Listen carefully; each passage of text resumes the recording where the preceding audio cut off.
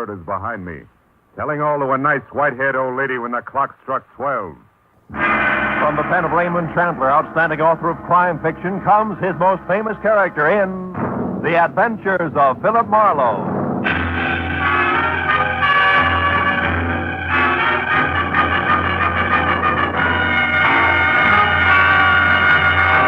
Now, with Gerald Moore, starred as Philip Marlowe, we bring you tonight's exciting story, The House That Jacqueline Built.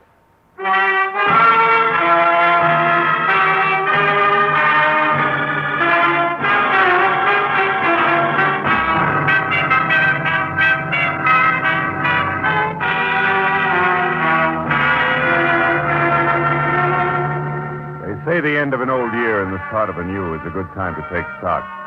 To stand back and give yourself the once-over. Do a reissue on that tired list of resolutions. But for a private detective, that routine only means tallying up the times you've dirtied your hands on someone else's murder or dirtied your brain with their schemes. So you let the hide on your heart grow a little thicker, pull the part of your mind that feels things a little farther back into its shell, and maybe plan on later hunting up a cup of kindness or two someplace. But even that has a price tag on it these days. So there was work to do and a fee to collect before I could pick up the tab on an evening's fun. Hey, you're a detective? That's not a fair question. Won't you sit down? It's fantastic. I tell you, I'm going crazy with this horrible trick of fate. What's the matter? What's going The on? house, it's gone. It's vanished. What And house? all the papers with it, years of research and months of grueling work in the jungles, volumes of precious notes, all gone. Whisked away from the very heart of a teeming city, an entire house. Now, look, if you just sit down and tell me who you Price are, is no object. I must have action. I must locate. Who are you? Professor Felix Piper. What's all this talk about jungles and research? Botanical research, tropical herbs in South America, years of it all for nothing now because the house has disappeared. Look, you said that several times. Now, look, You Professor... investigate things. You've had experience. I want to hire you now. I go to where a house should be, a house in which I myself have stood. And what do I find? A vacant lot, a hole in the ground. And all I... my Professor, heart. take it easy. My heart. Here, come on over to the couch and lie down. Take it easy, will you? I will. Thank you. Oh, I'll be all right.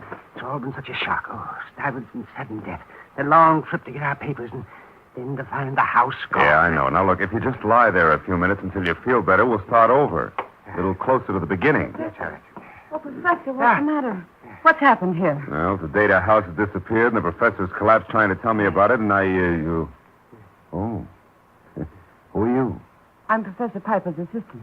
What do you assist him with? Stephanie, I'm glad you got here. Yes, don't worry. It's nothing. I'll be all right. But let's not waste any more time. You've got to find out what happened to that house. Please, Professor Piper, don't excite yourself. Oh. Let me explain to the detective. Marlowe, Philip Marlowe. I'm Stephanie Fraser. Hello. Please, the house, Stuyvesant, the papers. All the right, papers, Professor, all right. Yes, all right. Mr. Marlowe, I presume he got as far as telling you that for over a year we've been in South America, in the interior of Brazil, studying tropical herbs. Yeah, part of that got in there somewhere, I think. Yes, of course it did. Tell him about the house, Stephanie. One step at a time, Felix. Now, look, Professor, I've got something here that'll do you the world of good. Ah. Me, too, I think. Now, try this. Take your time about Yes, it. I will. Mr. Marlowe, could I speak to you in the other room for a moment? Of course.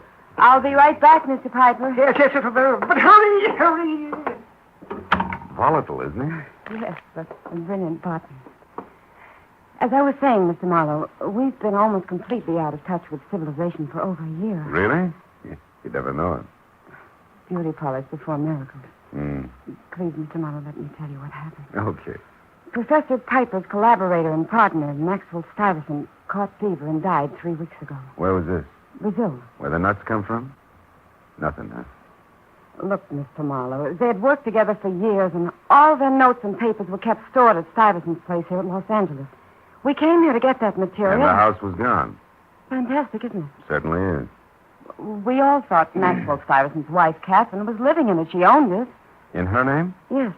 Oh. Maxwell actually owned nothing. He didn't want to. He was gone all the time. That didn't sit too well with Catherine, huh? Right.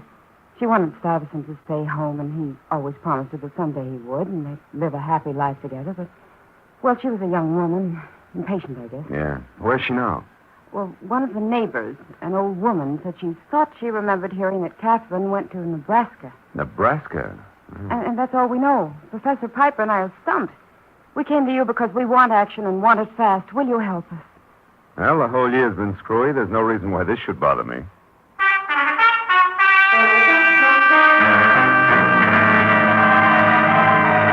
Tracking a runaway residence through the metropolitan wilds of Los Angeles didn't sound so tough. So after Stephanie gave me the address, 8840 on Orange Drive, and told me that she and the professor could be reached at Villa 3 in the Wilshire Gardens, I got in my car and drove out Orange Drive to where a house numbered 8840 should have been. I found that said house had been moved out 6 months ago, and in the middle of the night, too. But where, why, or who had done the job, nobody knew. Until I got around to a Mrs. Elma Lathrop, whose house backed the Stuyvesant place from across the alley. She blocked her front door with a waistline that said she'd never heard of Rye Crisp. Gave me an eye as warm and as sympathetic as an ice cube. Remember that? Huh. I should hope to tell you I remember. Craziest thing I ever saw. Them men working all day and all night, getting that little house up on rollers and out of there. I'd like to know what all the rush was about. So would I. You wouldn't happen to know where they took it, huh? No, I wouldn't. That Catherine Stuyvesant wasn't a very sociable type person. But if that's the way she wants to be, it's all right with me. That's good. Now, look, I don't suppose you'd know who she sold it to. Nope. What company did the moving? Oh, wouldn't I, though? It's the Gilligan Wrecking and Moving Company, and believe you me, the name fits. Them clumsy oxes. In such a rush, they backed a big truck over my pomegranate tree. A beautiful, full-grown tree in the pink of health. Did I make them pay? I'll bet. Now, you listen. Have I a choice? I tracked that outfit down and made them shell out through the nose for that. Was I burned? Well, bully for you. Now, look, where is the Gilligan Outfits office, Mrs. Lathrop? At Adams and Rampart Street. 410 Rampart. 410, huh? But say, what's going on anyway? Why are you asking me all these questions? Well, frankly, I'm a pomegranate fancier myself, Mrs. Lathrop. Happy New Year.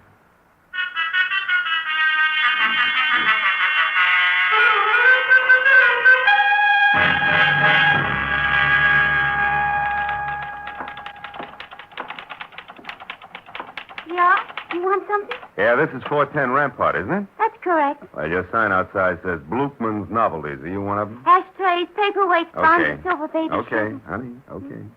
Now, look, yeah, I'm looking for the Gilligan Wrecking and Moving Company. I was told they had this place 6 months ago. That's right. But they're out of business now. They went broke last September. Oh. Boss left town in a hurry. How do you like that? Not much. Mr. Gilligan owed everybody wages, including my boyfriend. He used to work for Mr. Gilligan. That's how we met Bat. Bat? They were moving out as we moved in. It's a small world, huh?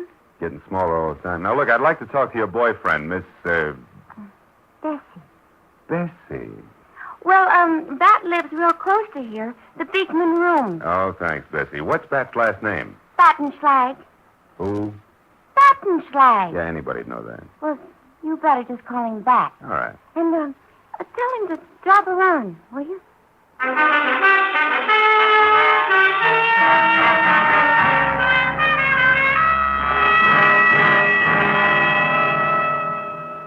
I wish I was a tender apple blossom or sunshine. I wonder who wrote those lyrics.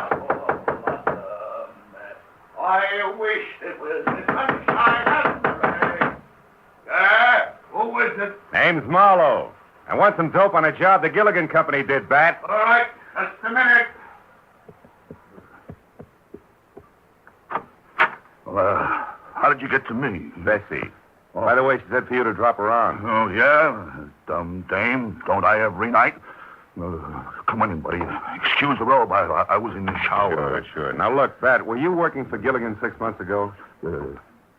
Yeah, why? You remember moving a house from 8840 Orange Drive? 8840 Orange Drive. Yeah. Let's see now. Oh, yeah, that one, too. That was the screwiest deal I ever saw. Where'd you move it to, do you remember? All the way to San Pedro. Big hurry-up job. The boss kept saying we were racing the weather. Nobody could figure it. Racing the weather. Why? That beats me. We set the house off down at the end of Front Street in the Harbor Salvage Company yard. Harbor Salvage in San Pedro. Yeah. Huh? Tell me, Bat, was the house empty? Well, certainly. You don't think No, Bat. I mean the furniture. Oh. Well, why? What's all the fuss? Well, some people are interested in locating that house. Oh, yeah. Oh, that's too bad. How come? Oh, I got a big hunch it didn't sit very long where we left it, buddy. The Pacific Ocean was only 6 inches from the back door.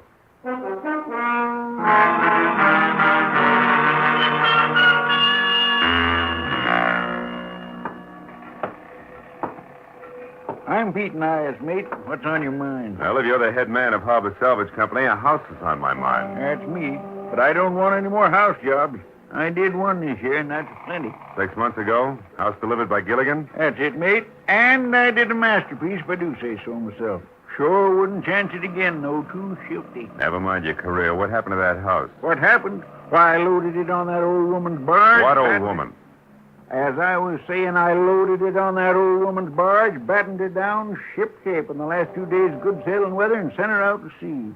You mean that house left here on a barge? That it did, mate. Bound for the Golden Gate in the upper arm of San Francisco Bay. Oh, fine. Little shrimp fishing town in the backwater there called Wilson. If I remember right, it's on San Pablo Bay, about 15 miles north of Berkeley. Oh, now do you mind telling me who the old woman was who owned that barge, Nias? Not a bit. Kindly old soul she was, named Jacqueline Built. Went aboard with the house and waved goodbye from the front door she pulled out. All smiles, too. What's the matter, son? You look like a deckhand who's lost his sea legs.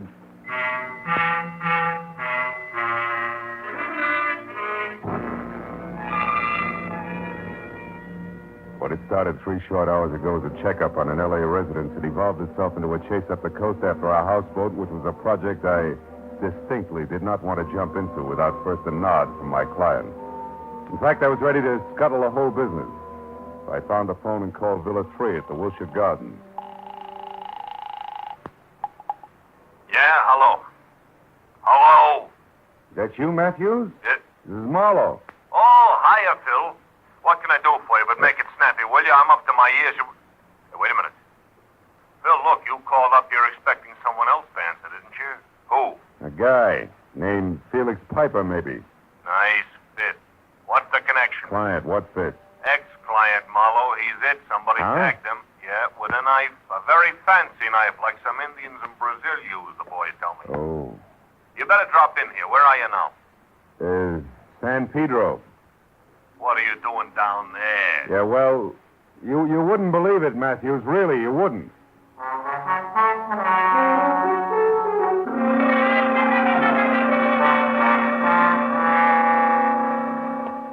Look, Morty. Yeah, see if we can get all of that bell up now. Okay. Oh, hello, Marlowe. Hiya, Matthews. Any progress? Too soon. Anyway, I'm counting on you for that. Come on inside, have a look. Okay. When did it happen? A couple hours ago. Mm-hmm. What was his dodge, anyway? We found a club membership card lists him as a botanist. True? Yeah, as far as I know. Spent a lot of time in research in Brazil. Where the nuts come from? Nothing. Oh. Well, there's your client, Phil. Professor Felix Piper, and somebody nailed him right between the shoulders. Hey, Matthews. Hmm? Something's awful haywire. What do you mean? That's not the man who hired me.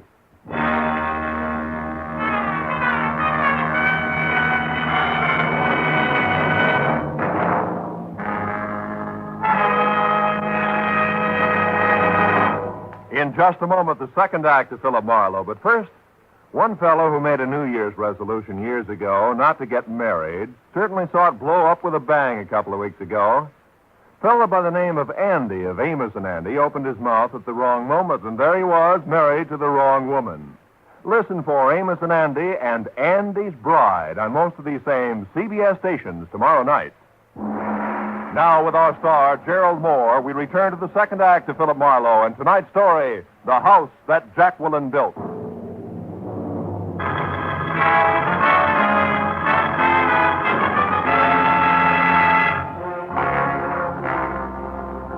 When I told Detective Lieutenant Matthews that the crumpled form at our feet identified as Felix Piper, and the Felix Piper who had hired me were not one and the same, he arched a single eyebrow slowly. When I told him the rest of the story, both eyebrows practically leaped from his forehead. So all in all, it was 30 minutes of steady gab, my solemn word that what I had said was nothing but the truth, and a blunt reminder that a private detective's license is revocable before I was free to go back to my apartment on Franklin, while the police went to work. That made it exactly 4 p.m., when, key in hand, I reached for my front door lock, just as it swung in and away from me. Come in, Mr. Marlowe. Wow, the globe-trotting Stephanie. How'd my place ever get on your map, baby? Please don't joke. Come in. Thank you. Lovely apartment you've got here. Mr. Marlowe, please. This is no time to be funny. Why not? Everything else plays funny. Your lost L.A. house turns up floating on the outskirts of San Francisco. What? A screwball botanist from South America who's maybe also a killer Wants a bunch of hocus Also pocus a papers. killer. Well, what do you mean, Mr. Marlowe? Felix Piper didn't kill Corday. Corday. That's his name, huh? You get around, don't you, kid? Yes, Martin Corday. He was on the floor of my villa when I got back. That's why I came here. The janitor let me, and I Yeah, thought let's I was... not change the subject. This Corday, who is he? Or was he?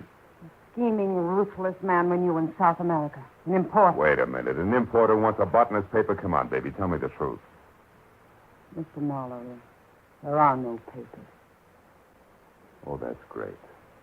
You mean that all this about the house is phony, make-believe? No, it's true. But? But no papers. Only jewels. Only Oh, no. Rubies, Mr. Marlowe. In a little pouch. $30,000 worth hidden in the house. Where in the The house? fireplace. Behind a brick somewhere on the right-hand side. You see, those rubies belong to Felix and that Maxwell Stavison I mentioned. Now they belong to Felix alone. They were for their old age, Expression's nest egg. so they could carry on their work. Hmm. You don't believe me? No, not quite, no. And for two very valid reasons. One, why'd you lie in the first place and say it was papers? Because we didn't know if we could trust you. And now with a man dead, you have to, is that it? No, I don't have to, but I do trust you, Mr. Marlowe. It may not be mutual, Stephanie. What do you mean? Well, if I buy all this, the jewels, Piper and Stuyvesant's unique retirement plan, Corday posing as Piper to some way cut in, there's a new hooker. Which is what? Corday's murderer. It should now be you or Felix Piper. No. Then who? Corday's partner.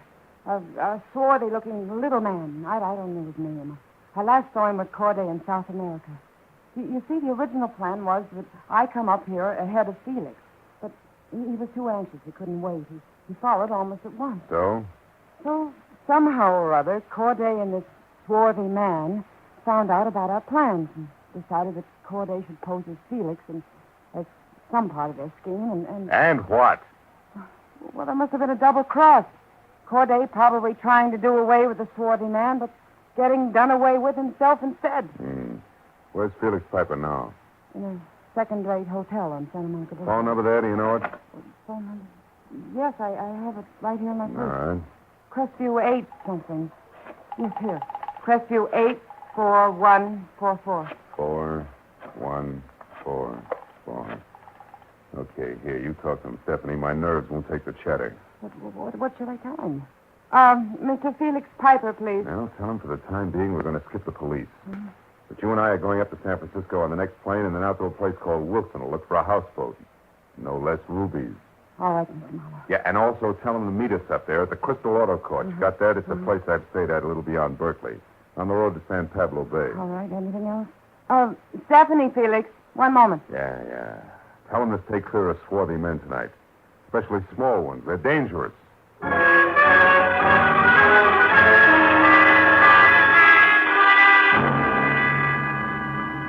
It was 2 hours and 30 minutes later when Stephanie and I drove into the quiet fishing village of Wilson on San Pablo Bay that hugged the bend of the sloping shoreline like it was afraid of falling in.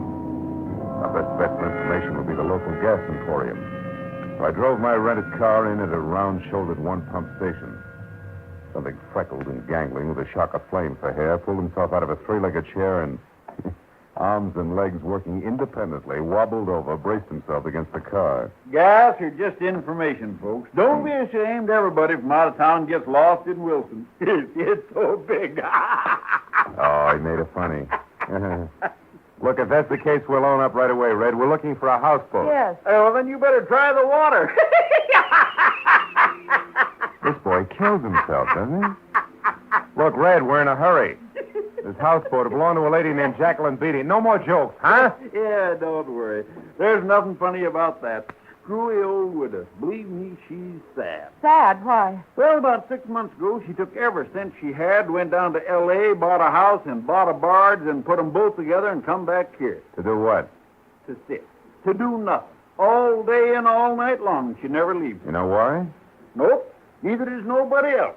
Except that her husband was an artist, painted sea pictures, so she liked it around the water. But she's nuts, I tell you. Acts like the place is, well, acts like it's made of gold. Go. Now, look, Red, tell me, how do I get there? We're reporters from L.A. doing a story on her place. Oh, newspaper people, huh? Your reporters usually are, boy. Well, that's different. Smart, Alex. It's 1 block straight ahead, then right, and down to the bay. Thanks, Red. Happy New Year. Yeah, sure is.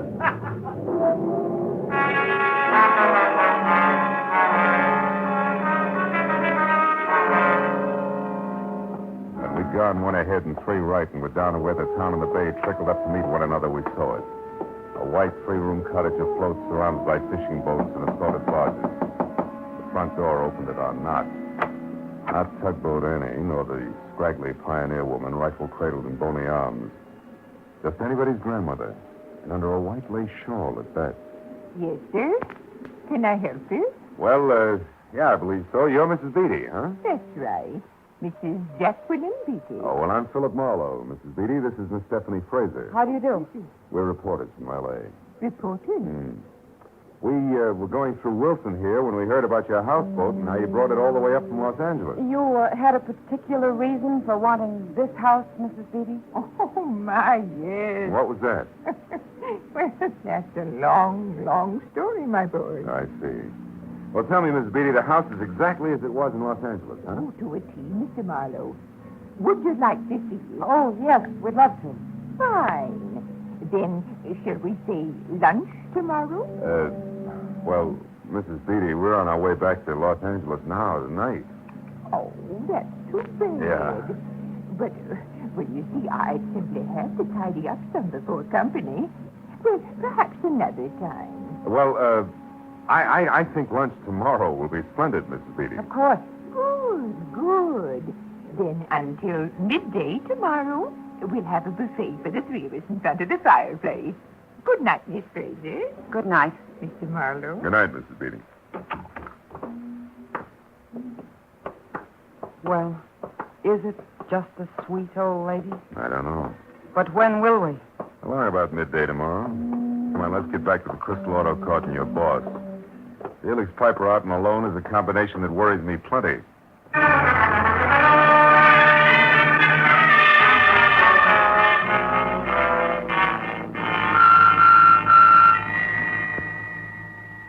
No, Mr. Marlowe. Mr. Piper hasn't shown yet, but he should any minute now.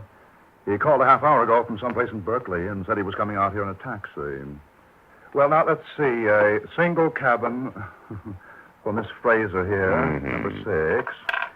And a double, number 11, for you and Mr. Piper. Right, Mr. Marlowe? Yes, that's right, Mr. Crystal. Okay. Now, Miss Fraser, if you'll come along with me, I'll show you the way. Be back in a minute, Mr. Marlowe. I'll just tidy up Phil. Then I'll come back here and wait with you for Felix. I'm so worried. Yeah, I know. Well, he'll be all right once he's with us. I hope so, Phil. Oh, Mr. Crystal, can I call L.A. on this phone here? Oh, sure, Mr. Marlowe. Long distance is 110.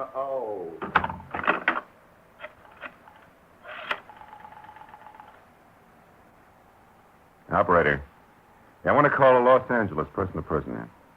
Party I want is Detective Lieutenant... What? DeLay. Oh, yeah, New Year's Eve. Well, look, honey, I'd like to put the call through anyway. Never mind. Marlowe! Marlowe! Over here! Here's the big freeze! He got away, Mr. Marlowe. And he killed her. It was a man. Get hold of yourself, Crystal. What'd he look like? Crystal! Take it easy, fella. Hold on tight. Did you see him? Was he small, swarthy? I'm not sure, Mr. Think, Marlowe. Crystal. Think. What'd he look like? Well, he was kind of short and maybe swarthy. It was all so fast, I couldn't tell. All right. Come on away from her. We'll go back to your office. Now, listen to me carefully. You phone the police. I'm going to a houseboat on the San Pablo Bay where I think we'll find a small, swarthy man. We'll push a nice old lady around without batting an eye. But why? About $30,000 worth of rubies.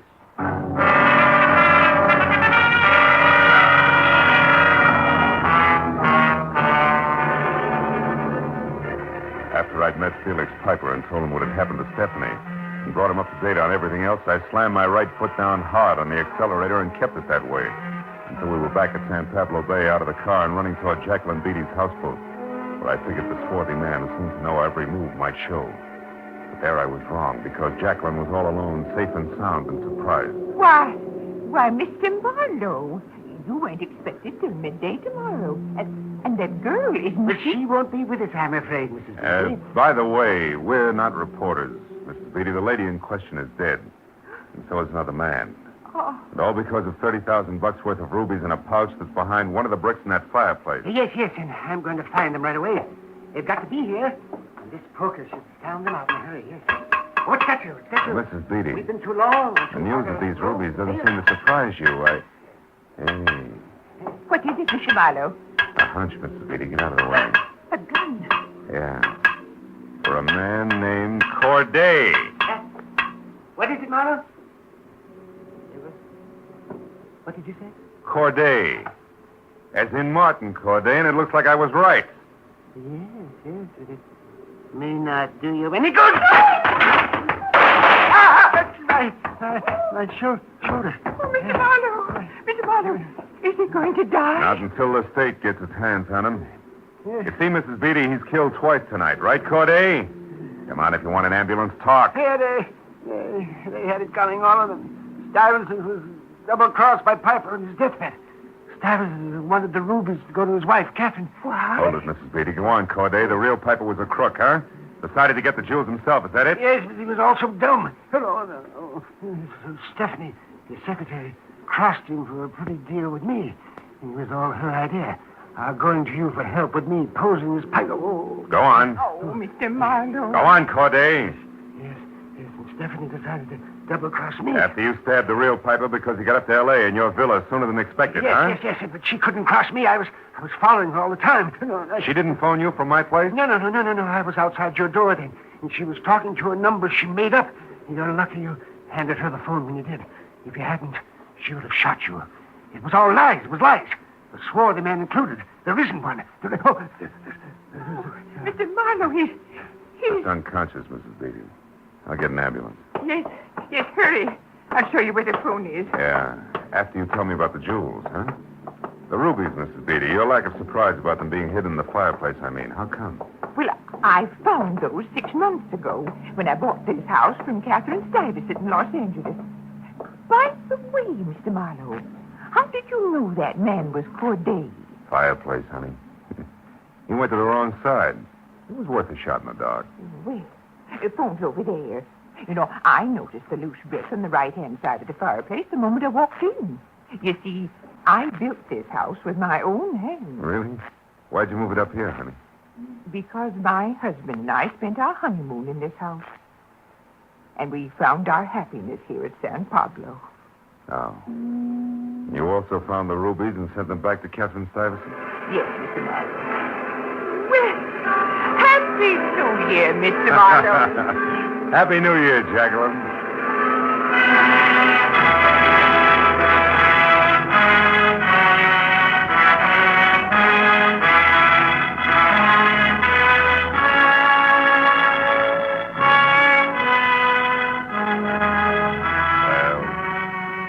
By the time I'd said goodbye to Jacqueline and walked outside, the first sun of 1950 was glinting across the waters of the bay.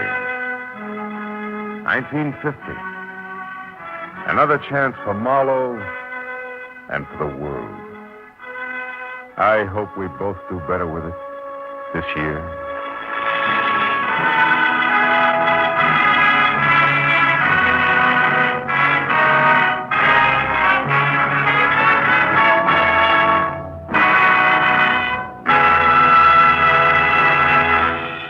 The Adventures of Philip Marlowe, bringing you Raymond Chandler's most famous character, star Gerald Moore, are produced and directed by Norman MacDonald and are written for radio by Robert Mitchell and Gene Levitt. Featured in the cast were Lois Corbett, Howard McNear, Georgia Ellis, John Daner, and Parley Bear. Detective Lieutenant Matthews is played by Larry Dobkin.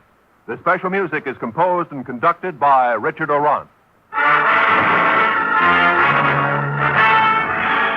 Be sure and be with us again next week when Philip Marlowe says... This time each carried a torch, and each was burned by it. The heel, the hero worshiper, and the hard-bitten blonde. And all because of a woman already 2 days dead.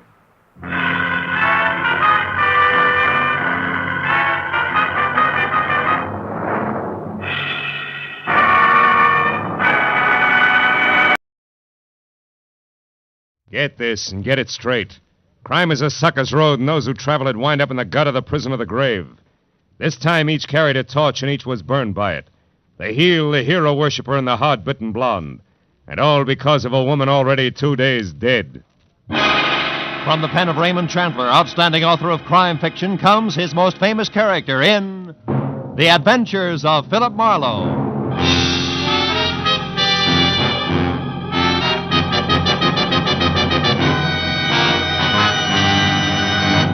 In just a moment, tonight's story. But first, a message from the Ford dealers of America. Tonight, more than 110,000 enthusiastic motorists own new 1950 Fords. Here's what Donald L. Gibson, a pilot from Kansas City, says about his 50 Ford. As a pilot, I'm naturally interested in engines, and that's why I bought a 50 Ford. That V8 really ticks along. And ticks is just the right word, because it's as smooth and quiet as the Swiss movement in a good watch. And it's not just the Ford engine that's fine. The ride is just like flying in smooth air, and the car handles like a dream. Anyone who's thinking of buying a new car should certainly take a check ride in the 50 Ford. We Ford dealers are swamped with comments like that. But don't take anyone's word for this new 50 Ford. Prove it for yourself. Look up your nearest Ford dealer in the classified phone directory, or perhaps you know him personally. He'll arrange a test drive in the 50 Ford. Test drive it for comfort, for power, for safety, and for the quietness, which is its mark of quality. Yes, before you buy any car at any price, test drive the 50 Ford at your Ford dealers tomorrow. Now, with Gerald Moore, starred as Philip Marlowe, we bring you tonight's exciting story, The Torch Carriers.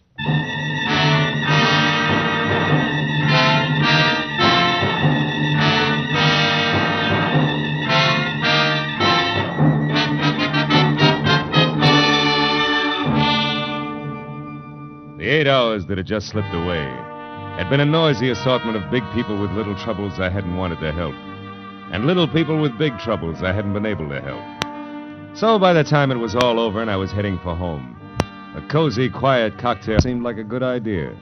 One down and one to go, and to ease up. But even as I relaxed, the tension between the couple sitting at my left became more and more apparent. I looked down the bar. The girl was young, pretty, and obviously afraid of the little man with her, who had only asthma where a voice should have been. Now, have I made myself clear? I don't know what you're talking about. Now, look, sister, Larry Solid doesn't go for people snooping after him now. And neither do I. It gives me work to do that's sometimes rough on a party. Brave boy. All right, little man, you've had your busy day. Hey, take your hands off me. As soon as you relax. Okay, get your mitts on. Now, gentlemen, please, no fighting. I can lose my license for it. Now, you leave at once. Wait a minute, Baldy. You heard him, Buster. Okay. I said what I come to say anyhow. Walter, stop playing. You all right, miss? Yes, thank you. Are you sure? Would you like another drink? No, thanks. I think I'll go back to my villa. Oh, you're staying here at the Wilshire Gardens? Yes, Villa 12. It's just around the corner. Maybe I better see you as far as the door. Little pal of yours might still be around. Well, thank you. It's all right. Come on. This is really very nice of you, Mr. Marlowe, Philip Marlowe. What about you? What? Oh, Claire Osborne. Well, now, look, Claire, I'm not trying to pry into your business, but in a way, people like Larry Salter are my business. Larry Salter? How did you know about him? Your little pal in the bar wasn't whispering. Oh. I'm a private detective, Claire, and I see a lot of people get in over their heads. Hate to see it happen to you. You know, these people play rough, usually for keeps. Maybe you better tell me about it, huh? Well, this is my place. Oh. Mr. Marlowe, I'll be frank with you. A month ago, I got into a jam. It was an investment I'd made, some stock, a sure thing, I was told. And they usually are. Anyhow, the certificates weren't quite gilt-edged, and they took a dive, a deep one. And to protect myself, I needed more money, so I took a bracelet. I had a diamond one and got a loan on it. From Larry Salter? Yes, from Salter. A friend, a person I thought was a friend, recommended him to me. So you cashed your bracelet, covered your investment, got your money back, and now you want the bracelet again, correct? Yes, but Salter isn't around. He's hiding. How do you know? Well, I went to the club he runs up on the strip. I overheard it there. Oh. 2 men spoke of him as being on an extended vacation for his health. But, of course, I didn't believe that, so I went around the back, found the door open, and got into Salter's private office. Baby, that in itself is a wonderful way to get into trouble, deep. Yes, I know, but I just had to find out where Salter could be located so I could pay him and get my bracelet back. Huh. Here, look, this paper. Mm-hmm. It was folded under Salter's memo pad. On one side it says, Madge, Gladstone 274. The last number's missing, torn off. And on the back, meet at 1010. Can this help us any? Well, it might. But first, Claire, a couple of questions that might help even more. Who was that ersatz little Caesar who slapped you in there? One of the men I overheard talking at Salter's Club. He must have seen me and then followed me here. That figures. Now, look, honey. You're scrambling awful hard for a $1,000 bracelet. What's the rest of it? The rest of it? Well, you're out of your... Honey. Oh, what's the use? That's better. I might just as well tell you. The bracelet isn't mine, Mr. Marlowe. It belongs to my aunt. I live with her in San Diego. Oh, you borrowed it while she was away, maybe, huh? Yes. Oh, please, I've learned my lesson. I only want to get that bracelet back now, Mr. Marlowe. Please, will you help me? I'll pay you anything. Never mind that now. Oh, please, I must know where Larry Salter is. Okay, Claire, we'll try to find out, but on one condition, huh? Which is what? That you go inside, lock all doors and windows, sit next to the phone, and until you hear from me again, do absolutely nothing on your own. Agreed? Oh, yes, agreed, Mr. Marlowe. Thank you very much.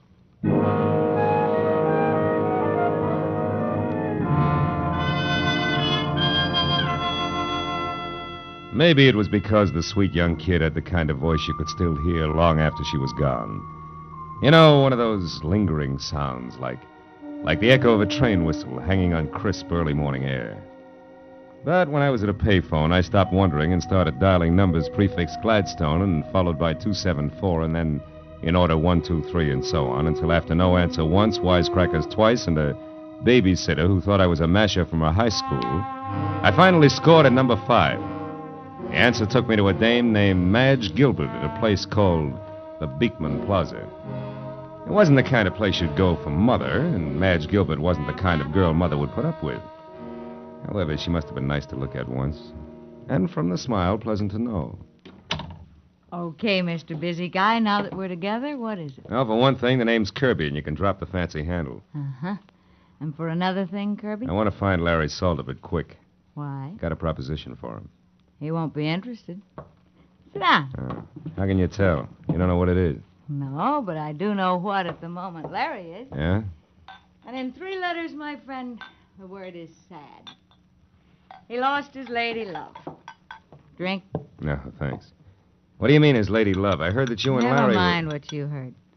All that's used to be. The pre-Janice trial period. The sad comes from Janice finding a better deal, maybe, huh? No, she was killed. Automobile accident, night before last. Salter with her? No, again. She was alone and drunk. And that's probably the way Larry is right now. A blind fool. Fill it up, will you? Sure. Look, baby, believe me, it won't put out the torch you're carrying. Shut up. Sorry I brought the whole thing up. Now, what was that proposition you mentioned? For Larry exclusively, where is he? The foundry on Cushing? Where? The foundry in East Los Angeles. Hey, wait a minute, Kirby. You seem kind of lost for a friend of Larry's. I'm just fuzzy on locations, that's all. How about numbers? The address down there, what is it? Come on, fast. 1010. Unless it's been changed recently. It hasn't. Okay, busy guy, you're still all right. Thanks.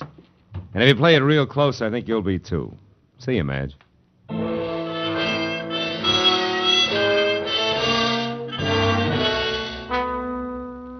Cushing Avenue in East Los Angeles is industrial, literally wrong side of the tracks and about as non-Hollywood as an honest day's work. And all the way there, I kept blessing the dumb luck that had made me answer 1010 for the address before I'd even had time to think. When I pulled up and parked away from the place, I hoped that luck would continue. Because ahead was the foundry, or what remained of it, and in no sense did it look like friendly territory. I found a metal staircase climbing from what had once been a loading ramp up to the yard foreman's office where a single, staring, unshielded light inside said that somebody was home. And when I'd quietly gone up those stairs, I saw through a glass door who that somebody was. Larry Salter, alone next to a telephone and pitching darts at a smiling face on a calendar across the wall that read January 1928. When I knocked with the barrel of my .38 on the dirty glass door, he told me to come in without looking up. Make yourself at home, neighbor. Be with you in a minute. Aha!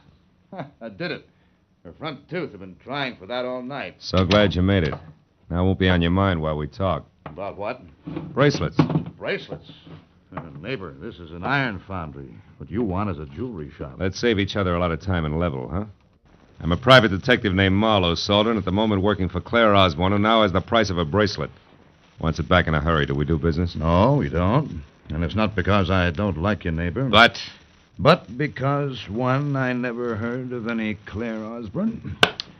And two, bracelets are stuff for second-story men, which I am not. And three, you ought to get yourself a pair of sneakers, stupid. You've been followed all the way through the yard, up the stairs, and into this room. It's an old gag, Salter. No gag.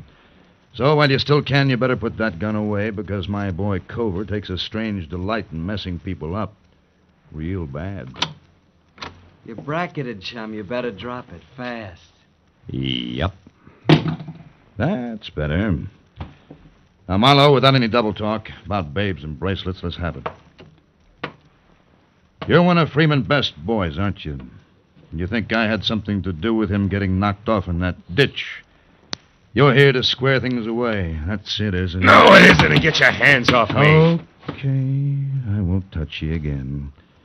But that's more than I can say for Cover. Yeah, lots more.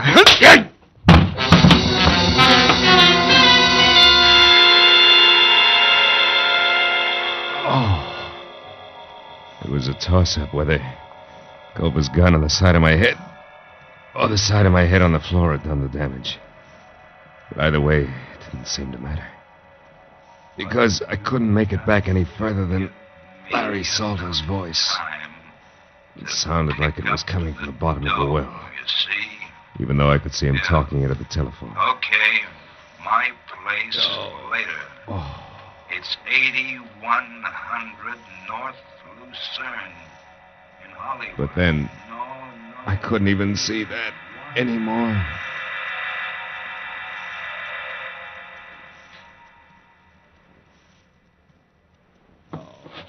Oh. Oh.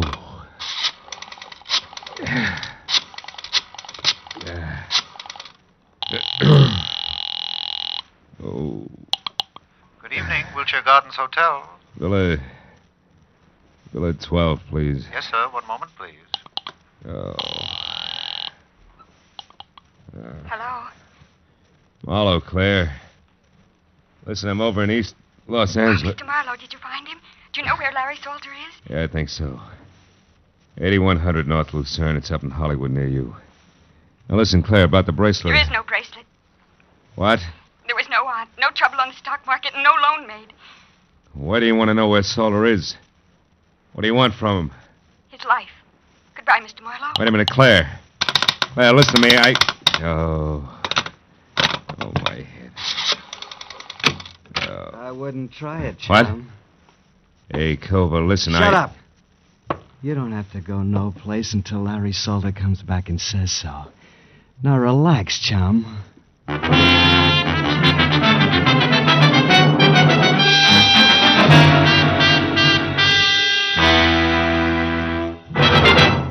In just a moment, the second act of Philip Marlowe. But first, a brief message from the Ford Dealers of America. Over 100,000 motorists are experiencing the engineering leadership built into the 50 Ford. As owners, they already know that it's the one fine car in the low-priced field, and it's personal experience that counts in buying a car. That's why the Ford Dealers of America are issuing this special invitation to test drive this new 50 Ford for yourself. In the classified phone directory, you'll find the name of your nearest Ford dealer. Perhaps you know him personally. He'll be delighted to arrange a test drive tomorrow. So get behind the wheel and test drive it for the comfort of its midship ride and its unmatched roominess. Test drive it for the power and quietness of the only V8 in the low-priced field, the kind of engine found in America's costliest cars, yet priced lower than 10 different six-cylinder cars. Test drive it for the safety of its own king-size brakes, largest in the low-priced field. Before you buy any car at any price, you'll find it to your advantage to test drive the 50 Ford at your Ford dealers tomorrow. Now, with our star, Gerald Moore, we return to the second act of Philip Marlowe and tonight's story, The Torch Carriers.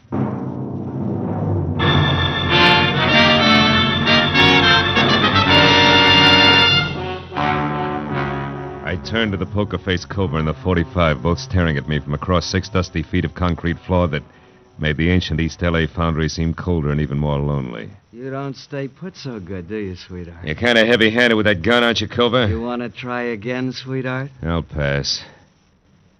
Standing here staring at each other is apt to get dull, don't you think? That's entirely up to you, sweetheart. You bleed pretty. You'd like that, wouldn't you, kid? Look, just so I don't get plugged by mistake, you better let me sit down before I fall down, huh? Help yourself. Over there on that box, so we keep me between you and the door. That's right. You're a good boy. You got no idea. Hey, come on, how long do we play like this? I'll tell you better when Orville the Squeak gets back. What's Orville the Squeak? She runs errands for Larry, like finding out what's phony about a certain young babe in her bracelets that don't exist. So that's where the bird with the whiskey soprano fits. That's the way the punk operates, huh? Well, that way, Kovu, we'll both die of old age before... Well, you hear that? Somebody moved downstairs. Maybe this is visitor's night in the old foundry. Don't get your hopes up, sweetheart. Those live here. They're rats. They eat small dogs. And one thing more, Marlowe. What's that for, punk? Dropping your hands out of your lap where I couldn't see them. Don't try it again. I'll put it on your bill. You know, Cobra, you're holding me here on Larry Salter's orders, and yet I'm the only one who knows what schedule will happen to him tonight. Maybe you better tell me. Sure. Only first I want to know something. What about the late Mr. Freeman Best? Freeman was scum. Low, stinking scum. Nobody misses him. I mean nobody.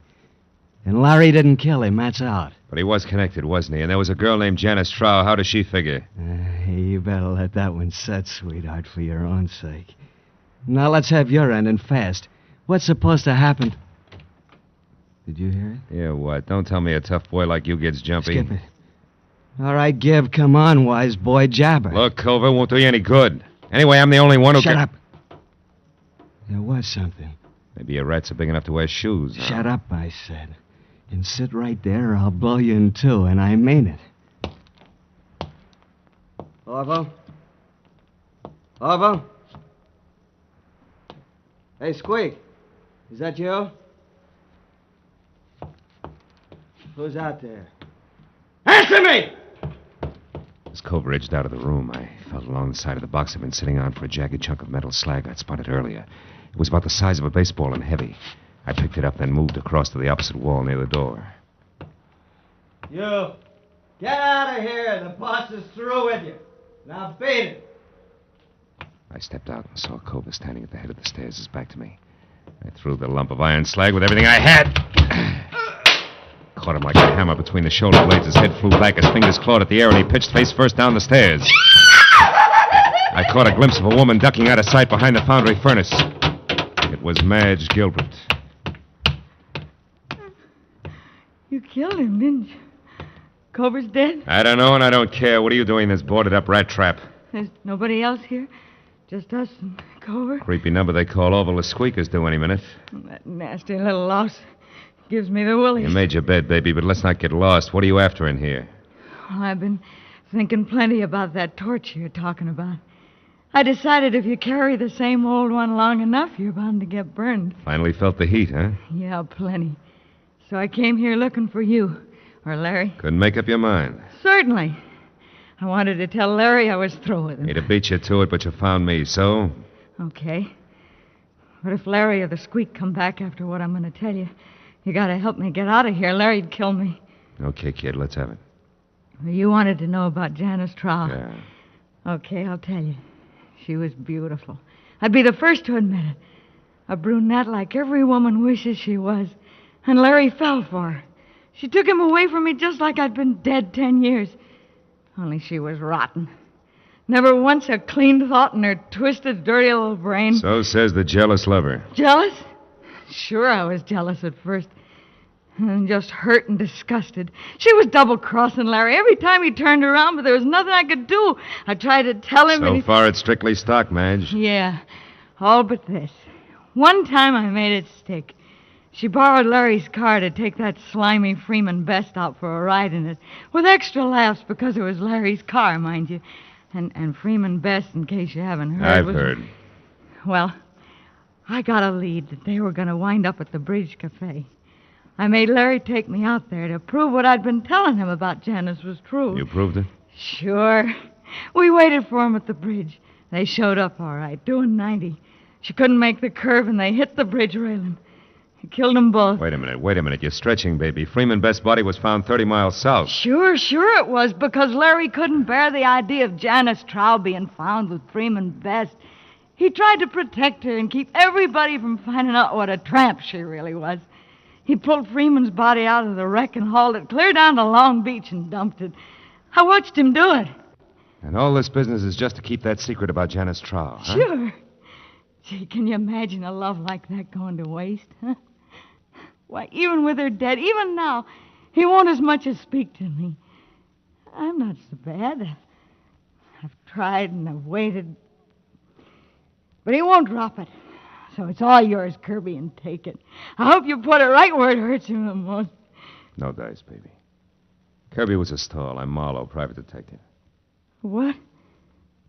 Gee, how cheap did I sell out anyway? That depends. The only axe I'm grinding is for a girl named Claire Osborne. Ever hear of her? No. That's funny. For some reason, she hates Salter even more than you. Listen. It's horrible.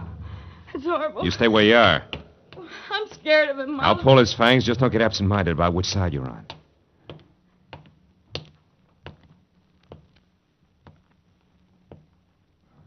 Hello, Orville. Where's Larry? I don't know. I've been waiting for him. Where's Cover, then? I got something important. Cover? Oh, why, he went out for a few minutes. Yeah? I don't like this, sister. You in here all by yourself. Something's wrong. What is it? Come on, what's the matter? Marlowe! Hold it, Orville. What? You. Why the gun? Guess. What do you know about Claire Osborne? I don't think I know the party. Sure you do. A cute little brunette named Claire Osborne. I want the straight dope on her, and I want it now, not later. Hey, Cover! Hey, Cover! Answer my questions, you creep. You won't get anything out of me. Larry will take care of both. You jerk.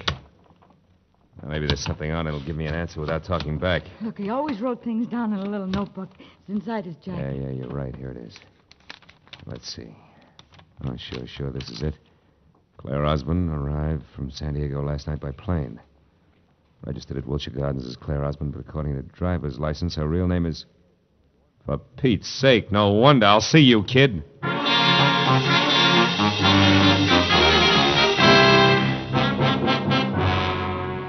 It took me 20 minutes to get from East L.A. over to Lucerne and another 5 to find the bleak white bungalow that belonged to Larry Salter. Its front windows were dark when I drove past it, parked on a side street, and walked back.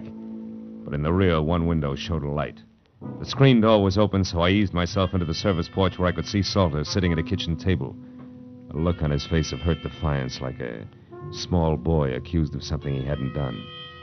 I couldn't see who was facing him, but there was no mistaking the voice. I love my sister. It was Claire. All my life, Janice was everything to me. And now she's dead and you killed her. That's true, isn't it? I've already told you once, kid, you're making a mistake. Oh, no, I'm not. You're going to pay for my sister's death. No court will ever call it murder, but that's what it was. You did it just as surely as if you'd strangled her with your own hands. And now I'm going to get even for Janice. Claire. Hey, But, Marlowe, you crazy fool. Why did you come here? Give me that gun, Claire. I know you stay out of this. You can't stop me. Nobody can. Even if you shoot me, Marlowe, I'll kill him Now listen first. to me. Before you start pulling that trigger, you better know all the facts. Everything Salter here has done since your sister's death has been to shield and protect what little she herself left of a good reputation. She turned bad, Claire. You're lying. No. What reason have I got to lie? I'm telling you this because it's true and I can prove it. I don't believe you. You're trying to trick me. It was your big sister who tricked you years ago. She was no good. She was a double-crossing, dirty cheat who wouldn't shoot square for 5 minutes. Stop it. No, there's more. The night she died, she was two-timing Larry. But even in spite of that, he risked his neck to move the body of the other guy just so she wouldn't be found with the kind of cheap trash she'd been running around with. And do you know why? Because Larry Salter there loved your sister, loved her every bit as much as you did. Loved her? Yeah. I know. No, this can't be true. Yes, it's true, kid. All of it. I loved her, all right. It's just too bad that Janice went like she did. Oh, Marlowe. Okay, baby, the hard part's over. Come on. Give me the gun. You don't want to shoot anybody. Not now.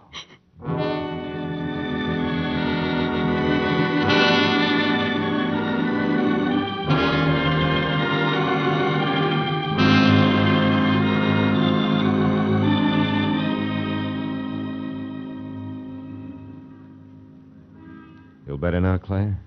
Yes, I'll be all right when I get used to a few new ideas. Yeah. What's going to happen to me now? Well, that's pretty much up to you. How do you mean? The world spins like mad, honey. You have to keep up or get lost. Like I was tonight. Mm-hmm. I was lost, Marlowe, terribly. Everything I had any faith in was gone. Yeah, I know. That's because you had blind faith, Claire. You know, that's okay for kids, but you're a big girl now. Oh, yes, I get it. From now on, it's me, on my own 2 feet, and my eyes wide open. Well, take it easy, baby. It's fun to close them once in a while.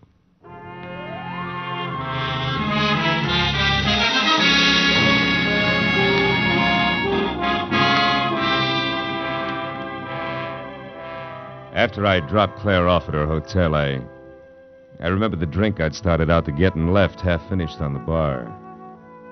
But it was too late now to stop anywhere, so I drove home and poured myself a nightcap in my own apartment.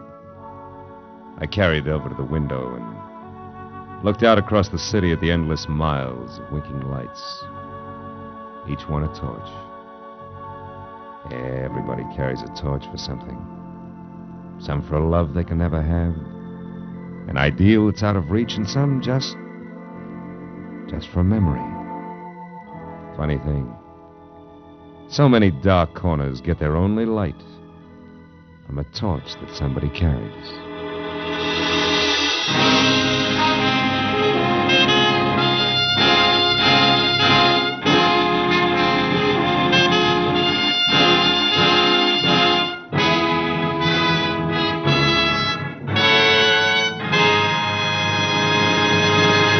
Philip Marlowe will be back in just a moment. But first, here's a message from the Ford dealers of America. More than 110,000 delighted motorists are already driving the new 50 Ford. Here's what Jack Farrell, hotel manager, says. I did a lot of shopping around and chose Ford for styling. And I'm certainly glad because I found there's plenty of car beneath its beautiful body. There's plenty of power under the hood, too. And it's as comfortable as a high-price car. I could go on for hours about the quietness, the economy, and the comfort of my car, but it all adds up to this. The 50 Ford's a mighty fine car to own. We Ford dealers are not surprised that new owners rave about their 50 Fords. We've studied this new Ford from stem to stern. We know every detail of its 50 ways new for 50. But until you get behind the wheel, you won't be able to believe how good it is. That's the reason we want you to test drive the 50 Ford. The classified phone directory will give you the name of the nearest Ford dealer. Or perhaps you know him personally. Why don't you phone him tomorrow? Before you buy any car at any price, you owe it to yourself to test drive the 50 Ford. Be sure and be with us again next week when Philip Marlowe says... This time, everything that happened from the orange-haired man with a map past the oaf with a pitchfork to the body at the covered bridge was wrong. Dead wrong.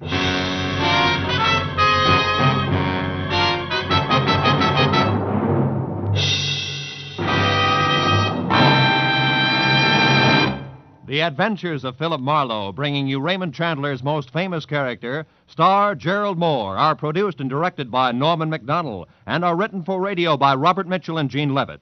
Featured in the cast were Sammy Hill, John Daner, Vivi Janis, Harry Bartell, Wilms Herbert, and Edgar Barrier. The special music is composed and conducted by Richard Orant.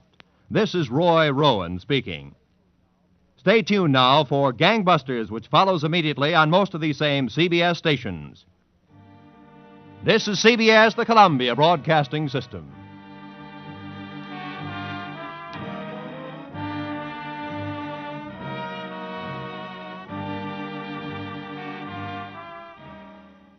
Get this and get it straight. Crime is a sucker's road, and those who travel it wind up in the gut of the prison or the grave. This time, everything that happened from the orange-haired man with a map past the oaf with a pitchfork to the body at the covered bridge was wrong. Dead wrong. From the pen of Raymond Chandler, outstanding author of crime fiction, comes his most famous character in The Adventures of Philip Marlowe.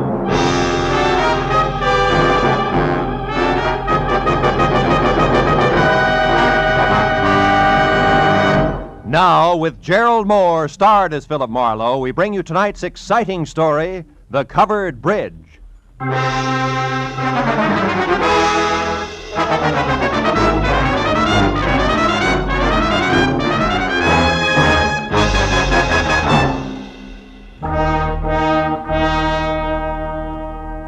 know, every once in a while, into the life of one Philip Marlowe, a little peace and quiet must fall. A day marked by neither murder nor mayhem.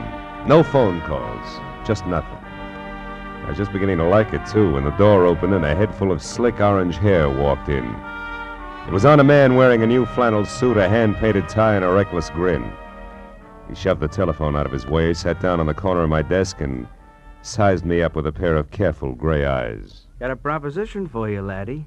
Tell me about it. Let you know if I'm interested. You should be. There's good money in it. It's not always the answer. Go ahead. You got a good car? Good enough. I don't keep it in the office. You like Mexico? Look, is this a social call or a quiz program? Well, this is business. I asked you a question. Yeah, I like Mexico. I don't like you. Well, that's good, because you're going to drive a couple of friends of me down there. Name your price. Not interested. $1,000? Not interested. That's too bad. Would have been nicer to work this out without a gun. Listen, you two-bit Talk jerk. easy, laddie. This gun is bigger than both of us. Now, you're going to drive across the Mexican border tonight with 3 passengers, and there won't be any difficult questions, because you are the well-known Senor Philip Marlowe, a respectable private detective. Somewhere below the border, your fellow travelers will catch a boat. But this you don't have to worry about. Now, look, just a minute. Look, laddie, I came to you for several reasons, one of which is that you're smart enough to know when to quit fighting the problem. We got to make a stop first, so let's go. And leave your artillery in the drawer. Come on. Yeah, sure. Since I'm now an old pal of yours, what do I call you? You pick it. Believe me, you won't like it. How about George? You like George? Not particularly. Good. Just call me George. Let's go, Marlowe.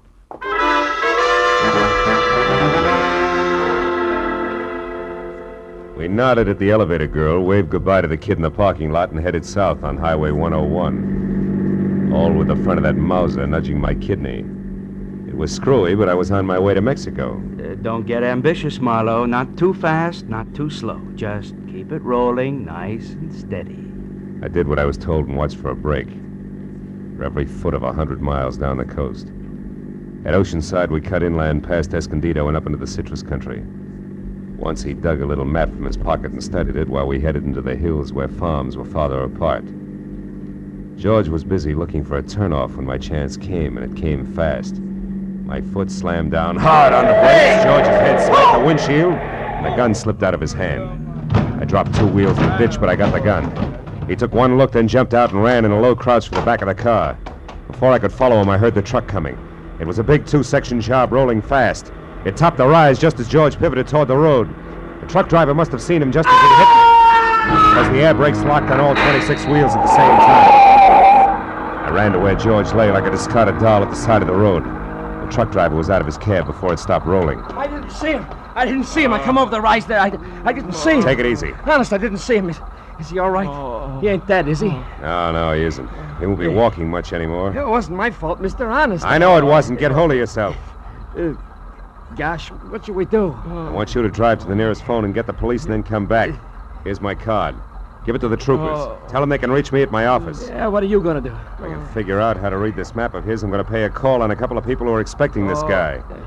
Maybe it's just a stubborn streak, but when I'm being used as a patsy, I like to meet the people involved.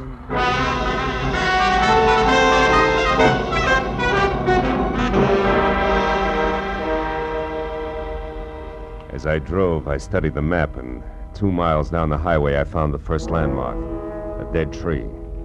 There I left the highway and followed a rocky trail 7 corkscrew miles up a canyon to the next landmark, a bridge. One that looked like it had been lifted out of some rustic Connecticut woods and dropped across the California gorge purely by mistake, because it was covered complete to roof and walls and made entirely of lumber. And on the hill beyond was a lonely house where the trail marked on the map ended. I drove slowly through the sagging wood tunnel and at the other end deliberately killed my motor. Then I got out, raised the hood, and went to work on the distributor. I don't know where he came from, but when I glanced up, he was standing there watching me.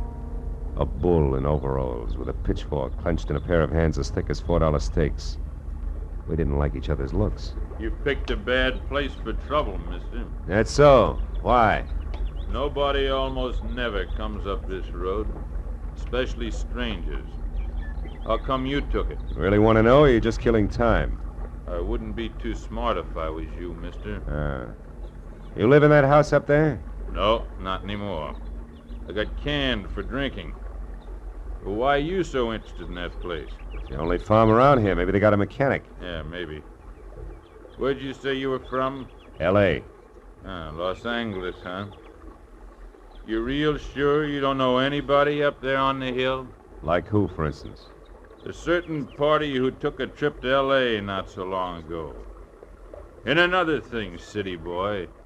Don't get out of line or I'll fix you good. Understand?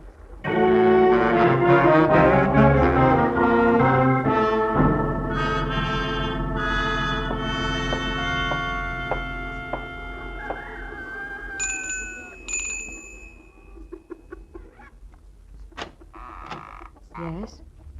Oh, yes. No, I mean, how do you do? You want something? Yes, my car stalled at the bottom of the hill. Dolly, who is it? Who's there? A man, Uncle Walter. He says his car broke down. What's that? Your car broke down, you say? Yeah, I don't know what went wrong, Mr. My name is Brule, Walter Brule. Oh, I'm glad to know you. I'm Philip Marlowe. What are you doing on this road, Mr. Marlowe? I thought it was a shortcut. Did you? Well, you were wrong. It's a dead end. Oh. You come inside. Thanks. Look, Mr. Brule, I'd like to have somebody who knows motors come down and look at my car, huh? Mm-hmm. All right, when Ed comes in, I guess he could go down with you. Oh, That's my new hired hand, Ed Fry. Oh. I don't know, Uncle Walter. It's getting pretty dark. Yeah, I was thinking the same thing myself. As a matter of fact, if you can accommodate me, Mr. Brule, I'd just as soon rest up a while and shove off in the morning. I want to pay you for everything, of course. Stay overnight? Oh, I'm afraid that's impossible. Impossible? Why? What's the matter with you, Dolly? If necessary, I'm sure we can arrange to take care of Mr. Marlowe some way. Well, okay. Yeah, that's better. Now, if you want me, Dolly, I'll be out in the barn. Make yourself comfortable, Mr. Marlowe. Your uncle, huh? He owns this place? That's right. My mother was his favorite sister. Oh. You want a cup of coffee? Oh, I'd love it. Haven't had any farm kitchen coffee in ages. You don't seem to have many visitors up this way, Dolly, huh? No, not many. Nice farm, though. Stinks. Is that why you run off to L.A. now and then? How did you know about that? I guessed. I ran into a friend of yours at the bottom of the hill. A pair of overgrown shoulders with a pitchfork. Said he used to work here. Him. He did up until a month ago. That's Noah Bickman. Big dumb goof. Here's your cup. Oh, thanks. By the way, Mr. Marlowe, where are you heading? Oh, Mexico, maybe. Mexico. Yeah. You kind of came a long ways out of your way, didn't you? Did I? Dolly. Dolly. We're in here, Eddie. What's the matter? That car at the bottom of the hill. Whose is it? Car belongs to me. It's stalled. Who are you? This is Mr. Marlowe, Eddie. He's on his way to Mexico. Wow, you don't say. And since his car broke down so late, he may stay all night. Uncle Walter said it'd be all right. Is that a fact? I'll go get some blankets, Eddie, so you can take them up to the spare room for Mr. Marlowe. Okay, Dolly. Mr. Marlowe, huh? Where you from, Mr. Marlowe? L.A. You? Points east. You know, this road don't go to Mexico, Marlowe. In fact, it stops about a mile up the draw here. Kind of funny that you wound up on it, isn't it? I don't see you breaking up over it, Eddie. Don't let my poker face throw you, pal. Traveling alone, are you? I am now. Meaning what? That there's nobody with me. That's simple, isn't it? Not in my book, pal. I might even want you to draw me a picture of that one. Here's the blankets, Eddie. Sheet and pillowcase. Oh, okay, it's fine. Come on upstairs, Marlowe. I'll show you the room. You want me to go with you and make the bed? No, you stay here and put up some more coffee, Dolly. All right. Got a hunch I may want lots of it tonight. Let's go, Marlowe. Right behind you, Eddie. How's the weather been in L.A.? Some might call it hot. Uh-huh. Get the door, will you? Sure.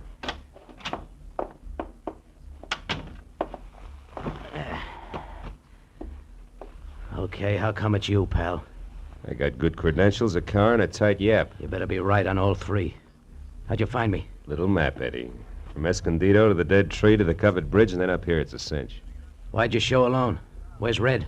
Got to meet us at the border. It's a bum fit, pal. It's not in the book. Why? He had some kind of a last-minute jam with the boat. Oh, that jerk. He's had a month to line this up while I've been holed up out here in the sticks making like a farmhand.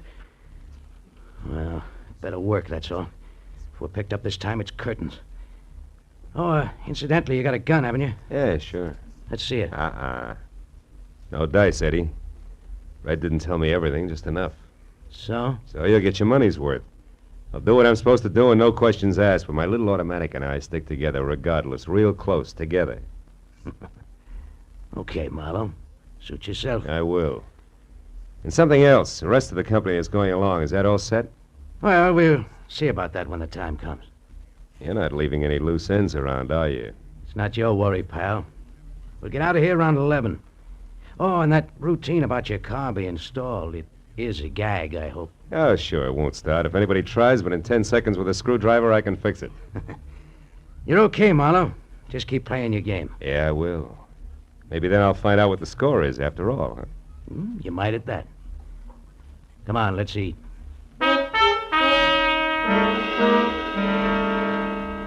Dinner at the Brule farm was as loaded with gay chatter as a bad case of lockjaw. And when it was over, the participants scattered like everybody else was contagious.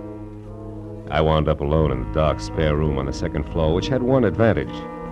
Windows that viewed both the front and the rear. The moon was bright, so I didn't bother with a lamp.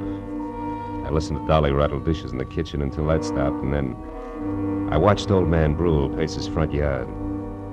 Once Ed Fry went out and talked to him briefly, and then headed for the front door again. For a long hour after that, the big house was silent until from somewhere out in the back, there was a soft metallic tapping. Eventually, I spotted a heavy figure outside tossing pebbles against a window pane downstairs, and he edged back through the shadows to the barn. A moment later, I saw the girl slip out a rear door and run across the backyard and join him. I went down the back stairs and out along the house to a hedge, and I followed that until I was close enough to hear True, him. I tell you. He's an escaped convict, a killer. He's been hiding out here on your place. I can't believe it, Noah. I just can't. Are you sure? Of course I am. I read it by accident just tonight in an old newspaper from Denver. The whole story with pictures. There's no doubt about it. Ed Fry is really Eddie Fillmore. He's a murderer, plenty of times over. What do we do? Shall we call the police? No, not on your life.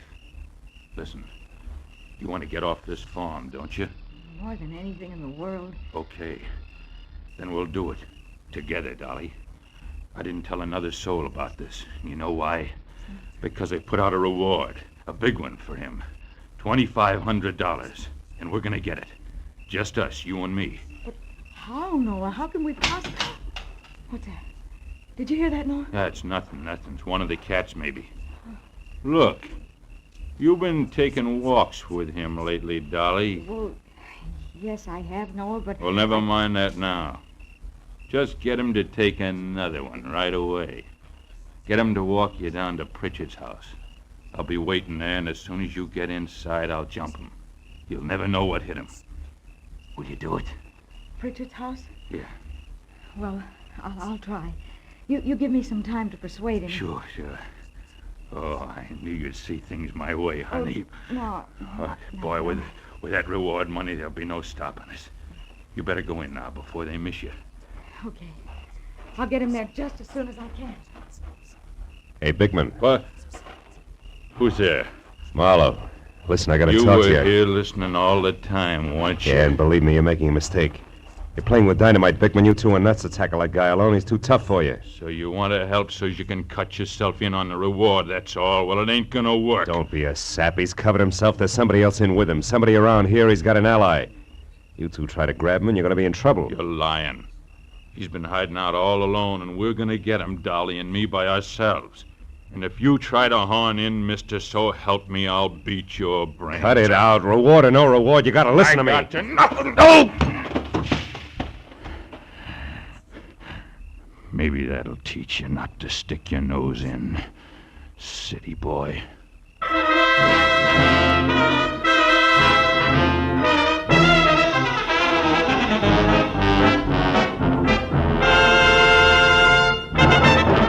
In just a moment, the second act of Philip Marlowe. But first, Fred Allen's first appearance on the CBS Jack Benny Show. Al Jolson sings, but the face is Charlie McCarthy's. Andy of Amos and Andy goes on trial for deserting his bride by mistake. Those are three headlines that guarantee you a world of fun on CBS tomorrow night. Yes, this third Sunday of the new year will be an all-time high in radio entertainment. Hear them all on CBS tomorrow night. Now, with our star, Gerald Moore, we return to the second act of Philip Marlowe and tonight's story, The Covered Bridge.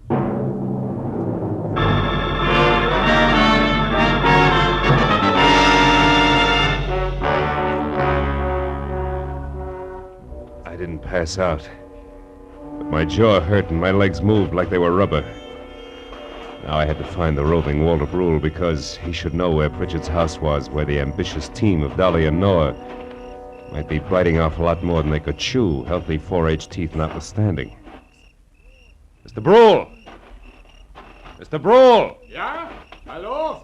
Who is it? Marlowe! Come here a minute, will you? It's important. Yeah, important? What is it, Mr. Marlowe? Your face. What is it? It's your friend Noah. We had a few words. Noah Bickman? He was no friend of mine. Yeah, he's no friend of mine either. Look, Brule, I'm going to have to trust you. I've got no choice. Bickman found out Ed Fry is really an undesirable named Eddie Fillmore who's wanted for the police by murder. Murder? And he wants to trap him for a $2,500 reward that's been posted and didn't want me in the way. No. Now, look. I'm not a passing tourist with motor trouble, but a private detective. Tell me, who is Pritchard and where does he live? Pritchard? Where does he live? Mr. Marlowe, somebody has been making a joke on you. Elihu Pritchard died 20 years ago. He lived right in this house where I do today. This is Pritchard's house here? Oh, Pritchard's house? No, that is down the road near your car. The covered bridge. That is Pritchard's house. The bridge? Yeah, you see, Elihu Pritchard was from New England, and he had a covered bridge on his farm there, so he wanted one here. He built it himself day by day, a board here, a nail there. Oh, and since he spent so much time at it, people call the bridge his house. Is that it? Yeah, exactly. But then, why is it important? Because of a meeting, Mr. Brule, a get-together that I don't think is going to be on the quiet side. Let me borrow your flashlight, will you? Sure. Now get back inside and call the police. But what are you going to do? Reinforce the reward happy sweethearts and keep an eye out for someone I haven't met yet. A third party Eddie Fillmore plans to tour Mexico with.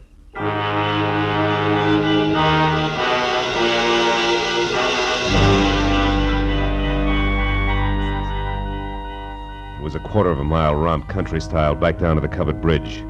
When I was there, the Mauser I'd recovered from George in one hand, flashlight in the other. I found only the moon-washed, gray-covered bridge itself, trying to stand erect like an old soldier who has more pride than posture. But then as I stepped from the chalk road onto the sheltered oil-soaked planking, I found something else. Inside and face down was Noah Bickman. And lying nearby, the red-stained, icy fingers of the pitchfork that had killed him. I started to move closer. But then footsteps from the road behind suggested that I'd do different, so I moved quickly back to the bridge entrance, flattened myself into a narrow shadow, and waited. Noah? Noah, is that you? It's Marlowe, Dolly. What? Mr. Marlowe, what are you doing here? Why are you down at the bridge at this hour? Where's Noah? He's dead, Dolly. Was dead. He's in there, but don't go inside. Look, I tried to stop him, believe me. Stop him from Don't what? bother, baby. I know about Fry being Fillmore, the reward, all of it. What? How? Well, first of all, I'm a private detective from L.A. who was dragged into this by an ex-buddy of Fillmore's. Second, I was in the barn when you and Noah made your plans. When you left, I tried to talk Noah into accepting my help. Why? Because I know what Fillmore's kind is like. I mix with them every day. I know how they work. Look, did you tell Fillmore to meet you here, yes or no? No. No, I couldn't find him. I've been looking since I left the barn every place. That's why you came down here just now? Yes. I wanted to tell Noah that our plan would have to be postponed. But what difference does all this make? I don't know. Maybe a little, maybe a lot. If Fillmore had known about this rendezvous you two planned, it'd be 20 to 1 that he got here ahead of schedule and took care of Noah. Since he didn't. Yeah, since he didn't, I'm betting on a third party, someone we haven't met yet. A third party? Yeah, now listen to me and do just as I say. Turn around and walk straight back up to the house, and when you get there, get inside and stay put. But, Marlowe, what if... Go on, fast. All right. But be careful, Marlowe. Whoever killed Noah won't hesitate to kill you, too. When she started back up the road, I turned toward the bridge again. My flashlight following the dusty white footprints on the freshly oiled planking leading to the dead man.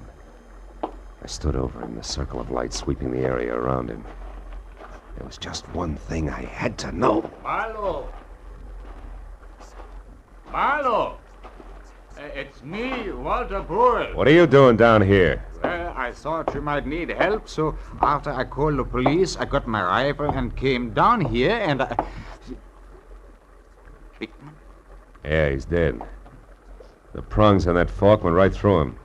How terrible. Yeah. Look, Brule, was this planking freshly oiled today? Yeah? Why? I just wanted to make sure those chalk footprints were made today. But what do Brule, footprints... have- you stay here and see that no one enters the bridge. But where are you going? Up to your house in a hurry, because I think I know who the killer and the third party is.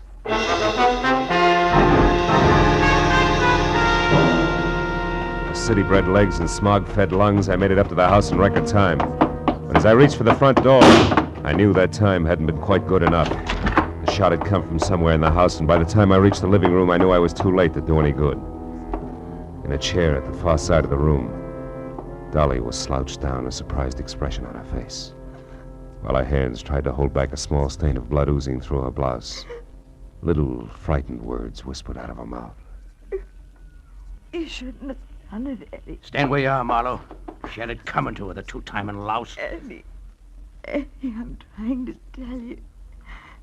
You don't understand. I understand plenty, you no good little... Eddie. I was in the barn, heard the whole thing. You and that Bickman planning a switch with me out. No, you're wrong, Eddie. Wrong. Tell it, Mr. Mark. Tell it. Dolly didn't try to double-cross you, Eddie. She only pretended to so she could set Noah Bickman up and kill him. That's what she did. No, you're a liar. True. That's what I tried to tell Eddie.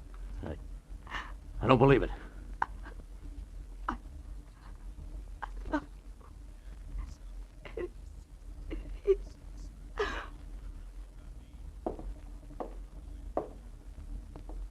Dolly.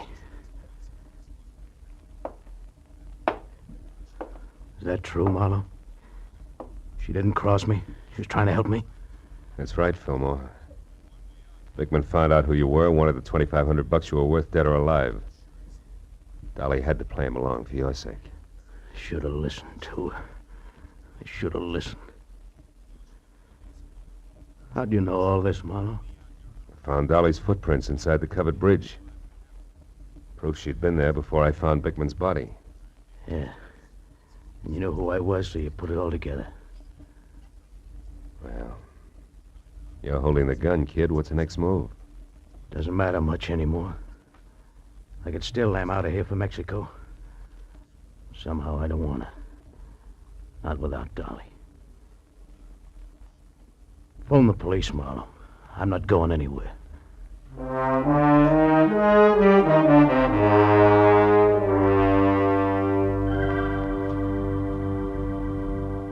It was several hours before the county police and Eddie Fillmore had gone. Walter Brule and I sat at the long wooden table watching the light from the fire dance across the hanging skillets and pans by the grate. And nobody said anything for a long time.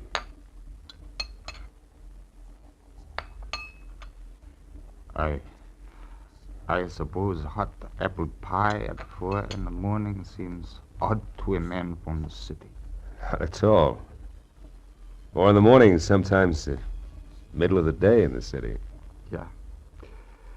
Yeah. More coffee, Mr. Marlowe? Yeah, please. Thanks. You know, Dolly wasn't really a bad girl. It was just that sometimes she didn't think, and... A woman who loves like that doesn't think, Mr. Brule. She just feels. Maybe in some way it is my fault, the whole thing. No. It's nobody's fault, Mr. Brule. She was trying to do the right thing for the guy she loved. Yeah. Well, your bed is still ready if you care to stay. Oh, thanks. Sure, I'd like to. If you can find your own way up, I think I'll sit here just a minute longer. Sure. Night. Good night, Mr. Marlowe.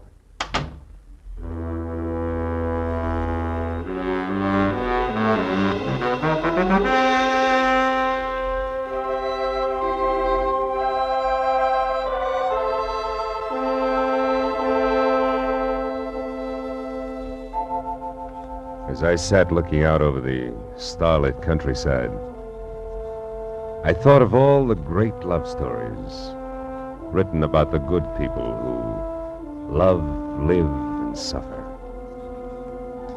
And then the pathetic face of Dolly and the pain-racked face of Eddie said, "What about us?" And I had no answer. Yeah, chalk up another one, Marlowe. Another one of those things for which there is no answer.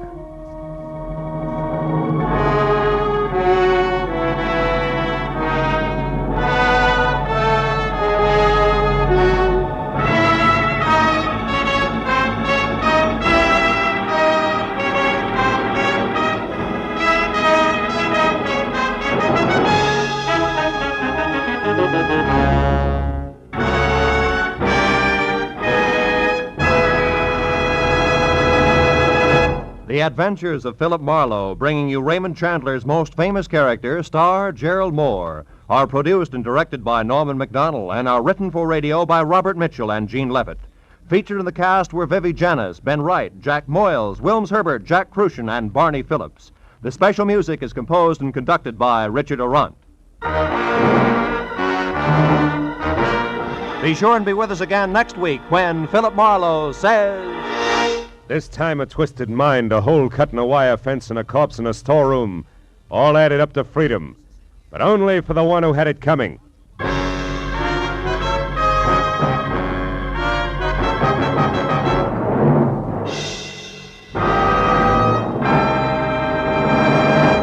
The event you've been waiting for. Fred Allen's first visit to the CBS Jack Benny Show will take place tomorrow night.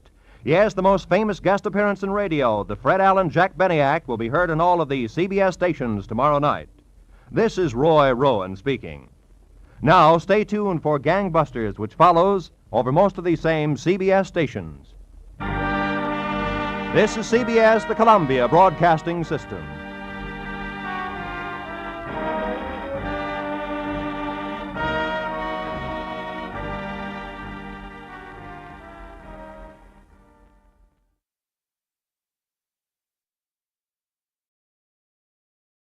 Get this and get it straight.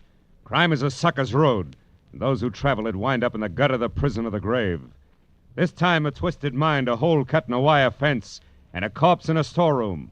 All added up to freedom, but only for the one who had it coming. From the pen of Raymond Chandler, outstanding author of crime fiction, comes his most famous character in The Adventures of Philip Marlowe.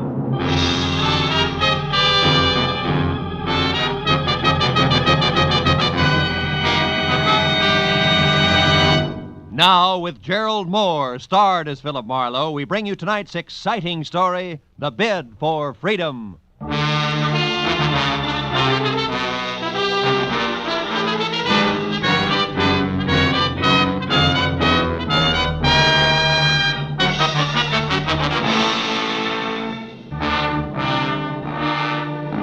never fails. When you worry over your bank statement, then hug your office phone from 9 to 5, anxious for business, nothing happens.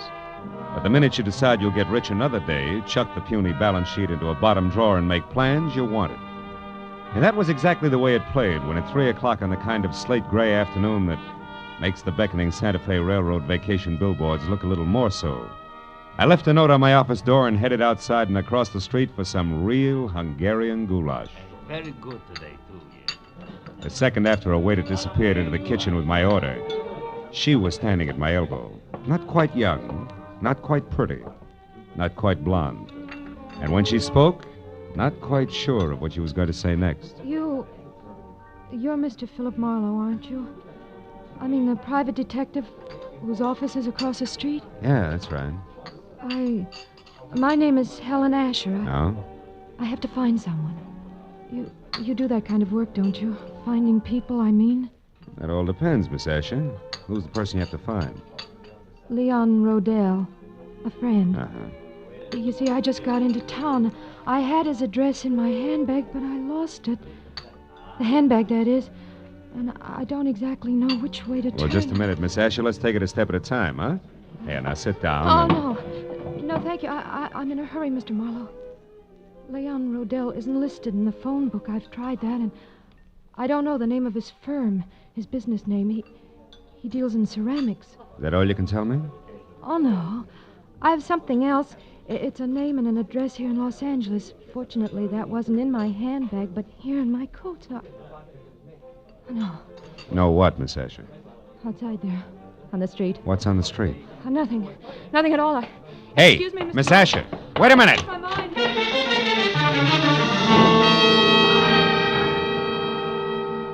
There'd been a sort of sad look about Helen Asher that made me want to help her. So after an even sadder look at the plate of goulash that was coming toward me from the kitchen, I followed her to the street. Mr. Marlowe, the gold! When I reached the sidewalk, she was across the street in a cab and away. That might have been the end of it if something small and ugly that had been standing just outside the restaurant hadn't turned and moved into the alley alongside the building. On a hunch that he'd had something to do with the sudden exit of Miss Asher, I followed him and found him standing next to a line of empty ash cans, calmly lighting a cigarette. You always run into alleys to light your cigarettes? You always concerned? What do you know about Helen Asher? Helen Asher? I haven't any idea who you're talking about. Come on, little man. I'm talking about the gal who just got into that cab. Do the words begin to flow, or do I wring them out of you? Sheep, get your hands off me. You're ripping my pocket. You're lucky it isn't your nose. Come on, talk. All right. It's no secret. Here, it's all in this letter. Look, right here. Oh!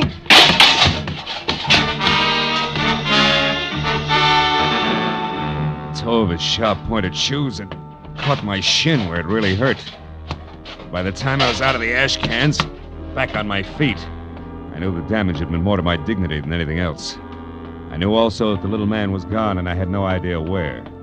I was halfway out toward the street before I realized that I still had the little man's letter clenched in my hand.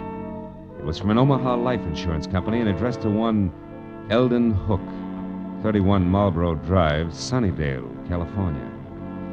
Sunnydale wasn't just around the corner, but the fear I'd seen in Helen Asher's face, plus a score to settle with Eldon Hook, said the 20-mile drive into the San Fernando Valley was a minor point.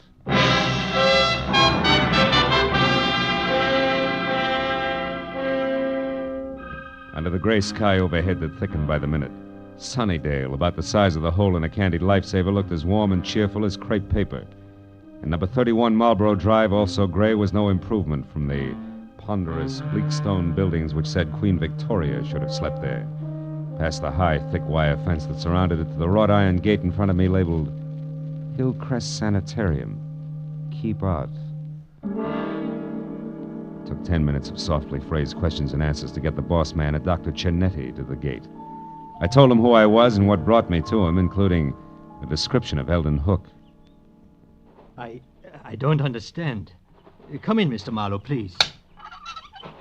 Eldon Hook has been with us as an attendant for more than a year now, and his behavior has always been satisfactory. Nothing would surprise me anymore today. By the way, sir, what did you say that woman's name was? The one who approached you in the restaurant. Oh, Helen Asher. Is it possible that she was once a patient here, Doctor? No. Oh. What about Leon Rodell? Leon Rodell? Hmm. How do you know that name? From Helen Asher. She was looking for him. That's why she wanted to hire me. She knew he was here in Los Angeles. Mr. Marlowe, this woman, was she young? About 30, blonde? Yeah, that's right. Why? Why? Because this morning, earlier, about 6 o'clock, one of our patients escaped. A woman you know as Helen Asher, and we know as Charlotte Rodell, Leon Rodell's wife. Oh. She's insane, huh? Temporarily, yes. Come over here, near the fence. Oh. I'll show you how she got away. But how she managed to cut through enough of this thick wire link fence to make a hole large enough to crawl through is beyond me. Here, look, behind this ivy. Uh-huh. Even with a good wire snipper, it would take hours to get through all these strands, huh? Wasn't she missed inside? Yes, but she was only gone minutes. Apparently she had been doing a little at a time during her recreation period, at night, whenever she could. Be careful of the burrs and those bushes there, Mr. Marlowe. Yeah, I see what you mean.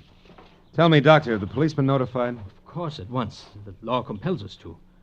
And frankly, Mr. Marlowe, I'm terribly worried. Oh?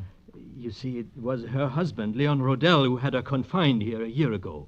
6 months after their marriage, she began to act strangely. He felt it would be only with our help that she could ever regain her mental equilibrium. I thought that we were accomplishing that. Apparently no, huh? Obviously no.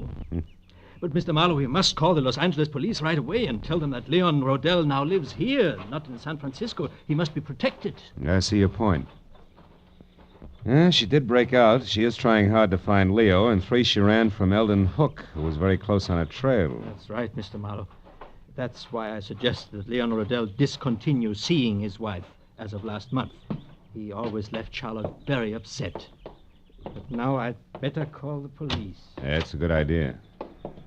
Although Charlotte didn't know where her husband was staying or what the name of his ceramics business was, she... Say, Doc, she claimed that she lost a handbag. Have you found it by any chance? Yes, we did. We found it in the brush near the hole in the fence. I've got it right here in my desk. Oh, good. And there was an address on a card in it. 3840 something. Yes, here it is. 3840 Lookout Terrace. Lookout Terrace. Lookout Terrace. That's right here in the valley, up in the hills, south of Ventura Boulevard. Mr. Marlowe, if possible, I'd like to avoid having the papers get hold of this story. This is a rather exclusive nursing home. So? Well, in a sense, you're already in this case. Could you try to find Charlotte Rodell and bring her back here before the police do? Well, Dr. Chinetti, It would be doing a great service for the woman and her husband. I'll pay you your fee. All right, Dr. Chinetti, I'll try. I'll call you as soon as I have something.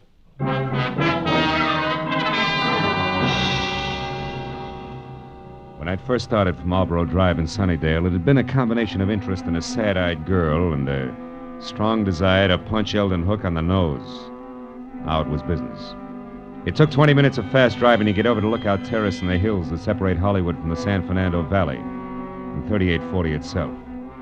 The house was a squat chunk of overly stuccoed, archaic California architecture at the top of a steep driveway. And when I was out of my car and walking toward the front door, everything was black, except tiny pinpoints of light sparkling up from the floor of the valley I just left. Good evening, sir. I hope I didn't startle you, Mr. Rodell. Mr. Rodell? Oh, I know your name. Yes, sir. And I know some other things as well. Like what? Oh, incidental facts. Like, well, it's cold in there. So you haven't been home in hours. And? And the refrigerator's empty, so you're only staying here off and on. Also, the old mail inside, phone bills, etc. They don't have your name with this address. So this is probably a friend's house. Which totals to what? To 0, maybe.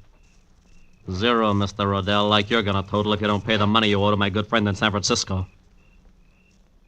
Yeah, you know who I mean, don't you, Mr. Rodell? Yeah. What I don't know is how good friend thinks I'm going to raise that kind of dough. I made it funny? Oh, you're kidding. What's 15,000 to you? You, shall I say, an intimate friend of Ordine Blackburn's? Oh, Ordine Blackburn. Yeah, Ordine Blackburn. Come off it, boy. I'm thorough. An eager sort. I know that the lady from Bel Air's loaded and that she's nuts about you. No fooling. Now, before I leave, a word of advice, Rodell. One can't run away from his obligations forever. And you won't be able to walk away after 24 hours. Unless, of course, you pay. Good night. Good night, Eager. Till we meet again.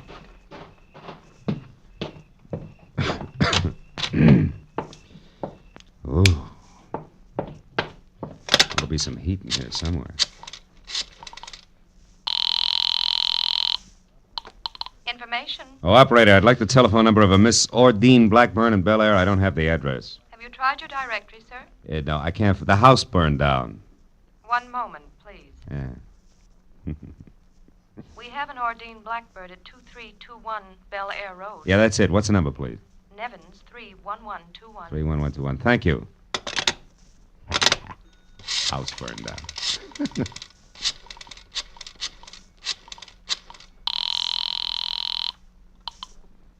Hello? Hello, Miss Blackburn. Yes, this is she. Miss Blackburn, my name is Philip Marlowe. I'm a private detective who at the moment is anxious to get hold of Leon Rodell. You know where he is? Yes, I do, but I don't think... Now, please, it's important. Leon Rodell's life is in danger. I want to help him. Leon's life? What's going on, Mr. Marlowe? Well, there isn't time to explain, believe me. That's what she said, but Who said? Someone who called about 20 minutes ago. A Miss Helen Asher. Oh? She said she was supposed to meet Leon at his storeroom about purchasing some ceramics, but she forgot his address there. Did you give it to her? Well, yes, I did. Oh, great. She's the one who's after him. What's that address? Come on, quick. 3909.5 Ventura Boulevard. It's Ventura. in the rear of a parking lot.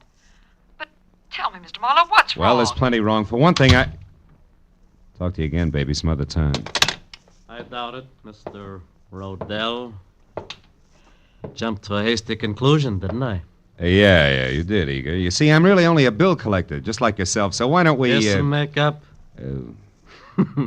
Not a chance, sweetheart. I wouldn't be happy that way. I wouldn't know when you were telling the truth and when you were lying. You know what I mean? Mr. Marlowe. Now, as I said before, good night.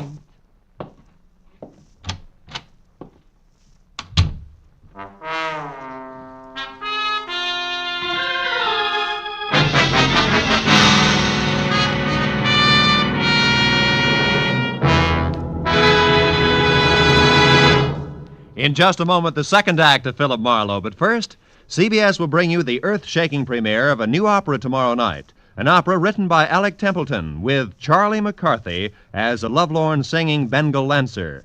Templeton himself as a Maharaja and Ursel Twing as a flying carpet salesman. You can hear it on the CBS Charlie McCarthy Edgar Bergen show tomorrow night. And don't forget, Red Skelton, Amos and Andy, Eve Arden, Horace Hyde, and all the other CBS Sunday night stars will also be on hand on most of these same CBS stations. Jack Benny, of course, is heard in them all on Sundays. Now, with our star, Gerald Moore, we return to the second act of Philip Marlowe and tonight's story, The Bid for Freedom.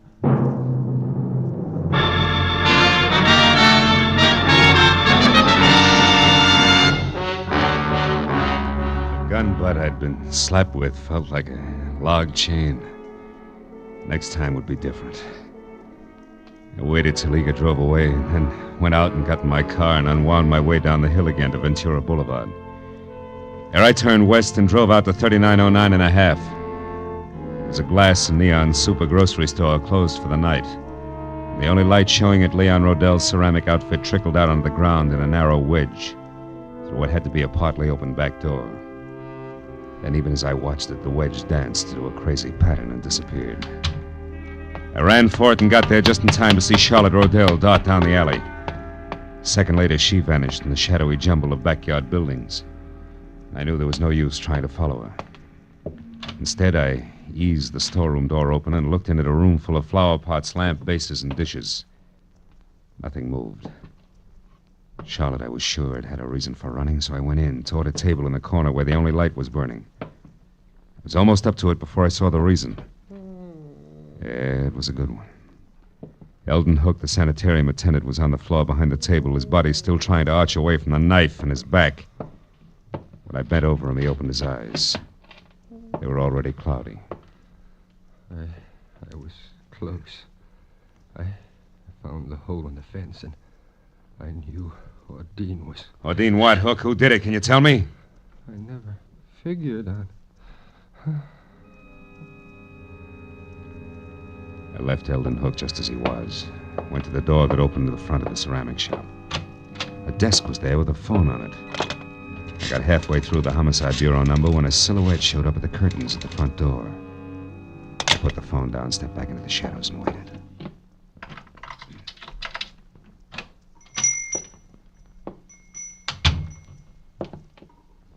Oh, that's funny. Must have left the work light on. Not necessarily, Mr. Rodell. Who are you? Name's Marlowe. I'm a private detective. You are Leon Rodell, aren't you? Yes? What are you doing here in my shop? You better finish taking your overcoat off, Mr. Rodell. Now, see Your here. wife has run away from Hillcrest Sanitarium. My... Charlotte is out? That's right. How do you know this? She came to me tonight under a phony name. Tried to get me to locate you. She'd lost your address. Oh. This is a shock, Mr. Marlowe. A terrible shock. Poor Charlotte. What an awful thing this is for her. Yeah? Excuse me, I need this. Sure. Oh, you? No, thanks. Yeah. You see, Marlowe, I've only been here in Los Angeles a month. And the last time I visited Charlotte... That was about 3 weeks ago, and I hadn't planned to stay out... Wait a minute. My wife is the only one who had my local address. If she lost that, how did you find me? That's a long story. I got the address Charlotte lost, and I've already been up to your house, but the last step was a call to a Miss Ordine Blackburn. Ordine? Yeah, she sent me up here. Oh. Then you know about Ordine and me. A little. Well, I suppose under the circumstances that's hard for you to understand, Marlowe, and even harder to accept. Not exactly, under the circumstances. Oh? Well, the law is not as generous as you are. Has no room for understanding. Insanity isn't grounds for divorce until after 3 long years have passed. And maybe Miss Blackburn doesn't want to wait that long, huh? Well, to be frank, I don't know. I'm in love with her. I think she loves me. I haven't had the courage to tell her about Charlotte yet. Maybe you won't have to. Hmm? Charlotte called her up tonight before I did as a Miss Asher. She must have gotten Ordine's name and phone number from you some way on that last visit of yours. No, that's impossible. Well, she got it some way. Marlowe, do you know where Charlotte is? We've got to find her. She's not responsible. She might even be dangerous. It's an understatement, Rodell. She's deadly. Deadly? Mm. I don't understand. Come here. Over behind that table there where the light is. What? Go ahead and look. Well, what's over there? When I showed up here tonight, I saw Charlotte running away. I came in and found that. Oh, my... The attendant at the sanitarium. Yeah. He knew she'd escaped. He found the hole in the fence where she got out, and he's been following her on his own, strangely enough. He's dead. Marlowe, he's dead. Hook, he's dead. Rodell! Sorry. Marlowe, she must be completely mad. We've got to stop her. Why, she might go for Ordine next door. Or you, yeah. What can we do? Well, you can go home. She doesn't know that address up there, so you'll be okay on that score. All right, but... Rodell, listen. Keep your doors locked up there, will you? Well, sure. You said Charlotte... I know. I'm not thinking about Charlotte now. There's something else. The guy in San Francisco that you owe all that money to. What about him? Sent a mug down here who intends to collect it. I've tangled with him already. He means business. So be careful, Rodell, and I'll see you as soon as I can.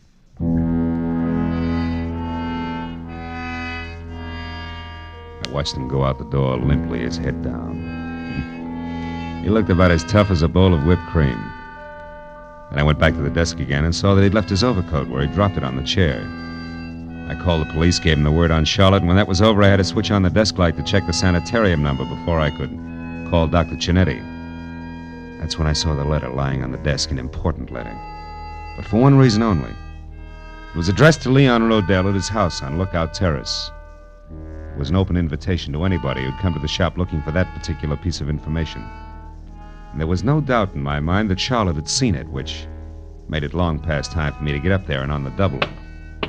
I turned, headed for the door, and stopped all in one motion as a pair of headlights slashed at the windows and then blinked out.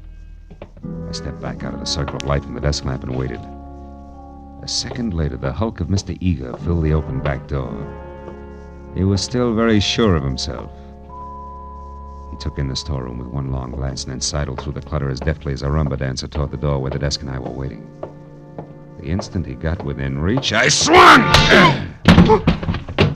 You again, you dirty lousy Made your snoop. pitch once, big man. Why don't you sit on it? Why, you... And that squares us up for that clip on the chops you gave me. Oh, no. No, not quite, mister. Even Steven now, big man.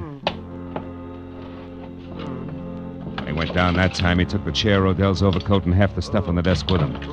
He was still moving, trying to free himself of the tangle, so I reached for him again, but got only a fistful of the overcoat Rodell had left behind. And suddenly, my hand stung like I'd grabbed the wrong end of a bumblebee. I jerked it back and looked at the palm. Something was stuck to my skin, something I couldn't understand. Until finally realization oozed through the molasses in my brain. I left and ran all the way to my car and almost sprung the frame, twisting up Lookout Terrace.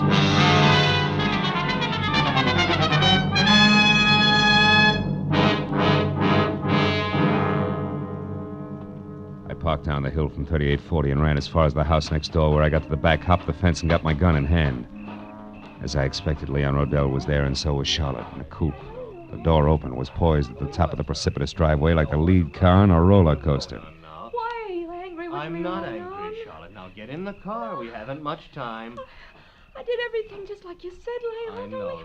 I lost my handbag with your address in it. The car, Charlotte. I had yes. to find you, didn't I? You did I fine. did everything. And then I learned about your shop and I went But there. you shouldn't have done that, Leon. Charlotte. Now get in the car. Leon, I saw what you'd done to that Mr. Hook from the car, sanitarium. Charlotte, we're rushed. You killed him with a knife. I had to, Charlotte. He'd been spying on us all the time. He knew all our plans, and he wanted lots of money to keep quiet. Now, the It frightens car, me, Charlotte. Leon. I wish you had. Stop it, Charlotte. It doesn't matter anymore. It doesn't Don't matter. kid yourself, Rodell. Mr. Marlowe. Oh, I found Leon by myself, so I really don't need you after all. I only wish you were right, baby. Don't move, Rodell. Oh, but you don't understand, Mr. Marlowe. Leon and I are going away together on a I trip. understand, all right, more than you do now, Charlotte, and I think you better go in the house and wait for us, no, huh? no, don't Please, you see please, we... do as I ask. All right. But don't be long. Some trip you had in mind, Rodell. Your wife in this coupe and straight down over the bank, strictly solo. She didn't even suspect. Keep your hands off me. Sure, I'd never get him clean again. It'll give me great satisfaction to drop you with a bullet. And I'll do just that if you take one step before the police get here. So stand still, Rodell. Real still.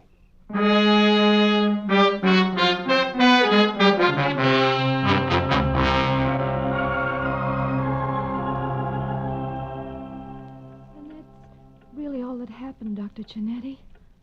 I'm sorry you were worried, and I'm awfully glad I'm back. So am I, my dear.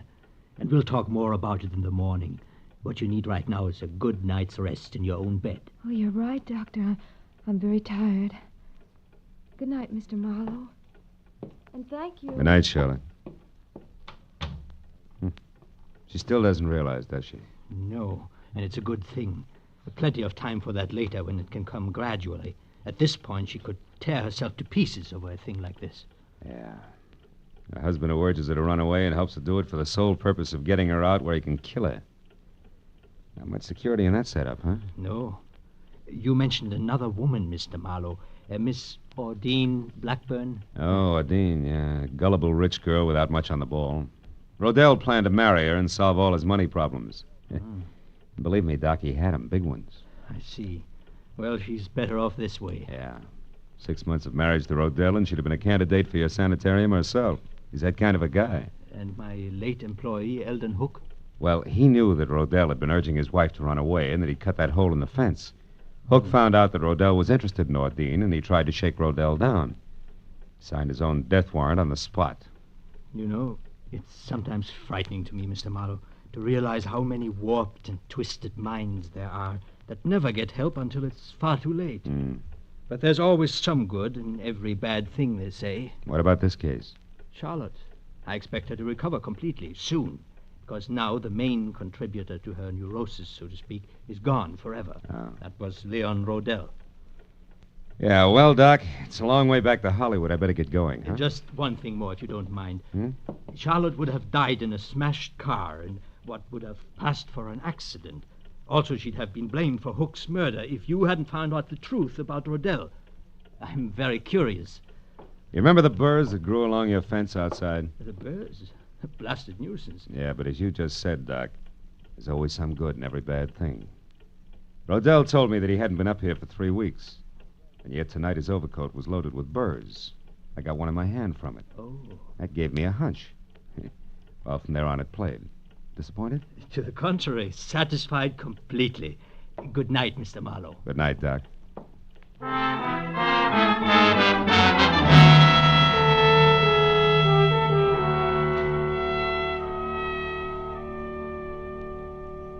As I left Hillcrest Sanitarium and drove back across the wide, flat San Fernando Valley, dark and quiet in the hour just before dawn, I found myself being grateful for a lot of little, orderly things. Things like the clear white line down the middle of the road, the rhythm of the motor in my car, and the prospect of going home to my own secure apartment.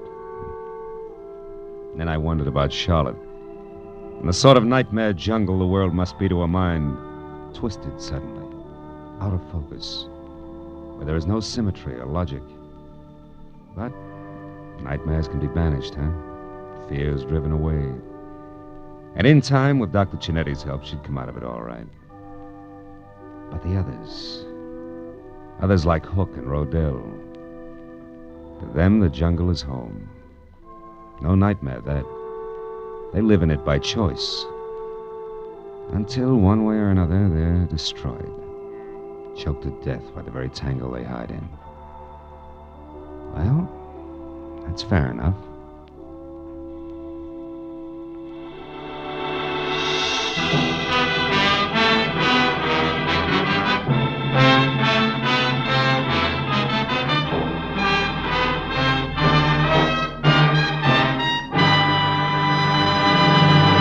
The Adventures of Philip Marlowe, bringing you Raymond Chandler's most famous character, star Gerald Moore, are produced and directed by Norman MacDonald and are written for radio by Robert Mitchell and Gene Levitt. Featured in the cast were Gene Bates, Larry Dobkin, Yvonne Patey, Harold Deerenforth, Jack Edwards, and John T. Smith. The special music is composed and conducted by Richard Arant. Be sure and be with us again next week when Philip Marlowe says... This time a fireball, two-handy with a target pistol, led me down a rocky road past the sleazy money grubber to a curly-headed corpse. And it might have gotten worse if I hadn't slowed down at the Hairpin Turn.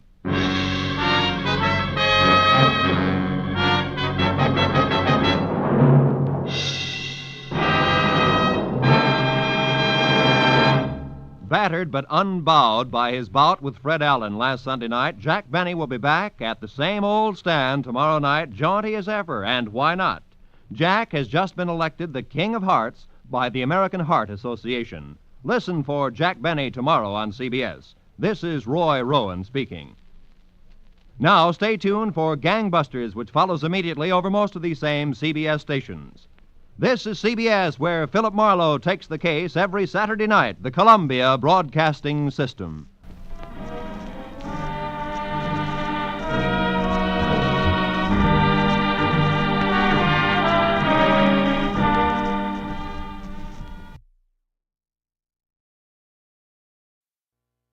Get this and get it straight.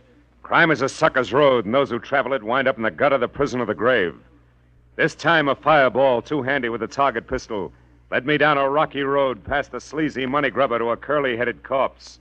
And it might have gotten worse if I hadn't slowed down at the Hairpin Turn. It happened like this. From the pen of Raymond Chandler, outstanding author of crime fiction, comes his most famous character in The Adventures of Philip Marlowe.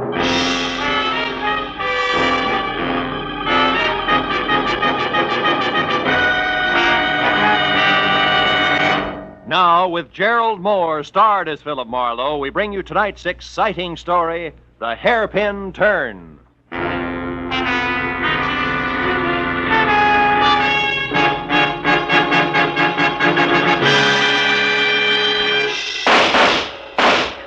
Hey, stop it. Put down that gun and listen to me. Stay back, Uncle Enoch. How do you like that? Well, if you could think just half as straight as you could shoot, I'd have nothing to worry about, but you can't. And it's high time you realize that Oh, there's the house buzzer. Somebody's up at the house, Uncle Enoch. And this is Miles' night off. Well, all right, I'll answer it. I'm expecting a man from the office. But as soon as I've finished with him, you and I are going to have a talk, young lady. Do you understand? I said... Oh, Oh, what's the use?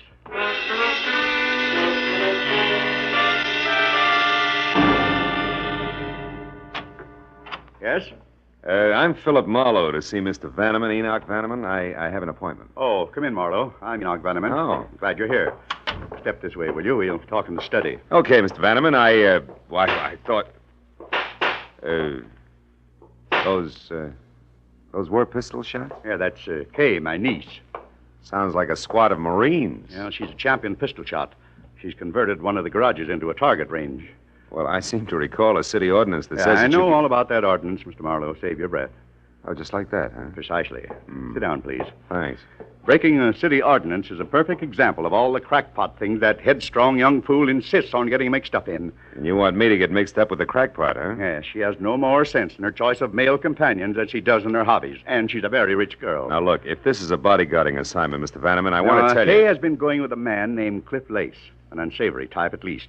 Professional horse player, I think, and it was quite an affair. Was quite an affair? That's right. She threw Lace over for a new love recently.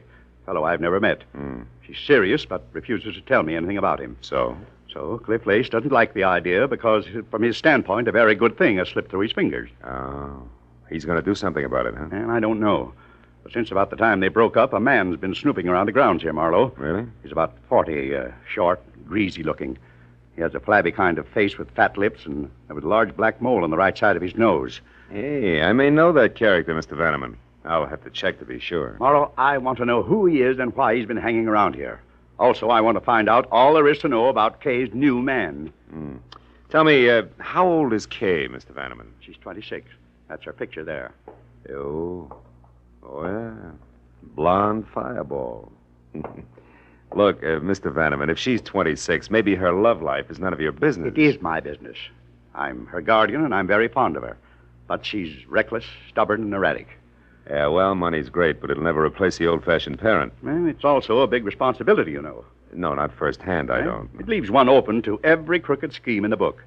Here, look, Marlowe. I've written my personal phone number on this card. You can reach me there privately at any time. All right, Mr. Vanneman, I'll see what I can find out.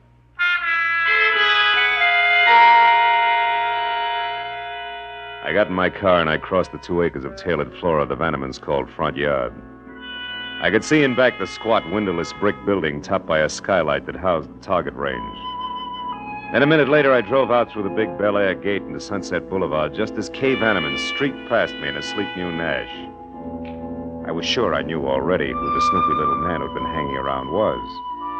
The description of flabby face, fat lips, and mole fit tight on a guy named Mutt Pomeroy, who'd somehow been issued a private detective's license and somehow managed to keep it.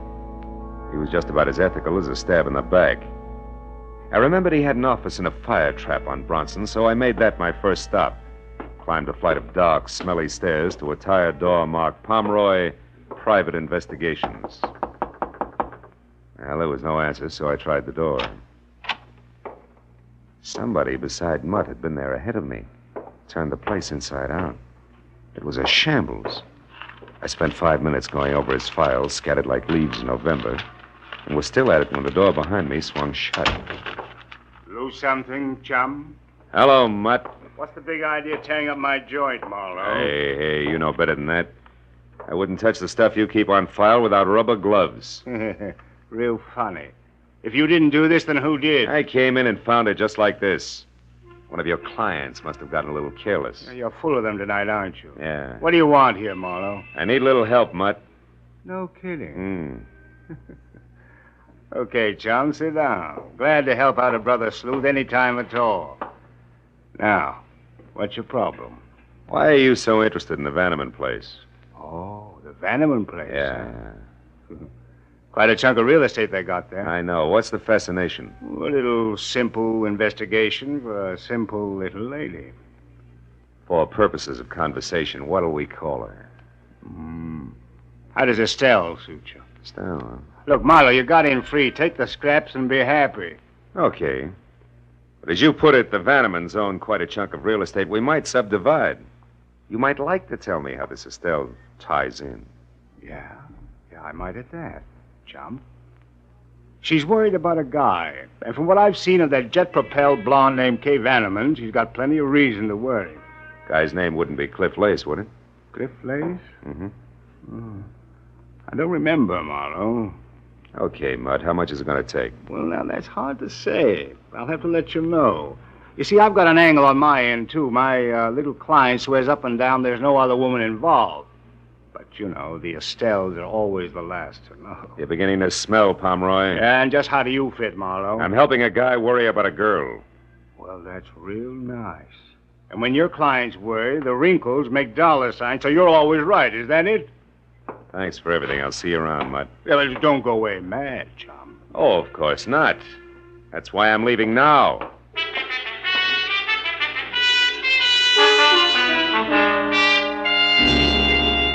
It took a friend at the phone company all of 10 minutes to locate Cliff Lace's address for me, which turned out to be a snug bachelor's nest bungalow style at the foot of the Hollywood Hills, numbered 4300 Cherimoya.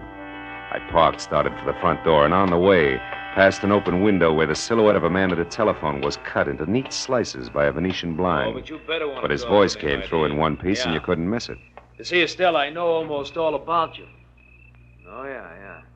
I got your name earlier tonight from a mutual friend, Mr. Mutt Pomeroy.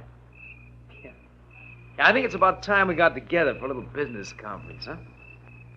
Now, right there at the plaza in, say, 2 hours? You'll still be registered as Ruth Bridges. Good. Goodbye, Estelle. When he hung up, he moved over to a bottle of Johnny Walker Scotch. I waited until he'd helped himself, and then I went to the door.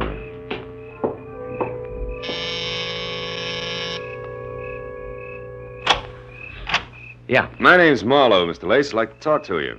What about? Whatever it was you were looking for when you ransacked Mutt Pomeroy's office tonight. Do I come in? Yeah, of course. Thanks. But I'm afraid I don't know what you're talking about. Oh, come on. We both know that's a lie. Let's forget it and go on from there, huh? Just a minute. You a cop? No. But I'll call him at the drop of a hat. Make it easy on yourself.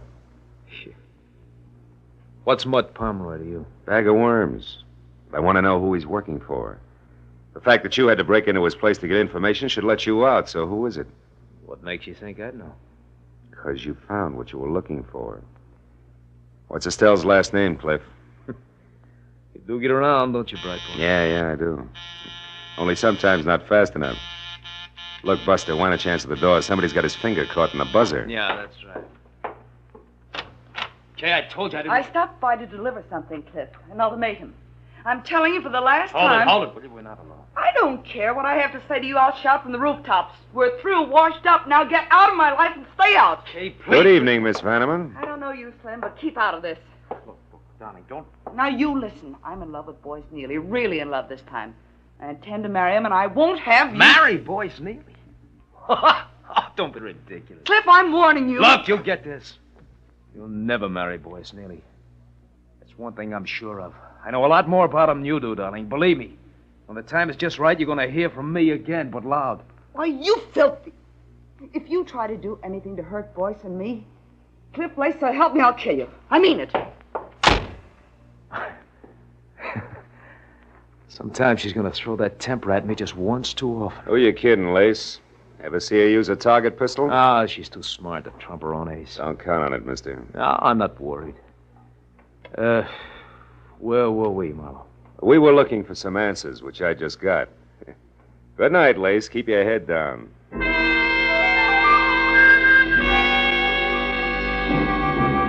The way things were breaking, I was sure if I didn't get to the woman named Estelle before Lace did, I wasn't going to get anywhere. So I spent the next hour folded up in a phone booth, running down the list of respectable and semi-so hotels with the word plaza either fore or aft. Finally, a flute-voiced night clerk in a mid-Victoria number called the Royce Plaza confessed that they had a Ruth Bridges, which was the name that I'd heard Lace mention. She was registered from Santa Monica, but at the moment out. I was convinced that she was really Estelle, Mutt Pomeroy's client. So I drove over to the hotel, invested $5 for the night clerk, picked up a newspaper, and waited. Halfway down the sports page, a prim brunette came in who would have been pretty without the overload of nervous strain stamped on her face. As she crossed the deserted lobby, the clerk gave me a nod, so I called her name, caught up with her at the foot of the stairs. You called me? Yeah, if you could spare me a minute, Miss Bridges, I'd like to talk to you. What do you want? Well, my name's Marlowe. I'm a private detective. private detective? Yeah, look, honey, let's move over into the corner. You know, that boy on the desk is going to sprain his neck if we don't. But what do you want with me? Well, suppose we start off with your real name, Estelle. What's the rest of it? Neely, maybe, huh? How did you know that? It's taken me all evening to get it. But that's the only way it figures. It's right, isn't it? You're married to Boyce Neely? Yes. Mm-hmm. I'm Mrs. Boyce Neely, but what business is that of yours? Well, that's what I'm trying to find out. You hired Mutt Pomeroy to check on your husband because you're worried about him, right? Why? Boyce is in trouble. He's in a jam, that's all. Is it money? No, Boyce does very well. He's in real estate in Santa Monica. Oh, maybe with the law, huh? Yes. Yes, I'm afraid so. He's been acting so strange. He wouldn't talk to me or anything. I just had to find out what was wrong. I see. Well, look, what's your connection with Cliff Lace? Why, I don't know any Cliff Lace. Oh, come on, baby. Take it a little easy and try again. Cliff Lace, I know you called him tonight, and he called you. All right. He wanted to talk to me about Boyce and some girl named Kay Vanneman, but he's crazy. I know he is. Boyce is not mixed up with another woman. He couldn't be. I hope I meet your husband soon, Mrs. Neely. I'd like to punch him in the nose. What do you mean? But Pomeroy was right. The Estelles are always the last to know. Look, do me a favor. Will you go up to your room, go to bed, and get some sleep? You're going to need it. All right.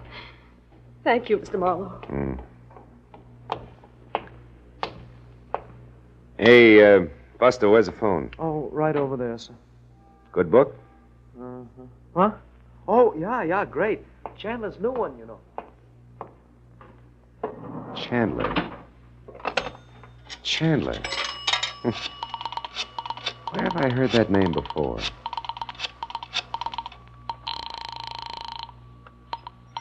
Hello? Enoch Vanneman? Marlowe, Mr. Vanneman. Kay there? No, she's not, Marlowe. And listen, I want you to forget whatever else you're doing and find her immediately. Why, what's the matter? She left here about 15 minutes ago in a fury. Where was she going? I don't know for sure. She left shortly after you did tonight. Then she came back about an hour ago. I know. I ran into her. What happened this time? She got a phone call from Cliff Lace. Something was said about him now being in the driver's seat, whatever that means. She was furious. That's not good, Vanneman. Believe me. Well, it's worse than you think. You've got to stop her. Because when she left here, Marlowe, I'm quite sure she had her target pistol with her. I hung up the phone, ran out to my car, and headed back to Cliff Lace's bungalow on Cherimoya. But Kay had a 15-minute head start, and at that hour, in her frame of mind, the drive in from Bel Air was a hop, skip, and a jump. The only hope was in Lace himself being smart enough to know that he'd overplayed his hand. The street was deserted when I pulled in and parked down the hill from the place. When I got to the front door and found it unlocked, I eased it open and went in. The living room was dark, but there was a light on in the bedroom, and I started for it. Before I saw the bulk of a figure leaning against the dark side of the frame. Come on in, chum. Make yourself at home. What are you doing here, Mutt? Easy, Marlowe. There's no hurry. Not now, there's not. School's out, chum. Where's Lace? Inside. It was nice, clean, accurate, and exactly dead center. He never knew what hit him.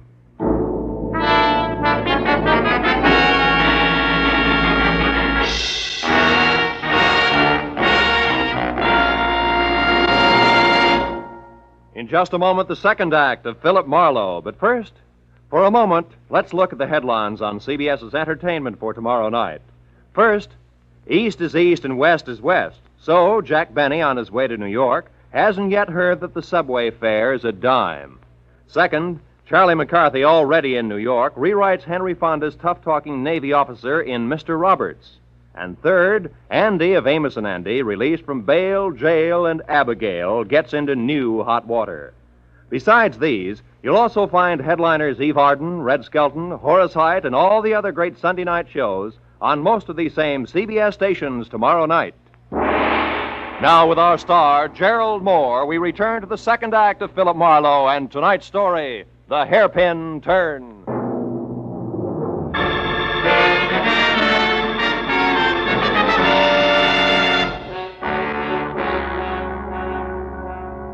A small, neat hole front and center at his forehead said that Cliff Lace had been shot to death.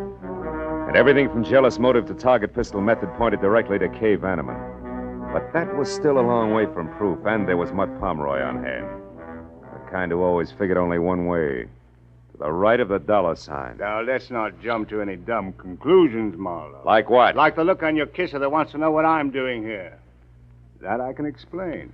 I got Cliff Lace's name from you, and a sawbuck to the right guy gave me a rundown on him, a sort of a character analysis, you might say. So? So I figured he was the guy who frisked my office to find out who I was working for. He must have tagged me out of the Vanneman place, followed me down to my joint, then turned everything inside out until he ran across something that added for him. Something like the name Estelle Neely, maybe? You move fast, don't you, Marlowe? Yeah, when there isn't too much crowding. I've got most of it already, Pomeroy, so spill. Spill? I don't know what you mean, Marlowe. I mean that Estelle Neely hired you to find out why her husband was worried. You come up with an answer, all right. It was called Other Woman. So? Estelle didn't even suspect anything about another woman. And you didn't tell her what you found out because it was Kay Vanneman, a gal with $1 million, right or wrong. Suppose you're right, Marlowe. What are you getting at? A possibility that you could have done this. Kill Lace? Why? Because Lace was playing the same game that you are, chum, blackmail. Your motive was money, and so was his. Plus the fact that he didn't like Kay giving him his walking papers. So when he wouldn't come to terms with me, I killed him. Is that it? Yeah, it could be. Can you prove otherwise? No, I can't. But other things can, Marlowe. Things, yeah. Like that lipstick-smeared cigarette in the ashtray behind you. It's not my brand. And I don't drop hairpins on the carpet when I kill. Do I go on? Or were you just trying it for size because you hate to think that a gorgeous item like young moneybags could be it? Right or wrong, Marlowe? You know, leveling with you, Pomeroy, takes the kind of talent that can cash a $7 bill at a bank. Who you calling, Marlowe? The cops. It's the custom. Wait. Look, don't be a sap. What'll that get you? A killer, maybe. Yeah, and from there on, a pat on the head. A well done from the law. Get smart, chum. Shielding a murderer is a lot healthier for the bank account than nailing one every time. Get your hand off the phone, Now, Pomeroy. Marlowe, listen. Get it to- off! Okay, go on, louse it up, Boy Scout. Who knows, maybe some bright day you might even run for alderman, Marlowe. Without your votes, I'm sure.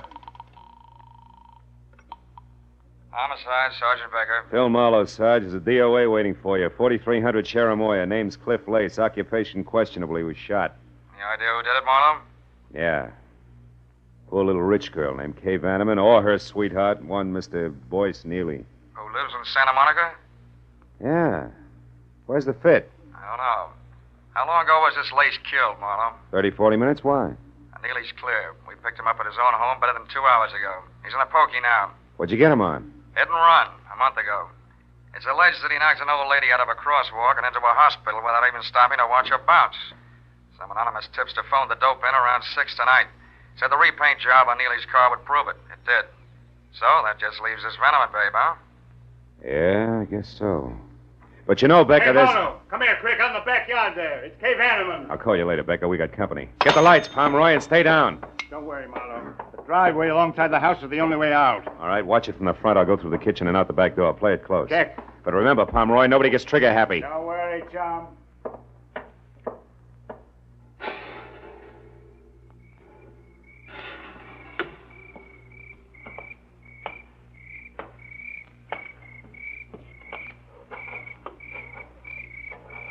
Kay! Come on, baby. You're cornered back there. Talk up. Who's that? Philip Marlowe, the guy you saw here with Cliff Lace earlier tonight. I'm also a private detective who's working for your uncle and trying to keep you out of trouble. Now, let's have the target pistol, baby. Come on, throw it in. I can't. I don't have one. Uncle Enoch says different. He told me you left the house with I it. told you I don't have one. All right, come on out. But slowly, hands high, no jokes. I always lose my sense of humor right after murder. After... Yeah. Lace was shot to death. Never mind the carefully arched eyebrows. You're in too deep, honey. You don't think I had anything to do with Cliff Lace getting killed, do you? Oh, no. It's all one great big coincidence, huh? Why don't you leave, Miss Vanneman? I said, why don't you leave? Well, how about it, Mr. Marlowe? Go ahead. I won't try to stop you. If you're guilty, you won't get very far. Well, all right. All right, Pomeroy, what's on your mind? A partnership, chum. Based on what, chum? Based on the fact that I saw you kill Cliff Lace. Fact? You what? Yeah.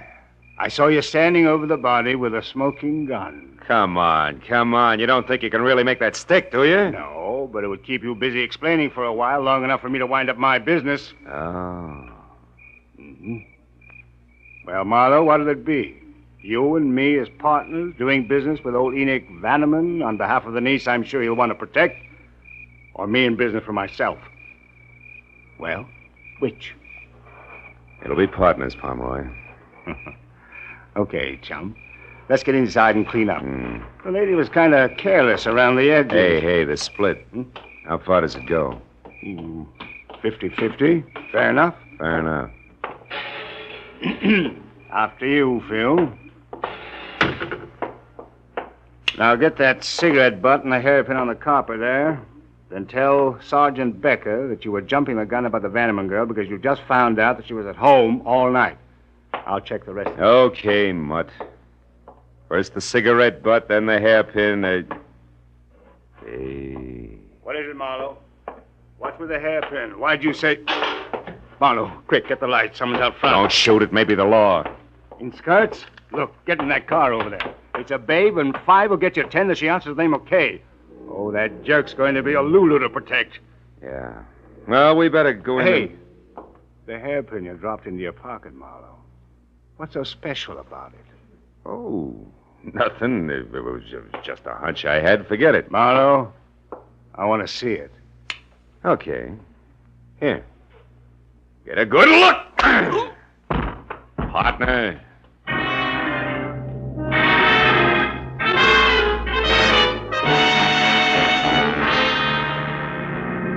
A fast 20-minute drive back out to Bel Air and the Vanneman place. All the way, I worried hard that the hunch I was playing was right and that I was going to be too late to do anything about it.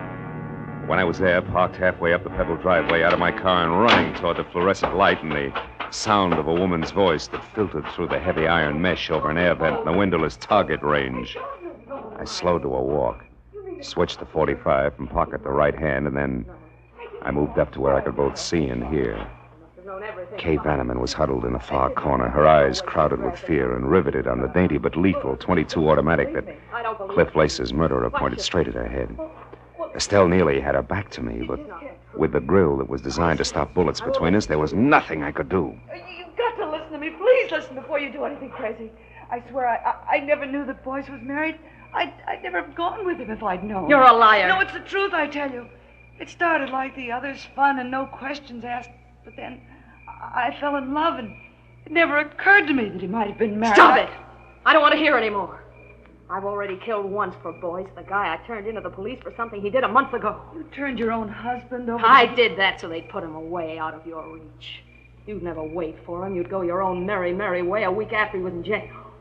Boyce would be glad to come back to me after 5 years of living in a cage like an animal.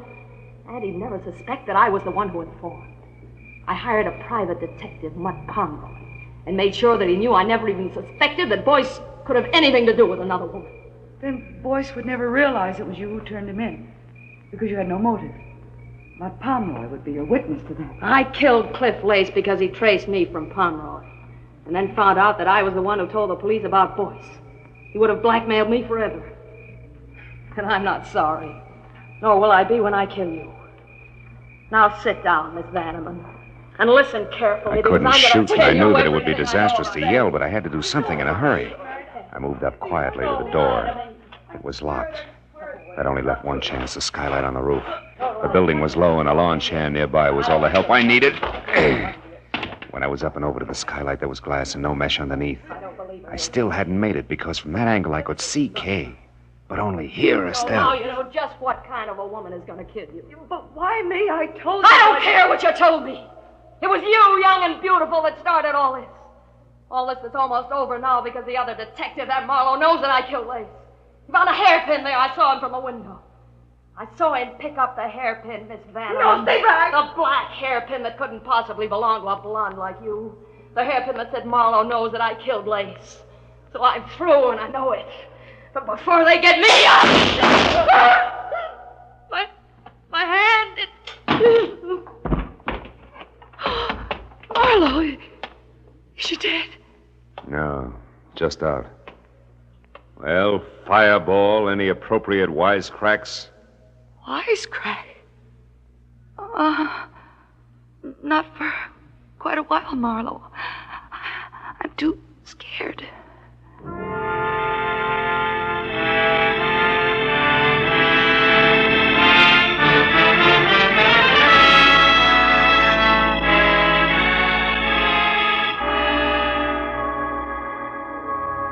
Well, it was the usual hour and a half of questions and answers with client, followed by the same questions and answers with police before I finally closed the door on Enoch Vanneman's marble halls and started down past the manicured shrubbery to where I'd left my car. Outside, the night was cold and clear. And as I walked, I looked up at the vastness overhead and wondered why I had the kind of job that made me no more than houseboy with gun for a rich guy with a badly spoiled niece. But I stopped wondering when I was at my car and no longer alone. I just wanted to say thanks before you left, Phil. I'm going to do my best to stay out of trouble from here on out. You know why? No, why? Because I want to be good enough for the right guy who may come along someday. A guy like you, I mean. Oh? Thanks, Phil. I'm very grateful. Yes, well, my job's all right 9 times out of 10.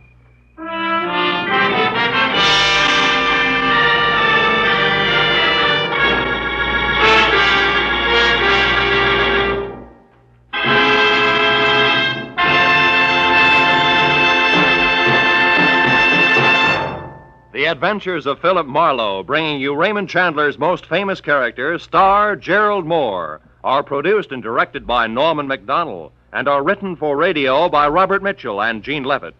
Featured in the cast were G.B. Hunter, Jay Novello, Olive Deering, Ralph Moody, Tony Barrett, and Charles Russell. The special music is composed and conducted by Richard Arant. Be sure and be with us again next week when Philip Marlowe says... It happened in a place called Bay City where I was unwelcome to a fat fry cook with a secret and a dapper gambler who smoked oversized cigarettes. But where to the long arm of the law, I was poisoned.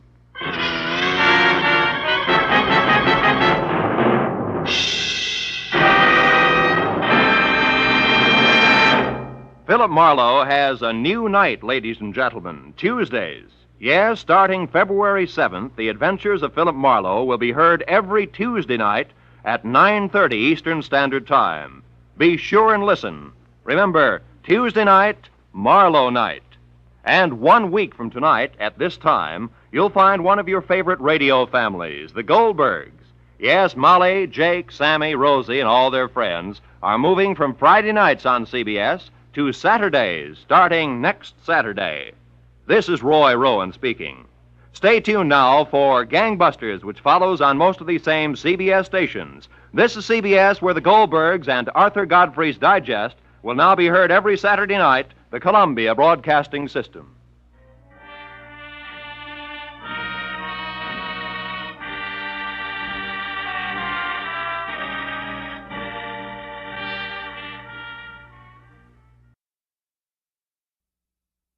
Get this and get it straight. Crime is a sucker's road, and those who travel it wind up in the gut of the prison of the grave. It happened in a place called Bay City, where I was unwelcome to a fat fry cook with a secret and a dapper gambler. But to the long arm of the law, I was poisoned. It happened like this. From the pen of Raymond Chandler, outstanding author of crime fiction, comes his most famous character in The Adventures of Philip Marlowe.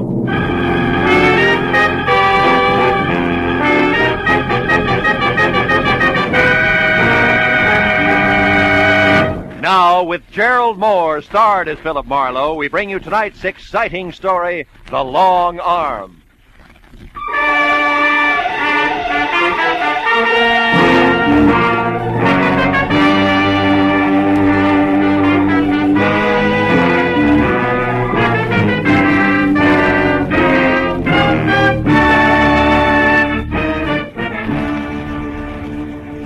I got my Sunday best on, going strutting with Miss Laura Belly. Oh, fine.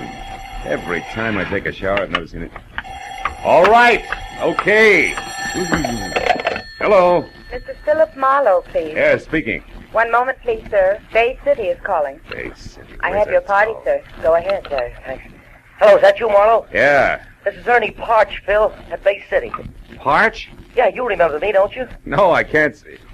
Oh, yeah, Ernie Parch. You're the guy who saved my life when the Bay City law left me beat up and bleeding all over the city dump, right? Yeah, that's it. Oh, yeah. Marlowe, please, listen. What? I'm in an awful jam. Like what? I just got out of jail yesterday. A year and a day. Jail, Ernie? Yeah. A very neat frame, Phil, but Oh? not half as neat as the one they're trying to hang on me now. This one's worse. You remember my wife, don't you? Grace, tall, blonde. Yeah. What about her? She's dead, Marlowe. Oh, no. She was murdered. They're going to try to pin it on me. You'll come right away, huh? Well, look, Ernie, I'm poisoned in Bay City. You know that. Please. Rake Sturman would give a year's pay just to watch me break an arm. 5 if I drown. But, Marlowe, you don't know it was Thurman who had you messed up for sticking your nose into Bay City politics? No, but I can sure second guess it. It was tough cop tactics all the way. And you mean you won't help me? Yeah, well, Ernie, really, I'm sorry, kid, but you better get yourself an honest lawyer In Bay City? You know better than that, Phil. Who'd have the guts to knock heads with the police in this town? Especially when they got a custom-tailored pigeon like me standing by with one wing already clipped. Phil, I tell you, it looks like I murdered Grace. Yeah, now look, kid. Phil, I saved your life once. Okay. What's your address, Ernie? It's 38 Orlando Drive.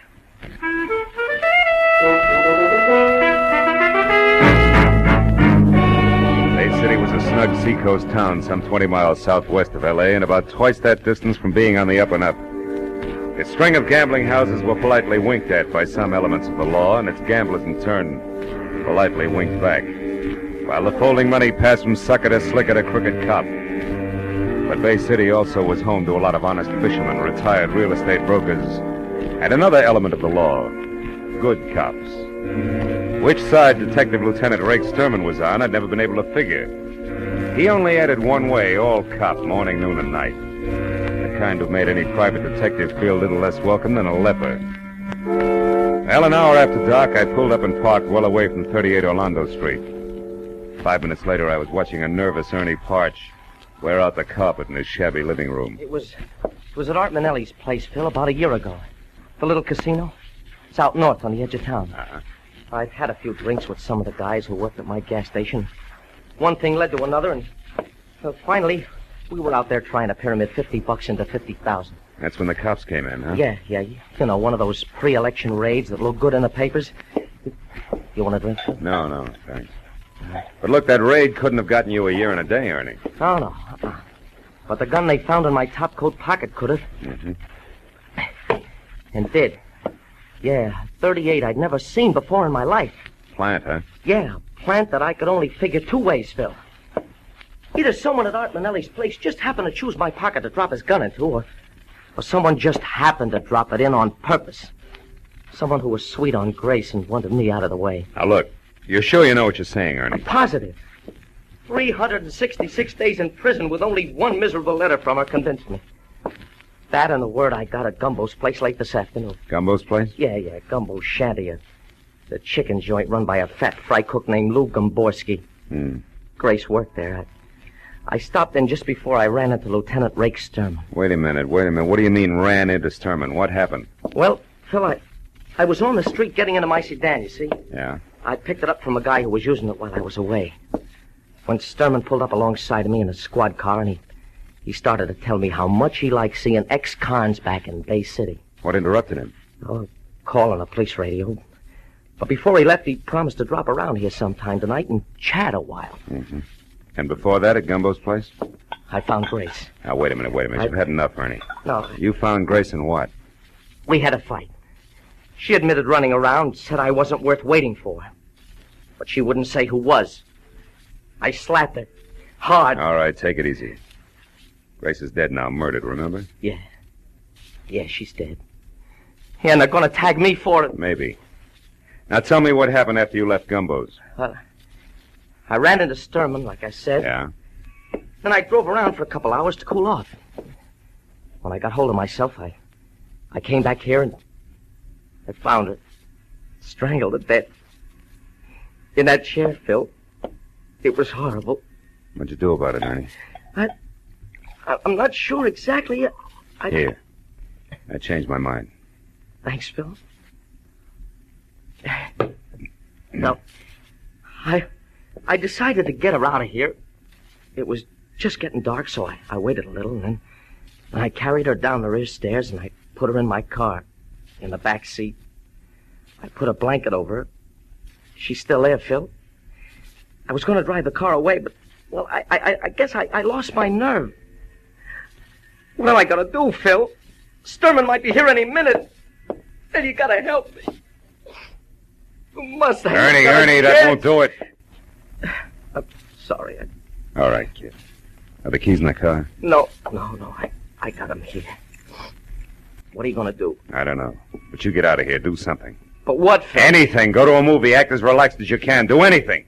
Except come back here for at least 2 hours. Now go on. All right, Phil, whatever you say, I'll go to a movie, yeah. Right now. Right away. Thanks, Phil. I know you'll get me out of this. Ernie Parch's vote of confidence made comfortable listening for both of us. When he was gone and I was down the rear stairs and out to his car in the alley, keys in hand, I realized that it stopped right there in the back seat. Then in the light that spilled from a nearby unshaded window, I saw I was going to have company. Sharp-pointed elevator shoes, careful blue flannel, and patent leather hair over a pasty face. All of it no more than 5.5 feet and held together by a hand-painted tie that sported a dapper knot the size of a cantaloupe. Good evening. I wonder if you could help me. I'm looking for Ernie Parch, 36 Orlando Drive. I couldn't find any number on this house. Is this it? Yeah, but Parch isn't in. He just left. Oh. You know where he went? No. It's all right, Cautious. I only want to talk to him. My name is Art Manelli. I'm a friend of his. An acquaintance. You? The same, yeah. He went to a movie, Mr. Manelli. I saw the picture, so I'm going home, back to San Diego. I live there. Oh, good. San Diego means US 101 to the south, and right past my next stop. I came in a cab, or don't those keys in your hand there say that you're leaving? I mean, I don't want to appear presumptuous. Or wait for a taxi. Or wait for a taxi. Shall I get in, or do you want to slide over to the driver's seat from here? I want to slide, if that's all right with you. Perfectly. Tell me, Mr. Cruishutter. Mr. Cruishutter? Yeah. You had business with Ernie? Personal business. You, Mr. Manelli? Yes, I wanted to see Ernie about a good location I have in mind for a new gas station. You know about such things? No, and I don't think you do either, Manelli. Unless, of course, the pumps can be converted into roulette wheels. Oh, you know who I am, eh? Yeah. I also know it's a little strange for you to show up at Ernie's place the day after he gets out of the state pen for a frame that took place at your little casino. What are you getting at, Mr. Cruishutter? An outside chance that you yourself were responsible for that frame? That you're anxious to see what, if anything, Ernie intends to do about it? The light's red, Cruishutter. No fooling. Now tell me, why would I want to frame Ernie Parch? I don't know. Could be, Manelli, that you did it accidentally, a little gun hidden in a big hurry. Or it could be you had a tighter reason, huh? Like what? Like Grace Parch, very pretty girl.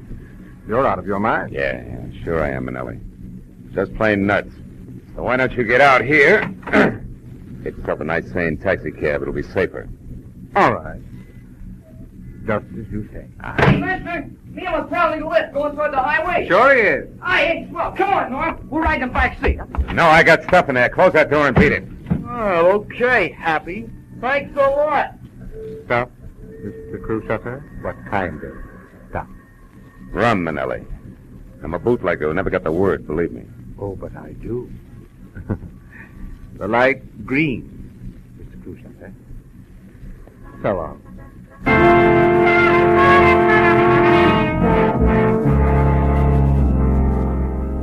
I went 3 short blocks, then I got out of the traffic and drove as far back toward Orlando Street as a vacant lot that was only a block away from Ernie's. Thereafter, I wiped the wheel, the gear shift, everything else I'd touched clean as prints. I left the sedan as is and walked back to where I originally parked my own car. Behind the wheel of my coupe, I spent the next 20 minutes finding Gumbo's shanty, where Grace Parch and Daddy Longlegs, standing knee-deep in the Pacific Ocean, encircled at the waist by an imitation ship's deck for summertime outdoor eating. A gangplank led up from the street level, and when I'd gone about half the length of it, I saw something at the door ahead, shaped like a bowling pin, topped by a chef's hat, and encompassed by 1.5 yards of Hickok belt that said, This had to be Fat Fry Cook, Lou Gomborski. He was turning the reversible sign from open to closed. Sorry, mister, I'm closing early tonight.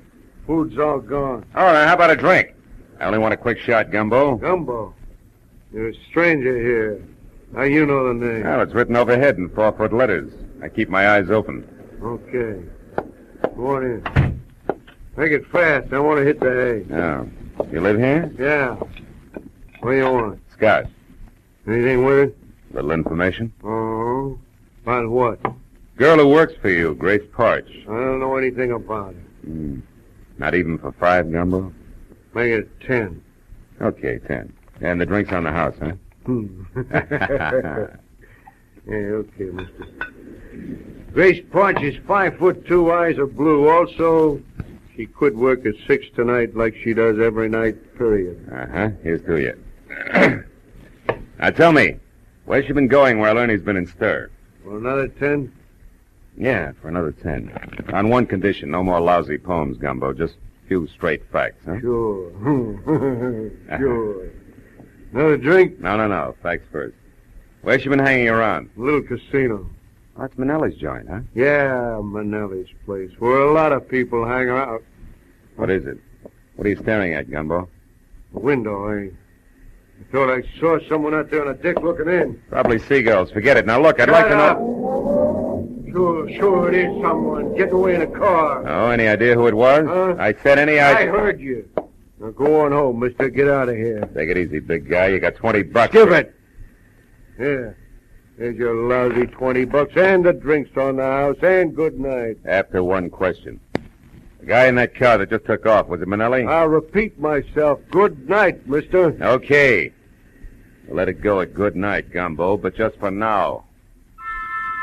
I wasn't going to get any more out of Gumbo, so I went back to my car, pointed it north toward the edge of town in the little casino where I figured I might get a lead on Manelli's whereabouts. But 30 minutes later, when I was there out of my car and standing in front of what looked like an oversized concrete blockhouse alone in a parking lot the size of the Coliseum, I figured different. A huge sign out front read, "Closed for alterations, will reopen soon, bigger and better than ever." Gambling in Bay City was obviously on the QT like an artillery barrage.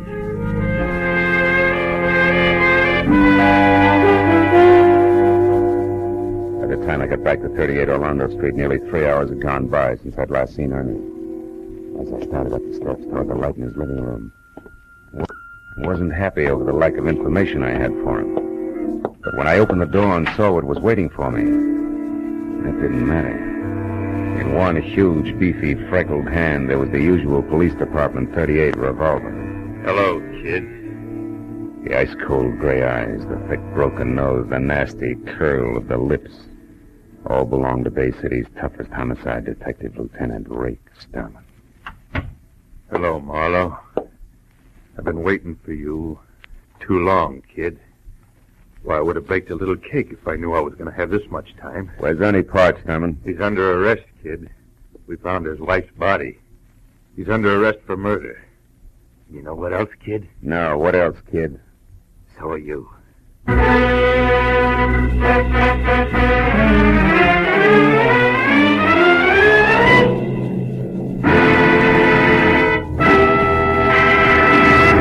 In just a moment, the second act of Philip Marlowe. But first, Fred Allen's crack that it's no wonder comedians can't find work when singers go comical has had a fast reply from Bing Crosby. Bing has invited Fred to be his guest on his CBS show this Wednesday night. And you can get right into the very middle of the argument on most of these same CBS stations, where Bing Crosby's show is every Wednesday night. Be sure to hear Fred Allen's visit to Bing's show this Wednesday, following Groucho Marx and You Bet Your Life. Now, with our star, Gerald Moore, we return to the second act of Philip Marlowe and tonight's story, The Long Arm.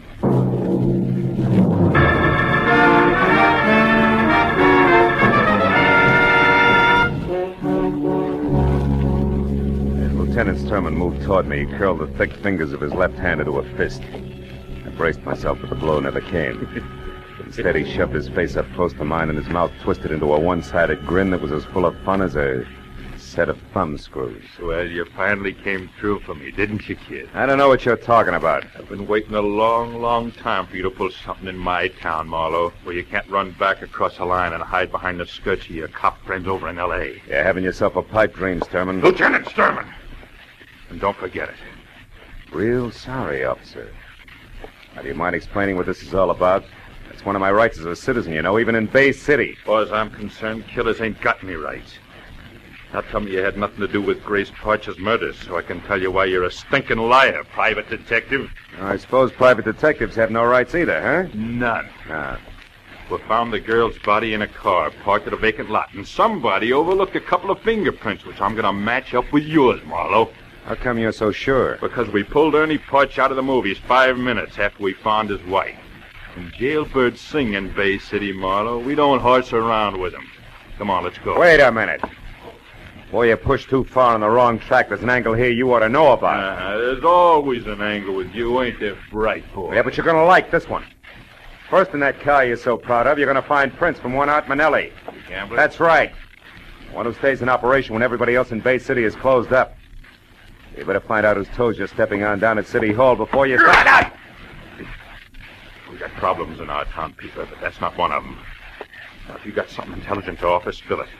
Without wisecracks. All right. Ernie Parch was framed a year ago in Manelli's joint. No doubt on Manelli's orders. Why? Because Grace Parch was a pretty girl with the end for gamblers, that's why.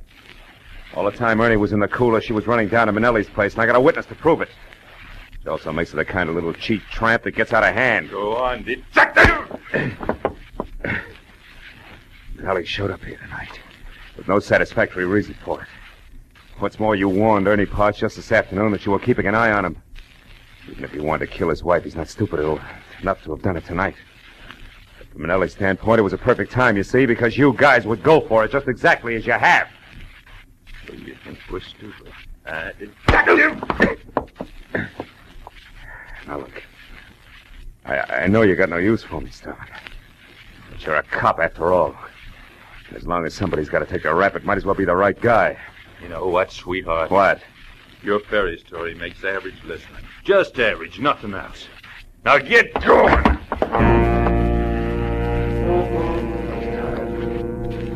Too tired to take what I know I'd be given. Once Rick Sturman got me inside the Bay City headquarters, I made my decision fast. There were 3 steps in the front porch to the wall, and he was right behind me. I took the first 2, then turned and grabbed! He sailed over my shoulder, and I heard him land flat on his back on the sidewalk as I rounded the corner of the house. I crossed the backyard, bolted the fence, and put 100 yards of alley between us before I even stopped to think. Then I went back to my car and drove down to the water again in Gomborski's chicken shanty. The place was dark and locked up tight. I went around to the back where his living quarters were and listened. A crocodile slithering over the floor inside would have made the same sound. I pushed the door open and went in. It was Gomborski, all right, but you couldn't tell it from his face. That had been worked over long and hard by an expert. He didn't know I was there until I touched him. Get away. Come on, get out of here. Who gave you the beating, Gumbo? Lay off, will you, please? Haven't I took enough already? All right, come on, get up. Up. That's it. Now, look, Gumbo. You told me one thing about Art Manelli, that Grace Parch went to his joint a lot. And you spotted somebody outside the window and you clammed up. I come back now and I find you like this. Isn't it obvious you're wasting your time trying to protect him? Oh, shut up. Shut up and get out of here. Listen to me, you poor sap. Can't you see you're going to be living with this from now on? Every time he gets the jitters, he'll give you another going over to match this one. Till he really gets jumpy, Buster, and then he'll do worse than that. Don't you get it? Now, listen, mister, that's guessing. And I know what'll happen if I open my yap again. I'm just not going to take that chance. Don't you realize we'll never lick Manelli if we don't fight? Leave me alone. Yeah, leave me alone. I'm not saying nothing. You understand? Nothing. Not one word. Now get out. Come on, get out. All right, you miserable suck. I'm through talking to you. You'll think the other guy gave you a light massage by the time I'm through with you. Yeah, well, that's what you think. Hey, now stay where you are. I don't want to kill you, mister, but I will unless you beat it. I'd rather face that than talk. You're getting in too deep, aren't you, Gumbo? There's nothing else I can do. Doing nothing to me. I know which side my bread's buttered on. Yeah, but you made one big mistake already. Mistake? What do you mean? You left yourself wide open for this coffee pot. I'm sorry, sucker. I don't have much time. Drop the gun. Come on. Drop it. That's better. Now just tell me one thing and I'll leave you alone. All I want to know is where I can locate Art Manelli right now. He's at his club, at the little casino. You're lying. I was down there. It's closed. It's being remodeled. I'm not lying. All right, you need some more rubbing. Okay. He's got a suite of rooms downstairs under the club. They're not being done over. That's where he lives. He ought to be there now. But you got to protect me. Sturman and Manelli will kill me. He'll kill me. That's all I want to know. So long, Gumbo.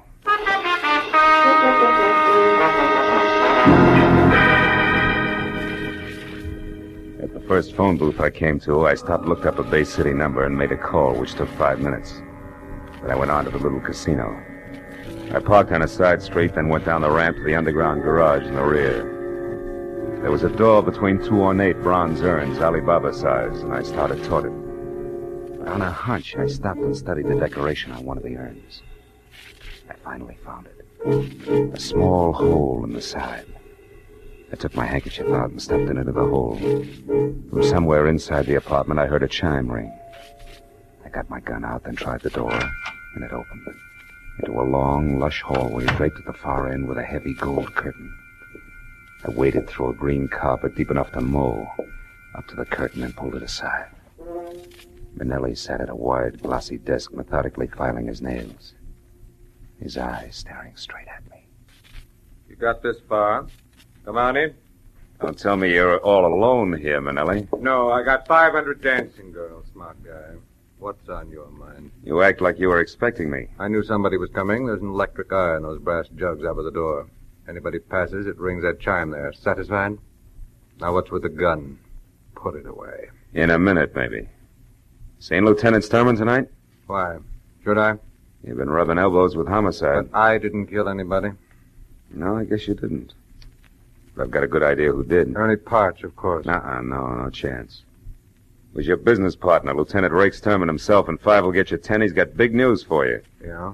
Hey, Rake. Steady, Marlowe. Don't move. Well, look what crawled out of the woodwork. I'll get his gun, Rake. Sit down, Manelli. I'll take it myself. Yeah, that's better. Now, don't budge, either one of you. Wait a minute, what is this? Shut up. You said you killed Grace Parch, but you were in love with her. We used to meet her right here in this room. Yeah, that was before she found out a couple of things and began to put the pressure on me. We got in a beef today, and I lost my head. Now, shut up. Okay, Marlowe. Let's have it. How'd you dope it? How? Gamborski took a beating tonight just because he mentioned Manelli here. With a little more pressure, he mentioned someone else. You, Sturman. And why would you shut Gamborski up about Manelli unless you and Manelli were connected? That connection was all I needed. Uh-huh. Right on the button, sweetheart. For all the good it'll do you. Listen, I don't get this. I don't understand. You don't have to anymore. You're through. What are you saying, Rake? You know too much about me, Manelli. You know it all. Now, wait, you can't do this? Yes, I can. In fact, Marlowe here gave me the idea. He even worked out all the motives. So it's easy. I came here to arrest you for Grace Parch's murder. You resisted, and I had to shoot you. Ain't that a shame? But about this Ernie Parch. I intended to hang it on to him, Manelli, but he's nothing to me. I don't care if he lives or dies. But you're getting too big for your britches anyway. So this is better, and I get 3 birds with 1 stone. Grace, Manelli, and you, Marlowe. Before you start pulling the trigger, Sturman, you better ask your boys. Huh? A couple of them are waiting for you behind that gold curtain there. You're a liar, Marlowe. The electric guy would have tipped us off if anybody else came in. I blinded that eye with my handkerchief on my way in. Right, Lieutenant What? Sturman? Ernie, how long you been there? What, long enough? Better drop it, Lieutenant. I don't take orders from you, Sergeant. You do tonight. Chief himself sent us out. Yeah, I took the liberty of going over your head, Lieutenant, just before I came in. Under the circumstances, you'll understand. Why, right? you... Better drop it, Lieutenant. Drop it! Okay, now come on. You 2 guys, too. Come along quietly. Sure.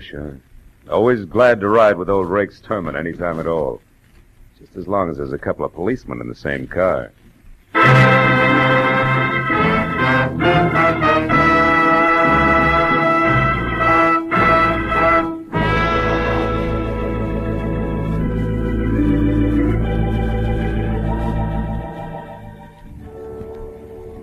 Before it was all over in the Bay City, police headquarters, everybody from the mayor, the dog catcher, had put his 2 cents in. And I'd given the same answers to the same questions at least 50 times. All about crooked cops, and Rake Sturman in particular. But finally, hours later, I was free to go home. And as I drove through the quiet streets, I was still thinking about cops. This time the other kind. The underpaid, overworked cops that pound the city's sidewalks day and night. You know, the guys who do everything from telling kids the way to the grocery store to untangling the rush hour traffic. Yeah. And I thought about each one of those cops who someday chases a hopped-up gunman down a blind alley and doesn't get home that night. Or any night. Ever again. And then I forgot all about Rake Sturman. Because after all, he was just one bad one in a multitude of good ones. An insignificant sore on the long arm of the law.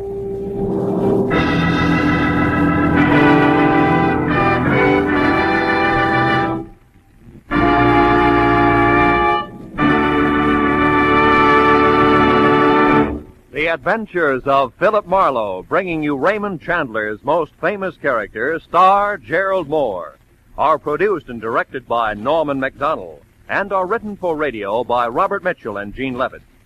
Featured in the cast were Barney Phillips, Ted Osborne, Sidney Miller, Tom Tully, and Bert Holland. The special music is composed and conducted by Richard Arant.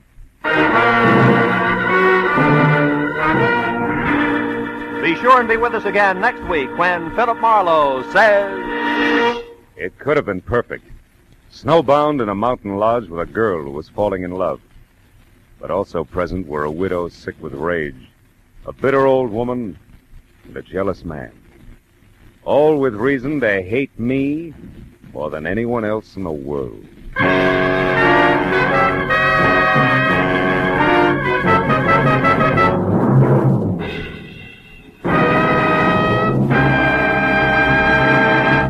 Two all-star bouts are promised on CBS this Wednesday night. Bing Crosby faces Fred Allen across the CBS mic to battle it out on who's funnier, singers or comedians. And in the second attraction, Gracie Allen and a smashed fender team up against not-so-gorgeous George Burns and a guilty conscience. This Wednesday also brings you Groucho Marx, his ad-libs, and his teams of opposites on You Bet Your Life, and a Dr. Christian story about two redheads in love. Fun, action, variety, they're all yours with Dr. Christian, Groucho Marx, Bing Crosby and Fred Allen, and George and Gracie on most of these same CBS stations this Wednesday night. This is Roy Rowan speaking. Now, stay tuned for Pursuit, which follows immediately on most of these same CBS stations.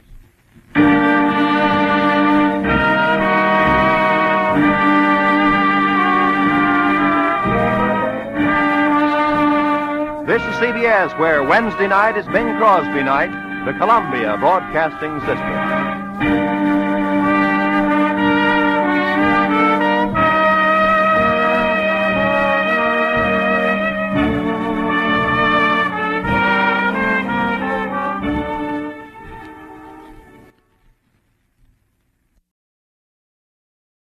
Get this and get it straight. Crime is a sucker's road, and those who travel it wind up in the gut of the prison of the grave. It could have been perfect. Snowbound in a mountain lodge with a girl who was falling in love. But also present were a widow sick with rage, a bitter old woman, and a jealous man. All with reason to hate me more than anyone else in the world. It happened like this. From the pen of Raymond Chandler, outstanding author of crime fiction, comes his most famous character in The Adventures of Philip Marlowe.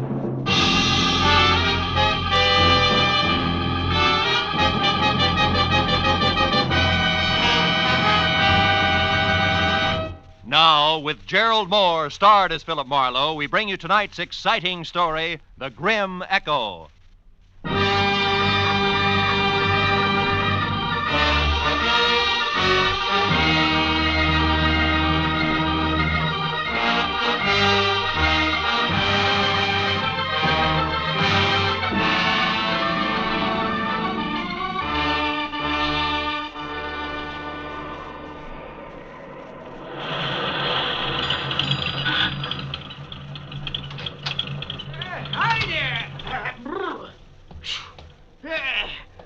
snowstorm, huh? Yeah, it's pretty thick. Yeah.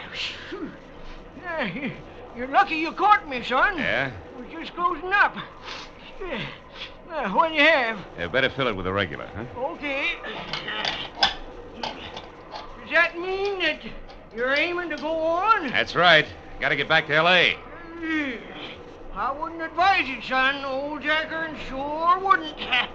Liable to hit 10 below, they say. Yeah?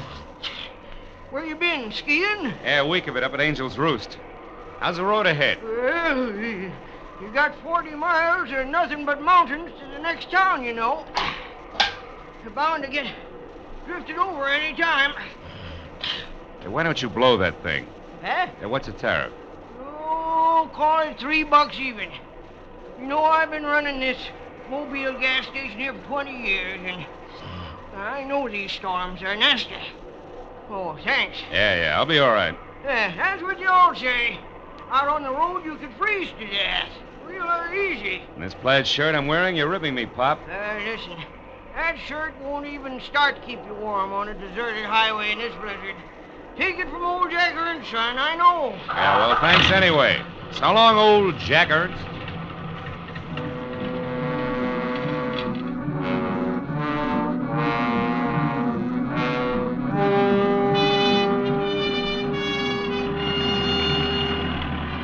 It took me a solid nerve-wracking hour to make 12 miles. And I began to realize just how right old Jack Ernst, the gas station boy, had been when the road ahead was lost completely in a constant racing blur of white.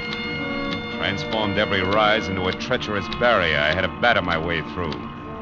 With the chains on all four wheels chewing at the drifts, I managed to keep on the road somehow and plow out another 5 miles. And then I caught a glimpse of the first lighted window I'd seen in all that distance just as I started down the backside of a short, steep hill. And then it happened. First, the helpless feeling of a skid. Before I could do anything about it, I was off the road, in the ditch, nose first and hood deep, in a culvert drifted full of snow. I forced the door open and floundered back up to the road. I knew there was no chance of getting the car out without help, and lots of it. And the 10 below zero that the Weather Bureau had bragged about was setting in. I looked back through the slashing snow for the lighted window I'd spotted and saw a lantern swinging crazily in the hands of somebody coming toward me. A minute later, I could see it was a girl. Hello? Hello, are you hurt? No, I'm okay. My car's stuck. I skidded off the road. Yes, I know. I watched it. Oh, my. No chance of getting it out of there tonight. Oh. That's bad. Maybe tomorrow, if the blizzard lets up, we can get you out. Meantime, you better come on up to the lodge, mister. Lodge? Uh-huh. Mean I slid off the road right in front of a tourist lodge?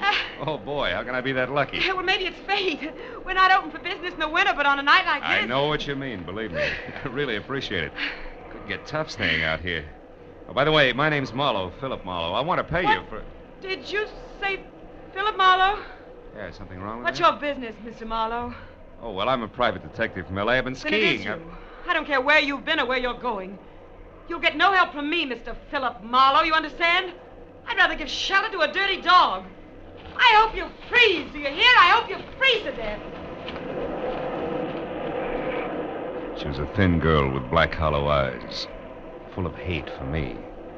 She didn't stop or look back all the way to the door, just ran in and slammed it shut. I couldn't understand it. Even on my worst day, my reputation never was that bad. I didn't wait around to worry about it because I was cold. Besides, I wanted to know why the good name Philip Marlowe was such poison at a place I'd never heard of before. I waded up to the heavy rustic door and looked in through a tiny window. All I could see was one corner of what had to be a big room. It was log, leather, and Navajo rugs, dominated by an enormous fireplace that filled every nook with a warm, dancing glow. Poison or no, I wanted in.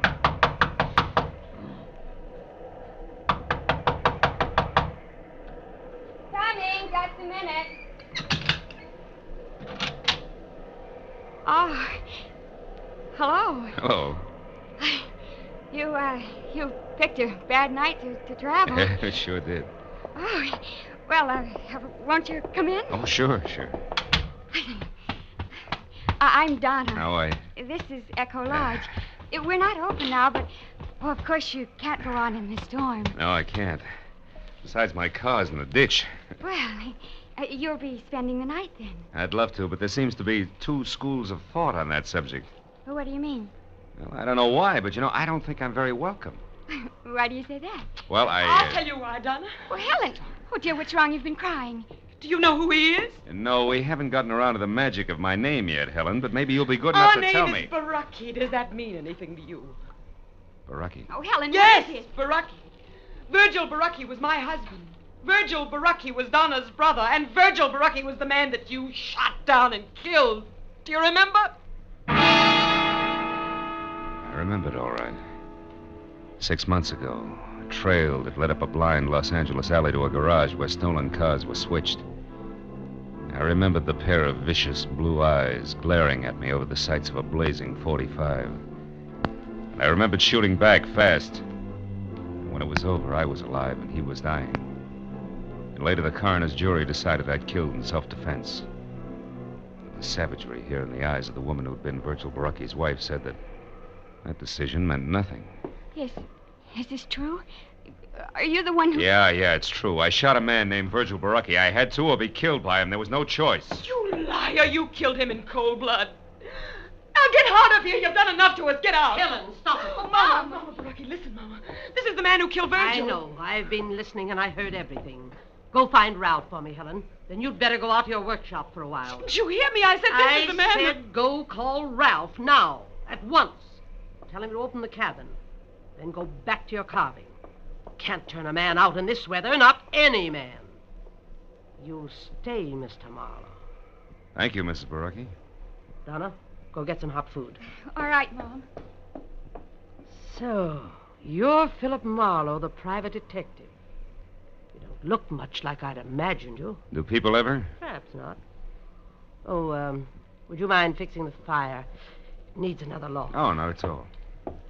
You, were stopped by the storm, Mr. Marlowe? Yeah. My car skidded into the ditch about 50 yards down the road. I see. Almost at our doorstep, you might say. A rare coincidence, isn't it? Almost too rare, Mrs. Baraki. I'm sorry the circumstances are painful for you. I've grown used to that kind of pain, having lost both a husband and a son. Fate up to now has never been very generous. Do you believe in fate, Mr. Marlowe? I don't know. Oh, some things happen for which there's no explanation, maybe, No explanation? Who knows? Perhaps everything happens according to a prearranged schedule. And for a purpose. Oh, come on. You don't really think I was deliberately shoved off the road at exactly this spot for a reason? Oh, you might admit it's strange, though, that there was a house nearby just when you needed one. And that it was our house? Oh, thank you, Donna. Oh, it's only soup, but it's hot and good, and there's fresh bread. The coffee will be ready in a few minutes. Go ahead, Mr. Marlowe. Sit down. It'll do you good. Thanks. Looks wonderful. In the meanwhile, I'll check up on Ralph. He should have the cabin ready by now. It's small, but you'll be comfortable. There's a fine big oil heater in it. I haven't worked one for years. You won't have any trouble. Tell me, who is this Ralph? Ralph Tolman, a young fellow who lives near here. Ralph works for us in the summer. And looks after us in the winter. He's staying over tonight because of the storm. He was my son's best friend. Oh, don't let the soup get cold, Mr. Marlowe. The soup was thick and delicious, and the coffee was rich, black, and steaming. Donna sat across the table and watched me eat. There was no hatred in her eyes. I looked for it closely. It wasn't even animosity. Only confusion, and for some reason, a shadow of fear. But as an hour slipped by and the conversation came easier, the shadow disappeared. Her eyes even began to smile a little. When I'd finished down to the third cup of coffee and started to help her clear the table, the cup slipped. We both grabbed for it, caught one slim inch from breaking, and wound up together on the floor. Our faces close. Why, Phil, we did it. What a team. Table waiters or jugglers? Oh, we could double us both and make a fortune. Oh, Ralph. Yeah, Ralph. What's going on? We almost dropped a cup. Uh-huh. That sure would have been too bad, wouldn't it, Donna? You only got about 50 like that one. I don't know why it's so important to you, but for what it's worth, I was the one who dropped it. It's not important to me. I guess other things aren't so important to Donna either. Think you can get it out to the kitchen now without any more help, Donna? Ralph, it's high time that you... Mrs. Barucki asked me to tell you the cabin's ready, Marlowe. Thanks. No thanks necessary, mister. It's just part of my job. Guess everybody's job has its lousy side, huh? Even the private detectives. Some of them get trigger happy, I heard. I'll see you, Donna. You better get out there right away, Marlowe. Donna's got 4 whole dishes to carry out, and at the rate she's been going, she ought to get started or she'll never make it. Keep your fat trap shut, Buster. You're causing a draft. Tolman walked behind me as far as the door and pointed through the snow to a tiny square of light sitting apart from the rest of the buildings that made up Echo Lodge. As soon as I was outside, he slammed the door against my back and bolted it. I stood on the porch and thought about the setup for a minute while I lit a cigarette. Then I stepped out into the snow and headed for the cabin. Halfway there, I could see it clearly. It looked snug and warm. And under the circumstances, I knew it was better for everybody that I was sleeping outside the main lodge. But then I saw a sudden flash and felt the impact before anything else. Right in front of me, the cabin lurched. One entire wall burst out and the roof collapsed. A second later, as I ran toward what was left of it, I could hear the others coming. Now, what was it? The cabin is blew up. They hit him under this door. Bill, are you all right? Yeah, I'm okay, Donna. What happened, Marlowe? I don't know, It Tolman. must have been the heater, but I can't understand it. You say the heater exploded? Yeah, Helen, that's the way it looks. But it was working okay when I left. I guess it's not going to burn, though. The snow's put it all out. Oh, Bill, just another few seconds and you'd have been in there. You'd have been killed. Yeah, maybe that was fate, too, huh? Maybe. Donna, get away from here. Now, Helen! I wish you had been in there, Marlowe. You deserve it. Hey. Stop it, Helen. He's got no business here. Stop it, Oh, you let hear? me alone. Good Lord, after what he's done to us, how can you bear even to look at it? Oh, Helen, come back here. Never go. This was an accident, Donna. An accident, you hear? They happened, don't they, Mr. Marlowe? Oh, sure. Everybody knows accidents will happen, Mrs. Barucki. Of course, but... Oh, then let's get back into the house before we freeze to death. You can have my room now. I'll sleep with Donna. Come along, all of you.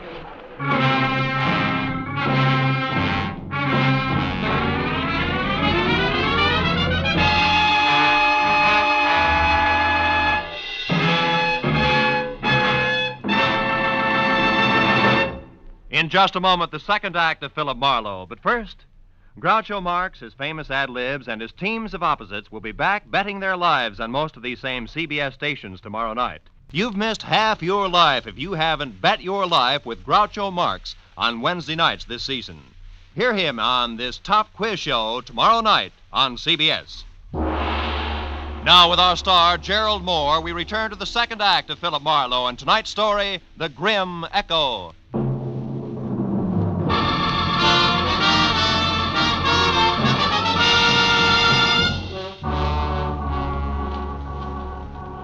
It was a dreary little procession that trudged back toward the lodge again from the shuttered cabin. I said nothing and pushed hard against the storm as far as the front door. But when they were all inside, I ducked back into the biting blizzard and ran down to my car in the 38 I kept in the glove compartment there. I figured it would be a warning comfort through the long, cold night ahead. Until I saw that somebody else had figured the same way. The lock on the glove compartment had been sprung and the gun was gone. Now there was no doubt about the explosion. It had been no less accidental than Lucretia Borgia working over an after-dinner drink. As I hurried back to the lodge, I suddenly felt the kind of inside cold you can't ever blame on the weather around you. But a moment later, that same cold began to thaw. Because huddled at the edge of the lodge steps ahead was Donna. Bill, where have you been? What have you been doing? Hey, everything's going to be all right. Oh, Bill, please. Why did you go down to your car? Well, I'll tell you, but you're going to be sorry. Sorry? But you got so upset over nothing. I went to get some cigarettes out of the glove compartment. I was fresh out. That was your only reason? Cigarettes? Sure. Now, come on, huh? You got to worry. Let's do it where we can both be warm. Come on over to the fire. I'm a city boy, you know. This cold isn't doing me any... Hey, Donna. Those tears in your eyes. There. They're from the wind. It always makes me cry. Oh, Bill. Why do things have to be this way? An hour ago when you were eating, everything was so nice, so friendly. And then suddenly Ralph angry, the explosion, Helen screaming and clawing at you, Mom upset. Yeah, I know what you mean. But look, Look, baby. Listen to me hard, huh? Yes? You see, the things you just spoke of, Ralph, the explosion, Helen, all of it, all the trouble, it belongs to tonight. Like the blizzard out there. Oh, it's raging now, sure, but tomorrow, or maybe a little after tomorrow, it'll stop. Everything will look bright and clean to you. Honest, honey. That's the way it'll be. All the way around. Believe me? Oh, Phil, I want to, but... But what? But you're talking about tomorrow. I'm worried about tonight. I'm afraid, Phil. Awfully afraid.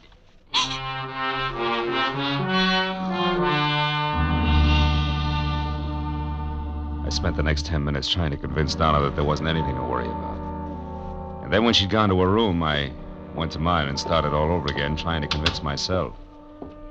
The out-of-season fireworks at the cabin and the gun stolen from my car made that a very tough proposition. And I checked the room, which was on the ground floor and close to the kitchen. And then I bolted the door and looked forward to some much-needed sleep. After that, I took off my shirt and shoes only, got into bed, and waited for sleep, which a weekend of skiing made more important than a cabin full of hate. Suddenly, I was wide awake and sitting straight up in bed. The footsteps could have belonged to my dream. The door that closed couldn't have. I scrambled out of bed and ran to it, but it was still bolted. So I turned to the single closet in the room and opened it sharply. It was empty, except for a long, thin finger of light that streamed through a keyhole. A keyhole that belonged to a door at the rear of the closet that gave out onto the kitchen. Obviously, the closet had once been a pantry. I tried the door, but it was bolted from the kitchen side. I got into my shoes, grabbed my shirt, and ran out of the room, around to the kitchen, and smack into a very surprised Ralph. Told me. Marlowe, what are you doing up and roaming around? I'm a sleepwalker. What's your excuse? Come on, let's have it. I'm through playing target for tonight. Target! Get your hands off me, Marlowe! When I know why you're here and exactly what's on your mind, I will, not before. Well, have we come to terms? All right, let go. I'm here because my room is on the ground floor, and I heard somebody cross through the house and come into this kitchen. So I decided to investigate. You're a liar. You were in my room, Tolman, and you know it. You got in through the door that leads into the closet. Come on, Buster, let's level. We're keeping each other awake. Listen, Marlowe, I don't like you. Honest? And I don't like the way you and Donna are...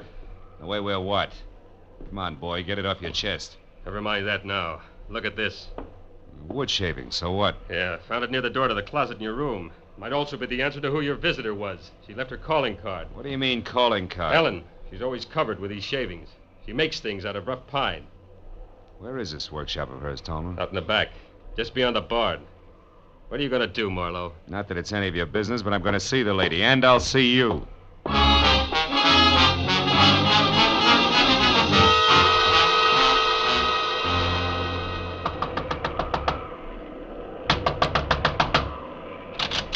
What do you want? Conversation, Helen, if you don't mind. Now, wait a minute, you. It's late. Close and I that don't... door. I will not. Then I will. Now get over there and sit down. We got a few things to clear up. Like what? The way you murdered my husband, perhaps? Cut it out. Stop it, Helen, or I'll twist your arm off. No, Just as soon as you decide to behave. Those nails of yours draw blood, baby. Were they going to be good? Yes. All right. Now sit down over there, away from those sharp chisels you work with, and keep your hands in your lap. Go on, that chair there. Very well, Mr. Marlowe. Anything to accommodate the man who murdered my husband. Which brings us right to the point. You deny it. You deny that you shot him down. I fired in self-defense. That's a rotten, stinking lie. You did it to feather your own nest, to be a hero to the police and the newspapers. You're wrong, Helen. I killed your husband because I had to. He was on the wrong side. Oh, don't make me laugh. You call trying to get money for his family, for me? You call that being on the wrong side? So much that he should have been killed, shot down by the likes of you? Oh, Mr. Marlowe, you have no idea how through these past 6 lonely months I've thought of you. I've wondered what you looked like, what the man who killed Virgil was doing, how you'd like to meet the same death you brought to my husband under the brave banner of law and order. Now, wait a minute, And listen. don't think I didn't plan your death 1,000 times over. Don't think I didn't approach Mama Barucki, Ralph, even sweet little Donna with a delicious thought of revenge. No. No, they talk like you talk, Mr. Marlowe. Virgil was doing the wrong thing. He was caught. It wasn't right or wrong. It was him or me. Oh, you shut up and listen. Sure, Virgil was stealing, all right. He was stealing from me, his wife. That's why he left here. That's why he tried so hard. That's why you had no reason to kill him. And that's why you should die, too. Oh, that's also why we had an accidental explosion at the cabin I was supposed to sleep in, huh? I was clumsy. I was hasty. I won't be the next time. You're completely out of your mind, Helen. Out of my mind? Of course I am. Did you think this existence, this living without the man I love, could leave me otherwise? Did you think making these stupid souvenirs would take his place? Killing me isn't going to bring him back. You get out of here. Go on, get out. And if you can, Mr. Marlowe, go back to bed. While you wait for a chance to get me with my own gun, the gun you stole from my car? I'm not going to shoot you, Mr. Marlowe. That would only further disgrace the Barucki name. No. No, I'm not going to shoot you. But I am going to get you.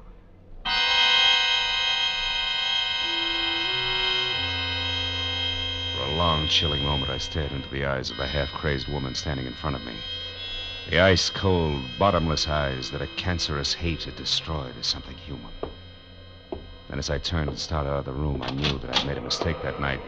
And Virgil Barucki had died in my arms. A mistake I had to correct before it was too late. And there was nothing left of Helen but the ruthless machinery of a mind dedicated to murder. I headed back to the house and a talk with Mama Barucki, which I figured had to be the first immediate step. But when I'd gone only a dozen yards from the workshop, I stopped. Phil, I'm over here. Donna, what are you doing out here? I couldn't sleep, Phil. I was too worried about you. And then when I saw you leave the house from my window and head for the workshop, Phil, your face. Oh, it was Helen. She got a little upset in there. A little? Oh, look at you. Your pocket ripped off your shirt, your face scratched. Oh, it's all right, Phil, Donna. She could have... No. Hey, my pocket ripped off. The gun. Oh, Phil, what is it? Tell me, please. Now, hold it, Donna. Give me a second. Yeah, sure, it adds, all right. Now, look, get over there inside the barn and scream. Long and loud, huh? Scream? Yeah, it's our only chance. Go on, do as I say, Donna. Scream. All right. I'll do it, Phil, whatever you say.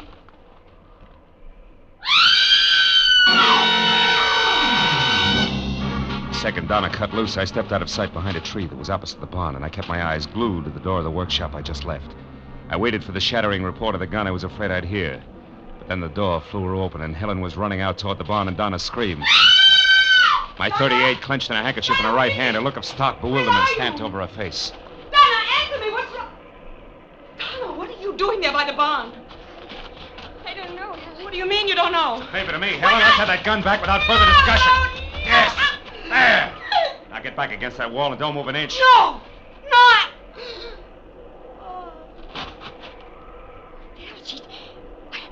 Phil, what is all this? Attempted murder, honey. She's all right. Attempted murder? You mean Helen here was going to try and kill someone? Yeah, herself. Suicide? Uh-huh. Suicide that would be called murder and pinned on me. It's going to be her way of getting even. Oh, no, Phil, I can't believe She it. tried to once, honey, the explosion at the cabin. But when that failed and everybody knew how she felt about me, a warped mind hit upon this little plan, and all the pieces would have fit tight, too. What pieces? What do you mean? At one, we argued. Two, she came to my room tonight and ripped the pocket off this plaid shirt so that we'd find it clenched in her hand after she was dead. You see it? Three, she stole my .38, which has my fingerprints on it. And four, she left an obvious clue on the floor of the kitchen, a wood shaving that would bring me out here on the run. So everybody could find me close by when it happened. Oh, yeah, it was tight, all right. Tight as a hangman's noose. And then she was going to shoot herself, Phil, just after you left her. And that's why you made me scream? Yeah. And that's why now, Donna, later tonight, I'm going to tell her something that I intended to break to her gently. Something I was going to tell Mama Barucki first. Something I hoped would straighten her out. What, Phil? Well, your brother Virgil didn't die the moment he was shot, Donna. He lived long enough to ask one thing of me. What are you trying to say, Phil? But I never let Helen or you people here know about the woman he was in love with in L.A. The woman through whom I tracked him down. Oh, Phil. Yeah. Well, I guess it wouldn't be good for her if I was around too much? No, honey, not for a while, anyway. Wouldn't be good for any of us, huh? Come on, Donna, let's get her into the house. Yes. Yes, Phil.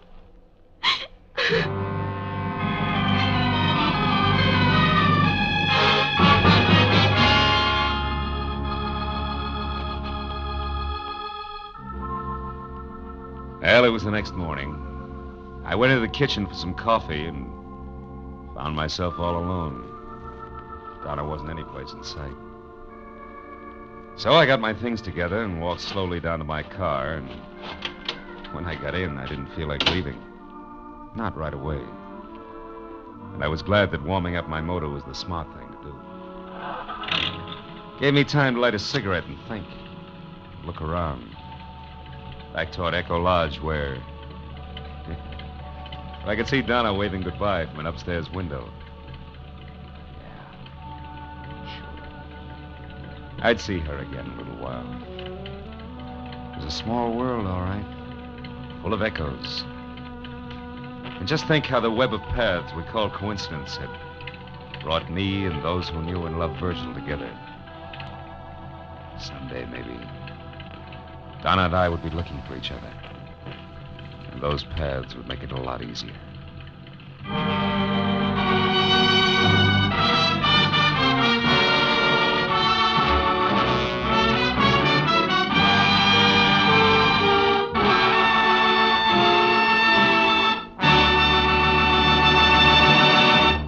The Adventures of Philip Marlowe, bringing you Raymond Chandler's most famous character, star Gerald Moore, are produced and directed by Norman MacDonald and are written for radio by Robert Mitchell and Gene Levitt. Featured in the cast were Sammy Hill, Betty Lou Gerson, Verna Felton, Frank Gerstle, and Junius Matthews. The special music is composed and conducted by Richard Arant. Be sure and be with us again next week when Philip Marlowe says... This time a peddler of pulp paper love, a blackmailer with muscles, a south-of-the-border chiseler, a simpering prude, and a corpse in a bedroom, all had one thing in common. Each was a woman.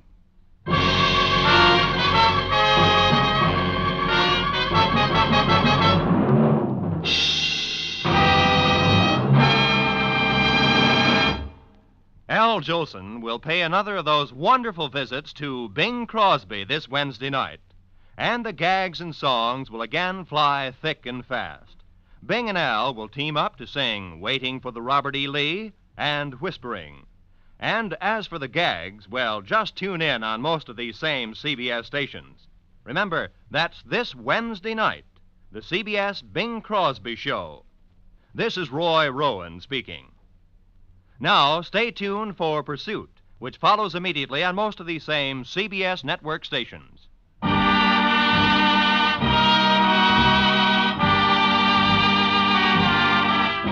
This is CBS, where You Bet Your Life with Groucho Marx every Wednesday, the Columbia Broadcasting System.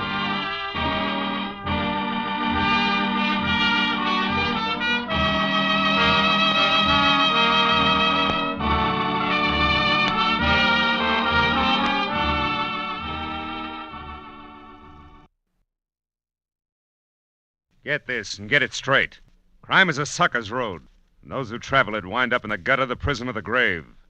This time a peddler of pulp for love, a blackmailer with muscles, a south-of-the-border chiseler, a simpering prude, and a corpse in a bedroom. All had one thing in common. Each was a woman. It happened like this. From the pen of Raymond Chandler, outstanding author of crime fiction, comes his most famous character in The Adventures of Philip Marlowe.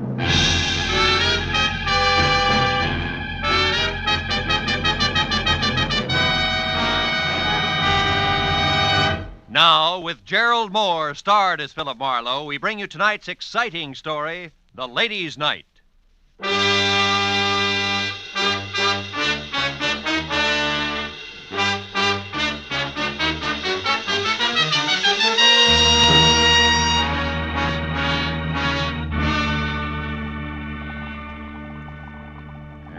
a moment, the sauce is boiling furiously, which is right now.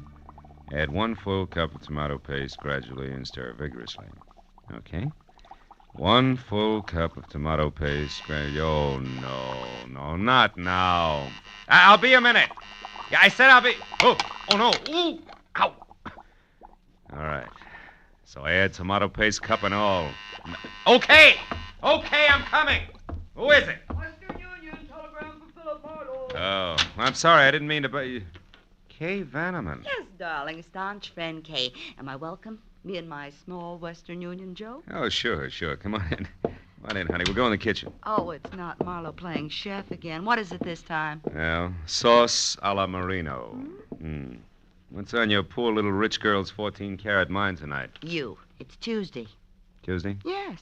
This is meeting night in my crowd. The Greens Committee at the Country Club, the Beverly Hills Male Choir, the veterans of this and that. So, no men left. Oh. Except staunch friend Marlowe, huh? Look, Kay, baby, just because I... I know it by heart, Phil. Just because brave private detective once saved rich Uncle Enoch's niece, Kay, baby, from lots of trouble. For which he was well paid. There's no reason why they've got to go on seeing each other. Well, mister, you're wrong. There is a reason, a big, fat one. I like you. Lots. You do? Especially on Tuesdays. I can't tell you how happy that makes me. Now, I'm look... not being too bold, am I? I did call, 3 times. You weren't home all day. That didn't discourage you. If I can't have you, I'll take the doorstep. Tuesdays. On Tuesdays. Now, about this sauce a la whatchamacallit. What do we do first? Fish out the cup or wait for it to melt? Well, that all depends. If we want to, Hey, that thing sticking out of your pocket, real telegram or prop for gag? Oh, no prop, real thing. Oh? I met the boy in front of your door. Here. Open it up, will you? My hands are greasy. So I noticed. Over there, self-reliant. It's called soap and water. Oh. Well, read it, dear. Straight like, huh? Okay, straight like. Tried to reach you all day. Very important. Uh-huh. Meet me at the Tulip Room. Sunset Strip at 8 tonight. We'll pay Tulip you Room. triple your fee. Time means everything. Gigi Ormsby. You know her? Give me the towel, will you? Yeah, I think... Sure, she's the demon editor for Passman House. Who published what? Magazines, torrid love, great passions. You know, the shop girl's encyclopedia. Uh-huh. Well, now tell me, shop girl, where'd you meet editor Gigi Ormsby? At a cocktail party about a year ago. She's quite a character. Sleek to look at. And listen to? Oh, someplace between a career woman and a Marine sergeant. Credit good? Excellent. Uncle Enoch once shook hands with her, and that's better than Dun and Bradstreet. Hey, where are you going? The Don jacket and professional demeanor. Both are going to the Tulip Room. Phil, can but I... you're not. Phil, that's not fair. This is And Tuesday. the sauce a la Marino needs 1 measuring cup removed. A delicate woman's touch from here on in. Bye-bye, Kay. You're a staunch friend indeed.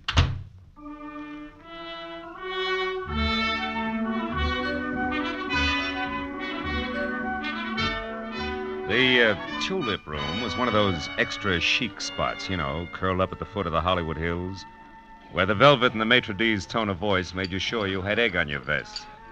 But that, plus the crew-cut glamour girls who lined the booths and shrilled darling, no matter what was said, made finding my prospective client that much easier.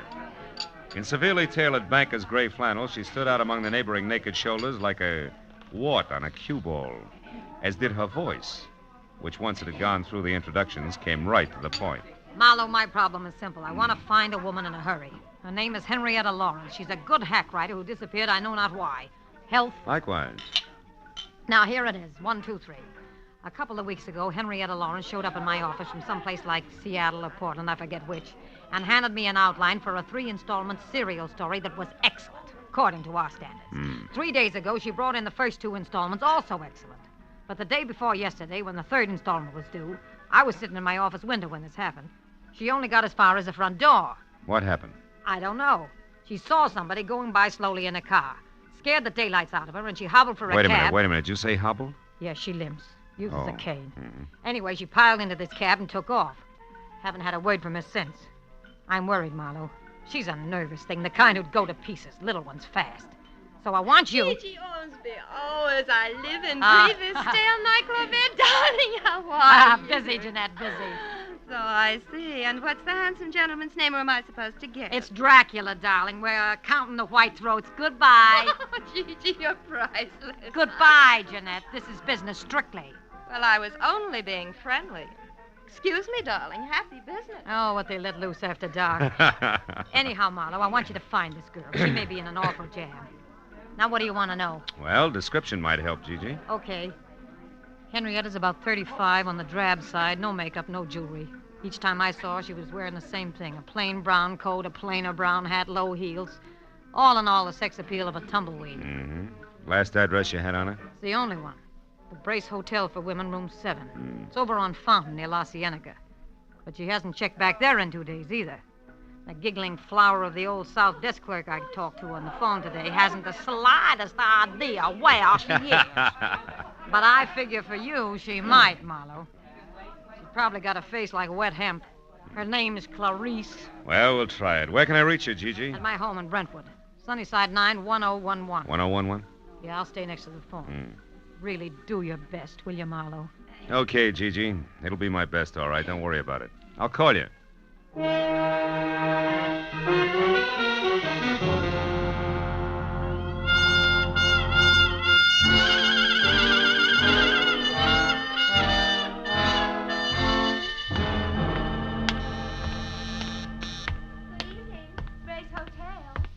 Violet Moore?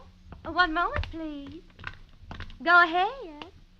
Oh, hello.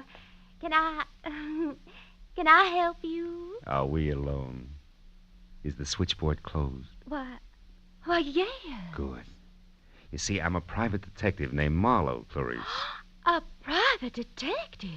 And you know my name. Oh, we find things out. Oh, how can poor little old me help you? Well, it's about Henrietta Lawrence, the girl with the cane. Mm-hmm. She's in trouble, and I think it's a man. So do I. Who? Well, I don't know. You sure? Positive. She was always so quiet, so mysterious. It was enough to make a body curious. Oh. So one night I followed her. She went to Annie Stringer's Hollywood Health Club. That's a ladies' Turkish bath over on Santa Monica Boulevard in Doheny. Well, maybe she ducked in there because she knew you were following her. Oh, no, I was very careful. Besides, she had something to say to a woman there. I know. I saw him talking in the doorway when I went by. Couldn't see who it was, though. No man, huh? No. But I keep my eyes open when she comes back. Oh, you do just that. Keep 'em wide open, Clarice. They're lovely eyes. Oh. Good night, honey.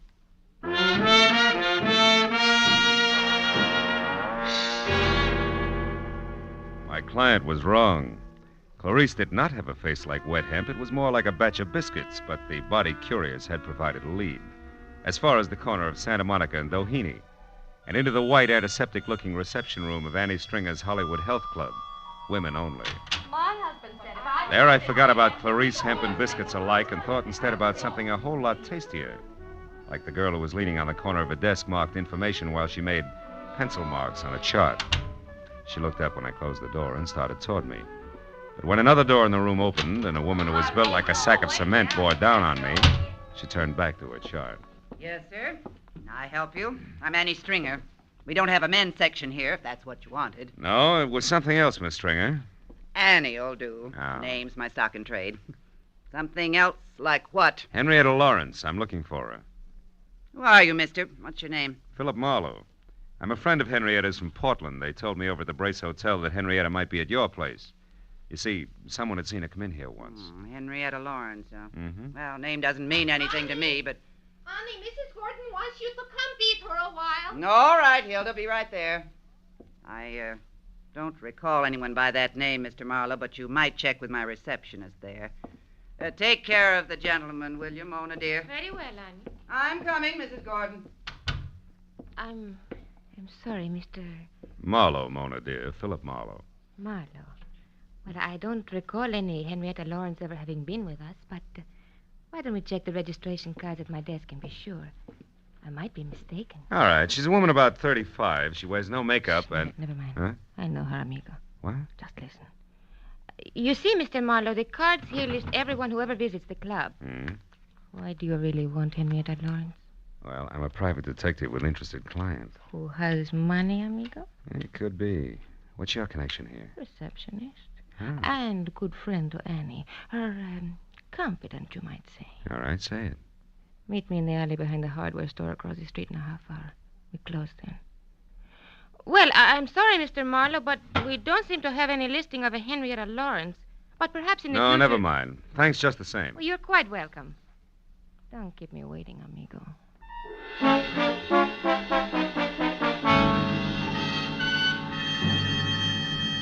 I killed most of the 30-minute wait at an all-night beanery a block away where I drank bad coffee and listened to a special monologue from a waitress, which was worse. Then at exactly 10:30, I stepped into the street and walked to the alley behind the hardware store. Moved cautiously toward the dark shadow of the building until a hand that gripped like a bear trap snapped shut on my upper arm, while another locked my wrist high into my back. Oh, 1 inch, Mr. Marlowe, and I'll break it off and hand it to you. I was a lady wrestler, understand? Oh, do I still call you Annie? Never mind the wisecracks. It's been a long day, and I haven't got patience. Now, what's your angle, Flatfoot? This! Slip, baby, in more ways than one. Start talking. All right. Henrietta came from Seattle, not Portland.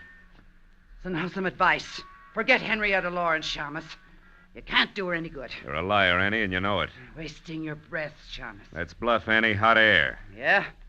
I suppose that goes for the letter, too, I suppose. Letter? You slipped again, kid. What about it? You don't know what letter I'm talking about. But Mr. Marlowe, Henrietta Lawrence does. So tell her to call off the bloodhound, or that letter will go right to the cops. They'll know exactly what to do with it. Get going, sweetie. Oh, Kay. What? I'll blow the top of your head off. Go on, feed it while you can still walk. Go. All right. But I'll be around, Marlowe. So don't forget the message I gave you for Miss Lawrence.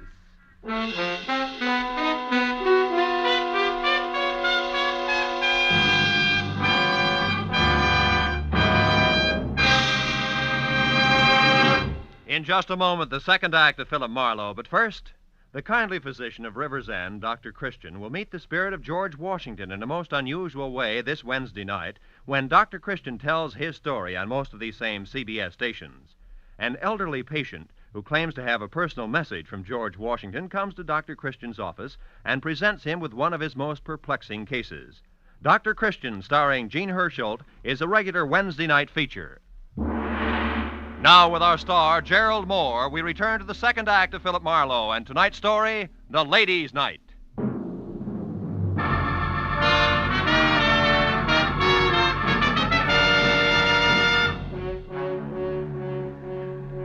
Kay watched Annie Stringer lumber out of sight down the alley. And she turned, tossed me an I told you so smile, and lit a cigarette for me. Here. Well, I guess it's a good thing I chucked that scullery maid routine and followed you after all, wasn't it? Look, I've already said thanks, so go ahead. Get real corny. Rub it in. Marlowe pinned by a woman. That was no woman, Phil. It was the late gargantuous cousin. Yeah, I was also outnumbered and surrounded. By the way, where's your gun, Kay? I don't have any gun, just What? a lot of bluff and curiosity about what you were doing out here in the alley with a creature like that. I was taking a judo lesson. By correspondence, maybe? What was all that about a letter? Well, for my money, the way things stack up, G.G. Ormsby, top writer, won Henrietta Lawrence. He's being blackmailed by Annie Stringer, and that letter is Annie's protection. Goes to the cops if anything. Kay, get out of sight, quick. What? What's the matter? Marlowe, not another one. Yeah, my date, Duck. Will you go on? It's important. All right, but don't forget you're a sucker for a hammerlock, so watch it. Phil? Senor Marlowe? Over here, Mona. See, you are here. Are we alone? Yeah, we're alone. Good. It is worth my life what I'm going to tell you. And will like me alive, no? Look, what is it, Mona? You know something about Henrietta Lawrence? See, more than enough. There's a certain letter. Oh, you know about that, huh? Sure. I know where it is and what it says. Bless you, baby. Where is it? I want that letter bad. It's nice. Nice? See. And I would love to give it to you for nothing, but... But what? But my poor mother, she needs an operation. My father, the mortgage on the rancho. Your little sister wants music lessons. Come on, kid. How much? How much is the life of Henrietta Lawrence worth, Phil, dear? To me, to you, to Henrietta Lawrence. Her life, huh? I'll see what I can do. You better do real good, amigo. It's a very serious thing. I take a great risk. Annie Stringer is stupid, but she's also strong like a bull. You come to my apartment, 8310 North Ardmore, number D. 1 hour. D, huh? Okay, I'll be there. Good. And please, amigo, you don't hold hard feelings against me. Not for this. You know, business is business. Pleasure is pleasure, no? Maybe we can mix them. In an hour. I'll be waiting for you, Phil. How do you like that?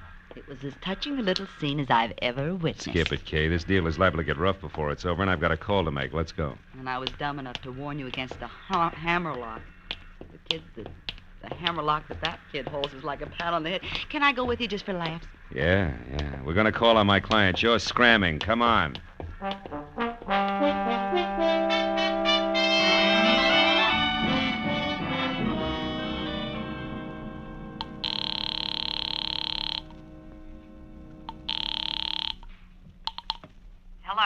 Marlowe, Gigi, got a line on Henrietta, but you're not going to like it much. What do you mean? How does it go, Marlowe? Trouble is, she's got blackmail. I don't know what the hook is, but I have word of one of the bargainers is plenty serious. Who's doing it, Phil? A female mastodon named Annie Stringer's the big wheel. I got onto it through a letter. A letter? Yeah. Annie wrote her a protection letter. It's got all the dirt in it and goes to the cops if anything happens to Annie. It's a standard routine. Where is this letter? Who has it? There's a double-crossing little Spanish number named Mona. I'm supposed to meet her again in an hour at her place. Phil, we must get that letter. Yeah, it's no cinch, Gigi. Mona's not bright, but she's sly. It's liable to be expensive. That doesn't matter. Okay. Anything I can do to help Henrietta, I want to do now more than ever. What does that mean? I've heard from her, Marlowe. She called me just a few minutes ago. Where was she? That's the tough part. She was crying. Said it was the end of everything. She tried to tell me about the last installments of the story, then she was interrupted. She gasped out something that sounded like American Airlines ticket office. Then the line went dead. There are 3 of those offices in town. Yeah. Well, we better check them. Look, can you take the one out in Beverly Hills? I'll get the others. All right. And Marlowe, where does this Spanish dame live? North Ardmore, 8310, apartment D. I'll meet you there in an hour.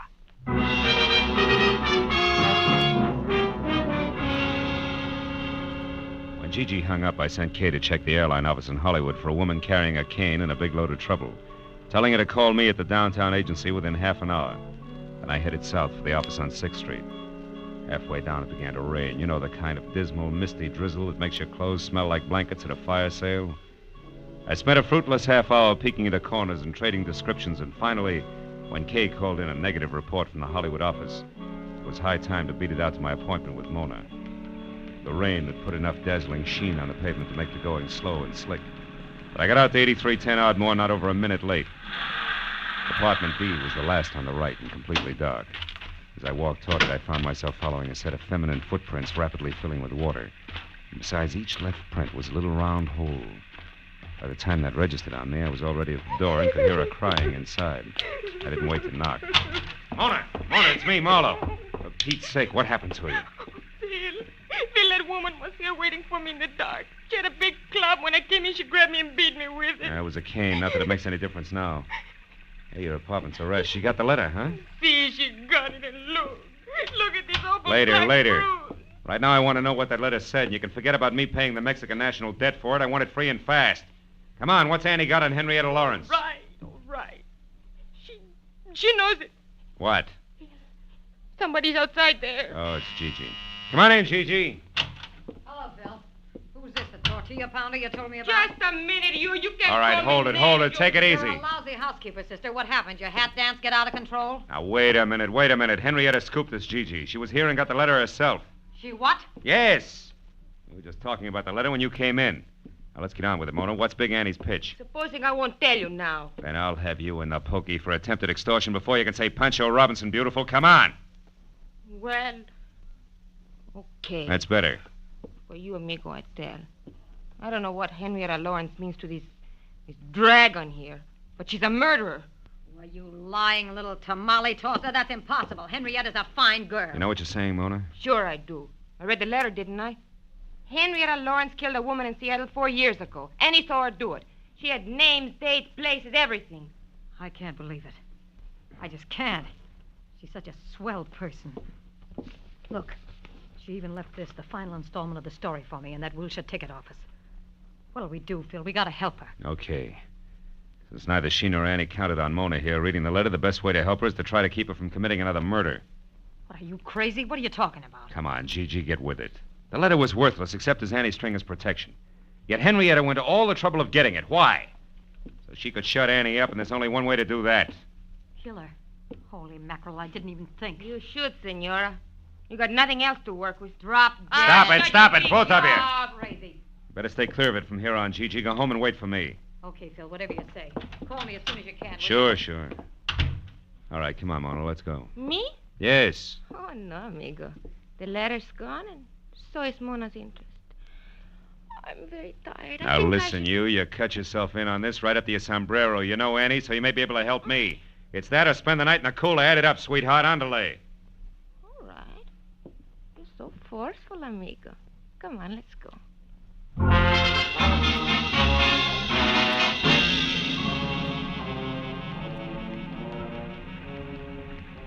Well, Annie's not in her apartment, and she's not around the health club. What's next, Mona? Where else would she be? Search me, amigo. Think, will you? Has she had any appointments lately that didn't fit with her regular routine? Well, she went out on Fountain Avenue in a big hurry a couple of Fountain days. Avenue. That's where Henrietta's been staying, in a hotel out there. The Brace Hotel? That's it, on the nose. Is Annie dumb enough to go there now tonight? Sure. She's stupid. And her strength makes her reckless. That's it, let's go.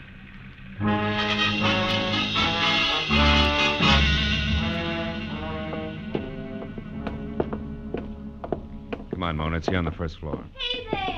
Now, just one moment there. Where do you think you're... Oh, it's you again, Mr. Marlowe. Yeah, it's me again, Say, Clarice. You're Now, looking for that Miss Lawrence Yeah. in number 7? Uh-huh. Well, you're sure in luck, Mr. Marlowe. She's in now. She came back about a half hour ago with a friend, the biggest woman I ever saw. Annie, it's true, amigo. You were right. Yeah, come on, let's get back there. Oh, Mr. Marlowe, you can't go back there. You're a man, and this hotel is for Now, women look, sis, only. you got a pass key there, haven't you? Come on, this entire night from start to finish has been for women only. Getting sick and tired of it, present company included. And where's number 7? Phil. Phil, this is it right here. Henrietta! Unlock it, Clarice, fast. Get back.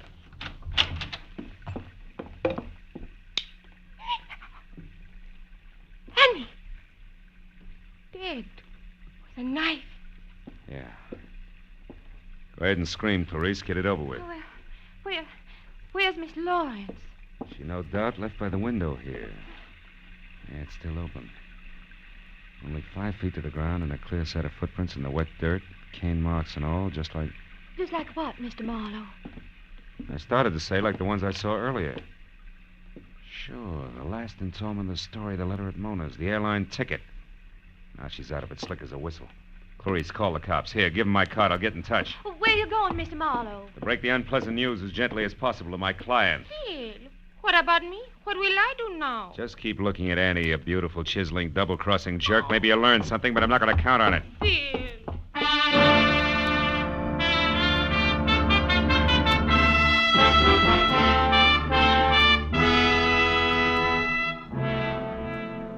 Gigi had a lot of lights on in a glossy Brentwood house. And as I walked up the wet, curving flagstones to a door, I could see her inside, pacing slowly back and forth, an impatient cigarette in one hand, a stiff brace of brandy in the other. Whatever Gigi Ormsby really thought or felt about Henrietta Lawrence then, I couldn't tell. But I was sure that before I left, she was going to despise her. Phil, I've been waiting for you to phone me. Something bad, isn't it? I can see it in your face.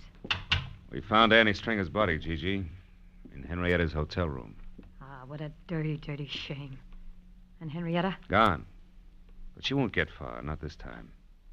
The circle gets smaller every time. She can't keep on killing. It's got to stop someplace. Yeah, I suppose so. But I'm sorry for her, Phil. I hope she got a plane ticket tonight and is miles away by morning. I hope she gets a break this time. She didn't buy a ticket. She's not even running. And she won't get that break. You talk as if you know where she is, do you? Mm-hmm. You've been to Seattle, haven't you, Gigi?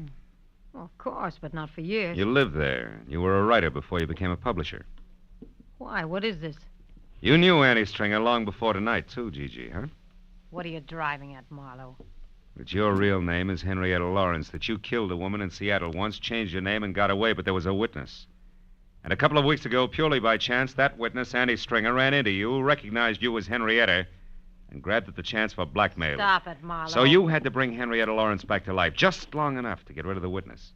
But first you had to get a letter she'd written, and also have someone who tell a straight story to the cops. So you hired me, planted the right leads along the way. Get away from that desk! Don't try it, Gigi. You can't win, so at least lose gracefully, will you? If this was in one of my books, no one would believe it. You're right, I can't win. It's all true, Phil. Where was the loophole? It started only as a hunch, but everything fit. I got it from the cane you used, Gigi. At Mona's place, the cane marks were on the left side of your tracks. But outside the hotel window, they were on the right. Anybody who really has to use a cane couldn't do that. Such a little thing. As a matter of fact, it was. Look, Marlowe, you're the only person between me and that break. I got more money than I know what to do with. I can bid high, really high. You wouldn't be for sale, would you? No, baby. Just for hire. Get your coat, Gigi. We're going down to headquarters.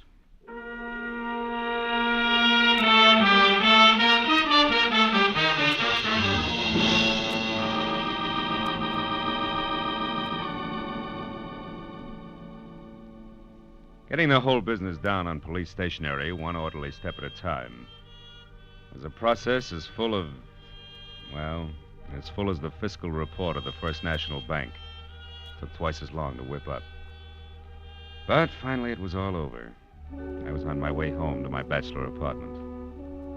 And then I remembered something. Never mind explaining what took you so long, darling. You're here now. Dinner is ready and waiting. The martinis are ice cold. Just come on in and close the door. Yeah.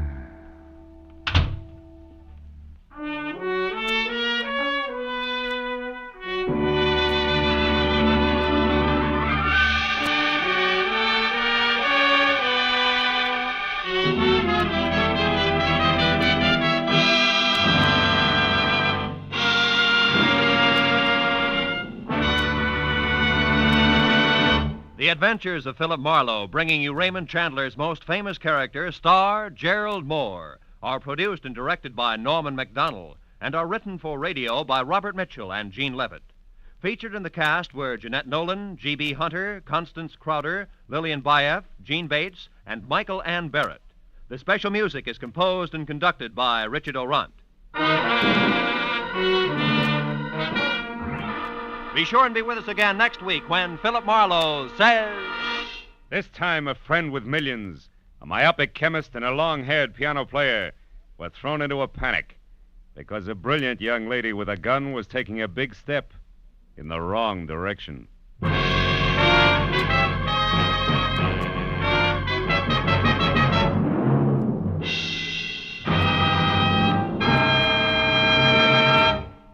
CBS wishes to remind you that Lum and Abner's wonderful down-to-earth Cracker Barrel humor is heard every week on most of these same CBS stations. This is CBS, the Columbia Broadcasting System.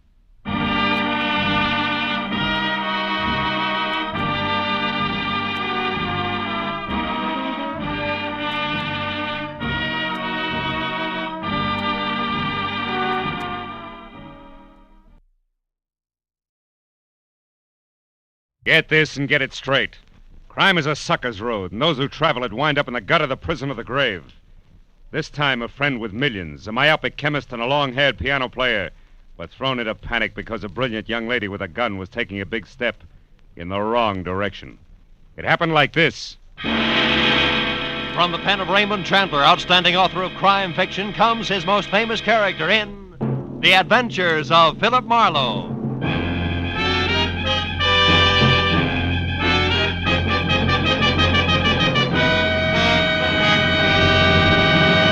Now, with Gerald Moore starred as Philip Marlowe, we bring you tonight's exciting story, The Big Step.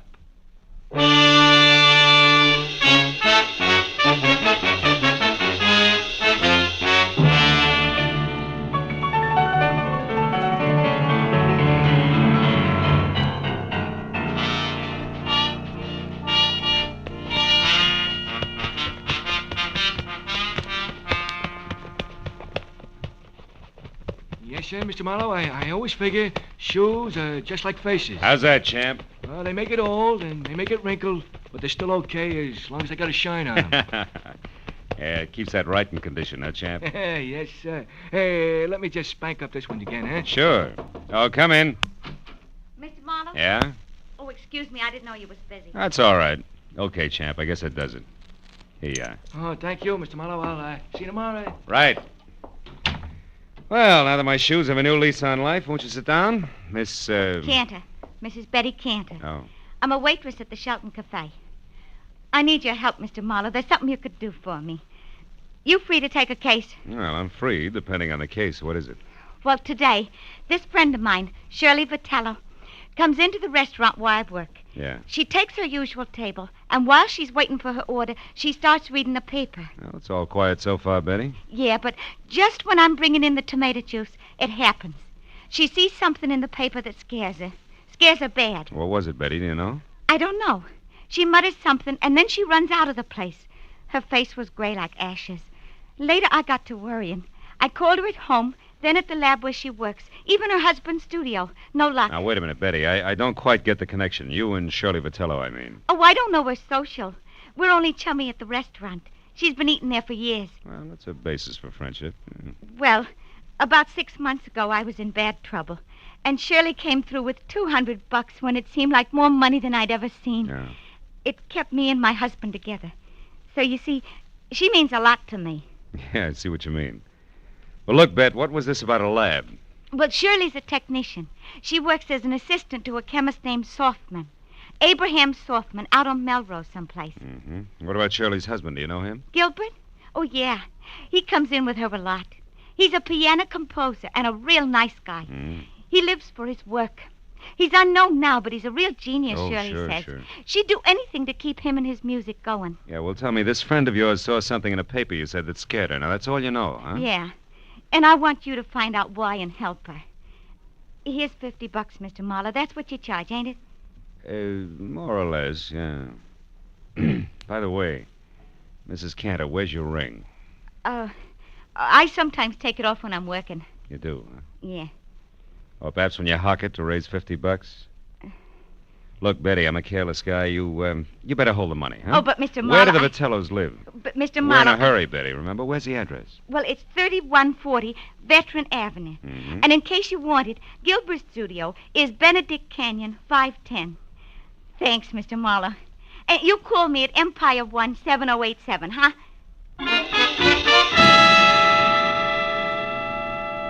When Betty Cantor was gone, I got in my car and drove out to Veteran Avenue. You know, she was a pathetic little creature. And with a little effort, she could have that touch and glow look. Oh, well. 3140 was one of those small but neat houses that grow like mushrooms overnight on the post-war California landscape. And it was locked, dark, and quiet. I went around to the back and started on the windows. The third one opened when I tried it. I climbed in, turned on some lights, and made the grand tour, then entered in the den. The only indication that anyone had been there all day was a current issue of the L.A. Star crumpled in the wastebasket. I pulled it out and started through it. On page 5, I found the hole where a 2-column story had been clipped out. And then somebody was at the front door. I started toward it, but changed my mind at the sound of the key in the lock. And instead moved back into the den and watched. A head that belonged on a gopher wearing a battered fedora and inch-thick glasses above a fur-collared coat peeked in.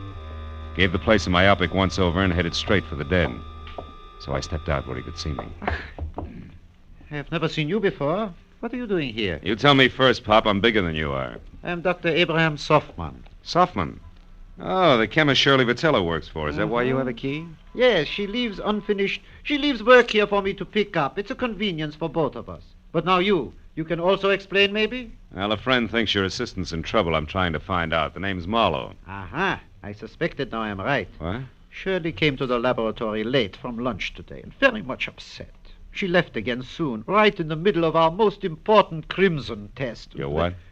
Our crimson test. Oh, yeah. Without one word to me, she left. Never does this happen before. In all the 5 years, she has been my loyal right hand. Well, tell me, what's the nature of your research, Dr. Softman? We are developing new commercial dyes. Oh, such a beautiful crimson we have now. Really? Shirley knows as much as I do about all of it. Mr. Marlowe.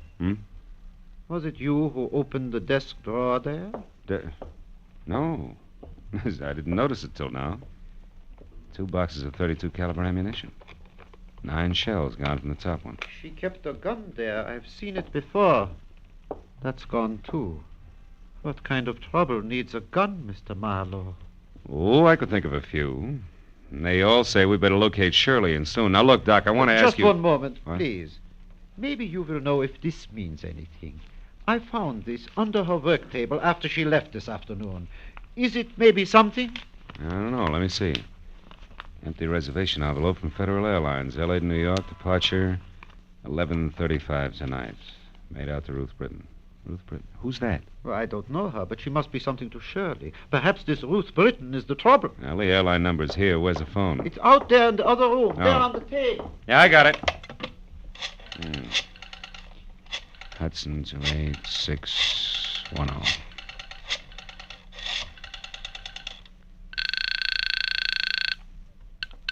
Good evening, Federal Airlines. Agent Frederick Stowe speaking. Frederick, do you have a Ruth Britton listed on your 11:35 flight to New York? Oh, just one moment now, sir. I'll check. Oh, no. Yes, we do.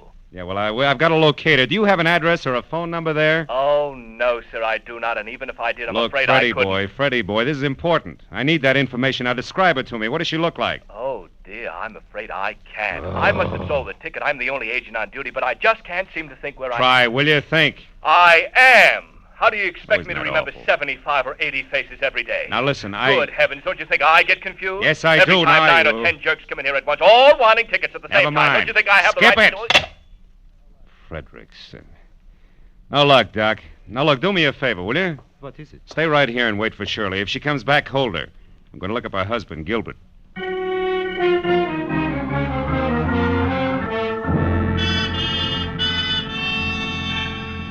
The first stop was a newsstand. I bought an L.A. Star, turned to page 5, and found that the missing story was on a man identified only as Denneker, who'd been hit by a taxi on Temple Street at 8 a.m. The only reason it rated 2 columns was that before he lapsed into unconsciousness, he told the ambulance crew from the Citizens Emergency Hospital that he knew he was going to die and wanted to clear his conscience by confessing a crime he'd committed. It ended with police standing by. I drove on into Benedict Canyon, wondering what kind of a bridge it was going to take to span the gap between a female chemist and a downtown traffic accident. I was still wondering when I got to number 510. All I could see of Gilbert Vitello's studio over the brush around it was something pseudo-Spanish that had been stuck onto a piece of vertical real estate by an optimist in the early 20s. A path had been opened from the driveway to the house, and as I walked to the door, the piano music from inside got louder, but not better. Even in the long-haired circle, that stuff needed a haircut. Hey! Hey! Vitello, break it up a minute, will you?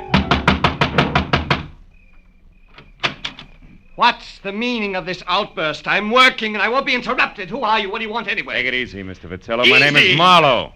Betty Cantor sent me here because she's worried about your wife. The waitress worried about Shirley. Why? Well, she's in some kind of trouble. Have you seen her tonight? No, not since this morning, but that's not unusual. I often work late. My music is very demanding. Now, what gives that waitress the idea that Shirley's in trouble? Your wife's reaction to a newspaper story. It scared the wits out of her. About a taxi hitting a man named Denneker. Mean anything to you? Denneker, Shirley worked with a fellow by that name once, I believe, but why would that story frighten her? Well, I was hoping you'd tell me. Do you have a gun? A little .32 pistol that's at home. Why? It's gone. See here, what's this all about? Tell me the truth and be quick about it. Oh, shut up. Answer my question. All right. My wife was shocked by that item on Denneker. She isn't at home, she isn't at Selfman's lab, and hasn't been all afternoon. And what's more, she's got a gun.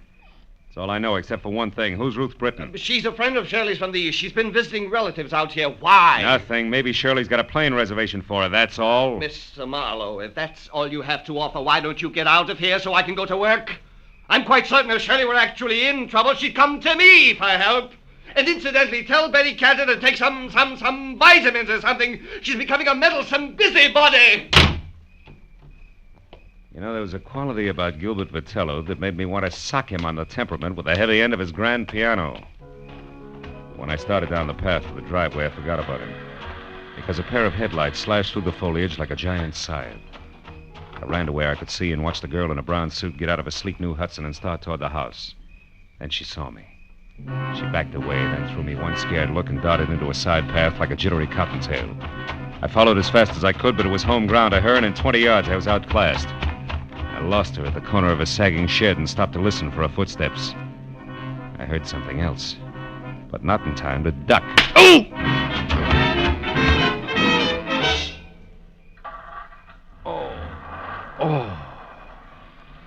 Oh. You there, you. Marlowe, is that you, Marlowe? Marlowe, what happened, Marlowe? I heard a car come in with a shut crowd. up, Who was shut it? up. It was Shirley. She slugged me. I don't believe it. You're lying. Okay, I'm lying.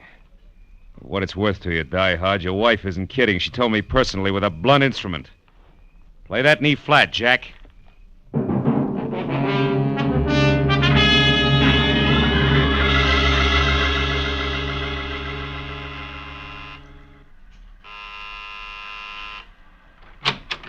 Mr. Marlowe, did you get something? Lumps. Oh, look at... How about you, Dr. Softman? No, nothing. Come in. Yeah. No one has come here. You found out something? Ever hear of a guy named Denneker, Doc? Me hear of Morris Denneker? 5 times in the past 3 years, Morris Denneker in Chicago has beaten me by introducing a new dye substance or a new process just days ahead of me. 5 times this happened. He's a dye chemist, too, huh? A brilliant one. I admire him. But why do you Listen, ask this me? is beginning to fit like a rubber glove. Denneker's in a hospital right here in L.A. He may not live, and he wants to confess to a crime. Here, look. What's Now, read it this? yourself. When Shirley saw that story, it threw her into a panic, and now it only figures one way. Your assistant has been selling your new developments to Denneker before you released them. No, it is not true. Shirley would not do this thing, not to me. Okay, Doc, we'll see. Now, look, why don't you go back to your lab and wait? I'm going to the hospital now and do some more fast addition. If it comes right, just don't forget you're a scientist, will you? Oh, I would not forget. Now, you remember something, Mr. Marlowe. 2 + 2 does not always make 4, especially when you are adding up human hearts.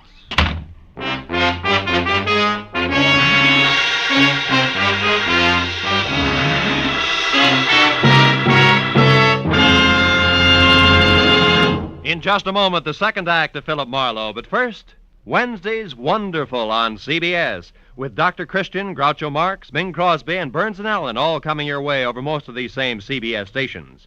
This Wednesday, Brother Bob Crosby visits Bing. Gracie Allen stumps the income tax experts. Groucho will be on hand with his ad-libs and teams of opposition. And Dr. Christian makes a wily grandmother stick to the truth for once. So be listening this Wednesday, won't you? Now, with our star, Gerald Moore, we return to the second act of Philip Marlowe and tonight's story, The Big Step.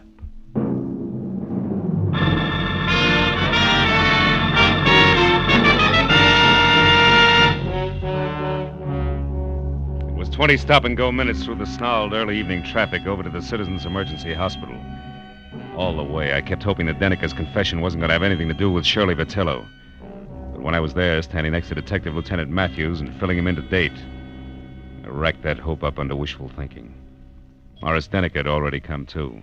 Yeah, Marlowe, about a half hour ago. He didn't say too much. How much? Only something about this woman you mentioned, this Shirley Vitello, and Yeah? the formula for some kind of a bleaching agent. Then he went out again. Hey, look, this Vitello girl who currently adds up to something very dishonest, what does she look like? Oh, blonde, about 5'4", maybe 30. Wearing a dark brown suit, no hat? That's right. She been around? Yeah, I spotted her here in the hall about 45 minutes ago. Claimed Oh. she was a reporter, but she didn't make any small talk with the other news hands. I got a little suspicious. Just then Denneker came too, so I went in there. When I came back out, she was gone. Hey, Marlowe, you know where we can pick her up? No, I don't, Lieutenant. Doesn't look so good for her. She could be pretty desperate right now. Like a quick trip to the country. Or like worse, she's got a gun, Matthews. And now with Denneker starting to talk, very little hope left. I better be going. Where? Just going, Matthews. Hey, wait I'll a keep minute. in touch. Wait a minute. Look, we have a big organization, Mr. Marlowe. We're equipped to handle all kinds. We could do almost as good a job as you. Just keep that in mind, will you? Yeah. And I'm glad you said almost. So long.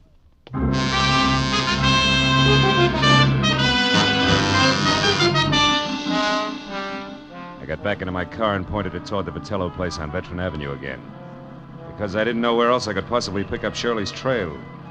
I felt like an uncomfortable emptiness was in the pit of my stomach. You know, like the guy who stands on a street corner and watches an ambulance intern scrape up a traffic victim. He knows he didn't have anything to do with it, but that knowledge doesn't make him feel any better. Shirley Vitello was headed for trouble, bad trouble. And the pathetic little kid, Betty Cantor, who came into my office and started the whole thing, could get hurt in the process. Well, I parked in front of the place, which from inside, a desk lamp showed a circle of light the size and color of a lemon lifesaver, and the front door was open inches, as though somebody had left in a big hurry. I walked on eggs as far as the door and nudged it. And I saw it. On a table in a far corner of the room, a note propped up against the lamp and nothing else. I started toward it. Don't move. I'm behind you, and I've got a gun. Oh, fine. .32 caliber out of the desk drawer, no doubt. No doubt. Marlowe, why are you mixing into something that's no business of yours? I'm a private detective working for your friend Betty Cantor. She's worried about you, Shirley. Marlowe, what's done is done. Betty can't help me. You can't help me. Nobody can help me. I stole Softman's work, and I sold it to Morris Denneker. I didn't count on a deathbed confession. Why'd you do it? I love my husband, and he needs money to go on with his work. No. Gilbert's in on this with you, huh? Oh, no. No, he isn't. He thought my wages were high, that's all. The note I left there on the table makes that clear. Also, Also what? it says goodbye. I love him, Marlowe. When I'm gone, he'll have enough money to carry on. Keep the studio that means so much to him. And nothing can be taken away from him. I've seen to that, legal-like. Just what do you mean gone, Shirley? How far is gone? A long way, Marlowe. All the way. Suicide? Oh, no, Shirley, you Marlowe, can't mean let's that. not talk anymore. And don't bother about that phone. It's only Gilbert. How do you know? Well, when I pulled up outside here after I came from the hospital, he was home. I didn't want to speak to him, so I drove on until I came to a phone booth. And then I called here and told him to meet me at the Saffron Bar. It's an old hangout of ours. You wanted to leave a note for him, but didn't want to face him, is that it? Yeah. He'll keep calling on and off for quite a while before he comes back here. I figured it would be better that way. I didn't want him chasing me. The sea air might give the big lug a cold. It always did. Well, Marlowe, it looks like it's about time to put you away for safekeeping. I don't think so, Shirley. I think the phone is about... No! Next time, Marlowe, it'll be more than a vase, but just as fragile. Now, the closet's cedar lined and strong. It should hold you long enough. Get in, Marlowe. Go on. Okay. And it is, baby. But first... What? The step you're about to take, Shirley, yeah, listen... I know all about it. It's a big step, isn't it, Marlowe? We'll save your breath. I wouldn't be any happier in prison or running away, believe me. Not a bit happier. So long, Marlowe.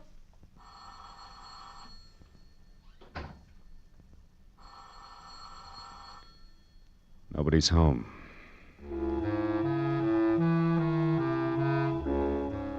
Shirley Vitello was mixed up about a lot of things in life, but that doesn't include closets, because the one she put me in was strong. The lining she called cedar must have been hand-me-down armor plate from a retired battle wagon. So all in all, I was 45 minutes alternately kicking and resting while the insistent telephone marked the 5-minute intervals for me. But finally, it was the wood around the lock that gave way. And I was out. Hello? Hello, sir. Who's this? Marlowe Vitello, and save your questions till you hear what I have to say. Marlowe, where's my wife? She was supposed to meet me here at the Saffron Bar. I and said she's save not... it. Now listen. Your wife's out to kill herself. No, Marlowe, no! Yes, tell me, did you two have a favorite spot out near the ocean? I don't see what I that don't has... care whether you see or not. Did you or didn't you? Yes, the Redondo fishing pier below Santa Monica. Good. Now keep listening, Vitello, and do as I say. Come straight home. But, Marlowe, it surely... Do as I say, Vitello. Come back here and sit tight with fingers crossed. I'll worry about the pier. Goodbye. Second the connection was broken. I picked up the phone again, dialed 116, got through to police emergency operator, and from there to Matthews, who was still at the Citizens Hospital. I told him to pick me up in a squad car and get ready for a fast 10-mile drive to the Redondo fishing pier, where Shirley Vitello was going to kill herself. Then I got outside and waited the 4 longest minutes of my life, until finally Matthews screeched up to a halt. When I piled in, we took off, siren wide open.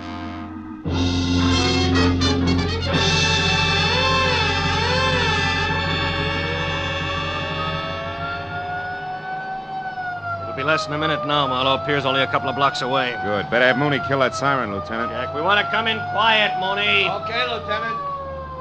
Well, there she is. That power's out on the pier. Yeah, Mooney, pull up here, will you? We don't want to scare her into something. Matthews. What? That crowd there, halfway out on the pier. There's a cop with her. Yes, so there is. You better drive right up, Mooney. Looks like we're too late, Phil.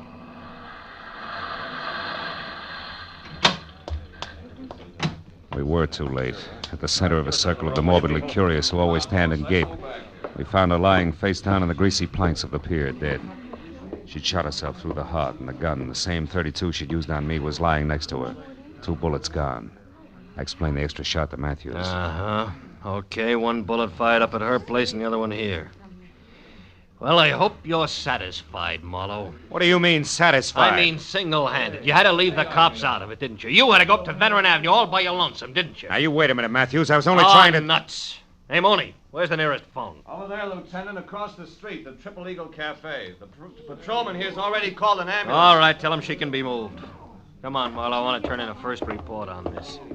Mooney, pick us up at the cafe. Right, Lieutenant. Okay, folks, okay, let's take it. So Shirley Vitello was stealing formulas for those dyes from her boss and selling them to this Morris Denneker. Yeah. All was rosy until Denneker walked out in front of a taxi early this morning. That put him close to death and in a mood to talk. Also put Shirley Vitello on the spot. Hey, is that the place you want to phone from? Yeah. Look, one thing more, Marlowe. The girl's motive all the way through. She loved her husband. He loved his work. Yeah? Her, too? Yeah, after his work. So since he didn't make any dough, she stole to keep him going and close to her. There's the phone, Phil. Come on, will you? I may need you to fill in the blanks for me. Marlowe, I said I heard you.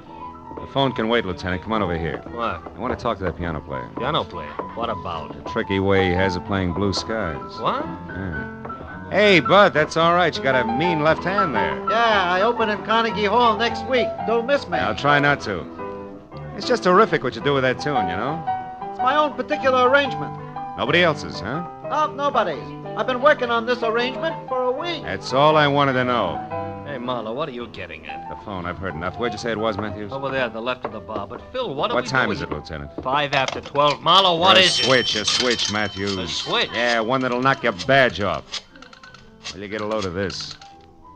I'll listen.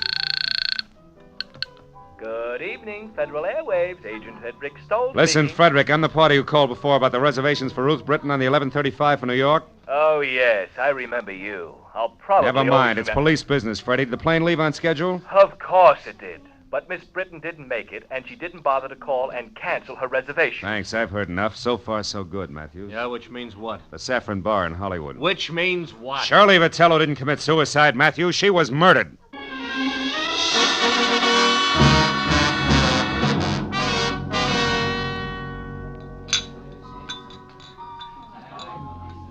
Okay, Phil.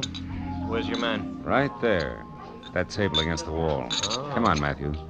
Hawaiian music, sentimental rocks, degradation, abomination. Oh, I don't think it's as bad as all that, Gilbert, old boy. Marlowe, you a cop, the most insensitive of all people.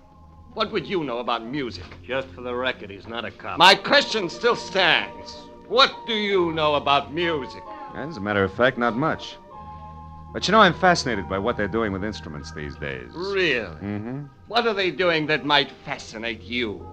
Well, for example, take that picture where the score is done by only one instrument, a zither. What's more, it doesn't sound like a zither. To a trained ear, a zither is a zither. You mean you can't make one instrument sound like another? Well, for example, a guitar like a piano? Don't be ridiculous. Now, wait a minute. It's not so ridiculous. Why, only tonight I heard a guitar that sounded just like a piano. Real tricky arrangement it was, too. Sounded... You're joking. Oh, no. Oh, you must have heard it, too. It was while we were talking on the telephone. The telephone? I talked to you? Sure you did. You remember? You said you were calling from here, the Saffron Bar, but the conversation was being scored by the pianist at the Triple Eagle Cafe at Redondo Beach. A real tricky arrangement in more ways than one. I didn't mean it. I didn't really want to. All right, what's the rest of it, Phil? He didn't want to quit his work and spend the rest of his life hiding in some forgotten corner of the globe. Which was her plan? Yeah. As I figure it, once Shirley knew she was finished, she decided they should both run for it. He was in on what she was doing all along. And the suicide note? That was part of a plan. Oh. Leave hubby here and innocent with the money she got for her shenanigans. Then frame her own suicide, a trail that would lead us to the Redondo Pier, her hat and coat floating in the drink. Uh-huh. And after a couple of days of searching, we say the tide probably carried the body out to sea. Closed case. That's right. In the meantime, she's flown to New York as Ruth Britton and is heading on from there. Hubby here to join her at a later date. Yeah, fine. Only hubby double-crossed her and shot her, so he can sit tight with the money right here. That's it, Matthews. Please, give me another chance. Oh, shut up. Wipe them dry, Matthews, and take them away.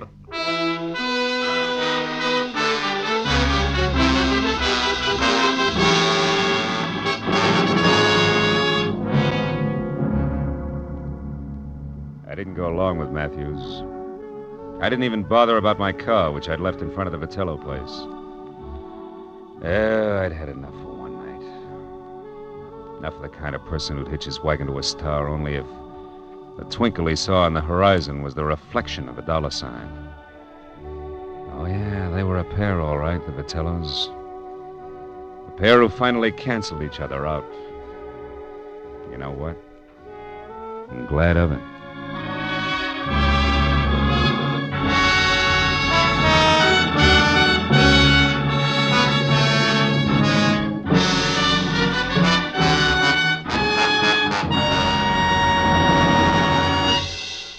The Adventures of Philip Marlowe, bringing you Raymond Chandler's most famous character, star Gerald Moore, are produced and directed by Norman MacDonald and are written for radio by Robert Mitchell and Gene Levitt.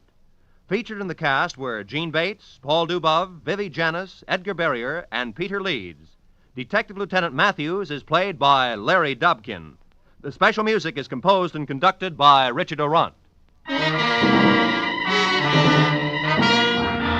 Be sure and be with us again next week when Philip Marlowe says... This time I tangled with a mad Scotchman, a phony English lord, and a beautiful blonde corpse in a freight house.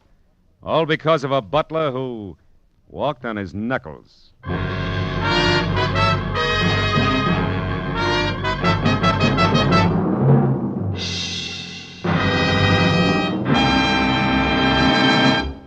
How about tying a mental string around your finger today to remind yourself to file your 1949 income tax return as soon as possible? The 15th of March isn't several miles down the road the way it used to be. It's almost at your front door. And you'd certainly get a scare if you came home one evening to find it sitting right smack in your living room saying smugly, "Well, you forgot to file your income tax return. What now, little man?" So why not set aside tonight as income tax night and file your 1949 return? This is Roy Rowan speaking. This is CBS, where Burns and Allen are heard every Wednesday night, the Columbia Broadcasting System.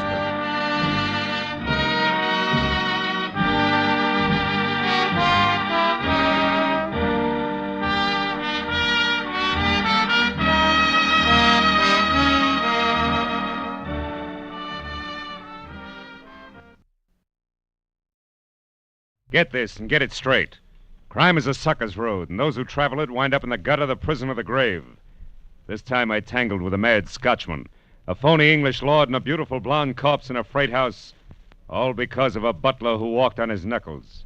It happened like this. From the pen of Raymond Chandler, outstanding author of crime fiction, comes his most famous character in The Adventures of Philip Marlowe.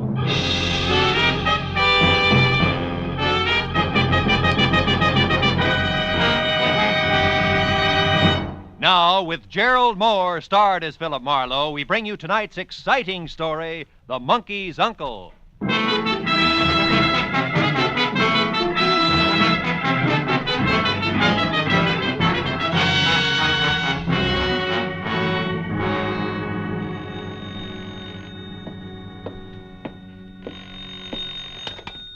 Hello. Mr. Philip Marlowe, please. It's very important. This is Marlowe. Oh, thank heavens you're still in your office at this late hour, Mr. Marlowe. I must have your help at once. What? Cornelius' life is in danger, man, and time means everything. Now, sir, Wait a minute. Who are you? Who's Cornelius? Where you calling from and about what? Let's have it a slow step at a time, huh? Aye. My name's Wesley Macduff, Mr. Marlowe. All right, lead on, Macduff. I'm calling from a telephone booth opposite the Beekman Plaza Hotel on Hollywood Boulevard where... Ashley Duke. Ashley who? Going for the Beekman Plaza. Lord Ashley Duke himself, across the street. Now, wait a I've minute, got to get to him. Mr. Marlowe, hurry. Meet me in the hotel lobby. Yes, Be quick, man. We've got to stop them. They're going to kill Cornelius. My first reaction was to forget the whole thing. But curiosity is strong stuff with me. Any triumvirate labeled Wesley Macduff, Lord Ashley Duke, and Cornelius had to add up to screwball no matter where you started. But the word kill was still big in my vocabulary, so I buttoned the office up quickly, got down in my car, and drove over to the Beekman Plaza Hotel, where a 10-minute stand in the lobby produced nothing closer to worried Scotchman than the plaid covering and a sagging Morris chair. And at the reception desk, there was no Wesley Macduff registered or ever heard of. I'm sorry, sir. So at that, I was ready to call it quits. I turned for the door, but before I got there, I was stopped.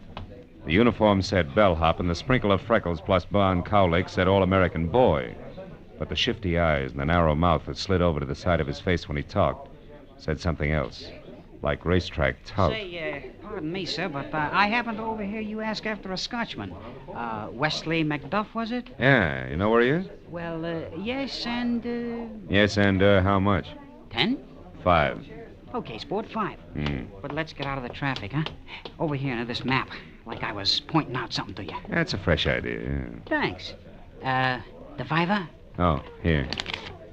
Now, where's Macduff? On his way to Burbank, dead drunk. You're crazy. I talked to him less than half an hour ago. He was stone sober and a long way from the party mood. Could be. But 15 minutes ago, I helped Lord Ashley Duke pile him into a cab. Wait a minute. Ashley Duke, how does he fit? He found this Macduff in the alley outside. Oh. I was just coming back from dinner when I saw him pick the guy up. He couldn't say a word. Huh? But a Blue Shield medical card we found in his wallet read Wesley Macduff, 13 Vineland Avenue, Burbank. Boy, he was out colder than my old man. Yeah. Now listen, Junior, here's another 5. Fill me in fast. Who's Lord Ashley Duke? A nightclub character. Entertainer. Lives here with his wife, Lady Ashley Duke, when they're in L.A. Well, is he legitimate, this Lord business? Nah, but he plays it to the hilt. Why, after we piled that Macduff into the cab, he dusted his white gloves off genteel-like, slipped the monocle he wears into his eye, and grabbed another cab and shoved. He's a phony. His real name is Bert Dukes, and Milady is Gert. And on her, it shows. What do you mean, shows? That the second she gets behind her door, they got suite 312, she climbs out of her accent like it was a tight girdle. Oh. Especially when she and that niece of hers go at it. Yes, sir, the famous Merrimack Caverns are on Route 66 near St. Louis. Oh, good evening, Mr. Fisher. Good evening, Tompkins. Okay, where were we? The niece. Oh, yeah. Quite a doll. Her name's Merle Brimmer. Acts as a business manager, so she must also have brains. Now tell me, who's Cornelius? Cornelius? Yeah. What's breaking you up? Who is he? Nobody but the star of the act. The Lord and Lady do a farce thing, a takeoff on English drawing room stuff, and Cornelius plays the butler. Plays it in a derby and a boiled shirt, no less. Why the giggles? You've seen a derby and boil shirt before? Yeah, sure I have. But on Cornelius, it looks different. You see, mister, he's a chimpanzee. The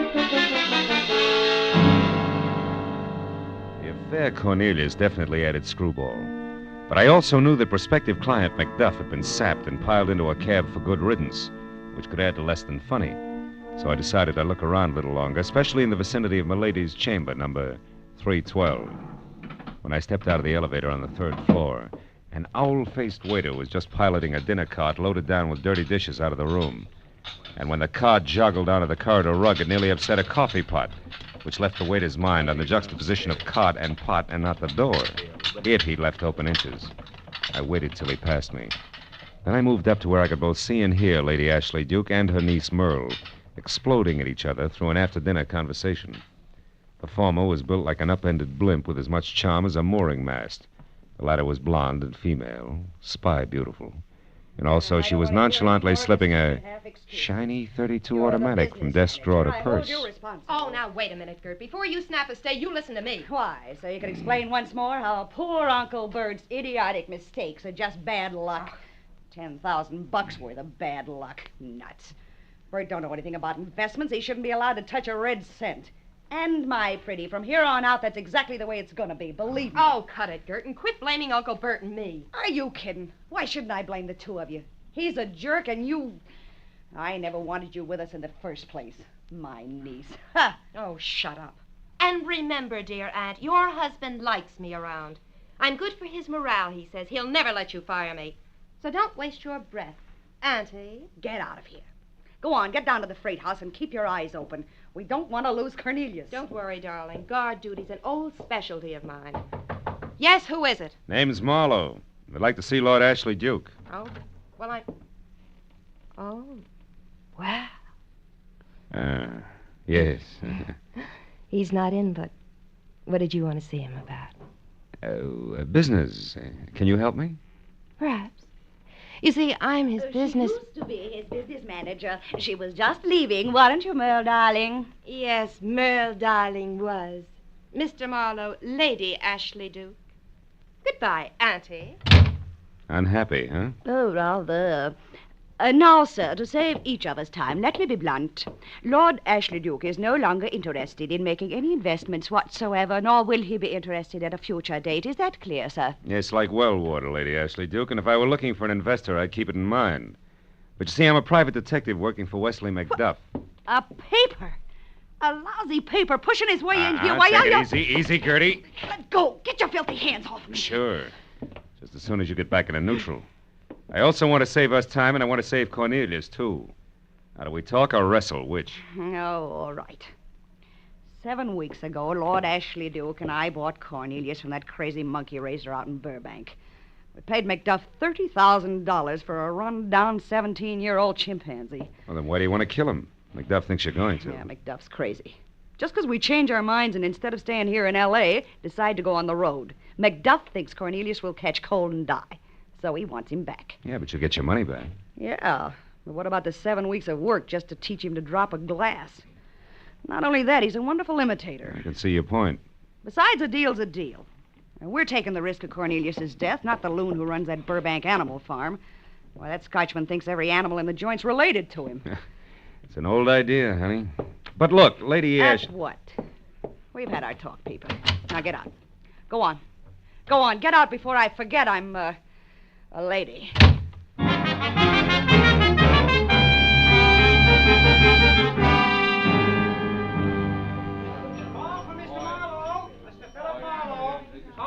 Over here, Tompkins. What is it? A telephone call, sir. Booth 4, this way, please. Make out all right up there? Jim Dandy. Good. Now, if you feel I was underpaid, I feel we came out even, Buster. Besides, I'm running low on farthings. Unless, Yes? You know where the freight house Cornelius calls home is located. Blank. Okay. So long, Tompkins. Hello? Mr. Marlowe? Yeah? Yeah. You all right, Macduff? Hey, it takes more than a foul blow in the dark to stop me, man. And it's just what Lord Ashley Duke is going to discover in many minutes. What do you mean? That I've run out of patience. I'm going to act, not talk. I'm about to take Cornelius back with my own hands, and I want you to help me. Oh, now, wait a minute. Look, man, I'm in a drugstore at Pershing Square, close by the freight house where Cornelius is caged for shipment. I want you to meet You me. can't steal him, Macduff. I can. Steal him and disguise the animal so they'll ne'er be able to claim him again. So they won't be able to kill him. Macduff, I can't go along with that. Then I chose the wrong man. Oh. There's precious little time left, Mr. Marlowe. Tomorrow they leave Los Angeles. Now, will you help me? No. Beside Macduff, you'll never get away with it. There's a girl, Ashley Duke's niece, who's got a gun, and I... Macduff! Macduff!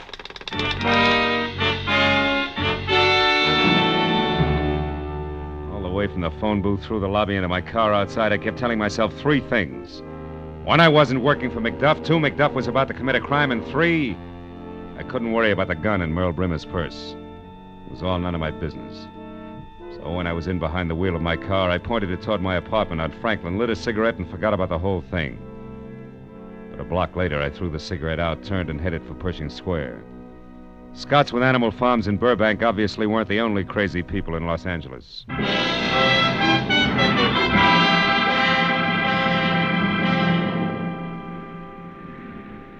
After arriving at Pershing Square, I was 30 minutes piling up wisecracks, frozen stares, and assorted giggles before I hit pay dirt. A bottle boy with a great memory. Yeah, sure, I know the place. Only spot around that'll ship live animals along with the rest of the stuff that they handle. Anything from an eel to an elephant. How about pink ones? They got those, too. That's what I thought. Yeah, I worked there once during the Christmas rush. Made the price of a fifth in one day. Now, look, you'll do it again right now if you can tell me one thing. The address, what is it? It's, Yeah? 44... Come on. 42... Stick with it. Yeah? 4th Street. Attaboy. Here's 5. Crawl back in the bottle. I'll see you.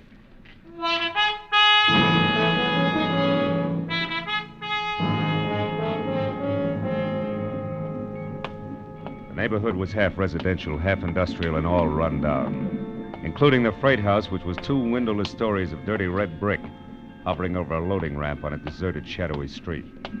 I started slowly toward it when suddenly a side door flew open and an excited old man with flashlight and giant key ring that spelled night watchman leaped out of the building, arms and legs going like twin beaters on a mixmaster. Hey, Pop! Hold it, is it the chimp? Yes, and he's raising the roof in there. Yeah? If I shoot him, I'll be fired. He's worth a fortune. Yeah, I know all about it. Come on, I'll give you a hand. Oh, okay, good. Now, let's go. Where is he? Upstairs, hanging in one window at the back. I just turned the lights on and there he was. Oh. When he seen me, he grabbed a stick from the floor and started beating things with Oh, it. fine. And then he broke the window and began to swing on the block and tackle that runs outside from the roof to the ground. Look, there he is. Yeah, still beating. Hey, stop, Pop. He's going to fling it. There he goes, down the rope. And away. Well, all right, Pop. We better call the Look. cops. Over there, near his empty cage. It's a girl. Blood all over her head. Holy smoke. Merle Brimmer. She dead? Yeah. Beat to death with a stick the chimp just threw at us. Then you think the monkey did it? I don't know. Maybe yes, maybe no. He's a great imitator, Pop. It could have been somebody else. Not the monkey? Then who? Who else? A monkey's uncle. A Scotchman named Macduff.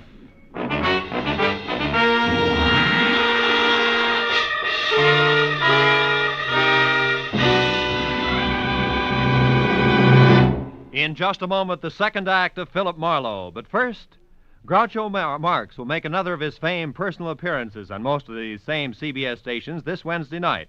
Groucho Marx, whose many activities include emceeing You Bet Your Life, one of the craziest quiz shows on the air. You're cordially invited to hear Groucho Marx every Wednesday on CBS. Now, with our star, Gerald Moore, we return to the second act of Philip Marlowe and tonight's story, The Monkey's Uncle.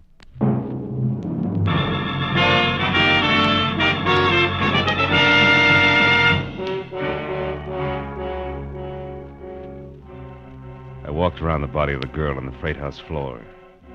I took a close look at the cage lock. There was no doubt that it had been forced from the outside. The watchman staring down at the body was shaking like a motorcycle with square wheels. So I took him by the arm and walked him down the stairs and outside for some air. It's terrible. I don't know what to do. Nothing like this ever happened here before, and the boss never told me what I'm supposed to do in a case like this. Well, it's easy. Just call the police. The police? Yeah. Also the SPCA and Frank Buck. Chances are we'll need them all before the night's over. Okay, mister. Thanks. I should... Hey, who's that getting out of that cab? From the top hat, cape, and spats, I'd say it was one Lord Ashley Duke, the legal owner of the chimp. Oh, what are you two blighters staring at? Out of my way. Just a moment before you go inside. I want to talk to you, Lord Ashley Duke. You know my name, do you? Well, now, by Jove, that's interesting. I don't know you, sir. I'll survive. Why'd you come down here tonight? Because I heard that my niece was here, protecting my property. And that's no suitable task for a girl. Not capable to do that sort of thing, you know. It's a man's job, you know. I had a beastly time finding the place, too. You haven't been here before, huh? Oh, yes, a couple of days ago. But that was in broad daylight. Stand aside, One sir. thing more. Why did you slug Wesley McDuff tonight and dump him in a cab? Just who are you, anyway? Private Detective Philip Marlowe's the name. Sounds British enough. About as British as you are. Oh, yeah.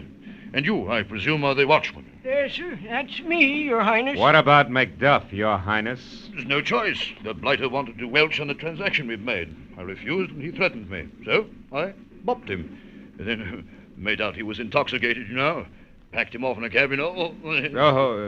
Nevertheless, when a man sells me a monkey, by George, that monkey is mine. And thought that treatment might bring Macduff to his bloody senses. Well, it didn't. It made him tougher. And what's more, the chimpanzee is gone, and... Cornelius is gone. Hey, wait a minute.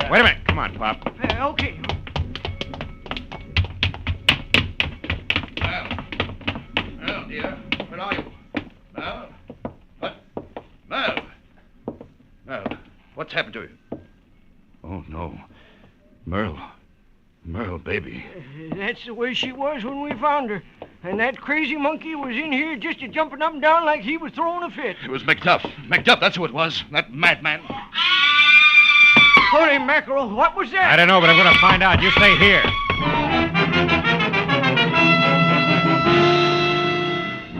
The scream had come from the architectural blunder next door. It was one of those big gingerbread houses left over from the 1800s, and I got there just in time to meet the witch. The scaly front portal was jerked open in front of me, and there she stood. Like a pool cue in high panic, topped by a head of brittle orange hair, half done up tight in curlers, the other half streaming over her face. She clutched frantically at the stained kimono with one hand and me with the other one. Take it easy. Hold it, will you? What's going on? Oh, that face, that awful face. What face? The ugliest thing I ever seen. Oh, protect me. It's upstairs All right, take it easy. Will you calm down and tell me what happened? I was upstairs in my room taking my Yeah. hair down. See? when I happened to look over at the window, and there was that face shoved right up against the glass. Oh, I swear I never seen nothing like that since before I took the cure, mister. All right, now listen, And hair all over it, and red eyes, and a big grinning mouth. What was like one of them giant gorillas they got in the movie. That's Cornelius, all right. Where's the room? Oh, up there at the head of them stairs. Hey, you ain't going up there and leave me all alone, are you? Well, then come along. Corny's a trained chimp. He won't hurt you. Oh, no, not me, brother. I'm getting... Where?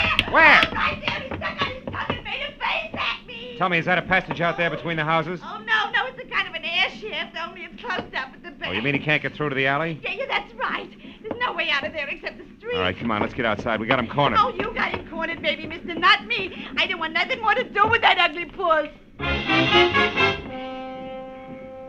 The air shaft was a scant 18 inches wide, and as dark and cluttered as the inside of a goat pen with odors to match.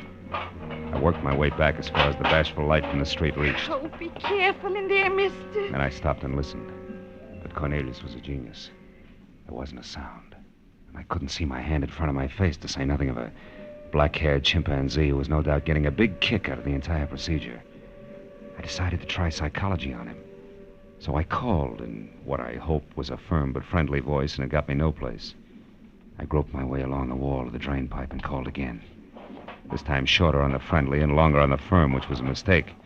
The drain pipe should have given me a hint, but it didn't. Oh!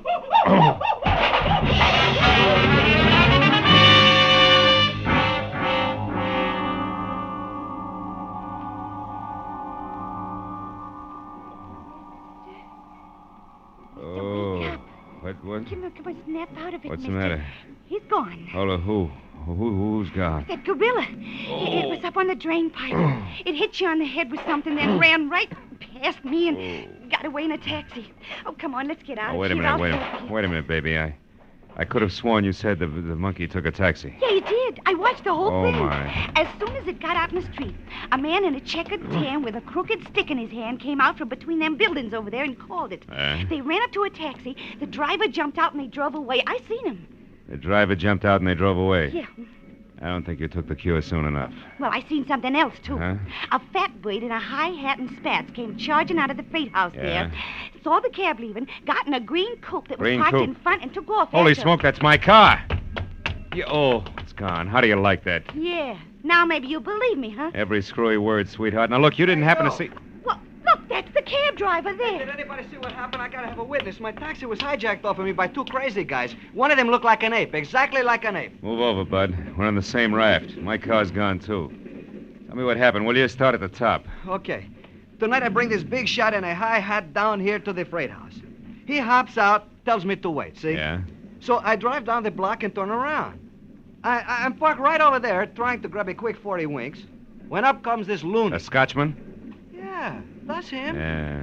He throws me a fast address and starts getting in, see? I politely tell him the flag is down, but he keeps coming. You see, it's just Yeah, like I know. It's just like it. Now, look, did you ever see this Scotchman before? No, never.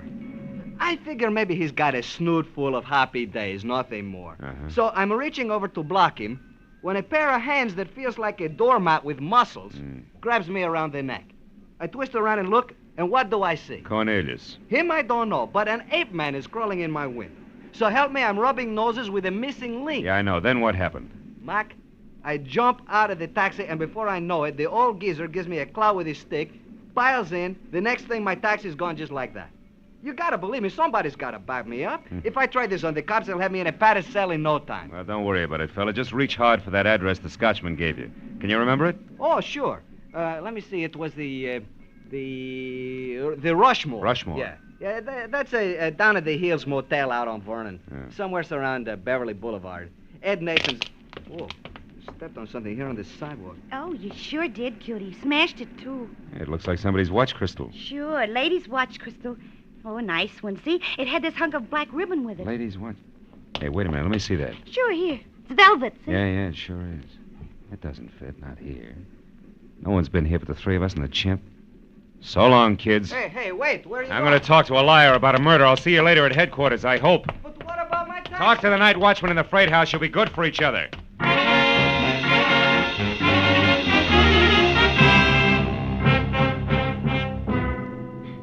I was 2 blocks on foot, finding another taxi in 15 minutes, getting from there out to the motel, worrying all the way because I'd left my gun under the front seat of my car. Business was slow at the Rushmore. The only cabin that showed a light was the last in the rear, next to the alley. I was sure of what I'd find inside, in spite of the fact that neither the stolen cab nor my coupe was anyplace in sight. When I heard the voices, I decided to bluff it. I went up to the front door and pressed my ear against the flimsy panel. Anyway, a bargain's a bargain, McDuff. You'd have done better to stick by it. I'd have stuck by it if ye had your scurvy crook. Don't reach for your chain. It's a little late for that. You're in a real jam now. I'm going to see you blamed for my niece's murder. But I didn't kill her. I pushed her down, Yeah. She caught me unlocking Cornelius' cage and tried to stop me. But I didn't kill her. You did that. Yes, but who knows that? Except you and the monk there. And he can't talk, and you won't believe me. You're daft, man. Why did you do it? Because I had to. Because Merle was bleeding me to death. Every cent I could lay my hands on. I had to buy her silence. I had to pretend to lose thousands in poor investments. Well, Merle got what was coming to her, and you gave me that chance. I found her on the floor where you left her and simply finished the job. Then you ran off and came back in that taxi 15 minutes later, the very spirit of innocence. I saw you. Very well, Lord Ashley Duke. You've got me as a thief, too, so get on with it. Get on with your filthy, evil plan. I'm ready. Don't be in a hurry, McDuff. Stay where you are, Ashley. Don't bother turning around. Just drop the gun. Oh, I knew you'd no let me down, laddie. I knew it. What's this, old boy? It's rather an untimely entrance. Skip the accent, Bert. You won't need it where you're going. Drop that gun, I said. Or you'll move. Shoot me with that pipe in your pocket. Marlowe, I've got your gun. Here in my hand, and you know it. Want to bet? Well, with the light out. Yes, Ashley! Oh!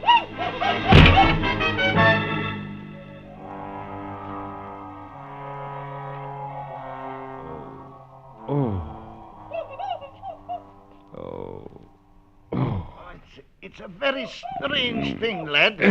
He hit you but once, Huh? but there are 2 lumps on your skull. Do you ken this condition? Never mind. Skip it. I don't want to talk about it. Go. Where's Ashley? Trussed up there in the corner. He should be coming around soon. You see, Cornelius, as you've no doubt learned, is a great imitator. When he saw Ashley bat you on the head with a gun, Yeah. he grabbed McCain, leaped up on the dresser there, and batted Ashley on the head. Oh, no. Not with this headache. Hey. Don't tell me I'm indebted to that. Just when I was learning to hate him. Aye, we both are, for our lives. Yeah. But tell me, what does a black velvet ribbon and a watch crystal mean? He mumbled that over and over while you were out. Oh. Well, that's how I knew Ashley was a liar and a killer. See, the cab driver stepped on a round piece of glass that looked like a watch crystal with a ribbon attached. Uh-huh. Happened on the sidewalk in front of an air shaft. Actually, the glass was a monocle. Oh, dropped by Lord Ashley Duke, eh? No? Ashley'd never been at that spot. No? But if Cornelius had, and if Cornelius dropped the monocle, it indicated that Lord Ashley Duke had been someplace with Cornelius early at night, you see? That could only be the freight house. Yet Ashley claimed he hadn't been there for 2 days. Oh, I see. Oh, you do, huh? Oh, my head. How about you, Cornelius? Yeah, well, that's one of the best answers I've had tonight.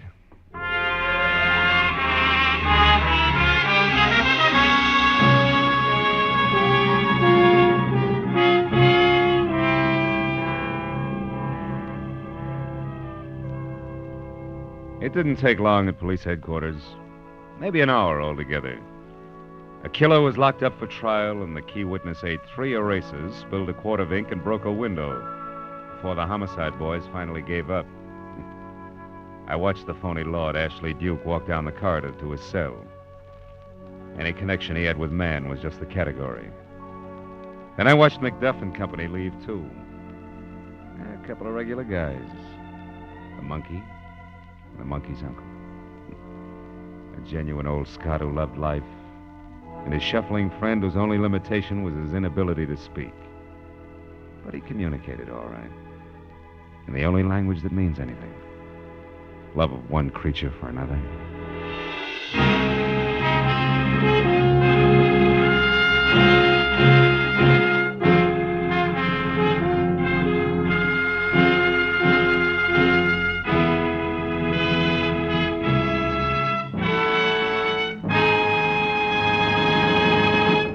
The Adventures of Philip Marlowe, bringing you Raymond Chandler's most famous character, star Gerald Moore, are produced and directed by Norman MacDonald and are written for radio by Robert Mitchell and Gene Levitt.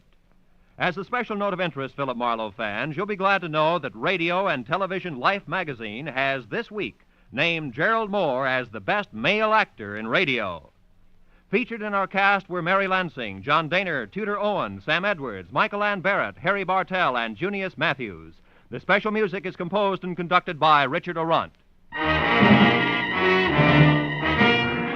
Be sure and be with us again next week when Philip Marlowe says... This time a case-hardened car hop knocked me down a flight of stairs. An honest woman was strangled by a green silk sash, and a simpering dandy was shot to death. All because of a run-of-the-mill traffic accident 500 miles away.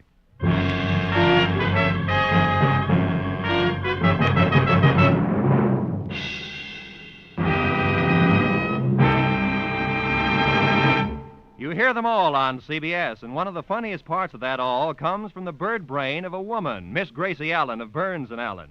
Top troopers on the American stage for years, top radio stars after that, George and Gracie are now playing a big part in CBS's great Wednesday night lineup. Bing Crosby, Groucho Marx, George and Gracie, Dr. Christian. Join George Burns and Gracie Allen this Wednesday night on most of these same CBS stations. This is Roy Rowan speaking. Now, stay tuned for Pursuit, which follows immediately over most of these same CBS stations. This is CBS, where Burns and Allen are heard every Wednesday night, the Columbia Broadcasting System.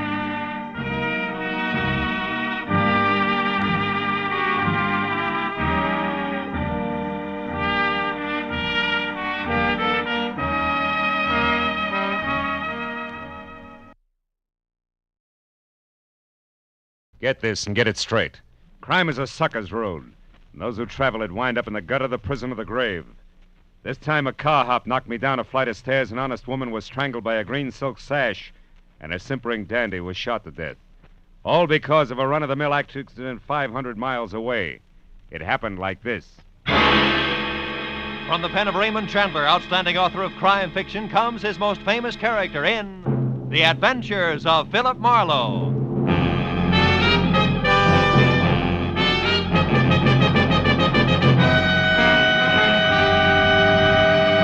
Now, with Gerald Moore starred as Philip Marlowe, we bring you tonight's exciting story, The Vital Statistic.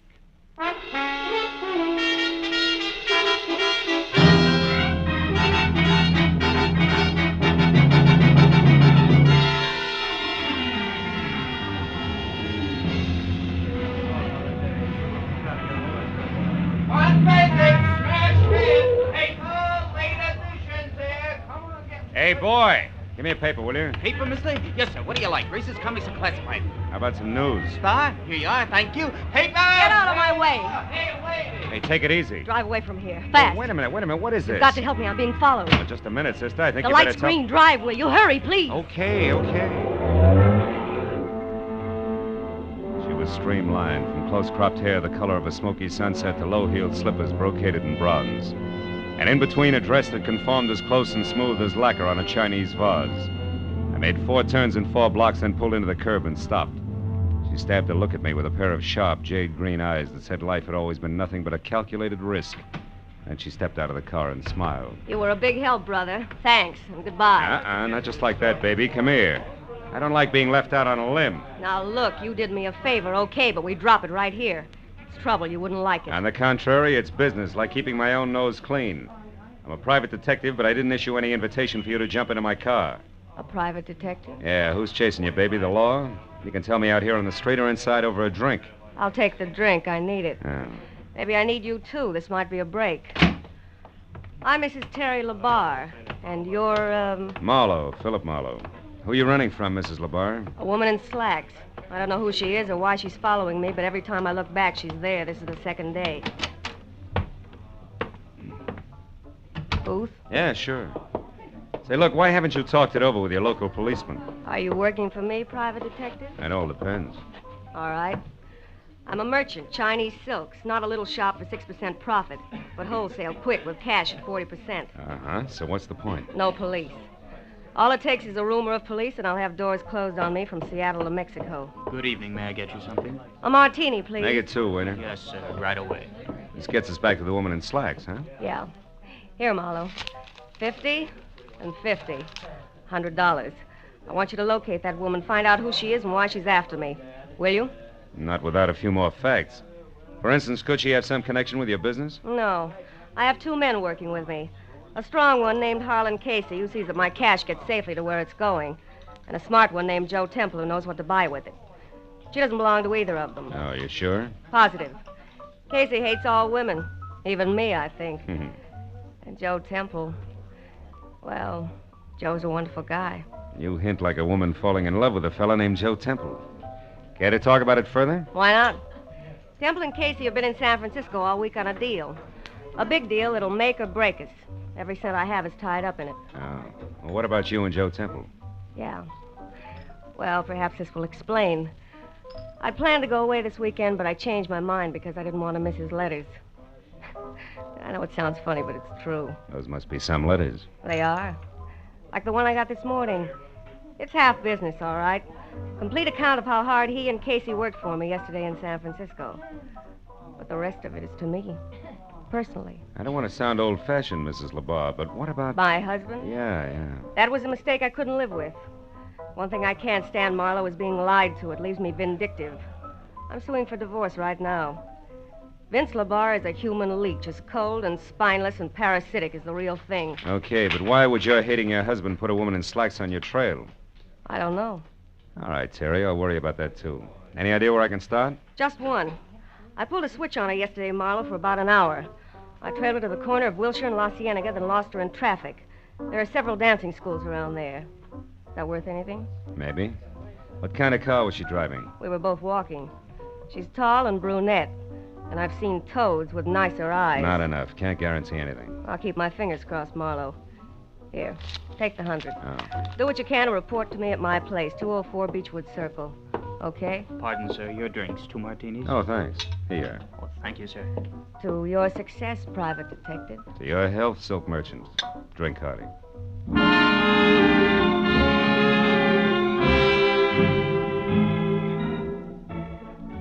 Slugging it down was no way to treat a good dry martini, but I figured it was time I was on my way. I drove out to Wilshire and La Cienega and slowed down enough to look at all 4 corners. There was a drugstore with a special on garbage cans, a drive-in called Scotty's, a branch of the Bank of Los Angeles, and a flying red horse over a mobile gas station. I drove on again when I spotted a pair of black slacks going into a dancing studio a half block down. Yeah, it looked like a lead. But after 2 hours of staring at knobby knees and shorts and bulging hips and bloomers, all knocking themselves out for a mythical Klieg-lighted future, I was finally convinced that it was a dead end. Now I got back into my car and headed up into the hills for Beechwood Circle in the slim hope that Terry could give me something more to go on. Her house at 204 was low and dainty and half hidden behind the tough, slender grace of a bamboo grove. The walk was guarded by a white marble lion of Korea, and the front door, when I finally found it, turned out to be a sliding panel in a wall of Oriental lattice work. As the door slid open, I was looking down the barrel of a snub-nosed pistol, held very steady in the hands of a hard-eyed brunette, in a pair of black slacks. You've been looking high and low for me, haven't you, Peeper? Ever since you left that dame. I might have been. You're not the brightest character in the world, in spite of what you and your friends think. I spotted your car when she got in.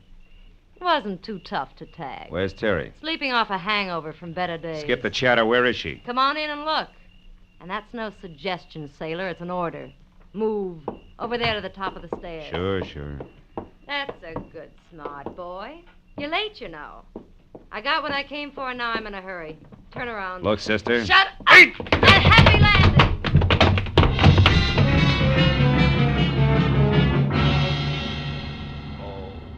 Oh, there were 10 stairs down to the basement. And with a shove reinforced by the 45, I hit all but the first 3. By the time I worked all the kinks out and was back upstairs again, she was gone. I started through the house, then slowly from one room to another, turning on lights as I went, looking for what I knew was going to be a very sick client. When I got as far as the study, where somebody had gone through the desk drawers with what must have been a snowplow, and I still hadn't found Terry, I got that numb feeling in my stomach. I started out a side door that opened into the patio. But then I heard a whistle from the front walk. I cut back through the house instead and waited near the door. Terry! Hey, Terry, can I come in? It's little Joe, the Frisco kid. What happened to your weekend trip, honey? Who are you? What do you want? Hiya, Temple. How do you know me? Mrs. LeBar hired me today just after she canceled the weekend. She gave me a rundown. She hired you? What do you mean? I'm a private detective named Marlowe. Why would she hire you? Because she was being followed by a brunette in slacks. She didn't like it, and that's all the information you're going to get, so relax. You say Terry isn't here? Isn't home? Not so far, no. Come on back here to the study, Temple. I want you to look at something. Somebody's gone through the desk in an awful hurry. Yeah. Yeah, I see what you mean. Maybe you know something about what's missing, huh? You and Mrs. LeBar were fairly close, from what I'm told. The letters. The letters are gone. Terry kept my letters in this bottom drawer. Ah. By the way, Temple, where's your sidekick, Harlan Casey? Oh, I don't know. We both left San Francisco yesterday. He hates to fly, so I assume he took a train. He ought to be here in L.A. now. Well, you don't think Casey's mixed up in this, do you? I don't know. It could be. Vince LeBar. That's who it was that got those letters. It was Vince LeBar. They were really love letters. The business part was nothing. And LeBar is the dog-in-the-manger kind of guy who wants everyone to be unhappy if he is. That fits, Temple. With a smart lawyer, your letters to Terry becomes grade A material for a countersuit for divorce. Sure, he could make it stick and also get a fat settlement under community property laws. Now, listen, here's what you've got. Marlowe, it's Terry. Terry! Temple, Terry! wait! Terry. Look at her, Marlowe. Look at her! She's dead.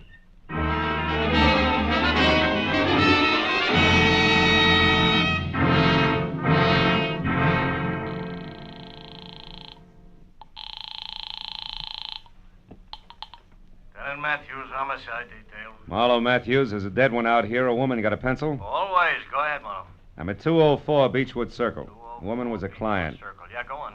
She was strangled with a green silk sash and my lounging pajamas, Matthews, sometime within the last, I'd say, hour. Yeah. Her name was Terry LeBar. Hey, wait, Terry LeBar. Wait a minute, Marlowe. Listen, we got a teletype here from a sheriff in Empire, Oregon. Come in 5 minutes ago. So? Oh, wait a minute. Yeah. Says some guy named Jess Freeman from L.A. was killed there this morning in a traffic accident. Was loaded with big dough, but doesn't look the type. The only other identification on him was a business card from one Terry LeBar. Yeah. You got a helpful answer for that? Wait a minute. Temple, do you know anything about a man named Jess Freeman? He was killed in Oregon today in a traffic accident and had one of Terry's cards on him. Freeman? Yeah. No, I don't remember him. No dice, Matthews. Who are you talking to? Joe Temple, one of Terry LeBar's associates. He's here. Never heard of Jess Freeman? Yeah.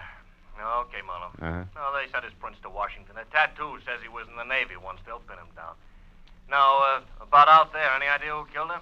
Yeah, maybe a brunette in slacks. I think I know where to find her. Well, that's dandy. Sit on it till we get there, Marlowe. I'll be right out. Wait a minute, Lieutenant. What? Look, right now it's only a hunch, but if I move fast and quiet, I might be able to develop it into something worthwhile, okay? Okay, but keep in touch, Phil. Yeah. I still can't believe it about Terry Marlowe. Now, look. Why don't you just go home and take it easy? I'll tell Lieutenant Matthews where he can find you, huh? Thanks. 1310 Marlborough Drive. Right. Now, tell me, you know where Vince LeBar lives? Yeah, the Laverne Apartments on Rossmore. Uh-huh. He's got a suite on the top floor, 7A. 7A. And, if it's any help, he drives a new green Nash sedan. But I thought you said that it was that brunette who... I did. And if Vince LeBar can't lead me to the lady in long pants, I'll eat my shirt. What's more, Matthews will see to it personally.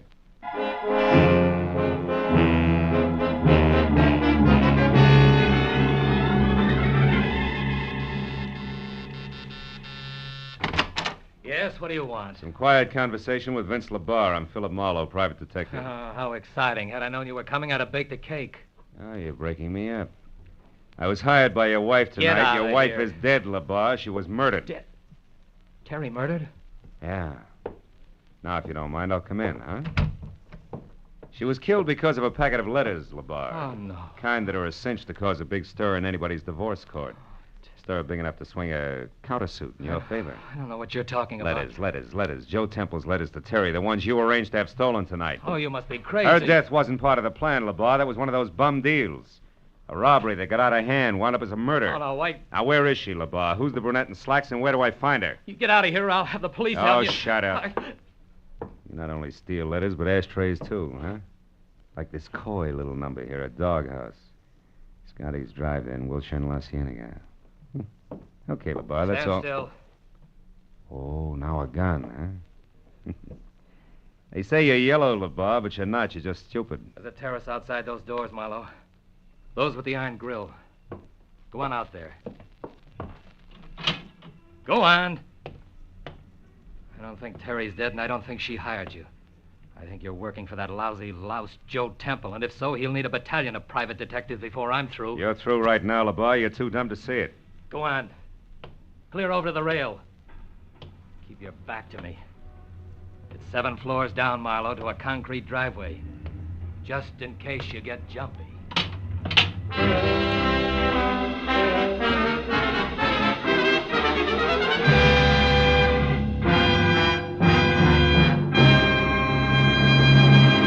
In just a moment, the second act of Philip Marlowe. But first, most people like to know what to expect. But on at least one CBS show, a great part of the fun is in what turns up on the spur of the moment.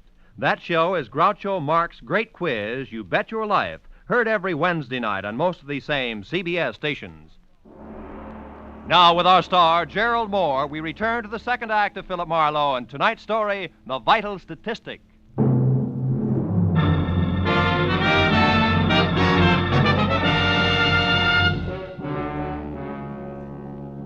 The moment Vince LeBar and the Courage caliber .32 he held in his right hand made it out of the apartment and on the run for the elevator, I kicked through the plate glass door. And I spent the next 2 minutes alternately swearing, straining, and nicking myself while I played contortionist. In and out of the fancy snake grill work on my wrought iron cage until finally I reached the inside handle. And I was free out and over to the telephone in a big hurry. Because for my money, the icing on LeBar's voice left Joe Temple someplace on the short side. What the life insurance people call good risk. Hello? Marlowe, Temple, listen hard. Your life's in danger. What? LeBar, you had him tagged from the first. And he's after those letters, all right. But what about the girl in slacks? Well, I think she might have a connection with a drive-in on Wilshire and La Cienega, a place called Scotty's Inn. I'm going to check it. Now, tell me, any word from Terry's muscle man yet? Harlan Casey? Yeah. No, nothing, Marlowe. But look, can't I meet you and talk to you? No. Vince LeBar had a gun and a short temper when he left here. Don't make us work any easier. Just stay away from open windows, Temple. I'll call you.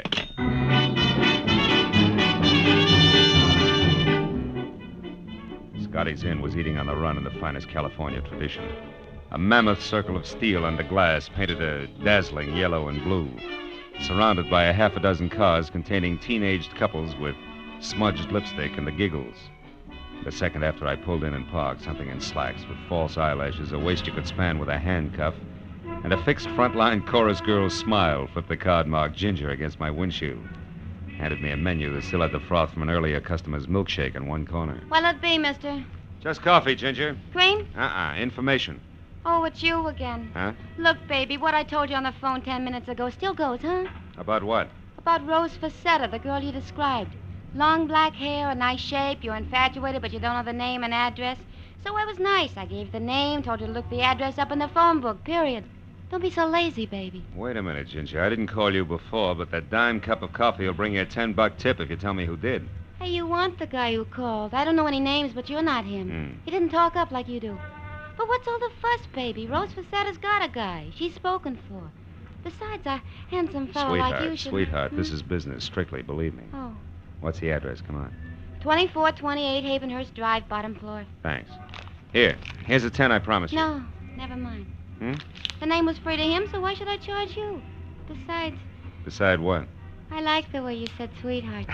Come on back sometime, will you, baby, when you want more than coffee? Okay. When I want more than coffee and less than murder, I will. Stay out of it, Ginger. It was definite double talk, but the effect was what I wanted. Ginger with mouth wide open and staring after me like my ears were on backwards. That way, she might be scared out of making a simple curiosity-spiked telephone call to the popular Rose Facetta, which would trumpet my arrival loud, clear, and prematurely. 10 minutes later, I was parked away from number 2824, Havenhurst. As I got out of my car and started toward the place, I found Vince LeBar's green sedan on the opposite side of the street and carefully tucked into the shadows of a pair of long-haired pepper trees. It was a good time for me to be careful. So when I knocked on the front door, which showed yellow light at the threshold and was the starting point for something not too close to music, I did it with the butt end of my .38. Yeah, who is it? Ziggy, friend of Ginger's. She asked me to deliver you a message, Rose. Oh, all right. What's the message, friend? Why, you lousy... Don't try it, Sunshine. There's no law against shooting ladies or knock you downstairs. Now back off. Come on, move, but not too far. For the moment, I want you in between me and Vince LaBarre. Who? Look, Angel, it's all real plain. Those suitcases behind you there are packed. His car's outside. He's after the letters. Oh, no. Ha ha! There goes Vince now, Buster. Well, Peeper, your opener stinks. Get inside fast. Sure. Any place in particular, sailor? That chair near the desk. Keep your hands in your lap. Okay. If it'll please you, Mr. Detective, I'll be very glad to. After all, you're my guest, and I should be nice to you. Now we talk like a little lady, huh, Rose? Vince LaBarre picked up the letters from you as scheduled, and you're getting ready to run because you killed Terry, and you'd rather not be around for the question and answer period, right? I didn't kill her. I just knocked her down. No. You didn't kill her.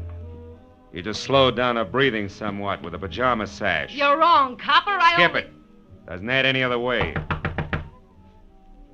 Go on, answer it. Who is it? Mr. Shirley, what's going on in there, Mr. Setter? Landlord? No, the jerk who lives in the top half of this place, along with a few thousand Mr. French Setter, if you don't poodles. open this door, I'm going to call the police. I distinctly heard a noise, and I... Come on in, Mr. Shirley. Well, what? Well, what's going on in here? Who are you? Never mind that now. Get on the phone. Call the police. Huh? Oh, yes, of course. Yes, certainly. Oh. Operator, I want the police. 2824 Havenhurst Look, Drive. hero, Yes. you're a little mixed up about some things. Yeah, and you're just a kid to straighten me out. Those letters you got at Terry's place were written by Joe Temple. Was your boyfriend Vince heading for Temple when he left here? I can't... Try hard, sister. All right. Maybe he was. Now leave me alone. Not quite. Hey, you, Mr. Shirley. Oh, yes? In that desk next to you, there's a gun. Keep it on until the law arrives. Lady's wanted for murder. Well, yes, but what if she should... Yeah, then shoot, Shirley, fast. Because if you don't, she'll kill you. Tell the cops I'll fill in the blanks later. Oh, now, wait. Why must you leave? Why don't we both watch? Because a guy named Joe Temple needs my help a lot more than you do.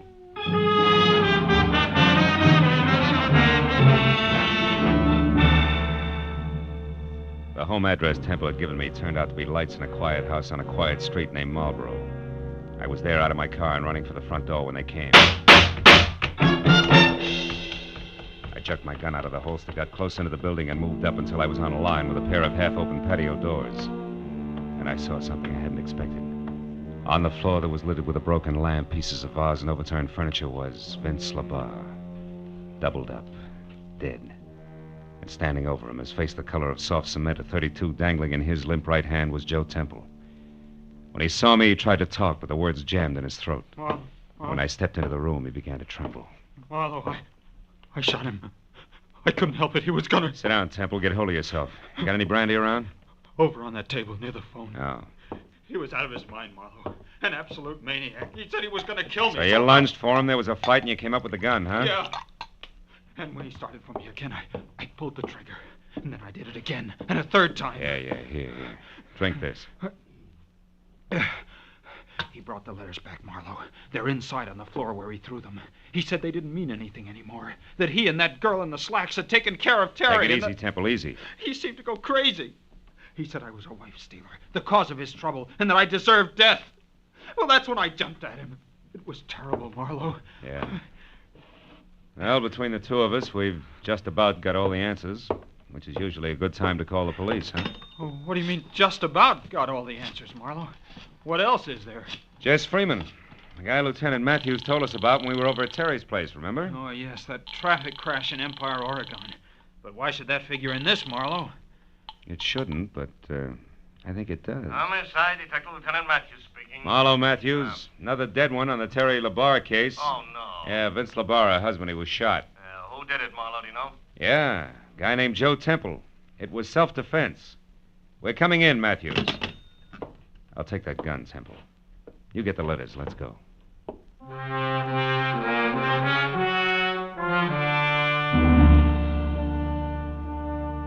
When we got into my car and started downtown, Temple was more relaxed. And he talked easily until we passed Vince LaBarre's sparkling green sedan parked a block away. Once again, close into the shadows, and once again, empty. Real empty. The sight of it closed him up tight for the rest of the trip.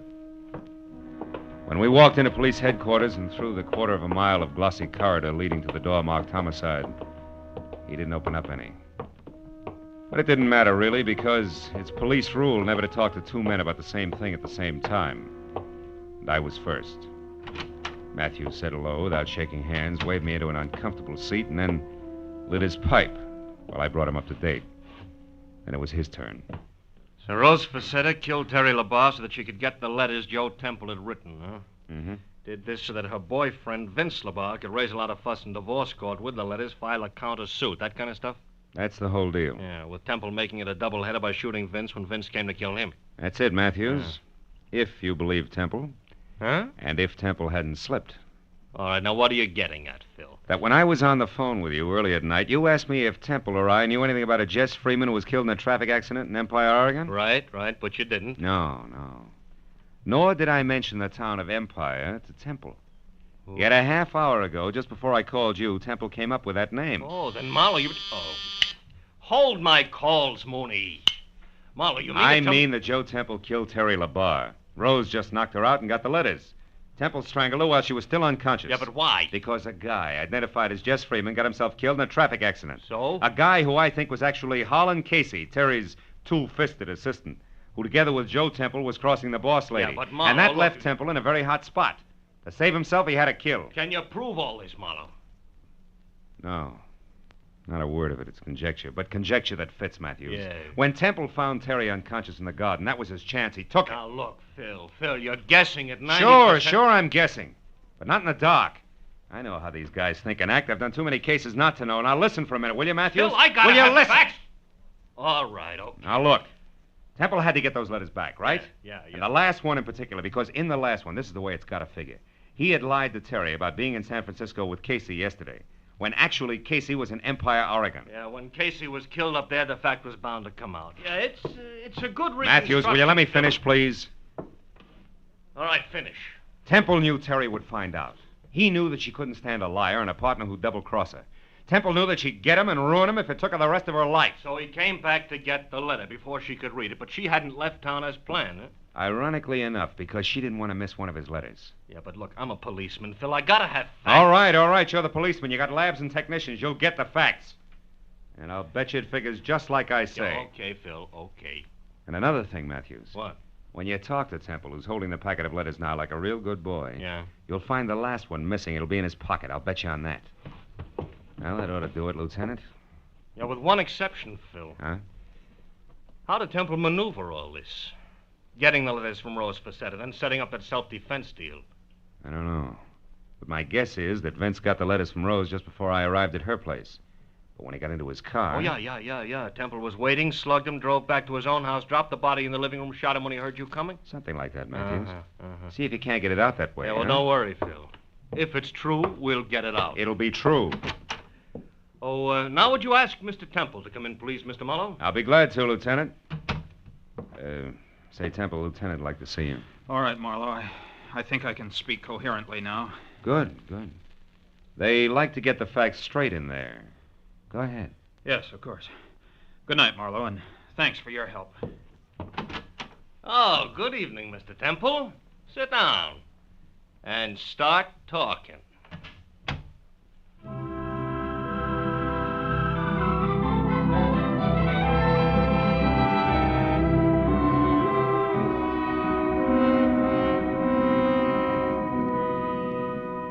When I got into my car, the new day was starting to push the black out of the sky.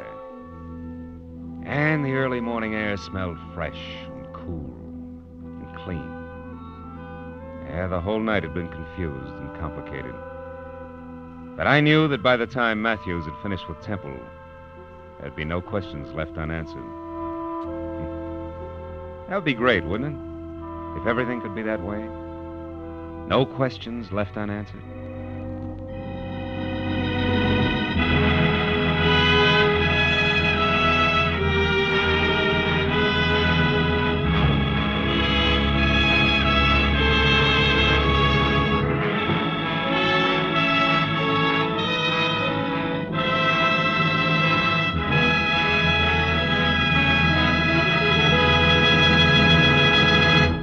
The Adventures of Philip Marlowe, bringing you Raymond Chandler's most famous character, star Gerald Moore, are produced and directed by Norman MacDonald and are written for radio by Robert Mitchell and Gene Levitt. Gerald Moore may currently be seen starring in Republic's The Blonde Bandit. Featured in the cast were Charlotte Lawrence, Elliott Reed, Dora Singleton, Georgia Ellis, Bill Lally, and Hugh Thomas. Detective Lieutenant Matthews is played by Larry Dobkin. The special music is composed and conducted by Richard Arant. Be sure and be with us again next week when Philip Marlowe says... This time a bride-to-be, a corpse in a plush bungalow, and a southern drawl behind a gun all had one thing in common. They moved through the same deep shadow.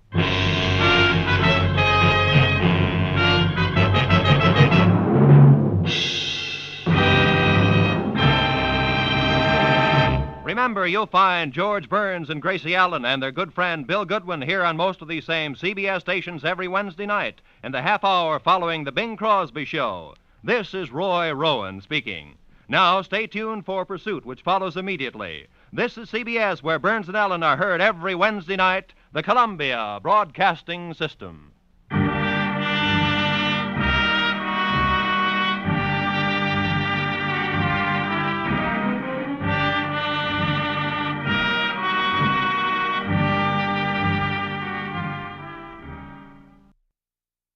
Get this and get it straight. Crime is a sucker's road, and those who travel it wind up in the gut of the prison or the grave.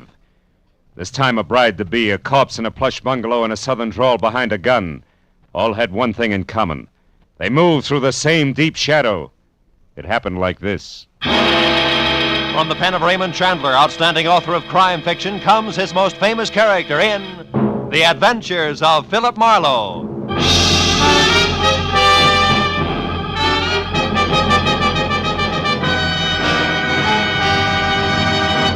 Now, with Gerald Moore starred as Philip Marlowe, we bring you tonight's exciting story, The Deep Shadow.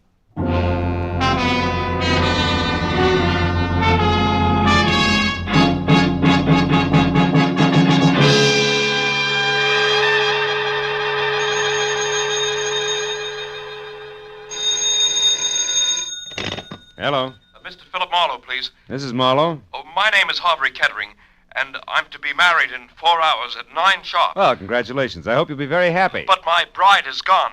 Disappeared. I need your help. Now, look, if you've been left waiting at the altar, I can't... No, it's nothing like that. She's in trouble, Mr. Marlowe, I'm sure. Oh? Shirley loves me. Now, I'll pay anything you say, 200, 300, anything. Only get out here fast, please. Now, wait a minute. Where is here? 3840 Sunswept Drive. It's in Studio City, just across the hills from Hollywood. 3840. Take Laurel Canyon. Well, now, look, Mr. Kettering, Please, Mr. Marlowe, please. Okay. All right, Mr. Kettering, I'll see you.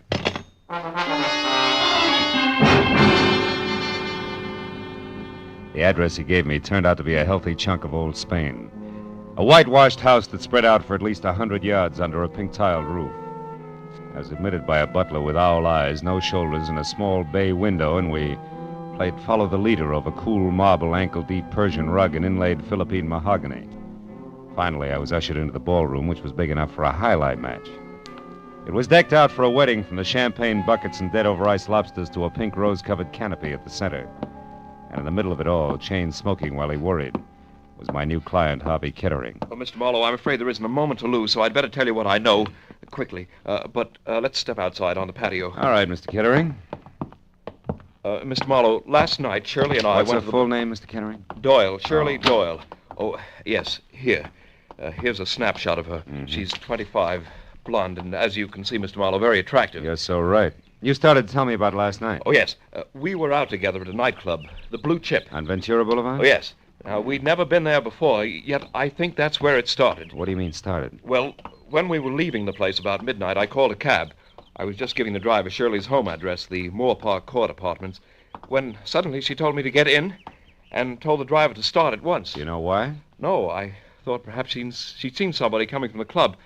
But when I asked her about it, she said it was just her nerves, since tomorrow was her wedding day. I see. Then today she was supposed to call, but she didn't. At 2, I called her. Talk to her? No, she was gone. But I talked to the daymaid.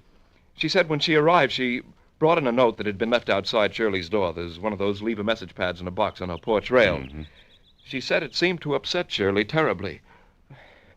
Mr. Marlowe, what are we going to do? Now, look, have you been over there to Shirley's place? No, I haven't. Got a key? Yes, I do. All right, Mr. Kettering, you have the key, so let's go. But, what shall I do about the guests, the Nothing right now. We may be lucky.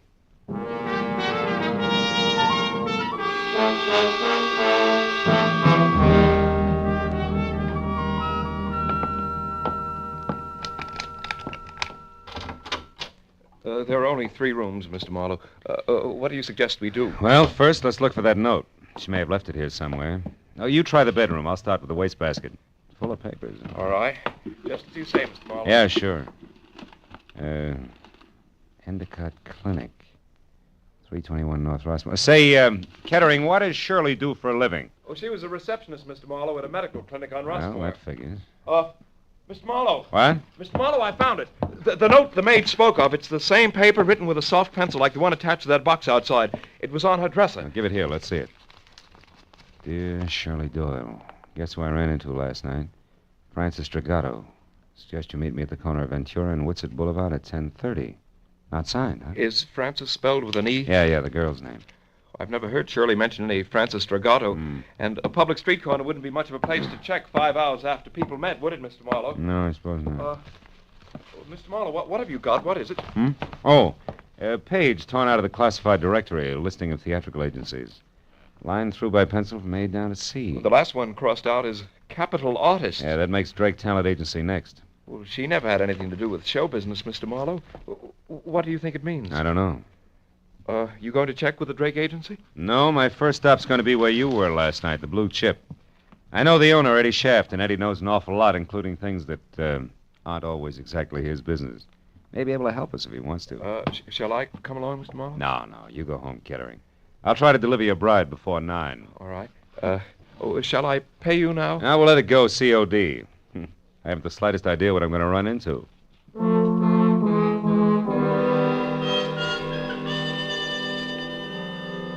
The snapshot of Shirley Doyle my client had given me reminded me of the kid you went to school with.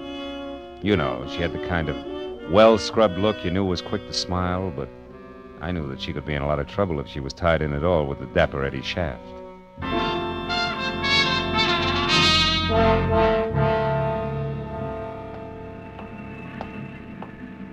After dark, the Blue Chip was one of those cozy, soft lights melting on thick drapes kind of places. Made you forget all about the stiff prices for limp food. But now, at a little better than 5 in the afternoon, under wide-eyed, unblinking work lights, it had all the cushion come hither of a union hall.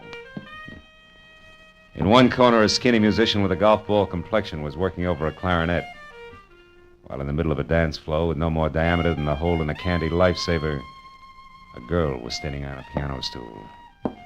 She was smoking and looking straight ahead at nothing. Her red shingled hair, promise of a nose, and plunged neckline tagged her as the singer on the posters outside. One Miss Corky, Netherlands. The place is closed, soldier. Glad you told me. Never would have known. Never mind the routine, soldier. Just come to the point. What do you want? Just a few words with the boss. Eddie around? No. No, he's not.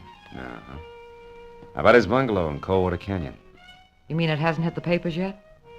What's the connection between Eddie and the headlines? Soldier, Eddie was stabbed to death sometime this morning. You gotta be kidding. Sometime between 9 and 11, the cops say. Well, so long, soldier. Hey, wait a minute, Corky. You have any idea who did it? No. Except that maybe it was a dame. Any description on her? The law isn't gabby about things, soldier, believe me. If you don't, try Eddie's bungalow yourself and find out.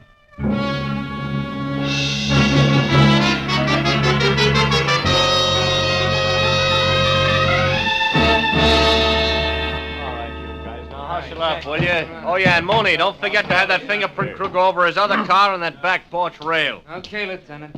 Hey, can they start the party downtown now?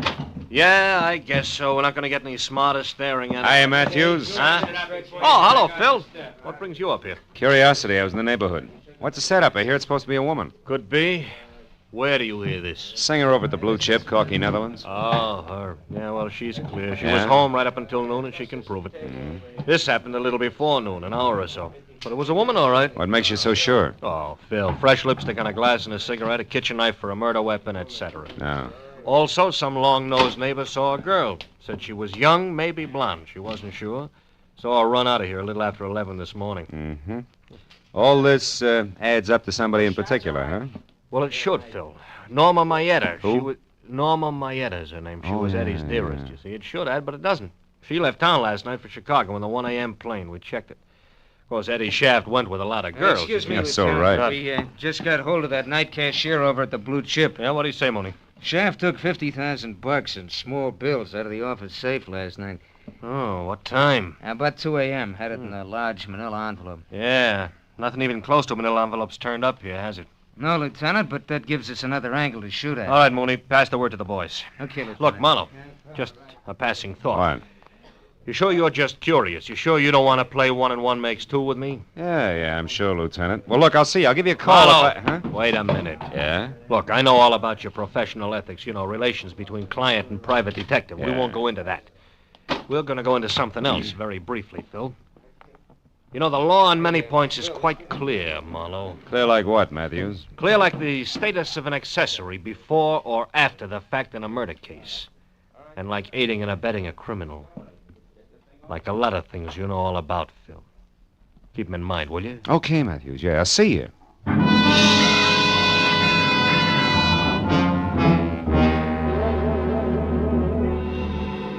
Since the lieutenant hadn't mentioned Francis Dragato, I didn't see why I should. All of which made it a good time for me to cross my fingers and check the name, which had been on deck on the list in Shirley's apartment. The Drake Talent Agency.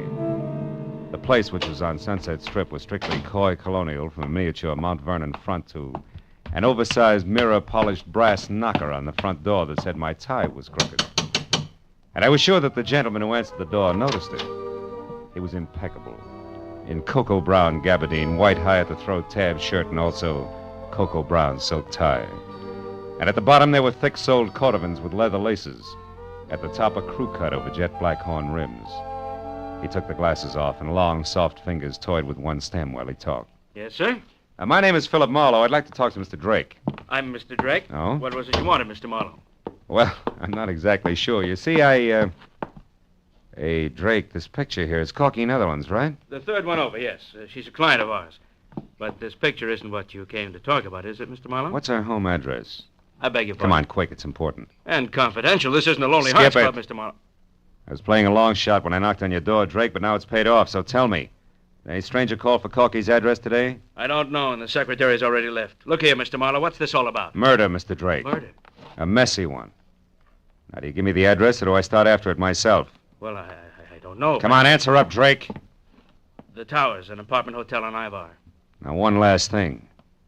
Don't call her after I leave unless you want to be up to your hand-stitched lapels and cops.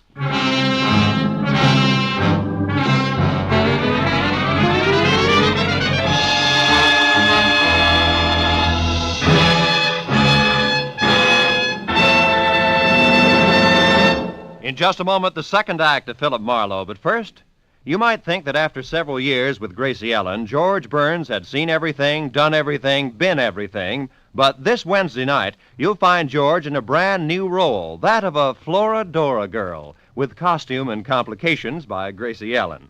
The Burns and Allen Show is heard every Wednesday on most of these same CBS stations, along with the Bing Crosby Show and the Groucho Marx program. Now, with our star, Gerald Moore, we return to the second act of Philip Marlowe and tonight's story, The Deep Shadow.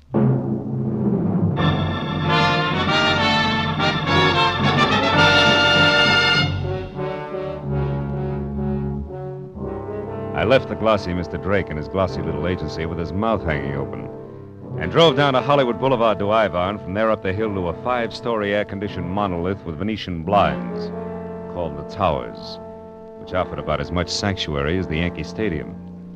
I parked heading downhill and walked in across the buzzing green and silver lobby draped with pale pink curtains and blasé women to the elevator and rode up to the 3rd floor.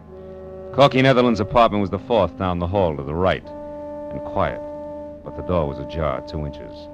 So I rapped hard enough to swing it all the way open. The answer sounded like a cry for help from the bottom of a well.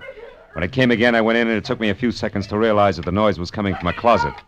And when I got it open, Corky Netherlands reeled out, looking like she'd been through a threshing machine. She was here. She was after the money. Who was after She what beat money, me Corky? locked up Who? in there. Some dame, I didn't know her, but she... There she is. Shirley! Miss Doyle, wait a minute! It was Shirley Doyle. She'd been hiding inside near the door. She grabbed the handy, oversized ashtray and let it fly at us, then beat it. I made it to the hall just as the elevator door closed, so I took the stairs and raced it down to the lobby. I got out in the street in time to see Shirley with a large manila envelope in one hand pile into a sleek new Hudson and take off. I ran to my car to follow her, but that was as far as I got. I was stopped cold by a nasty little gun in the hands of a southern accent behind a pair of strictly Hollywood dark glasses. Be a good boy, honey, and hold it. Now, look, Right sister, there. who do you think you are? Now, What are you... I'll ask the questions if you don't mind. Why are you in such a fuss over the girl who just made off there? I was trying to get her out of a jam, believe it or not. Well, now, isn't that the darndest coincidence you ever saw? So am I. Only you want to catch her, and I want her to get away. But I guess that's life, isn't it, honey? Yeah, in the raw. You said it. We got big business together, her and me. And it sure don't include you. Just a minute. This ad's like you could be Francis Dragato. Francis who? Dragato. Me? Yeah. Oh, that name's much too fancy for the likes of me, honey. I reckon we can break it up now. So why don't you just give me the keys there in your hand? My keys? Come on, give. Yeah, well... That's a good boy. Now, don't try anything silly. And, don't fret, honey. I'll leave your car 2 or 3 blocks down the street here. Look, maybe you ought to go back upstairs and console little sugar child up there. Maybe take her to a movie or something. You know, to cool her off. Well, that's a nice, fresh thought. I'm loaded with Yeah, them. you're Try loaded. me again sometime. So long, honey. Dames. Someday I'm going to get a case where there's no dames connected. Either directly or indirectly. Parking my car 3 blocks away, that's fine. Just fine. Hey, going up. Floor, please, sir. 3.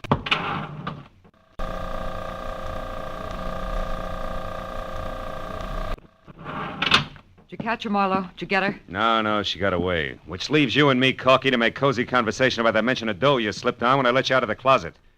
Come on back in the room, honey. What money? Now, look, you worked for Eddie Shaft as a singer in his club, but what else was Eddie to you beside boss? Just a minute. I don't see what business that is of yours. It's easy. He was murdered. The cops have already talked to me, soldier. I'm clean. Those negotiations can be reopened at any time. But one thing, you forgot to tell them anything about dough, and yet they're very interested in 50,000 missing bucks. That 50 grand was right here in the apartment, wasn't it? Well, you can't blame a girl for trying, Marlowe. No, not unless she tries too hard. Now, what does the name Francis Dragato mean to you? Francis Dragato? Okay, skip it. Where'd you get the dough? Eddie gave it to me to keep for him. Why you? I thought Norma Maeda had the inside track with Eddie. Not after he fell in love with me. Oh, no, that's not good enough, baby. There was a double cross. Where was it? Now, look, Corky, you might as well be smart about it, huh? All right, I didn't kill him. But if you can get that dough back for me, I'll split it with you. Right down the middle. I'm listening. That club of his is dying on its feet. The blue chip's going broke. Eddie and Norma Maeda raised $50,000 to keep it going. But Eddie decided to get out from under. He got rid of Norma by sending her to Chicago in a trumped-up deal. And he put all that cash in one lump and gave it to me to hold. We were going to run out together. Only somebody got to him, nailed him, and that left you holding the bag with 50 grand in it. That's nice. Except then a girl who belongs in this mess like a great-grandmother belongs in a high hurdle race stepped in and took it away from you. With the help of a southern accent and dark glasses. Who are you calling? Friend of mine at Homicide. Why, you... Sit down and shut up. So far you've been lucky, Corky. Don't push it. Lieutenant Matthews, Homicide. Marlowe Matthews, listen, on that Eddie Shaft case. Yeah, what about it? I got a couple of things you might be of help to you. Now, look, item 1. That missing 50 grand is being sought after by a southern accent and dark glasses. A woman? Yeah, and she pulled a gun on me. Item 2. The name Francis Dragato, it ties in. Dragotto. Ring any bells? Dragato. That's what I said. Yeah, wait a minute. Oh, yeah, I What? remember, yeah. Yeah, but it's nothing, Marlowe. It's Oh. ancient history. Dragato I knew was a third-rate burglar, shot and killed resisting arrest down the Sandbar district about 5 years ago, way back when I was a prowl car sergeant. Look, what about this Tell me, southern... Dragato have a wife? No, I think there was a daughter around. Named though. Frances? I don't remember that good, Marlowe. Look, what is this Dragato business anyway? Well, so far it's a hunch. That's what I thought. Climb off of it and get down to facts, will you? Who's the dame after that Eddie Shaft money, and where did you run into her? I lost her on Ivar. That's not what I asked you. I know that's not what you asked, but anything else would be a breach of my client's confidence. All right, look, Marlowe, I'm real serious. I'm going to give you just 1 hour to notify your client and get down here and spill. After that, I'm putting out a call to have you picked up for withholding evidence. Matthews ain't kidding this time. You, didn't say goodbye. That's quite a tightrope you walk, Marlowe. Yeah, sometimes. You're good. And I'm a girl of my word. You get that money back for me and it's 50-50. You're my only chance. Don't kid an old kidder, baby. You're a girl of 2 words, double and cross. Good night, Corky.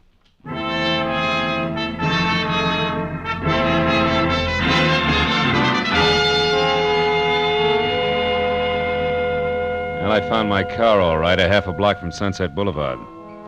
It took 20 minutes to get from there to the Sandbar District. And it was downhill all the way. It was a neighborhood squeezed and cramped in by a solid wall of massive factories, and as festered as the bottom of a bent garbage can. At the corner of River Street and 3rd, I found the house. 3 sagging, rotten stories of tenement that squatted in the eternal shadow of a huge gas tank like a sick, dirty old man. The proud, gleaming giant of City Hall was only 7 blocks away. Might just as well have been 70 miles. I went up to the door and knocked, and finally it inched open, just far enough for a face the color of dishwater to peek out. She hissed at me for a minute through the gap where her front teeth should have been, and then told me she was Ma Hargis, the manager, motioned me inside. The living room looked like something swept out the back door of a down-at-the-heel museum. So, you want to know about the Dragotas, huh? Yeah, they lived here, didn't they? Maybe, maybe not. Cops got the old man about 5 years ago? It's possible. What became of his daughter? Where's Frances Dragato? Why? What are you being so cagey about, Ma? Because a bird that asks questions has got an angle, always. And the one who knows the answer's got a price, huh? Always. Okay, how far will a couple of bucks go? From here to the door. $2 won't even buy a buzz on beer these days. All right, we'll make it 5. Here. Oh, that's better. Well, Dirk Dragoto and his kid Francis had the 2nd floor here for 15 years. His wife died of TB first year they was here. Oh, she was a smart one, that Francis. Had a hit on her. She always said she was going to get off the sandbar someday and be somebody. Oh, I told her she'd never make it. It's too far, mister. Kids down here get dirty. And it's the kind of dirt you can't wipe off. It gets inside of mine, no. Yeah. Tell me, what happened to her? I don't know. When her old man got it, she left and I never seen her again, not to this day. Probably left town and wound up working the gin mills in some other place. Is that They the always $5 do. worth? Huh? Well, you bought sight unseen, Sonny. Tell me, you got a picture of her? Yeah. As a matter of fact, I have. Good. She was 17 at the time. It's kind of fuzzy, but you can see Hey, she wait a was minute, Ma. Huh? Are you sure this is Frances Dragato? Say, she lived in this dump for 15 years out, I'm sure, I know. She looks like somebody else. Girl who was supposed to get married tonight. I got another picture of Frances here someplace. Wait a minute, a better one. Let me see now. Yeah, here it is. This was took down on Olivera Street, one of them stands. Oh, that's her best friend there with her, Norma Maeta. Norma Maeta? Norma was a tough little egg. Folks drank all the time and let Norma run wild. Oh, fine. Frances Dragato and Norma Maeta are friends. I'll say. Them two was quite a No team. bet. I always wanted to do something for them girls, but what can you ever do in a hole like this for anybody? You've just done it, Ma. Here's 5 more. Buy yourself another light bulb. Throw a party with the change. So long.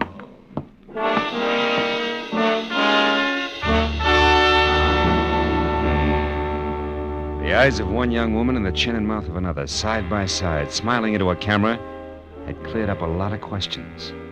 But there was one more that needed an answer fast.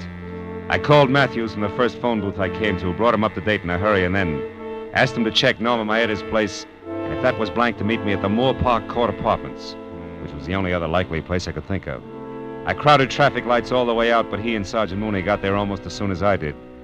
And I led them back to Frances Trigato's well-lit cottage, the one she'd taken in her new name, Shirley Doyle.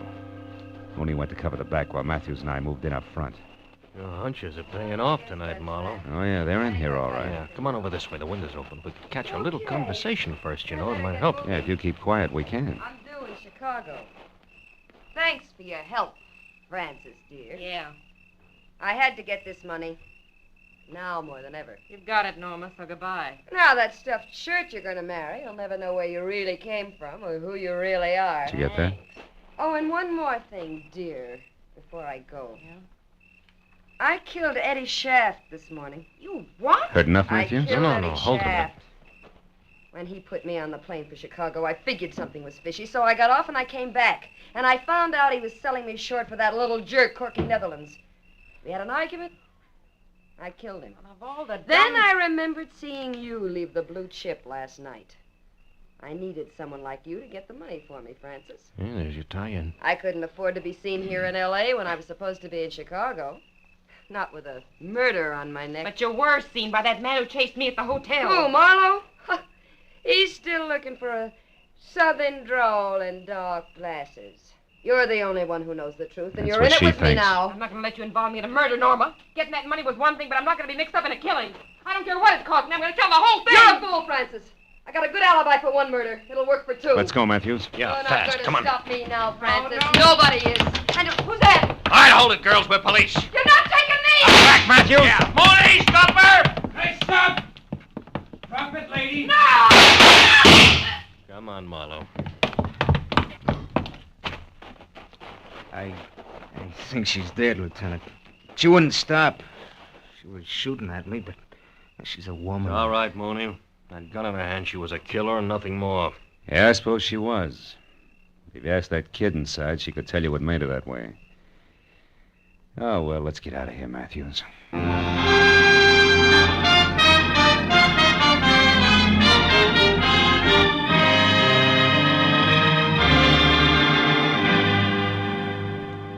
I can't thank you enough, Mr. Marlowe, for bringing Shirley, that is Frances, back to me safely. Oh, believe me, Mr. Kettering, it was a real pleasure. And you, Lieutenant Matthews, for your cooperation on withholding the publicity aspects of this horrible thing. Oh, no, it's okay, Mr. Kettering. Glad to help out. We're going to be married, you know, right away. Shirley told me the story and wanted to postpone the wedding, but I wouldn't hear of it. Good. After all, I'm not marrying her for the past. I'm marrying her for the future. Yeah. Best wishes, Mr. Kettering. Yeah. Maybe tomorrow when Shirley's calmed down. Give her my congratulations, will you?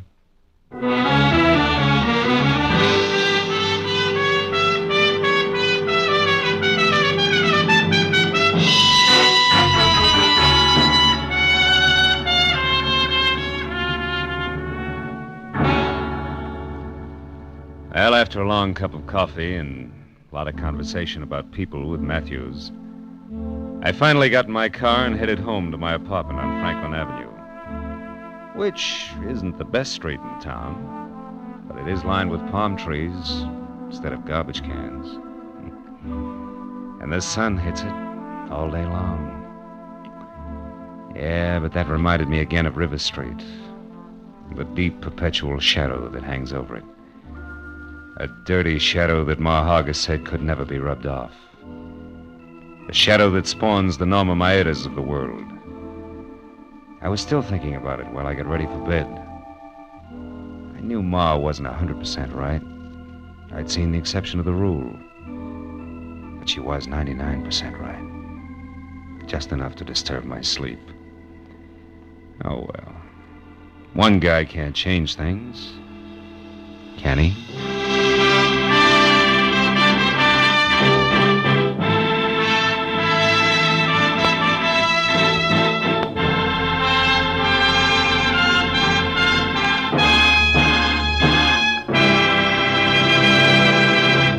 The Adventures of Philip Marlowe, bringing you Raymond Chandler's most famous character, star Gerald Moore, are produced and directed by Norman MacDonald and are written for radio by Robert Mitchell and Gene Levitt. Gerald Moore may currently be seen starring in Republic's The Blonde Bandit.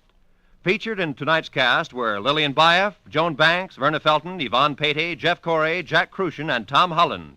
Detective Lieutenant Matthews is played by Larry Dobkin. The special music is composed and conducted by Richard Arant.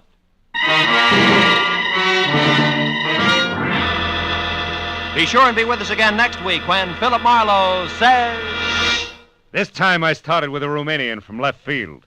Got misled in the Philippine jungles, chased an English accent clear to Venice, and wound up at a Shinto shrine with a friend from Siam. All without ever leaving Los Angeles.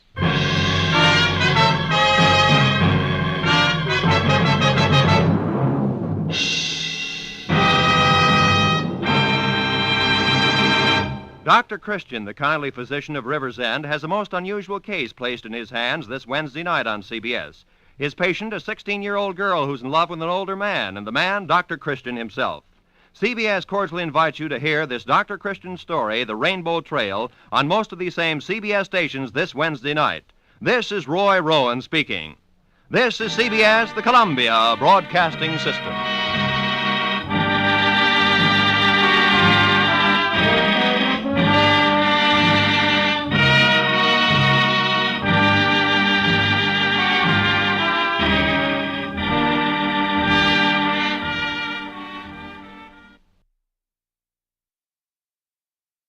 Get this and get it straight.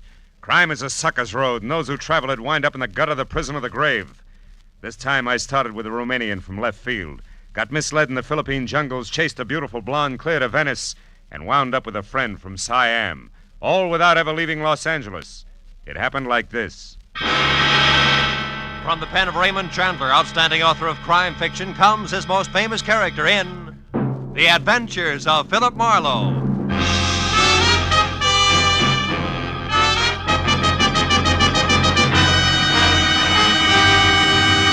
Now, with Gerald Moore starred as Philip Marlowe, we bring you tonight's exciting story, The Sword of Cebu.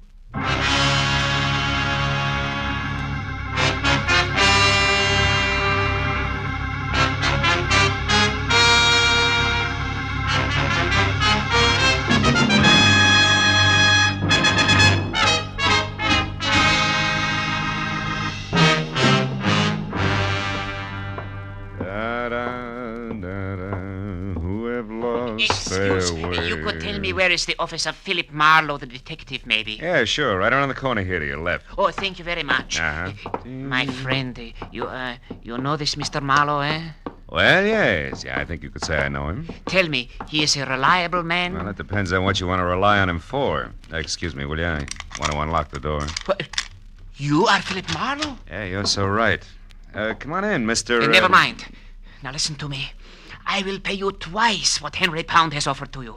Also, I will add to that $1,000 for a bonus. Wait a minute. What is this, Henry Pound, 1,000? Please, I have not the time for haggling. We make it $2,000. But you must work for me, not for Henry Pound. You only pretend to work for him. Now, look, Bud, in the first place, I haven't heard from Henry Pound since I worked for him 4 years ago. Huh? Second place, I still don't know who you are or what you want. Huh? Maybe you better sit down over there, start at the beginning, and tell me. You are lying to me.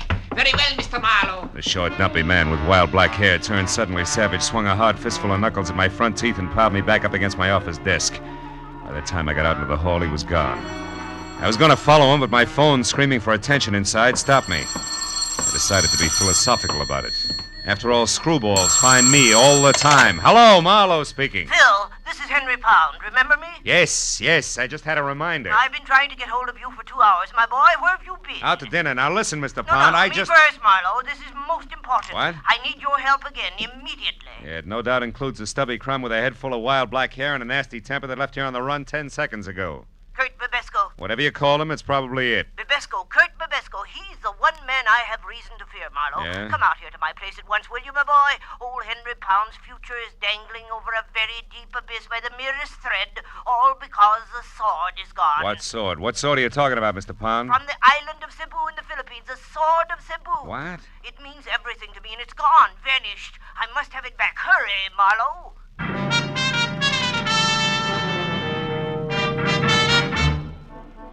20 minutes later, I pulled up in front of the walled-in jungle Henry Pound called home and zigzagged in through an Okinawan anti-evil spirit gate. waded past a grove of dripping elephant ears and ragged banana trees, and finally made the front door.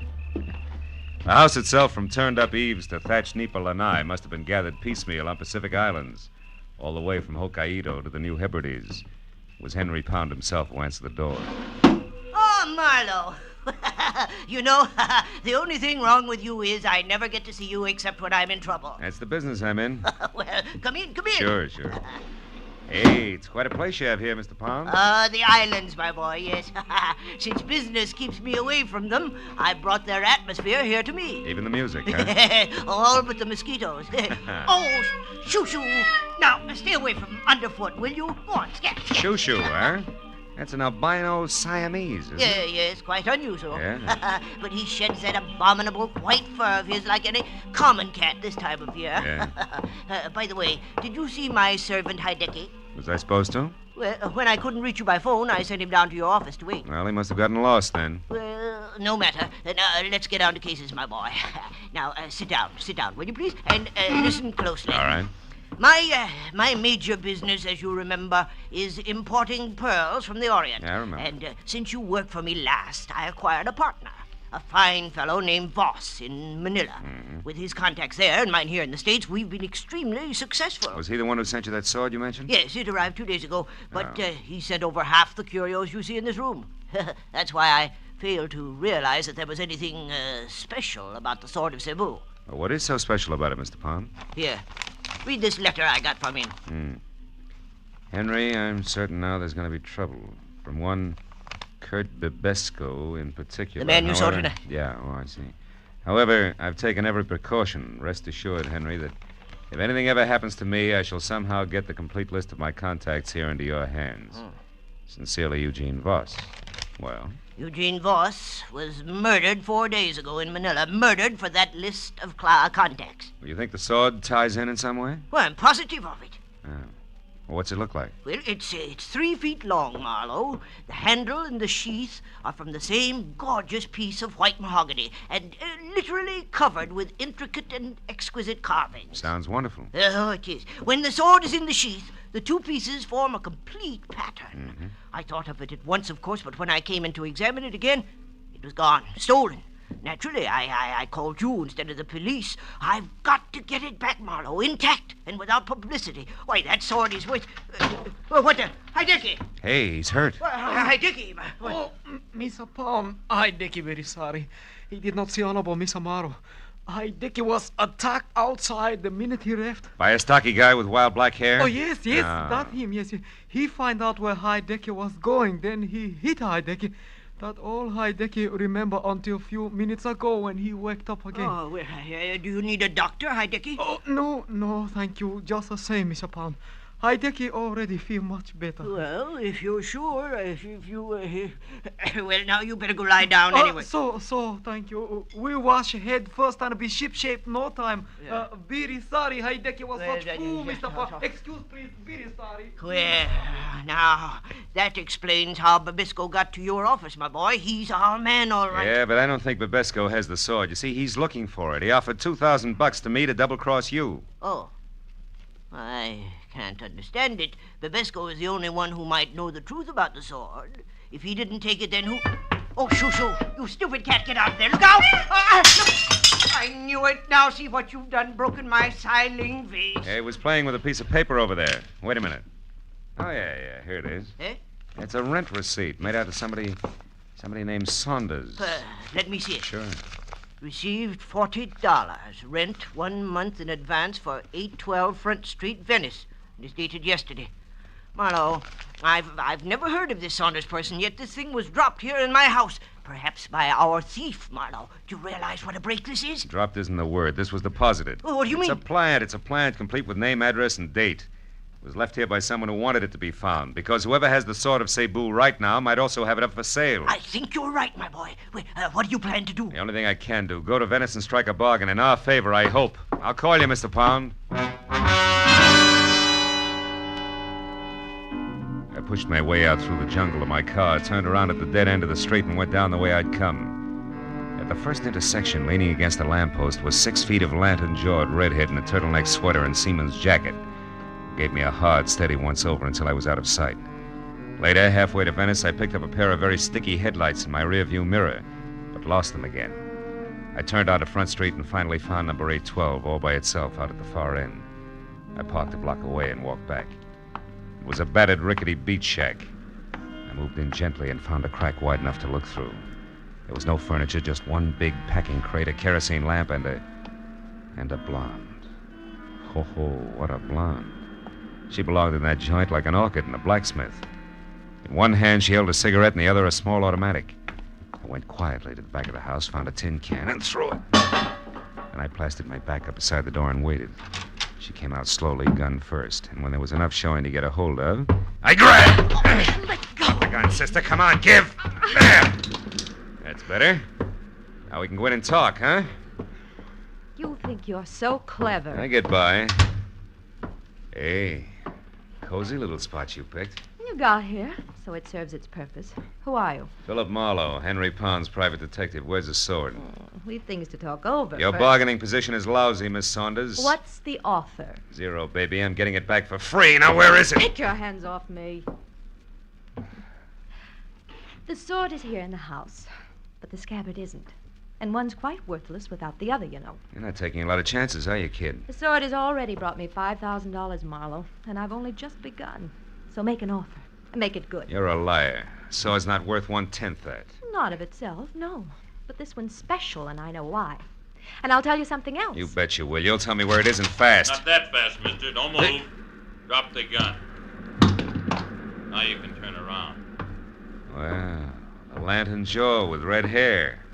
So you were tailing me after all. Ah, you said it. Now, wait a minute. Shut up. But I... Get out. The front door. Go on, beat it. I'll see you later. Now you, mister. Now what? Now we sit down, a couple of smart guys, and find a good, sensible way to work this out. Only I'm just a little smarter, because I got the only gun. Keep talking. What'd you say the sword was? Speak up, fella. Time's running out. Sounds like time's not the only thing that's running out, Red. Somebody's in the back room. Sorry, Tootsie, but now this only works one way.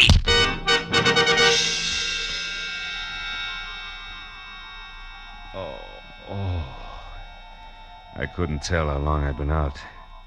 But I felt like I'd lost at least a weekend in somebody's boiler factory. I got back far enough to realize that something was going through my pockets. He was snaggle-toothed, had a week's growth of beard, and put the room in need of a healthy spraying of sweet air. Yeah, that's a little better. I thought you was done in there for a minute. Yeah? Who are you? Oh, what happened anyway? Yeah, that's what I'd like to know. Call me Sid. Okay, Sid. Yes, thank you. I was walking along the beach out there like I always do, and all of a sudden I heard a scream. You know, like it was a wounded cat. It came from in here. And I know this house has been empty for years. Was it you was screaming? No, I went out too fast. Yeah. Well, I come a-running, and just when I stepped up in the porch, a fella in a pea-jacket come charging out and beat it down the street. Yeah, I remember. Red and the noise in the back. Oh! Have you been in there, that back room? Me? Yeah. Sid? No, I just looked this far, and I found you. What's it all about, mister? What's back in there? Hey, bring that kerosene lantern, will you? Yeah, sure. Here, I got it. Look, a guy. Yeah, a wild-haired Romanian named Bibesco, with the Sword of Cebu sticking clear through him. Dead center.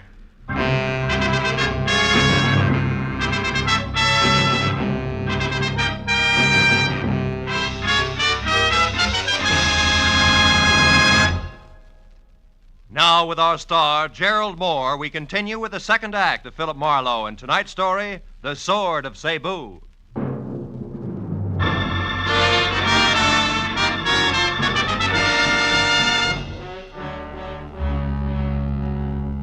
While the beachcomber gaped like a marionette with broken jaw strings at the impaled body of Kurt Bibesco slumped at our feet, I quickly covered the room and the back porch which led to the beach outside, looking for the wooden sheath that belonged to the Sword of Cebu, just in case Claire Saunders had been bluffing. But 5 minutes of that got me nothing more than a little exercise and a lot of salt air. Well, What should we ought to do now, mister? Call the cops? Yeah, I guess so. Sure would like to take that sword. So would I, Junior. But the homicide boys are kind of narrow-minded. You see, they like their corpses as is. Yeah? Come on, let's get to a phone. Yeah, okay. Nearest one's a couple of blocks away. You got a car? Yeah, it's out front. Got a light? Yeah, here's some matches. Thanks. Hey, wait a minute. Huh? What do you do with the conga club? Me? Yeah. Oh, them matches ain't mine. Just picked them up off in that barrel. Just picked them up. Conga club, huh? You know where it is? Yeah, sure, it's right here in Venice. Ex-Marine runs Oh? it. Kinda wild, though. Cops raided it once. They had some dancing. Where girls. is it? Where is Oh, it? Come on, it could be important. Straight down Front Street, Broadway, then left one block, and you're there. Uh-huh. Now, look.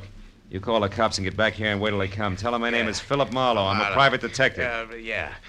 Oh, no. No, sir, not me. I ain't waiting here alone. $10? That's all? You heard me. Here. Tell the law I'll get in touch as soon as I can. Also, Sid, I'll match that 10 the next time we meet if you've kept your mind on your work. Yeah. Okay. Well, where'll I tell him he went to? The conga? You catch on fast. The conga, Junior.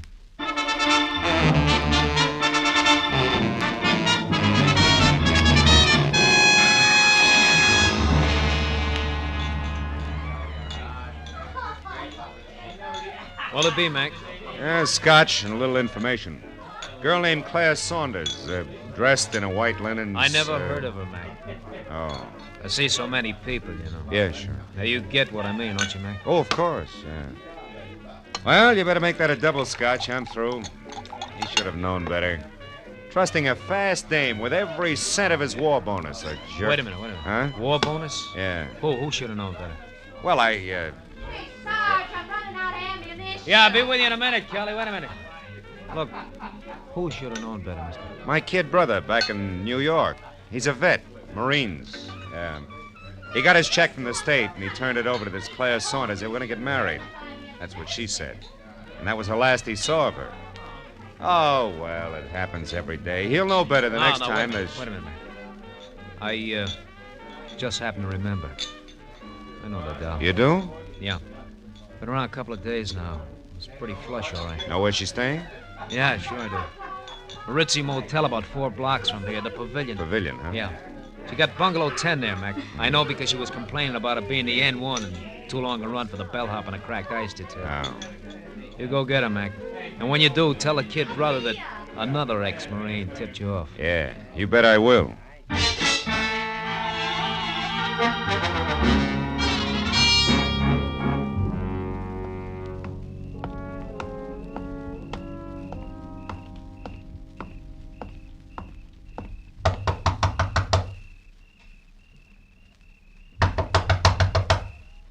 Who's there? Bellhop, ice. Oh, there must be some mistake. And you made it. There, we're going to straighten it out right now. Get your filthy hands. Quiet down, Duchess, now. Sit down, over there. Don't as much as bat a false eyelash. While you do what? Take inventory, baby. I know you're alone because I played Peeping Tom before I played bellhop. Chambermaids do a much-needed job on bedspreads. All right. So it's under the pillow. So you've got the sheath. Now, what are you going to do with it? And without the sword? Are you kidding, Duchess? You don't think I missed that back room at the cottage, do you? You found the sword there? And Kurt Babesco, who's wearing the sword the hard way, through his insides. Somebody was killed with a sword. Oh, come on. It's a little late for that wide-eyed pitch, baby. Doesn't your carrot-top partner tell you every time he kills? Marlowe, you got everything wrong. Oh, sure I am. Yeah, sure. But just for laughs, let's pass Sid and you along to the cops, huh? Oh, no, please don't. Please. I'll tell you everything, Marlowe. Turner isn't my partner. He hardly knows me. That's better. Now, just who's Turner? The man with the red hair. Uh-huh. Oh, Marlowe, believe me. I can explain everything. Okay, let's try it. Did you steal the sword from my client, Henry Pound, yes or no? Yes. Why? Marlowe, let me start at the beginning. A week ago in Manila, please. All right, let's have it.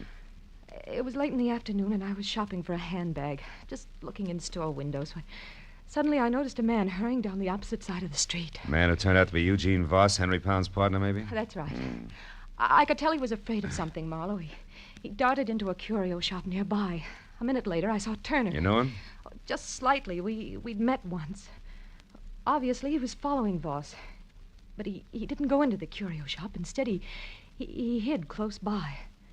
And then when Boss came out, he shot him, Marlowe. Just like that, huh? He was gone before anyone knew what had happened. I ran over to Voss to see if there was anything I could do to help. But there wasn't. He was dying. Oh, it was frightful. Please, Marlowe, I'd like a drink. They're on the desk. When you're through, go on. What happened next? Well, he told me to take the money in his billfold, $5,000, to take it all for delivering a message. About the sword? Yes. I was to get in touch with Henry Pound here in Los Angeles and tell him that the sword which Voss had just purchased in the curio shop was on its way. That he should pay special attention to it. And then he died. Mm-hmm. Well, you decided that $5,000 was an awful lot for playing messenger boy, huh? Yes. So you said nothing to the police, grabbed the first plane for L.A., got the Pound's place here, and swiped the sword, right? I figured if delivering the message was worth $5,000, the sword itself would be worth a lot more. But you had no idea why. Oh, no. Maybe a code in the pattern of the design and the jewels in the handle. Probably not the sword itself. Yeah, you figured right, little schemer. Here's your drink. Thank you. Huh. Oh, the rest of the story I can fit together myself. You knew you had something, but you didn't know what, so you swiped the sword, you left an obvious clue to an empty cottage, that rent receipt, you counted on it to start the ball rolling, and it certainly did. Who would that be? I don't know. Find out. Who is it? Turner, I want to talk to you. Just a minute. You still sure you're not partners, baby? Yes. I told you the truth, Marlowe. All right, answer it. I'll wait here in the closet with the door open wide enough for the barrel of a .38, just in case you've never been to Manila. Go on. All right. Open up, hurry. Close it quick, that peeper may be around. Who? The one I slugged over at the cottage. He wasn't there when I went back. Just some bum I scared away. Went back? Yeah, I went back. After you ran, there was some excitement, Sweets. First, I slugged the peeper because I heard some noise in the back. I thought it was you. Me? I never returned to the cottage. I know it. It was a louse named Babesco. I got him all right. With the very sword he was after. The little number right here in my hand. He was competition. So were you, Sweets, except that I doped your angle a long time ago. What do you mean? Well, Voss told you something before he died in Manila. I stopped after I ran, doll. I even came back. I saw you go for his billfold. Saw him mumble something. When I ran into you again here in L.A., I knew you were swinging in the dark. It was a nice try, Sweets. But you missed. Now give me the sheath. These two belong together. Come on, hand it over. You don't want me to be rough to you, doll. No. Here it is. Oh, that's better. Like I said, they belong together. Huh. That's funny. They should fit it. What are you laughing at? The answer, Sweets. A slip of paper with a list of people on it. I think it's crumpled in the bottom of the sheath here, and that's why the sword won't go all the way home. Yeah, here it is. A piece of paper. A valuable piece of paper. Sure, names and numbers of all the players. Had to...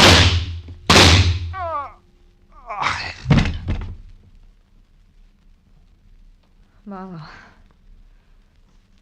he's dead, isn't he? Yeah. Just about as dead as a guy named Eugene Voss was last week on a sidewalk in Manila. Or the party called Babesco. What is it? Turner's dead, but I don't think his partner is. Marlowe, you thought I was his partner. Oh, yes, and I thought wrong, Claire. But now I got a little more to go on. I'll see you, honey. Oh, no, wait. What am I supposed to do? Call the police and explain it all away as a practical joke? Oh, Marlowe, have a heart. Where are you going? Back to my client, little dreamer. I think you can give me a line on that partner. Be good.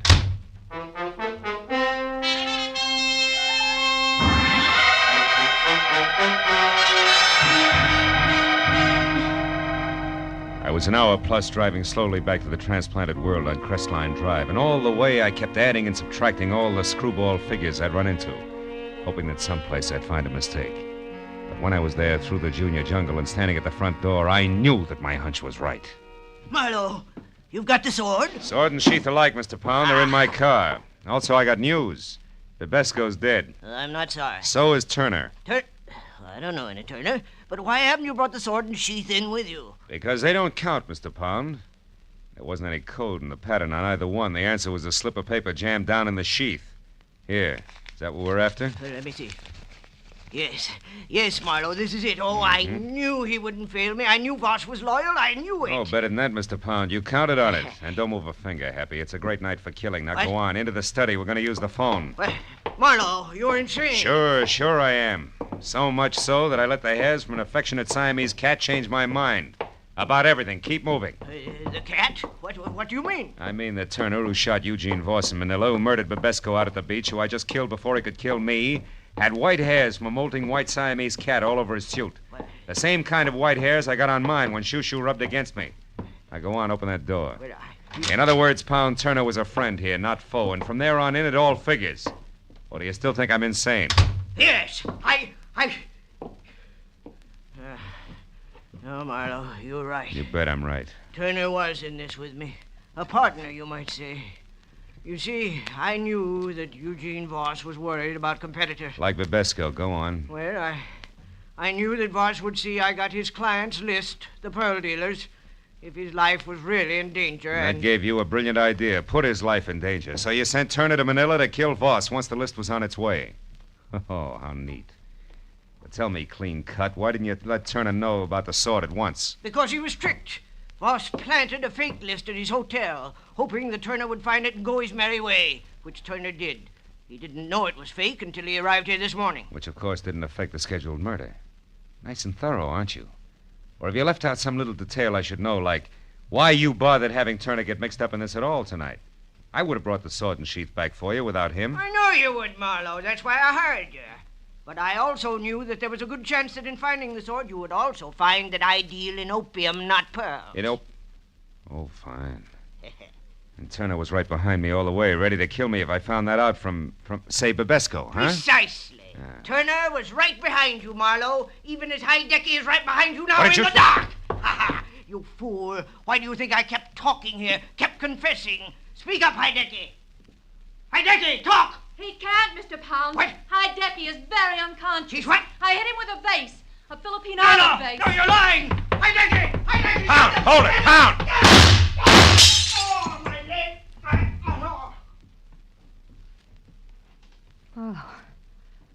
Marlowe, you got him. Marlowe! What's the matter?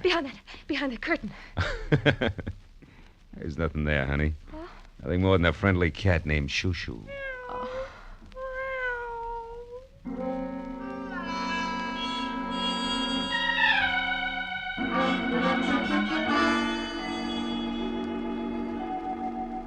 It took a long time. It always does. But finally, the police in Los Angeles and the police in Manila knew exactly who had done what to whom and why.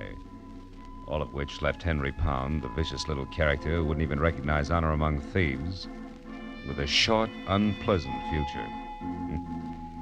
And I thought about him and every rotten thing he'd done as I walked through his imported island jungle to my car. I thought about him and Babesco, about Turner, the houseboy, about Eugene Voss, and I didn't think about Claire Saunders until I got to my car. Was in behind the wheel, headlights on. The words were written in lipstick the length and breadth of my windshield. Phil, dear, I stepped out when nobody was looking. But don't fret. Because from here on out, I'm going to be very good. I've learned my lesson. P.S. My plane doesn't leave until morning. Would you like to help me wait for it at the airport cafe. They have good food and they're open all night. Claire. Airport cafe. It's an hour's drive. Unless I hurry.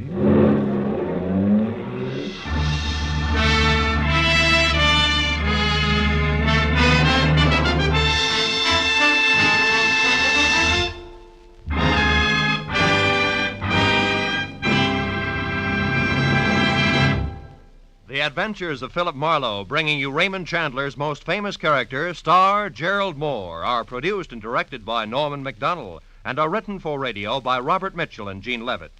Gerald Moore can currently be seen starring in Republic's The Blonde Bandit. Featured in our cast were Gene Bates, Junius Matthews, Barney Phillips, Byron Kane, Paul Frees, and Anthony Barrett. The special music is composed and conducted by Richard Arrunt. Be sure and be with us again next week when Philip Marlowe says... This time, an old Spanish woman who cared, a redhead and a mink who didn't, and a green suede button beside a corpse, all led me to a wounded man with a gun in his hand, cornered on a warehouse roof.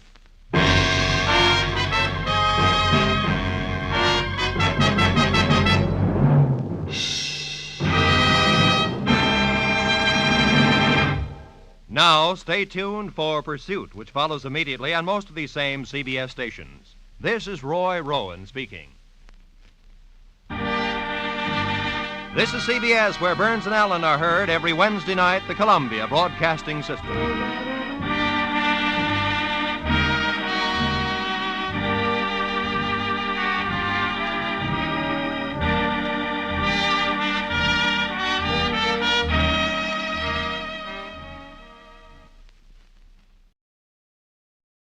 Get this and get it straight.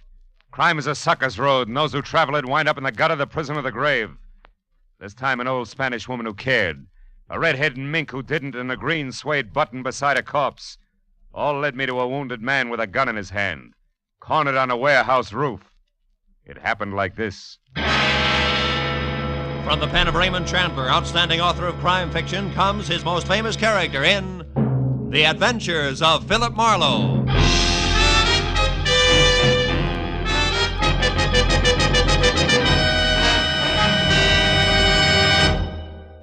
Now, with Gerald Moore, starred as Philip Marlowe, we bring you tonight's transcribed story, The Man on the Roof.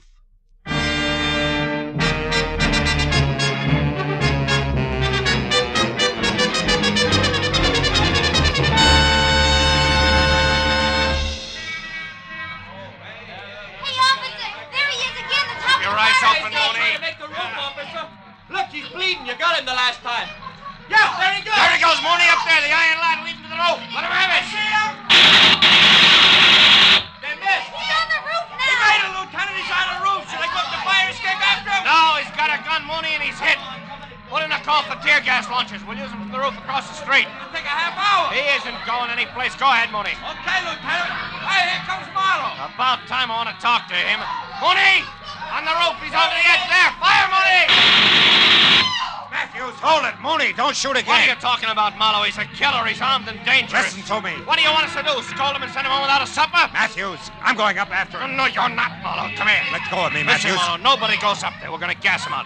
Come on, Mooney. Call for launchers. Matthews, please, listen to me, will you? Sure, why not? Tell me the whole story. We got nothing but time till they get here with those launchers. Please, Matthews, quit kidding. Nobody is kidding, Marlowe. That boy up there is a killer. Keep watching that roof, Becker. You make it curious.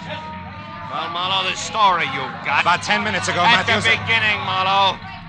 Go on, Phil. I'm trying to. We'll start at the front. I'm a sucker for detail. You got a half hour before the tear gas arrives. Okay, Matthews, I'll start at the front and skip nothing. Right. I'll start where it started 4 hours ago at 5 o'clock this evening, some 15 miles from here on the outskirts of a little town of San Fernando. A telephone call from a woman whose voice had said that she was old and Spanish and very worried had brought me out to the place. A woman named Senora Andrade who told me that her only boy was heading for a lot of trouble and that I had to stop him. The Andrade home stood out like a thoroughbred alongside the milkman's horse in comparison to the other houses squatting on the sun-baked soil. And the Senora herself, at maybe 60 and in a cheap black cotton dress, a lace shawl and homemade slippers, was the tidiest person I'd ever seen. When she bowed from the waist in graceful greeting, I saw a single small ivory comb was the only thing holding a mass of long gray hair in one neat bundle.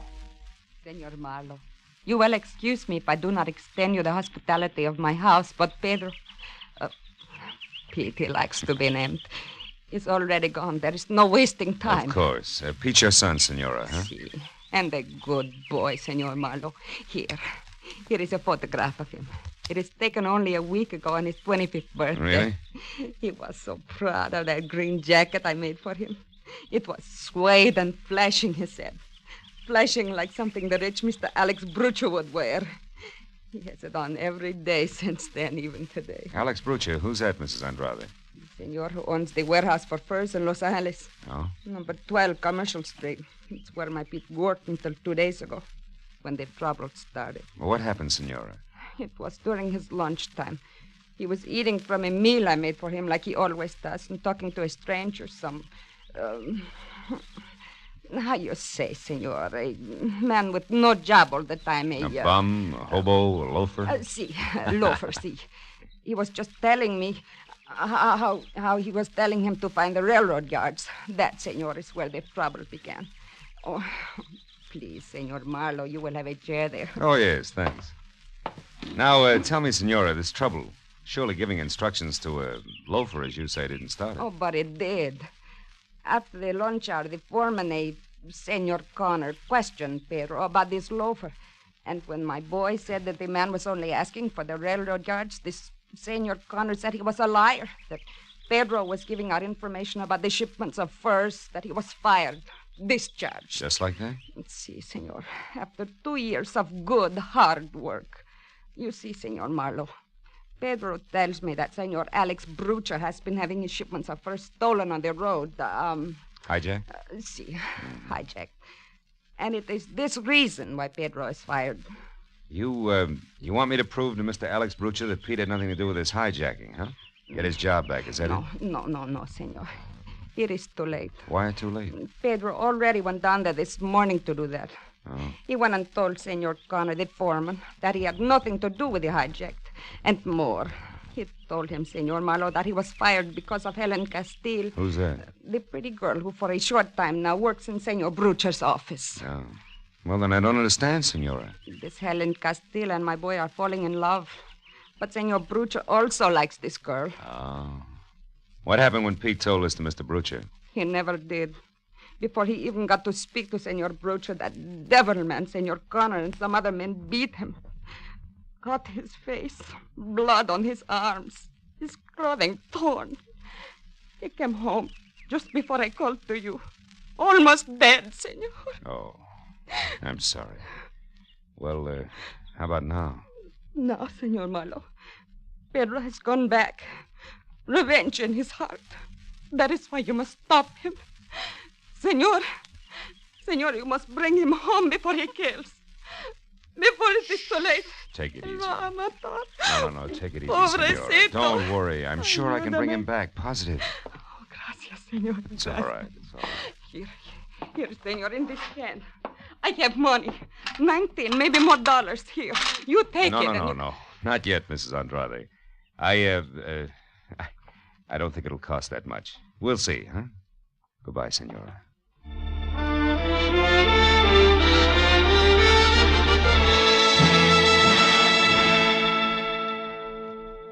It was an hour's drive to the Brucher Fug Company warehouse on Commercial Street in downtown L.A. I started up a long cement ramp that led to a glass cage in a far corner of the warehouse marked office. It was just about the end of a working day. And when I was next to the door, let it enter, a bell someplace said that the end had arrived. Okay, man, knock off. You could tell the way everyone's spirits went up. Everyone except the girl inside, half leaning on a file cabinet. I figured she was Helen Castile until I got closer. The on-fire red hair and green eyes with hat and shoes to match could have gotten by. But the coat she wore was mink. So was the attitude. That would never take shorthand for $40 a week. Things just couldn't get that tough. Hello. You look like you lost something. Oh, is Helen still here, Helen Castile? Gone to powder her nose. Maybe back before she leaves for the day. May not. I don't know. Oh. You a friend of hers? No, Pete Andrade's. Never heard of him. Got a light? Oh. Please. Sure. Now, tell me, Miss... Haynes, Corey Haynes. You? Marlowe, Philip Marlowe. Miss Haynes, is Alex Brucher around? Home packing is going out of town. It does every other week. Important business? No, I just wanted to chat with him a while. Oh, Connor, is Alex's car gassed and ready for me? Yeah, it's ready. It's ready, Miss Haynes. Here are the keys. Thank you. And, Connor, please, stop wishing I were dead, will you? I can feel it, and it gives me the creeps. I'm so sorry, Miss Haynes, but, well, maybe we won't be seeing so much of one another so soon. If you mean Helen Castile, Connor, she's a great secretary, period. Yeah, sure. Now you, Mr. Marlowe. Mr. Marlowe. I'm a friend of Pete Andrade's. You just said enough, mister. Almost too much. Now, wait a minute, Connor. What for? A lot of hot air? Listen, Marlowe, we've been running into all kinds of trouble around here. Hijacking, short shipments, misdirected cargoes, it works. So? So it all adds up to somebody on the inside helping somebody on the outside, and that ain't good. Now take my advice, brother. Get your long nose out of this place and keep it out if you don't want it bent. It's the phone, Connor. If you lift it up, it'll stop that noise. Very funny. Hello. Oh, hello, Mr. Brucher. Yeah. Yeah, okay, I got it. Charming fella, isn't he? You'll be down here in a couple hours and I'm to wait. Check. Check, Mr. Brucher. Goodbye. His master's voice. Very funny again. You'd better let me have the keys back, Miss Haynes. The boss isn't going out of town after all. He'll probably want his car. And I'll probably give it to him myself after I've run a few errands I have in mind. Goodbye, Mr. Marlowe. I hope we meet again in more pleasant surroundings. You two go to rival schools, Connor? Get out of here, Marlowe. Get out before you get the same treatment your friend Pete Andrade got. Oh, you've got to be kidding. You wouldn't do that to me, Connor. I'm not in love with Helen Castile. That goes for you, too, in spades.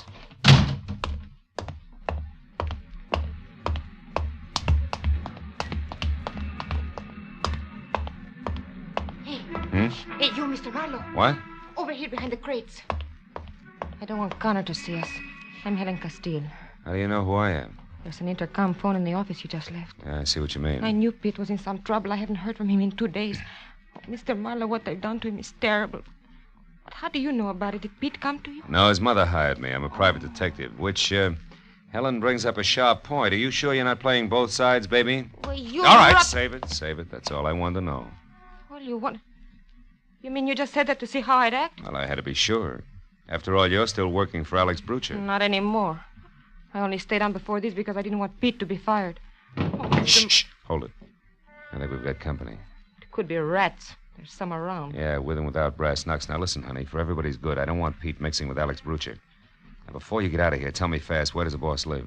41 West Adams Boulevard. 41 West. Okay, now go. I'll cover you till you're clear of the place. Go on. All right, my car's across the street. If you need any help later, Mr. Get Marlowe... going. That rat may have friends. Okay. Goodbye, Mr. Marlowe.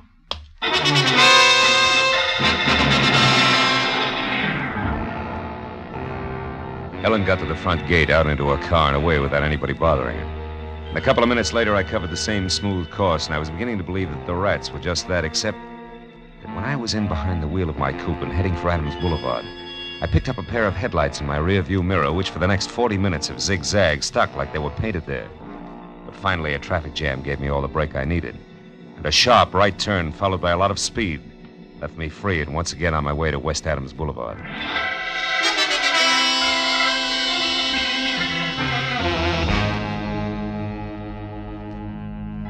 The place was turn-of-the-century stone-block mansion, but the rest of the neighborhood had gone slumming a long time ago. I was about to try the knocker when I noticed a thin slice of pale light that said the front door wasn't closed all the way. I started in, edging toward the sick light that came from a single lamp in what used to be called the library. And then suddenly I saw him. A man in a smoking jacket, lavishly monogrammed A.B., his face beaten raw, his clothing almost shredded, blood clotted thick on the back of his head. He was dead in the corner of the room. Next to the body was a heavy marble lamp base, also bloody. Inches from that, I found something that might as well have been Pete Andrade's calling card. A button made of green suede I had in my pocket just before the company spoke up. Don't go for your gun, Marlowe. That'll leave us even. So the kid finally made it, huh? Maybe. Maybe I did it, Connor. Nuts. You just came in, I know. I was waiting outside. When the jerk I had on your trail lost you, I figured I'd better leave the office, but quick. I figured right. But tell me, Marlowe, just so I score 100%, what's your angle? The Andrade kid's mother. I'm a private detective who was working for her. She was afraid of this. Oh, no. Stop. The sentiment's killing me. I wish something would. Well, let's call the police. Not so fast. What do you mean? I've already got the rest of my figuring done. About now, the kid should be at his girlfriend Helen's flat. I know where it is, and that's where I'm going. You see, Marlowe, I want to be a hero. I want to bring the kid in. Understand? Oh, sure. Real easy. You want to bring him in dead. That way nobody even mentions the beating you gave him on Brucher's orders. Because he wouldn't stay away from Helen. That way you're clean. Exactly. Clean as a whistle. Except for you and your big mouth. Now stand still, Peeper. I want to whisper something in your ear.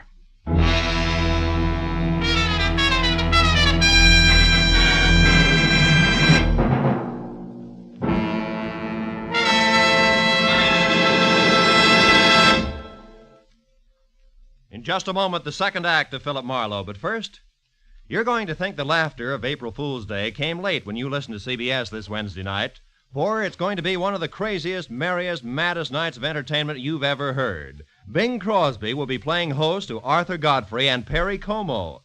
And even though lots of singing is promised from all three, who knows what's going to happen when the gags start flying?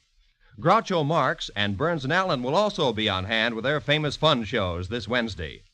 These great stars will be here on most of these same CBS stations. Burns and Allen, Groucho Marx, and Arthur Godfrey and Perry Como as Bing Crosby's guests. Now, with our star, Gerald Moore, we return to the second act of Philip Marlowe and tonight's story, The Man on the Roof.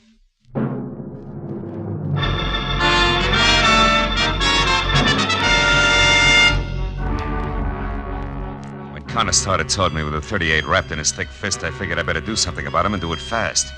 I waited until he walked around Brooch's body on the floor and it was out of his line of vision. Then I pointed at it. Connor, look, he's moving. What's that? Hey!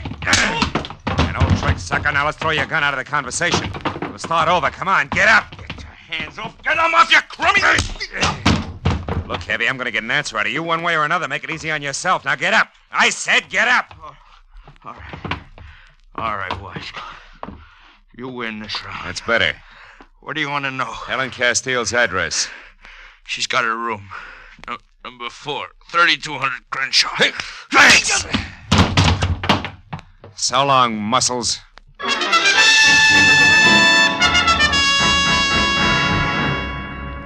I knew there wasn't much more I could do for a desperate hothead named Pete Andrade. He'd already done too much for himself in the wrong direction. I drove down Adams until I'd cooled off enough to call the police. I stopped at a phone booth and gave Homicide a fast rundown on Alex Brooch's murder. But I hung up before they could ask me Senora Andrade's address in San Fernando or Helen Castile's place on Crenshaw. Because there were two women I wanted to talk to alone before the police moved in. After that, I drove out to Crenshaw and found the number 3200. Room 4 was at the far end of a half-lit hall. And there were voices inside. One was Helen's. The other was Pete Andrade. I reached for my gun. I went out of my head, Helen. I must have hit him 9 or 10 times, hard. What are we going to do? I don't know. I've got to think. It's a little late for thinking, Pete. Who are you? He's a private detective. Yeah, I'm working for your mother. I was, up until I left Brooch's place. He's dead, Pete. Pete. Oh, no. I didn't mean to kill him. But I'm not sorry. I want you to come along with me, Pete. Quietly. Turn yourself in. No! Hey, Pete! Helen, get away from me. Stop it. Oh, you little... He's gone! Got it. Don't move, Marlowe. Don't move or I'll shoot. You crazy fools. I knew you wouldn't shoot me, Marlowe. Next time you'll be surprised. There won't be a next time. We're going to get away. It's our only chance now. You haven't got a chance if you run. You'll be dogged every minute of your short lives. You'll wind up full of bullets in the dark. You'll be running down a blind alley, and it starts right there with that door. Don't be suckers. Shut up. We're going to try it, Marlowe. And we'll make it. We've got to have money, Pete. Yeah, and I know where to get it, too. Broocher always kept plenty of petty cash in the office at the warehouse. I'll take that. What about the watchman, Pete? Are you going to keep on killing? Pete, listen. You can get in quietly with Broocher's keys. Corey Haynes has them. The office keys are on the same ring as the car keys. She always borrows them when she uses his car, and she's got it tonight. Then I'll get them from her. Where does she live? Out on Orange Drive. 210, I think. Will you listen to me a minute? You're heading for the original dead end, both of you. Why don't you give yourselves a break? Now, what do you call a break, Marlowe? Pete rotting in some prison until we're both too old to care? I'd rather have the bullet. Let's get him out of here. Yeah, that closet'll do. Go on, Marlowe, inside. Move! Sure. What are you waiting for? Go on, close it. I know what you tried to do for my mother, Marlowe, and for Helen and me. I'm sorry it couldn't work out. Thanks anyway. Nuts. I'm leaving, Helen. I'm ready. You're not coming. You're staying here. What? Marlowe was right. This is a blind alley, a dead end, and I won't take you into No, it. Pete, I'm going with you. No, you're not. Stay back. I mean it. Please. Stay back, I said. Helen, unlock this door. We still may be able to stop him. I'm playing this my way now, Marlowe. You can stay where you are. Helen, don't you understand? I'm on your side. I'm going with him whether he wants me or not. So long, Marlowe. Happy landings, baby.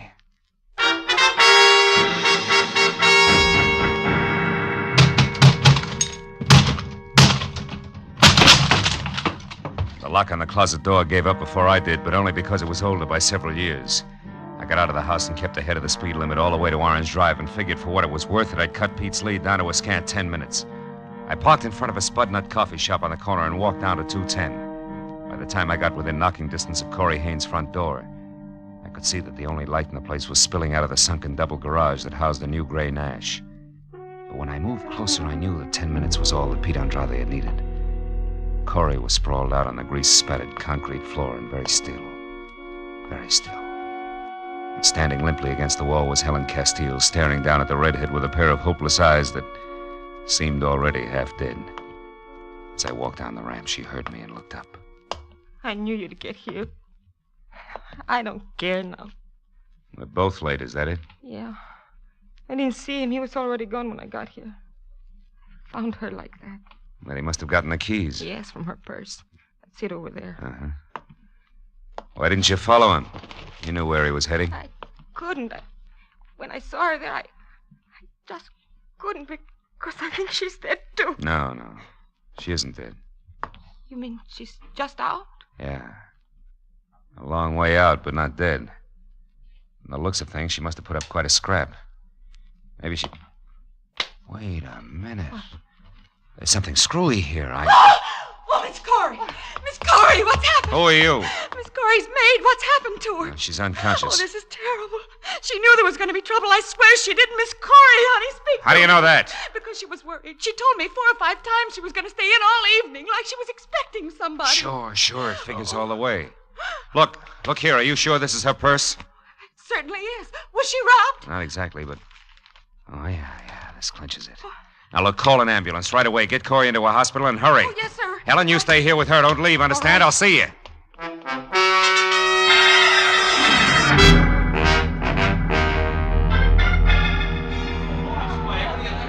And that's it, Matthews. That's why I broke a few speed laws getting from Corey's garage down here to the warehouse.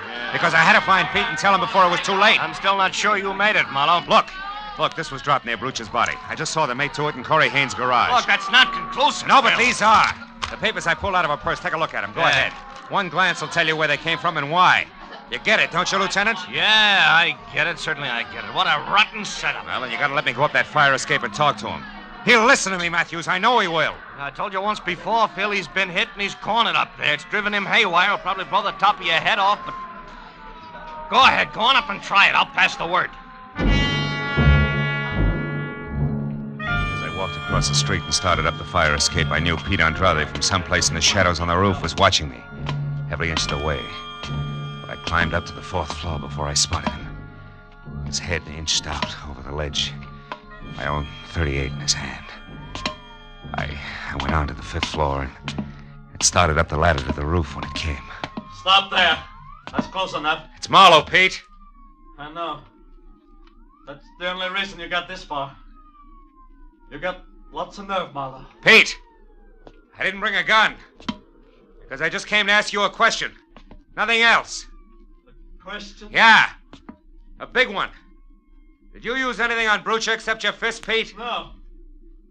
Why? What's the difference? Plenty. I don't think you killed Brucha. What? Is this a trick? No, look, Pete, no trick.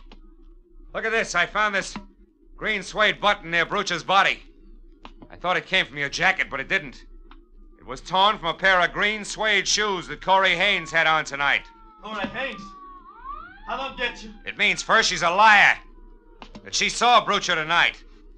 It means she got there after you did. Probably found him unconscious where you'd left him and finished the job with a heavy marble lamp base. You're crazy. This is a trick. Why would she kill him? They were going together. They had been. Until Brucha got interested in Helen. Yeah? After that, Corey was on the way out, and she knew it. She decided to get all she could out of him while she had the chance. Go on. Every time she borrowed his car, she used the keys to get into the office, steal information out of the files, and sell it. She was the informer. That dame. I'm coming up, Pete. How do you know all this? I found some papers to prove it in her purse. She was in a tough spot when Brucha changed his mind about leaving town tonight. Yeah? She had to get the papers back in the files or Brucia would discover they were missing. But Connor staying in the office prevented it. So she was trapped. I see. When she saw a chance to kill Brucia and have you blamed for it, she grabbed at it. Are you convinced, kid? I almost shot you, Marlowe. Why did you take such a risk and climb up here?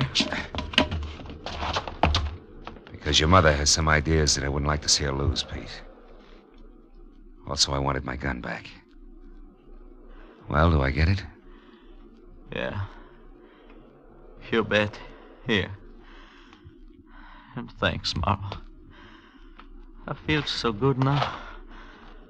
I guess I can. I know just how you feel, kid. I don't climb fire escapes like this every night. Believe me.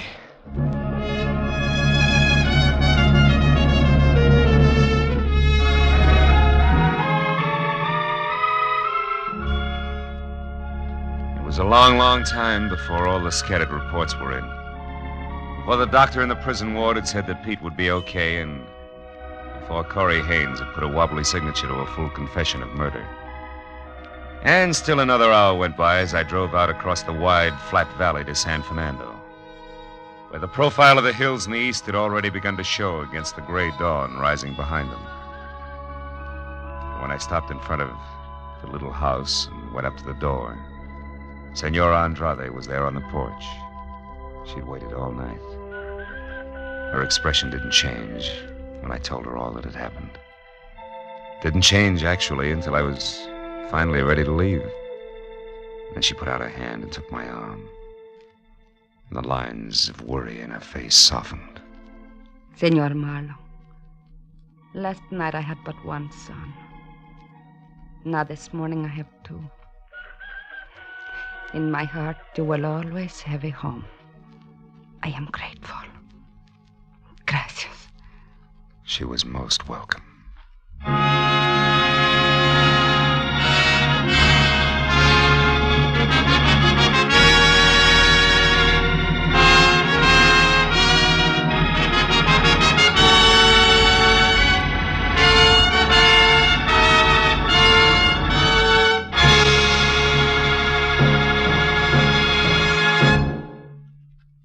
The Adventures of Philip Marlowe, bringing you Raymond Chandler's most famous character, star Gerald Moore, are produced, directed, and transcribed by Norman MacDonald, and are written for radio by Robert Mitchell and Gene Levitt. Gerald Moore may currently be seen starring in Republic's The Blonde Bandit. Featured in our cast tonight were Virginia Gregg, Jack Edwards, Lillian Byeth, Doris Singleton, and Jack Crucian. Detective Lieutenant Matthews is played by Larry Dobkin. The special music is composed and conducted by Richard Arant. Be sure and be with us again next week when Philip Marlowe says... This time a platinum wristwatch, a body on a lonely strip of beach, and a case of heart failure in a Beverly Hills garage. All added up to blackmail, 25 years old, and a killer who would never be caught.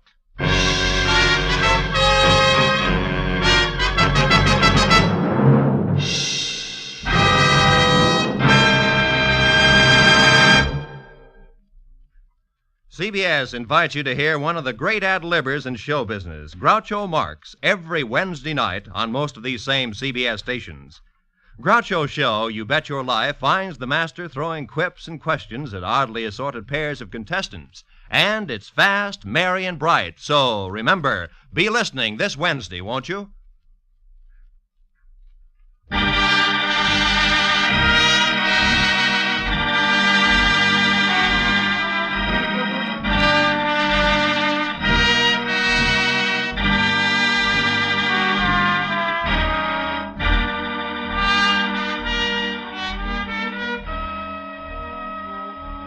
When disaster strikes, the Red Cross is on the spot to give relief in the emergency.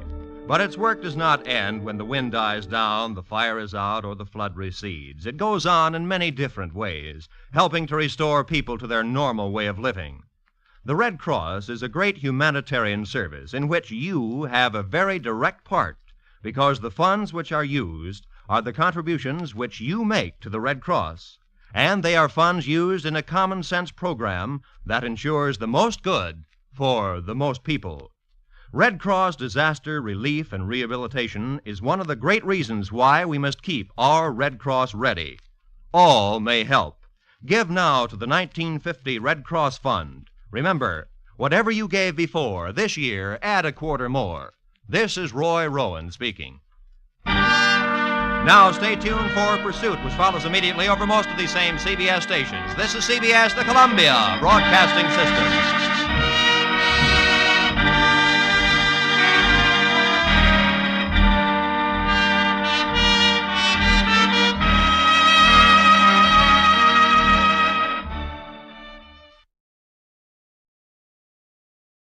Get this and get it straight. Crime is a sucker's road, and those who travel it wind up in the gutter, the prison, or the grave. This time, a platinum wristwatch, a body on a lonely strip of beach, and a case of heart failure in a Beverly Hills garage, all added up to blackmail, 25 years old, and a killer who would never be caught. It happened like this. From the pen of Raymond Chandler, outstanding author of crime fiction, comes his most famous character in The Adventures of Philip Marlowe.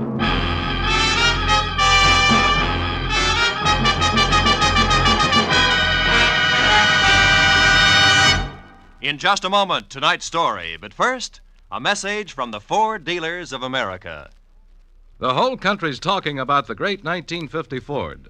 Listen to what Mr. Carl Moore of Kingston, Pennsylvania, one of more than 420,000 delighted owners, says about his new Ford. I leave my car out on the street a lot in winter, but you'd never know it to look at my 50 Ford's paint job. It's still as new-looking as when I bought it. I'll never stop wondering how Ford can sell a car that stands up so well for so little money. And speaking of getting a lot for little money, my Ford gives me up to 22 miles to a gallon of gas. Yes, it's hard for Ford owners to keep the good news to themselves. The news about the economy of the big new Ford. From its low initial price to its high resale value. From its low cost of maintenance to its thrift on gas and oil. Ford is a real economy buy. But prove it for yourself. Your neighborhood Ford dealer has the facts on Ford economy, and he'll be glad to have you test drive the big 1950 Ford in your own way. And now we bring you tonight's exciting story, The Anniversary Gift.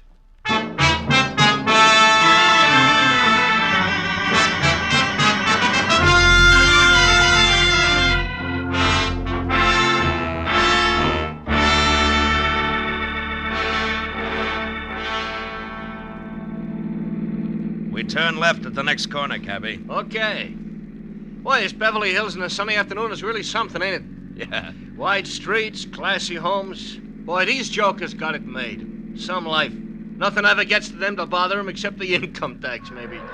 Yeah. Here it is, mister. 8834 Beverly Road. What a joint. Yeah. Wait for me, huh? Sure, mister.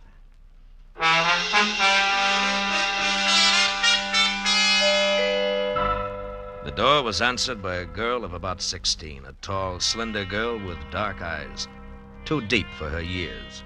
Oh, come in, won't you? I believe Dad's expecting you. She led me across a living room as dignified as the lobby of a bank to a door that she opened. If you'll wait here in the library, I'll tell Dad you've come. The library of Stanley Towner, my new client, was as somber as his living room, except for one thing. Over a fireplace that half-filled one wall was a life-size portrait of a woman, a most beautiful woman. Could have been a painting of what the girl who had just left would look like in another 25 years. I was still staring at the picture when Stanley Towner came in. That's a portrait of Margaret, my wife. We lost her 1 week ago today. I'm sorry, Mr. Towner. Well, we'd been expecting it for over a year. The doctors had warned us, but even when you're braced for a blow like that, it... Yes, I know what you mean. It was her heart, Marlowe. She was coming home from a shopping trip in Westwood last Tuesday evening when it happened. She had her own car and was just pulling into the garage here when the attack seized her. Catherine, my daughter, and I both heard her car hit the garage wall.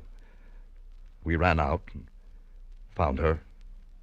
The doctor did everything possible, but Wednesday morning she was dead. And I'm sorry. It's all right, Mr. Towner. I must tell you all this because The reason I called you here has to do with Margaret's death. I don't understand. I've got to get Margaret's watch back. A what? A watch? Yes, a wristwatch. It's, well, I'll try to explain. I loved my wife very deeply, Marlowe. Now that I've lost her, the most important thing in the world to me is the preservation of her memory.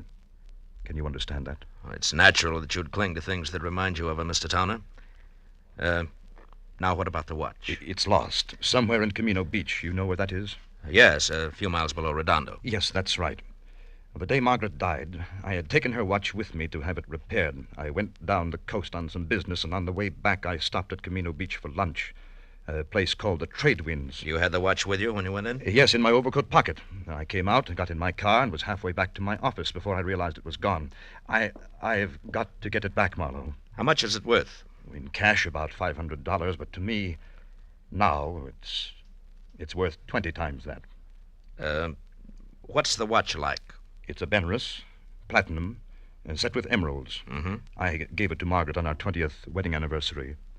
There's an inscription on the back to Margaret from Stanley with eternal love. I know that watch is somewhere in Camino Beach. Can you find it and bring it back here to me? There's nothing more you can tell me? Fortunately, that's all there is. I'll do my best, but I can't guarantee a thing.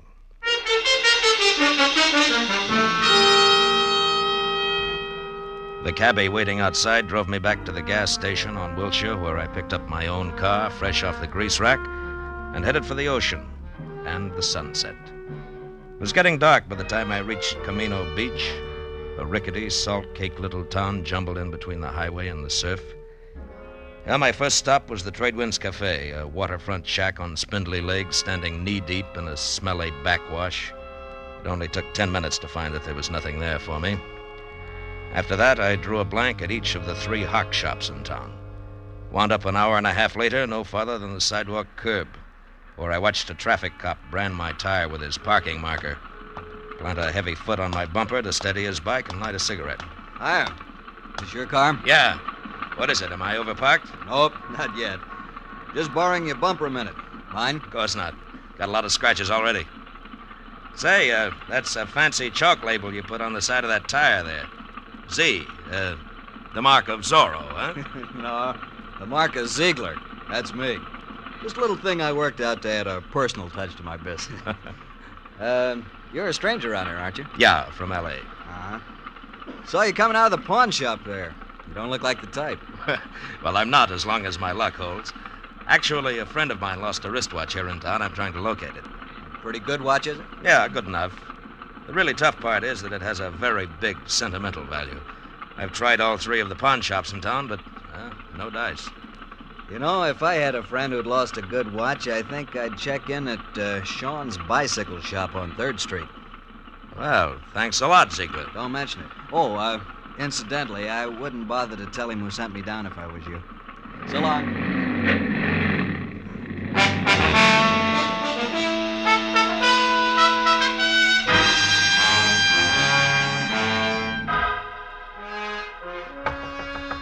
Hello. Hello, anybody there? Hello, Sean? What do you want? I'm closed for the night. I'm, interested in a lady's wristwatch, Mr. Sean. How do you know? And just how does that bring you to a bicycle shop? Look, we both know your offense, so let's not waste time on that. The Well. watch I'm after is platinum, set with emeralds, and has an inscription on the back. To Margaret from Stanley with eternal love. A bright sentiment, I'm sure. Have you seen the watch? No. Look, Sean, either I beat your tongue as limber as a St. Bernard's ears, or you accept this $20 in exchange for some straight information. Peacefully. Now take your choice and take it fast. $20. What kind of a choice is that? But I don't have the watch, bucko. But you have seen it. Oh, yes. 5-6 days ago, a fella brought that watch in here, wanted to know what it was worth. I said $500. He laughed in my face. Who was this guy? You mentioned something about $20. Oh, yes. Here. All right, now give. Oh, that's better. His name is Chip Menashe. In summers, he works in the concessions in the pier. In winters, he's nothing more than a beachcomber.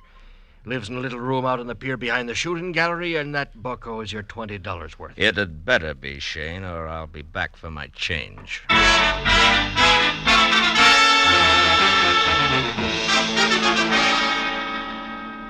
The amusement pier was deserted.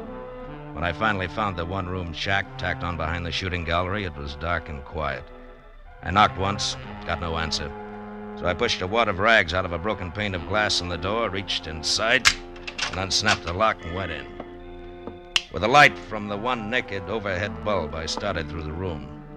On a packing crate that passed for a dresser, I found a week-old newspaper clipping that said the body of one Leon Stice of Camino had been found on an isolated beach Wednesday morning, shot in the chest. No apparent reason. Stice was survived by his wife, Nancy, of 320 Front Street. I got real busy wondering why a bum like Chip Menashe saved old newspaper clippings of murder stories when a noise outside turned me toward the open door. What are you doing in my place? You weren't home, so I came in to wait. You a cop or something? No, I'm no cop, Menashe. The name's Marlowe. Huh? Maybe we can do business. Sit down. I don't get you. I collect old watches. A mutual friend sent me, Menashe. Yeah? I'm interested in ladies' watches, particularly. Maybe something in platinum with emeralds. Okay, Pally, what's the proposition? Nothing until I see the merchandise. Now, how about putting it on display, huh? I can't hear you, Pally. Come on now. Where's the watch? Don't rush me, mister. Don't rush me. You'll get you nowheres. All right. Make me a proposition. 10 grand? 10,000? Uh-huh. You must be out of your mind. Yeah, we'll see who's out of their minds. That's a very valuable watch. Maybe you better get out of here and add it all up again. Yeah, maybe I'd better at that. But, Menashe, don't go away, because I'll be back. I won't go away. I know when I'm sitting on top of the pile.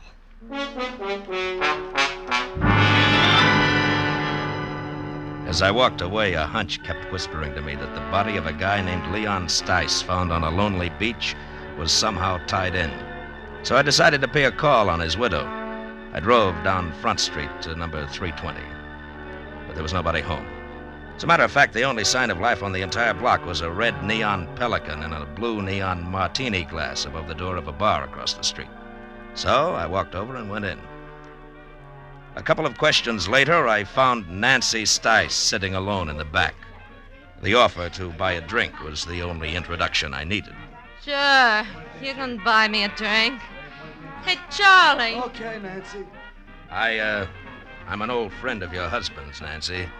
I just heard. That louse didn't have no friends. Hey, Nancy. Something for you, mister? No. Here, keep Thanks. it. Mud in your eye. Nah. I got nothing against Leon Stice, except 25 years of living with him in a Camino Beach rat hole on nothing. That's all. Any idea why he was killed? For the role he was carrying. Well, after what you just said, that makes no sense. That's the way it was. And I didn't get one red cent of it. It was all gone when they found him. Did you tell the cops he had money on him? Nah. I hate cops. Yeah, sure. Where did Leon get this dough? He told me he ran into an old acquaintance who was staking him. Some guy named Martin Vogel who used to live here in Camino Beach years ago. Martin Vogel was staking him? To what? Leon said him and Vogel was going in business together. The cash was in advance. Oh, sure. He was going to be such a big shot. What kind of business, Nancy? Just between you and me, the only business that crummy mind of his would work on was blackmail. Take it from me. And now, how about another drink for his grief-stricken widow, huh? I'll, leave $1 on the bar on my way out.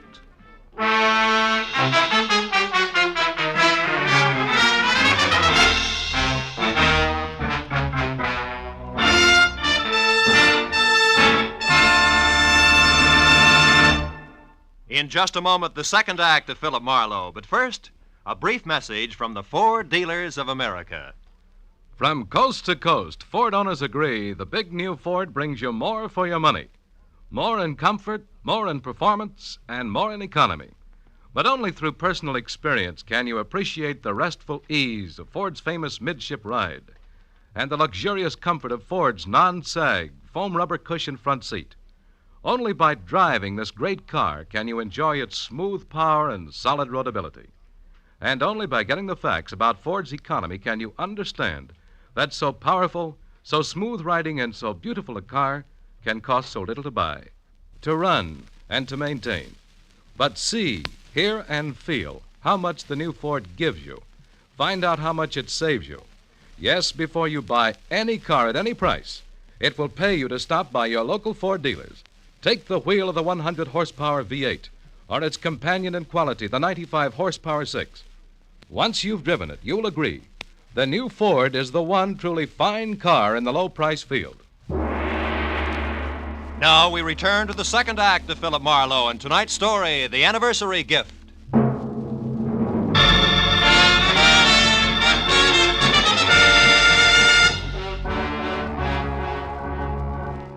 I left the Pelican Club, got into my car, and started for the local law on the chance that I could learn something more about the new question mark I'd picked up named Martin Vogel. 10 minutes later, I parked my car under the cracked globe that oozed sick purple light over a weather-beaten sign, Camino Beach Police. A fat sergeant huddled over what could have been the original teletype machine.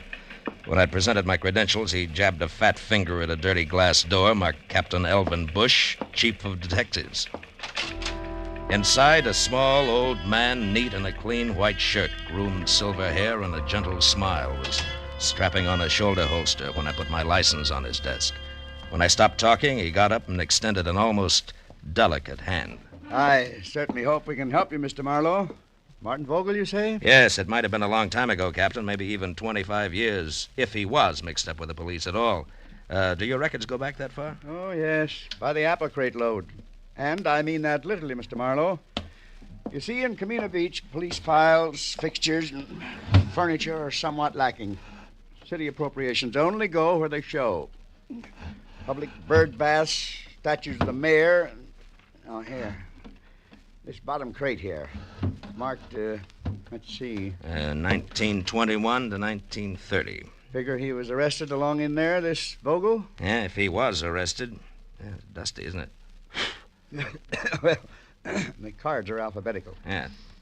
Let's see. Riker, Rooney, Stemple. By the way, Mr. Marlowe, what's your angle? I'm not sure, Captain. Svensson, Underley, Utterman, Van. Vogel. Martin. Got it, eh? Yeah, picture and all. Bring it over here in the light. Yeah. Martin Vogel arrested Camino Beach Hotel, May 28, 1923, on warrant from Chicago, Illinois police. Returned to Chicago, sentenced to 5 years in state penitentiary for embezzlement. Arresting officer, Patrolman Elvin Bush. Picked him up myself, did I? Well, I've locked up a lot of people in the last 35 years. Yeah, I guess you have it. Holy smokes. Huh? What? That can't be. What is it, Mr. Marlowe? You look kind of pale. There was no mistaking it. The time-yellowed picture of Martin Vogel made it plain. Vogel and my client, the distinguished Mr. Stanley Towner, were one and the same. That meant that Towner had lied to me and, more important, had no doubt killed Leon Stice, who was blackmailing him because he knew he was Vogel.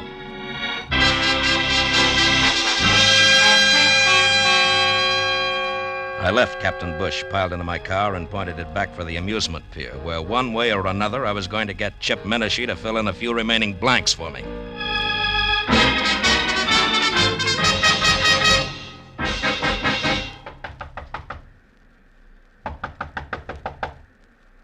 Yeah, who is it? Marlowe, Menashe. I want to talk business. Okay, Marlowe. Looks like I doped it right. I thought you'd come back. All right. Now get up. And listen hard. I want the watch and the story that comes with it. I told you my price. It's still 10 grand. You're bluffing, Menashe. You know the watch means money, but you don't know why. Yeah, Mr. Weisenheim? All right, now come on, talk. Okay, quit. I'll tell you what you want. I took the watch from Leon Stice. I found him dead on the beach. It was clenched in his fist. And the dough you're spending? Was in his wallet. Let me up, will you? All right, come on. Now sit over there. Hands in your lap. School isn't out yet. What more do you want, Marlowe? How do you tie the watch in with Stanley Towner? What makes you think I did? The fact that I was sent here to Camino Beach and the fact that you were ready and waiting for somebody. Well? Okay. I was lucky. When I read about Stice in the papers, I also just happened to read another article, an oddity, you might say, about a woman in Beverly Hills, a rich man's wife who got a heart attack in her car just she pulled into her garage. A woman called Towner, front name Margaret. Wife of a big shot broker, also called Towner, front name Stanley. I went from there. I was shrewd. Yeah, genius. Okay, now give me the watch. Come on, let's have it. All right, get your mitts off. Here.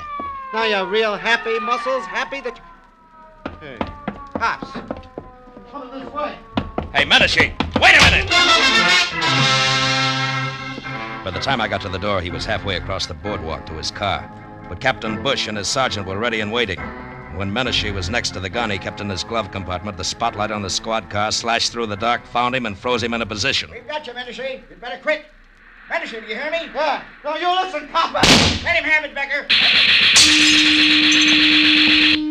The windshield sprang into little pieces. That got him. Come on, Becker. Yeah, Captain. I waited until Captain and Becker were next to the body and had lifted it off the steering wheel. Then I moved quietly along the side of the buildings as far as the squad car. There, I turned and started back toward them. Hey, what happened? Oh, it's you, Captain. What brings you around here, Mr. Marlowe? A guy in town told me that somebody named Chip Menashe might give me a lead on Martin Vogel. You won't be able to now. That's Menashe. What? We wanted him for a week-old stick-up murder. Stick-up murder? That guy on the beach? The same. Say, Becker, did you find the money on him? Right, some $300, Captain. Good. Well, you better call for the wagon now. Check. Funny thing, Mr. Marlowe. One fingerprint did it. Oh, how's that? That guy on the beach, Leon Stice. We found his empty wallet in the sand next to him. It had an isinglass front over his driver's license with a thumbprint that wasn't his. But was Chip Menashe's, huh? Well, we got on to Menashe because he was spreading a lot of dough around.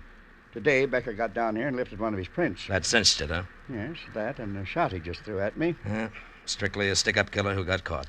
Marlowe, about this Martin Vogel, you still want to let it go that the Beverly Hills police are going to get in touch? I think so.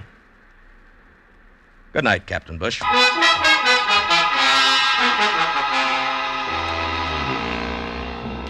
The ride back to Beverly Hills was an uncomfortable hour and a half, cold and empty. I was glad that I had things to do like stop and start and shift gears. It kept me from thinking too much about a lot of things and a lot of people I wish I'd never heard of. People like Stanley Towner, who I had every reason to be against, but who I was starting to pull for. Stanley Towner, a man who had started all over again after a single mistake made 25 years ago. A man who had fought to build good things, like a comfortable home, a marriage to a woman in a painting, a 16-year-old likeness named Catherine. But Stanley Towner, who was also a killer on a lonely stretch of beach far from home, destroying something rotten who would destroy him. A killer that nobody knew about, except me. Well, I pulled into the driveway and parked behind the car that had been Margaret's. As I got out, the light of the garage went on and the side door of the house opened. I felt almost wrong dropping my hand around the .38 in my side pocket. Good evening, Mr. Marlowe. You have the watch? Yeah. I had quite a tussle getting hold of it. I imagined you would. Menashe's dead, Mr. Towner. Menashe? Who is Menashe, Mr. Marlowe? The reason you hired me? The man who called you and dangled this bait? Yeah, you were right. It's a beautiful watch, Mr. Vogel. Vogel? You know about it? Yeah, they keep police files a long time. I know about everything. Except why you didn't go after the watch yourself. Well, I was afraid. Afraid to show yourself in a town where somebody might remember you, huh? The town in which you had committed a murder, is that it? Yes, that's it exactly. Dad, is that you down there? Yes, dear. Me, Mr. Marlowe. Well, why don't you come into the house? It's so late and it's chilly. You'll catch your death of cold out there. Yes, in a while, dear. Now go back to bed. All right. Good night, Dad. Good night, dear. Oh, good night, Mr. Marlowe, and please make him do as I say, will you? Yes, I will, Catherine. Good night. Do you mind if we go along to the police at once, Mr. Marlowe? I'd rather she didn't know right now. Tomorrow is soon enough. And, can we take your car? Yeah. The lights go off out here? Yes. The switch is on the garage wall over there. Okay, get in. All right. You know, Mr. Towner, I'm sorry about Catherine and the way she's going to be hit by this thing. The switch is there on your right. On your right, Mr. Marlowe. Yeah.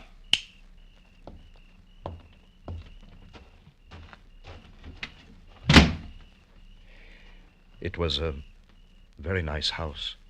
Mm-hmm. Mr. Towner, you certainly loved Margaret a lot, didn't you? Completely, Mr. Marlowe. And her memory, too? Why do you ask? Something that makes me awfully happy. Mr. Towner, you didn't kill Leon Stice. Marlowe, what are you saying? That you never lost your wife's watch at Camino Beach. You never had it. She lost it herself. Lost it when she struggled with Leon Stice just before she killed him for your sake. For you and Catherine and everything you've worked for. No, Marlowe, no. Yes, Margaret had a bad heart. She knew she didn't have long to live. Also, she knew that Stice was blackmailing you. It figures, Towner. And what also figures is that you'd rather pay for a murder that you didn't commit than to have Margaret's name soiled. Yes, I would, and I will, because you can't prove any of this. Correction, Mr. Towner, I can. With your wife's car there in the garage, the car in which she died on what you said was her return from Westwood. Which it was? No, not according to a funny little chalk mark I just saw on one tire, it wasn't. A little white Z that a policeman named Ziegler in Camino Beach makes to check on parking time. And we can go on from there. Your confession won't mean a thing. But, Marlowe, it must. No, I guess it won't. I guess you can't hide the truth very often, can you? No. Only once in a great while. And then, strangely enough, only when it seems like the right thing to do. What do you mean? Why did you stop the motor? There's one thing I haven't told you yet. The way things worked out in Camino Beach, Mr. Towner. The police there think that Menashe killed Leon Stice, and they're happy that way. They never heard of you or your wife. And I don't see why they should. No. Yes. I mean that nobody really knows the whole story. Nobody except you, Marlowe. Nobody, Mr. Towner. Good night. Thank you, Mr. Marlowe. Good night.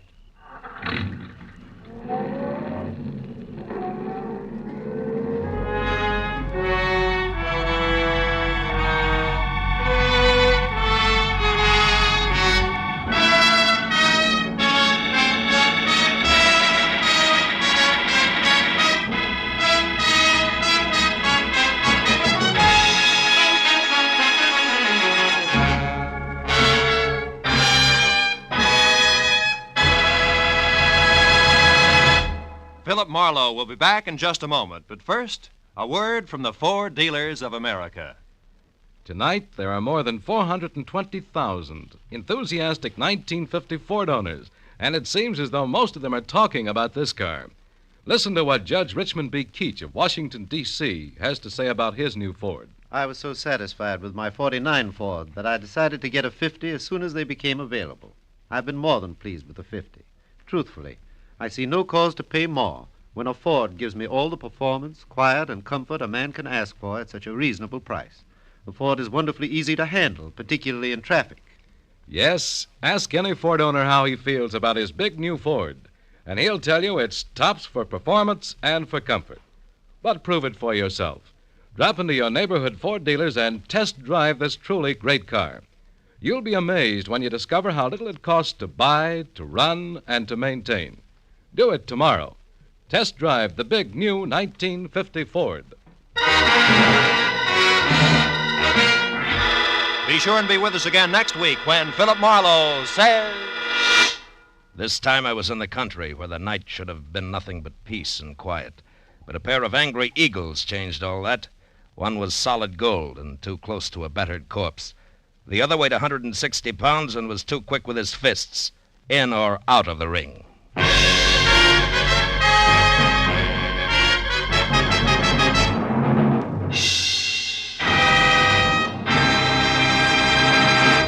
The Adventures of Philip Marlowe, bringing you Raymond Chandler's most famous character, tonight starred Bill Conrad, are produced and directed by Norman McDonald, and are written for radio by Robert Mitchell and Gene Levitt. Featured in the cast were Sammy Hill, John Daner, Gene Bates, Ralph Moody, Larry Dobkin, Harry Bartell, and Edgar Barrier. The special music is composed and conducted by Richard Orant. This is Roy Rowan speaking for CBS, the Columbia Broadcasting System.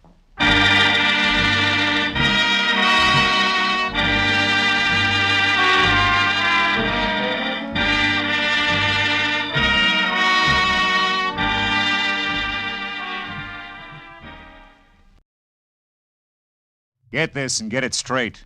Crime is a sucker's road, and those who travel it wind up in the gutter, the prison, or the grave. This time I was in the country where the night should have been nothing but peace and quiet. But a pair of angry eagles changed all that.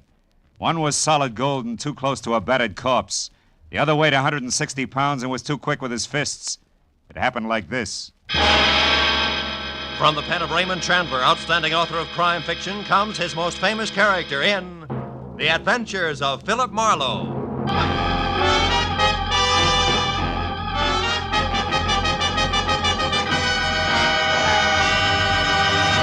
Now, with Gerald Moore, starred as Philip Marlowe, we bring you tonight's exciting story, The Angry Eagle.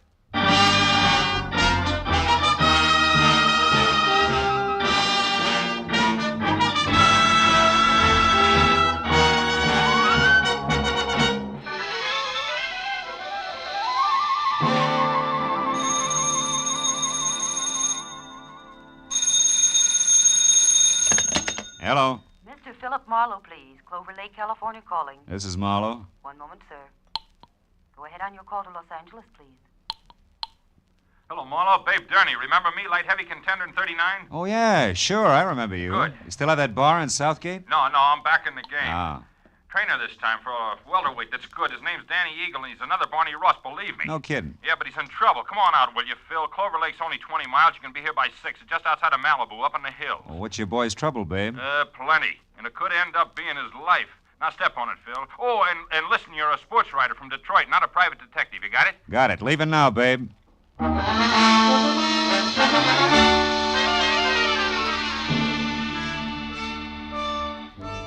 It was an hour's drive to Malibu Beach in the film colony where the convertibles outnumbered the hardtops 5-1. And another 30 minutes up into the mountains along a steep spiral of macadam which at every turn made more of the Pacific below and less of Malibu. Until finally I was at the top. To my right there was a dirt road which a freshly painted sign said led to Clover Lake Training Camp, private. Raleigh Lance, owner. I drove on into what turned out to be a converted summer hotel marked office. A couple of buildings that had been stables and maybe 24 cabins spread out over a sloping green acre that led to a cliff's edge and the lake some 100 feet below. When I pulled in and parked in a gravel semicircle which was close to a roofed-over boxing ring where a lot of muscles in sweatpants was making a punching bag sound like a machine gun, I saw Babe Durney coming toward me in ducks and white T-shirt with an angry fighting eagle as in Danny on it. It was more bay window and less hair than last time, but still the same quick smile under a nose that spread over half his face and an extended hand that could have passed for a catcher's mitt. Hiya, Phil. Glad you didn't take any longer. Things are worse. Oh? Danny got canned an hour ago, and he's burning up. Told Lance and his wife where they both could go, and I think he's going to personally see to it that they get there. Now, wait a minute. Who's this Lance? And his Raleigh wife? Lance. He runs this place, Marlowe. Yeah. Strictly the big-time, big-shot manager. His seat at the fights has to be A1. His license plate the lowest number he can get. Yeah, half pint in French cuffs and built-up heels. He's got 10 fighters there. Danny's one. And the wife? Oh, yeah. Myra. A lot of curves, a lot of war paint, and never enough clothes on. Know what you mean. Yeah, well, also not much to keep her busy, and Lance hasn't got time to run around down in Malibu. Which means sheep's eyes at the boys, huh? Yeah, Danny Eagle included. Not that the kid ever did anything about it, mind you. Figured she was just being friendly. Come on, let's move on down by the lake like I was just showing you around. Hey, Jersey. Yeah? You can quit now. Do a mile in the shower. Okay, babe. See you later. Anyhow, Phil, this morning, Lance and the missus had a beef when the big shot got mad, read Myra off, and called Danny and tried the same thing on him. Didn't take, huh? No. So the boss canned him. The kid went back to his cabin and started kicking the fixtures around. That's when I called you. He's got a lot of temper, Phil. Yeah, but what do you want me to do? Help me get him out of here before he tangles with Lance. He said he wasn't going to get off the ground till things were squared away, and he... Oh, hold it. What now? Over there near the edge of the cliff. Friend of Lance's, Jess Weatherwax. Well, that old man? Yeah, hayseed to look at or listen to, but he owns about every piece of land around here. Uh-huh. Rich, retired, and has just learned about prize fighters. Calls them gladiators. Also, he's got a mud fence-faced daughter he's real anxious to pass off. Yeah, also, he's coming this way. Oh, hello there, son. Yeah, don't encourage gab. It's his specialty. Well, babe, my boy. What shape are you in tonight? Oh, well, not quite fighting trim, Mr. Weatherwax. I was just showing Mr. Marlowe here around the grounds. He's a sports writer. Sports writer? Yeah. Well, glad to make your acquaintance, Mr. Marlowe. Thank you. Yes, sir. Well, when I think about what I've missed all these years not following the ring... Mr. Weatherwax, excuse me, but we're in a hurry. I want Mr. Marlowe to see the lake before it's dark. We'll see you at dinner up at the lodge later, huh? Yes, I'll look forward to that. Goodbye. Yeah, bye, son. Original windbag. Yeah. But, Marlowe, like I was saying, I gotta have your help. Yeah, but what can I do now? The kid's through, babe. Sure, but look, Phil, I know other managers. I also know the makings of a champ when I see him, and Danny Eagle's got the stuff. And? Okay, I like him. Phil, you gotta get next to Lance. If he thinks you're doing a feature on him, he'll be your best friend in a couple of hours. A little Napoleon. Uh-huh, and when I'm buddy-buddy, I steer him away from ordering his muscle man to play pretzel with Danny while you're trying to get him out of here. Is that it? That's right. I already planted that you're coming up here, so all you gotta... Hey, look. Huh? Up at the lodge on the porch there. That's him and Myra going in the office. My cue. Mm-hmm. Okay, but first tell me one thing, babe. Does Danny know about me? No. He'd turn against me if he did. He likes to settle his stuff his own way. That's why you gotta get to Lance. In or out of the ring, it still takes two to make a fight, Phil. Yeah. All right, babe. I'll do my best. Yeah, Philip Marlowe, Detroit Daily News.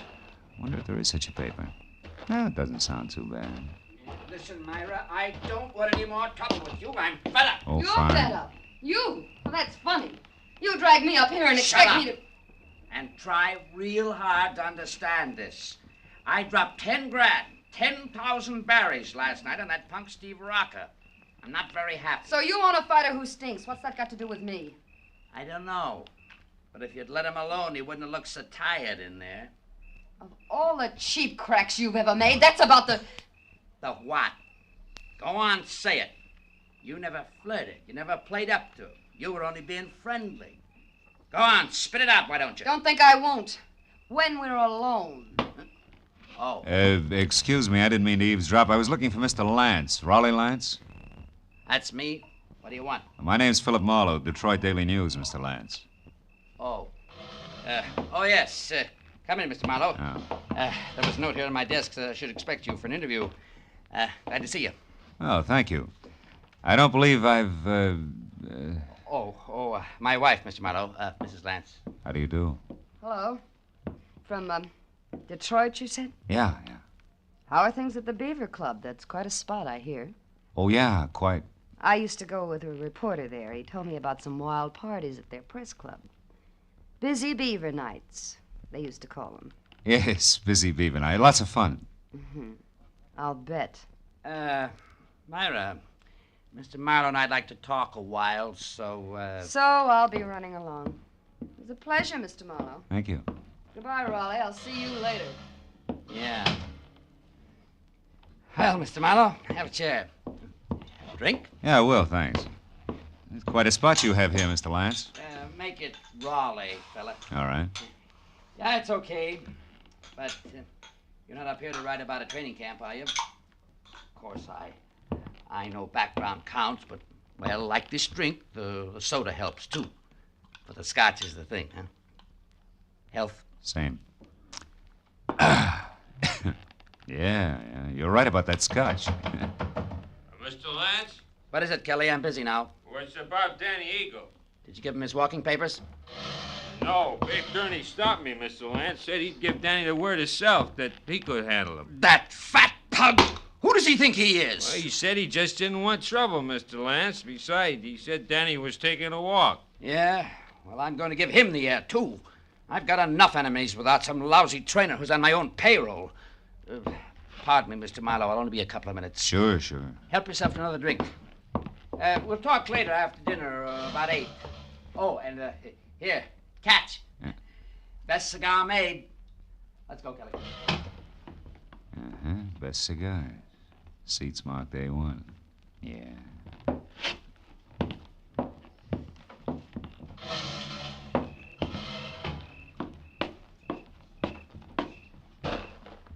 Hey. Huh? Don't go away mad. My hubby always runs out on people, even private detectives. Slips, huh? Busy beaver night indeed. I made it up. I never even heard of Detroit. Why'd you bait the trap? Lance, the jealous jerk, has threatened to hire a detective a half a dozen times. Oh. After all this fuss over Danny Eagle, you were about due. Well, shall we walk? It's a nice night. Let's leave it that way, huh? What do you mean? Isn't Danny enough for one day? Listen, mister, you're starting off with 2 left feet. I was friendly with Danny Eagle, period. And Steve Rocker? The same. Only Steve was a little dull. A mind dedicated to comic books.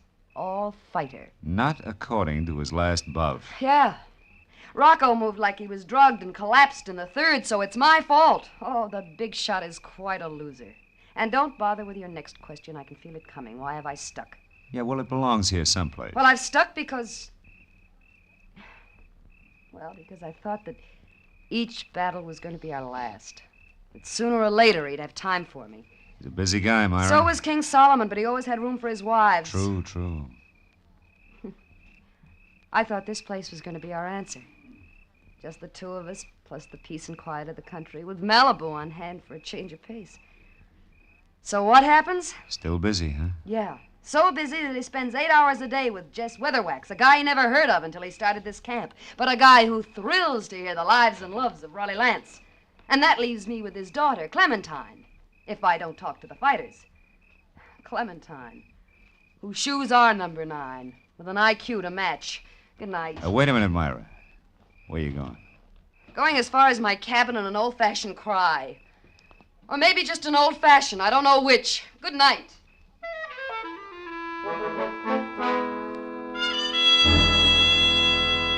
When Myra pivoted on a spiked heel and stomped off into the dark, I knew that I had to move fast because when next she and hubby met, the fact that I was a private detective was going to become public domain. And from there on out, I'd be of little use to Babe Durney, and if Lance's muscle playmates caught up to me, of no use to anybody. I located Danny Eagle's cabin among half a dozen others, peeking out of a thick grove of pepper trees, showing light from a half-open door.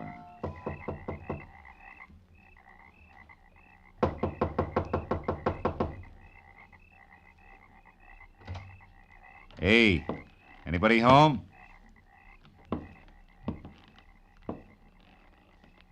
Inside, there was a closed valise on the edge of the only bed. And on the dresser, some money, a package of lemon lifesavers, and a tie clasp. A gold one with a gold angry eagle on it that said Danny was still around. Then he got to talk for himself. I think you're in the wrong cabin, mister. I haven't vacated yet.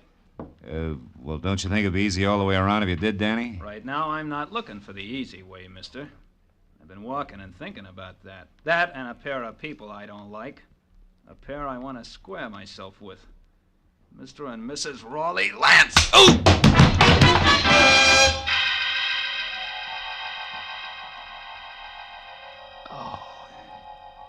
It was purely a case of mistaken identity.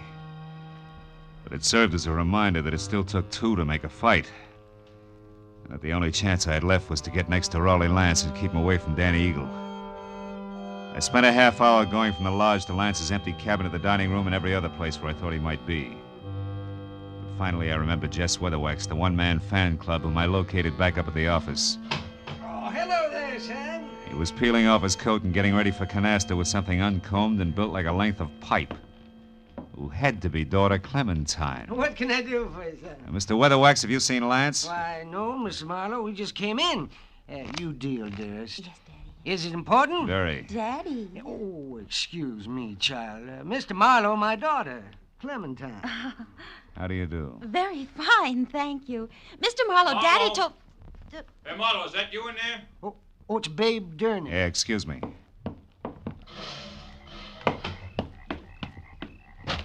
Phil, come with me, quick. What's wrong? Lance is dead, Marlowe. What? At the edge of the lake on the rocks. Accident? I don't know. Come on, Phil.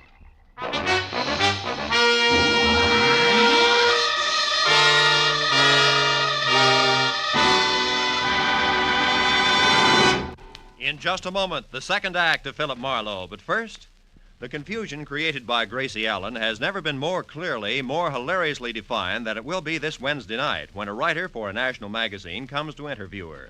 For the writer also meets some of Gracie's friends who present highly conflicting stories which Gracie does not untangle. It's another merry, mad mix-up which could come only from George Burns and Gracie Allen, so be listening this Wednesday on most of these same CBS stations.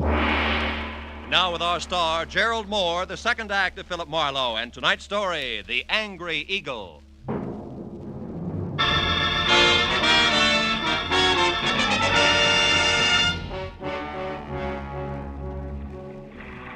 Sharp lakeshore stones, like countless fighters' fists, had hammered all the life out of Rolly Lance. And as we stared down at him, the circle of light from the electric lantern in Babe Durney's hand began to dance over the corpse. I took the lantern, turned him away from the twisted body at his feet, and sent him back up the path to camp. Find a phone and quietly call the police. After that, I took another quick look at all that was left of the little big shot. I went up the path myself and got as far as the jagged hole in the rail where Lance had gone through. I had just enough time to see a few things before I was met by Myra. Just like she'd been before, except for a handful of nervous fingers that just couldn't leave her neckline alone. I saw Babe. He told me about Raleigh. Is it true? Yeah, it's true, all right. Your husband's dead. Babe just left, so you must have been on your way here when you ran into him. How come? I had a date to meet my husband. For a chat. Why here? He didn't strike me as being the romantic type. He wasn't. Neither was he the type to talk where he could be overheard. Especially when he was cornered. What do you mean? I put Raleigh's back against the wall tonight. I finally got hold of a way to make that inflated ego turn loose, his favorite trinket. Meaning you? Yes. Marlowe, about an hour ago, I found out that Raleigh was crooked. Fixed fights? Yeah. When I left you, I went to our cabin for a drink. But the liquor was all gone. Lance kept spare bottles in the back of his closet, so I went to look. Found what? A briefcase. It wasn't Raleigh's, so I opened it. There was $35,000 in it. And a note congratulating him on his coaching of Steve Rocca. Rocca was drugged in that last fight, Marlowe. Raleigh sold him out, and I can prove it. Oh. That's what you two were going to hash out over here, huh? The price of your silence, which was divorce. And no strings. He told me he wanted to think, then he was going to give me his answer, but now... That's all unnecessary. You're so right. Myra, come here. I want to show you something. See? Here on the ground? What do you... No, I don't see anything. Somebody put up quite an argument right here before Lance went through the railing. Oh, yeah. Yes. And here's something else. Oh, what's that, Marlowe? It's a gold tie clasp, baby, with an eagle on it. Danny? Yeah, Danny Eagle. This changes things plenty, huh? Danny? I can't believe Danny would murder Raleigh. Well, you better start believing it and get back to your cabin and stay there with the doors and windows locked. You think he might go for me You next? were half the beef. Now that he's gone this far, chances are good he's got something nice thought up for you, too. Unless I'm making the king-size mistake and you and Danny turn out to be a team. Are you crazy? It could figure both ways, baby. So I'll keep it in mind until I get something more to do with it. Meanwhile, like I said, take care of yourself. I dropped the tie clasp into my pocket and then started looking for its owner, who could be number one candidate for a noose. I decided to try Danny's cabin first, but when I got there, it was dark, with everything just as I'd left it. Until I'd turned to go. Someone was framed in the doorway. It was the gentleman farmer and novice fight fan, Jess Weatherwax. You looking for something special, are you, Mr. Marlowe? Yeah, as a matter of fact, I am. I figured you would be, what with being a reporter, because I know there's been some kind of a ruckus here tonight. How did you know there was trouble here? Well, I happened to be passing by a certain phone a few minutes ago, and I heard that trainer, Babe Durney, calling the police. Oh. Okay, as long as you know that much, you may as well know the rest. Somebody shoved the boss of this place out through a railing into 100 feet of thin air. He's dead. Well, Lance murdered? By one of his own men? Oh, no, I don't believe it. He's a good manager. His boys loved him, every one of them. You should be so loved, especially by a guy like Danny. Danny Eagle? None other. And that's only half of it. Your good manager, Mr. Lance, was a fight fixer. One who'd even drug his own stable to be sure it'd lose. He was as crooked as a hyena's back leg. He prearranged boxing fights? That's putting it mildly. His own wife, Myra, pinned that on him just tonight. She didn't go into detail. She didn't have to. She had enough proof to make it stick because she was getting a divorce on the strength of it. Oh, I find it mighty hard to believe all this, Mr. Marlowe. And here's something else. I'm not a reporter. I'm a private detective. You're a private detective? Yeah, called in by Babe Durney because he was worried. Now I am. Anyway, here's what I'm getting at. If you're really sincere about liking your violence according to Marquis of Queensberry rules, you can do me a big favor. What can I do? Keep an eye on Myra Lance for me. Yes. I left her in the cottage. Dan Eagle may be only half finished with what he started. I'll do my best. You can count on that, sir. Okay, I'm going up to the office at the lodge now and find out if anyone saw Danny leave the grounds. I'll see you.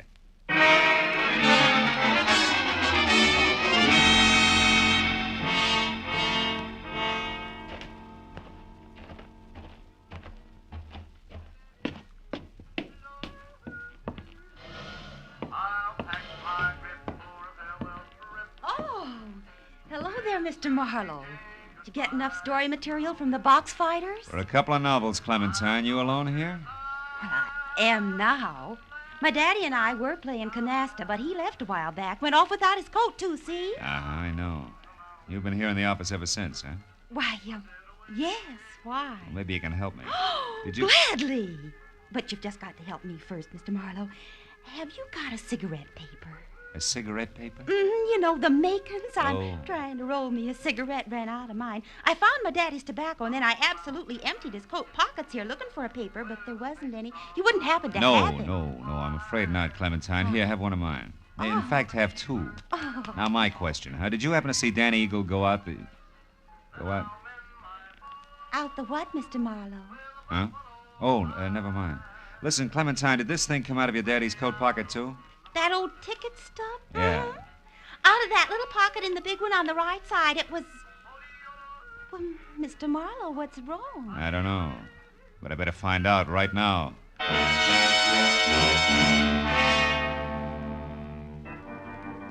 As I ran out of the office and past the empty rope ring toward where the cabin stood, I was full of the conviction that Clover Lake training camp was due for a second corpse any minute. Only this time I knew that some fast adjectives I myself had tossed off and not a hot-headed fighter were playing cause and effect. And as I made for the door of the Lance cabin, there was no help in the fact that my volunteer guard, Jess Weatherwax, was nowhere in sight. I called Myra's name twice and still got no answer. So I stepped back to go to work on the door with my shoulder when the lock turned from inside. What is it, Marlowe? What are you doing here? At the moment, Myra, baby, I'm counting lucky stars, the kind that kept you hale and hearty in spite of me and my big mouth. I'm afraid I don't know what you mean. I mean, I almost spilled all, including the clincher, which was where you could be located. All this, mind you, to the guy who no doubt was in it with Lance right up to his Adam's apple. The fact that you're still breathing means that he must have given up and beat it because as a topper, I sent him here to guard you. Say, what's the matter? Aren't you even curious? Why, yes, sure, of course. So am I, Marlowe. Don't move. Oh, no. You have a talent for stupid audacity, young man. Myra's still breathing because up to the point where you knocked on this door, she still didn't realize my connection. But when you showed up, I couldn't take a chance. I was forced to bring this gun into things and wait behind the door. Now, obviously, you both know. And I was so relieved you still had strength enough to open the door, Myra. I stepped in chin first and was happy about it. Well, I was afraid to warn you. Well, it's your move, Weatherwax. What'll it be? I have no choice. What? You'll have a lot of bodies to crawl out from under, Buster. It won't be too hard. Danny's already framed for Raleigh's murder. Framed by whom? By Raleigh Lance himself. Oh, such a simple little plan. I worked it out as I worked out everything else around here. Just for the record, how was it supposed to go? Once Myra knew about Raleigh, she became dangerous to me. She had to be killed. So I told him how to set up the whole thing. You know, you're really enjoying yourself, aren't you? Frankly, no. But I just don't intend to take the rap for my late partner's stupid clumsiness. Oh, but this has gone far enough. Oh, no, it ain't. Babe, look out, he's got a gun! Duck, Myra! Yeah, boy, Phil. He lost his gun. And I still got a good right hand. My boy ain't gonna be framed for nothing. Babe, stop it. I'm gonna fix this guy good. Lay off, babe, will you? Lay off! Lay off, I tell you! Lay off! Okay. He's got to tell us the rest. Come on, Weatherwax, talk. What actually happened on the path to the lake? Well? Lance set up the frame on Danny as I told him to. by planting that eagle tie clasp at the weak spot in the rail. And then he made a lot of marks on the path, like there'd been a fight. Go ahead. And after that, he went over to kick the rail loose. He tripped and he fell. All because of those shoes of his with the hard, slick soles and built-up heels. Silly little man.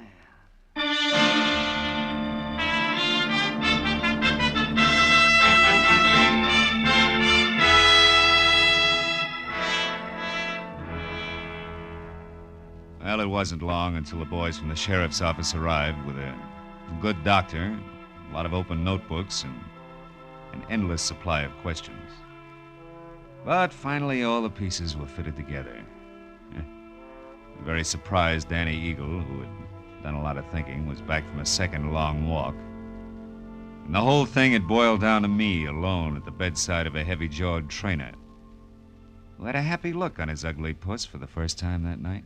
My boy's gonna be champ now, Marlowe, thanks to you. Oh, thanks to you, babe. We were almost down for the count when you showed up.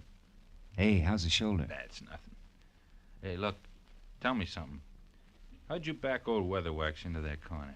Oh, well, I found a ticket stub from his coat pocket with the number A2 on it. Weatherwax claimed that he'd never seen a fight or met Lance until the camp opened up here. But that stub proved that just a month ago, he sat right beside Lance. Yeah, that's right. Yeah. Lance always had seat A1 at the arena. Check. In short, Weatherwax was a liar who dropped his guard. And in this racket, you do that just once and you're out. Yeah. Hey, see that the Eagle keeps his guard up, will you, babe? I'm going to be betting on him from now on. Don't give it another thought. Good night, Phil. And I didn't give it another thought. Neither did I think about an arrogant little guy whose phony heels and twisted mind had dumped him into his own trap. Or about a fat gambler who traded in perverted victories and rotten, hopeless defeats. Instead, I thought about the sun coming up over the hills. And a nice big platter with a ham omelet on it. And then a good, solid 8 hours sleep. Nothing else. You know, sometimes I think I have no soul.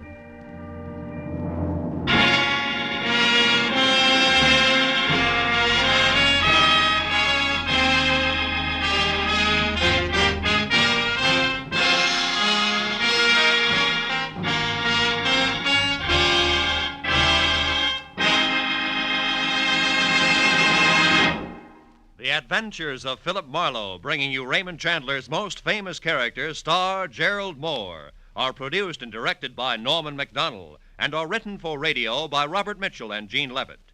Gerald Moore can currently be seen starring in Republic's The Blonde Bandit. Featured in our cast tonight were Joan Banks, Barney Phillips, Wilms Herbert, Howard McNear, Elliott Reed, Frank Gerstle, and Ann Morrison. The special music is composed and conducted by Richard Arant. Be sure and be with us again next week when Philip Marlowe says... This time, a nervous breakdown in a driving rain. A cape with a high collar and a tiny sliver of glass led me from the ballet and a beautiful dancer to the edge of a cliff and death.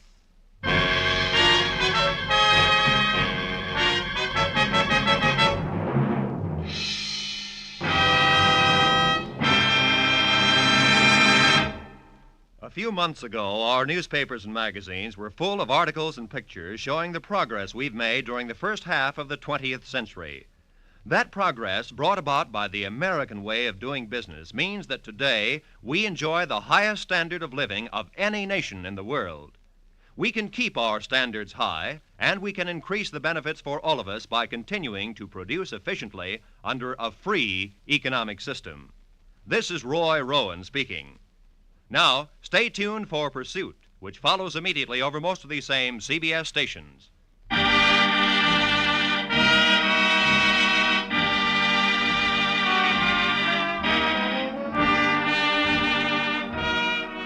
This is CBS, where Burns and Allen are heard every Wednesday night, the Columbia Broadcasting System.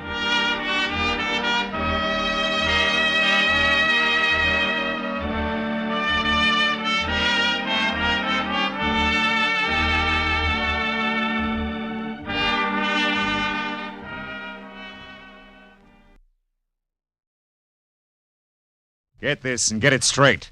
Crime is a sucker's road. And those who travel it wind up in the gutter, the prison, or the grave. This time a nervous breakdown in a driving rain. A cape with a high collar and a tiny sliver of glass led me from the ballet and a beautiful dancer to the edge of a cliff and death. It happened like this. From the pen of Raymond Chandler, outstanding author of crime fiction, comes his most famous character in The Adventures of Philip Marlowe.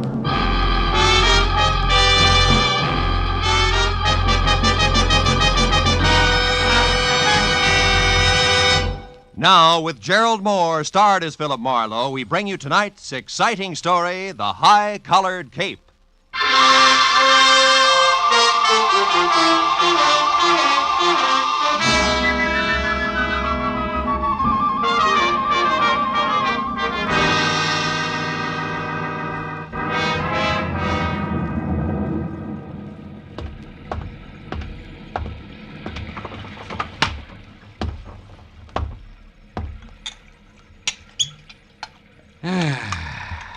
Nothing like a drink and a good book on a rainy night.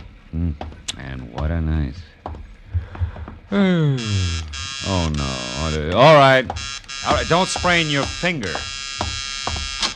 I'm most sorry to intrude on you this time at night, but I may have waited too long already. Yeah, well, look, miss, my office hours are 9 to... poor Andre, I felt something dreadful was going to happen to him, and now I'm sure of it. You must find him for me. The poor man Lady, wait a minute. Hold it, will you? Who is Andre? And for that matter, who are you? I am Vivian Ordway, prima ballerina ballet du monde. Prima ballerina? The impresario of the company, my dear, dear old friend, my teacher, the man who's been like a father to me. That is Andre Ledoux. We must help him at once. Well, listen, Miss Ordway, why don't you... Mr. Marlowe, I feared for some time that Andre was on the brink of losing his mind. Yeah, I can understand you it. see, he's a genius. Tormented by 1,000 frustrations. He will never dance. He's been crippled, but he is consumed with a passion for dancing and drives himself to express his genius through the clumsy feet of others. Yeah, well, that's very interesting. You've no idea, but I don't see why you came to me tonight, Miss Ordway. What can I do? Help me to find him. Yesterday, something else happened to Andre. I don't know what, but it upset him. Then today at noon, when this awful rain started, he disappeared and...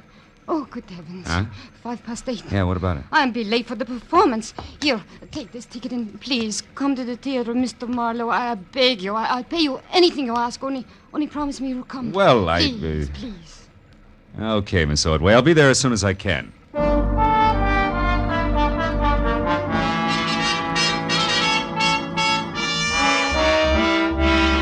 The ballerina swept out of my apartment like a frightened whirlwind. As I got dressed all over again for an evening ballet, which I needed like acute appendicitis, I saw that the ticket she'd left was number 27J at the Great Arts Theater, showing Ballet of the World, sponsored by one Mrs. Imogene Wyatt. Well, I got to the lobby, half soaked near the end of the second act, when an icy usherette shoved the program at me and hush-hushed me inside. The audience was a small cluster of Artie diehards down front, which left me in 27J feeling like Midway Island. My client, Vivian Ordway, was the whole show. When I saw the finale coming, I slipped down a side aisle and into the wings, just in time to catch a beef at the stage door between a long, wolf-faced intruder and a pudgy doorman. ain't here, Scully Haskell. But even if she was, you wouldn't get in. She left strict orders. You're finished. Now get out and stay out. Okay, but let me tell you something. I broke my back getting publicity for that diamond-studded widow in this outfit. Imogene Wire's going to be sorry she fired me. I'm going to see to it personally. Get out of the theater, Scully. Nuts. To you and his whole troop of stuck-up grasshoppers.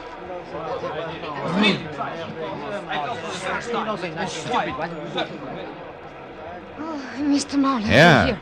Come this way to my dressing room. Tell me, have you heard from Andre Ledoux, Vivian? No, nothing. But I did remember something that may help. Oh? Andre once mentioned that he had a friend here in Los Angeles, a Mr. Baker, who lived at the Winthrop Arms, the Winthrop Hotel, the Winthrop something.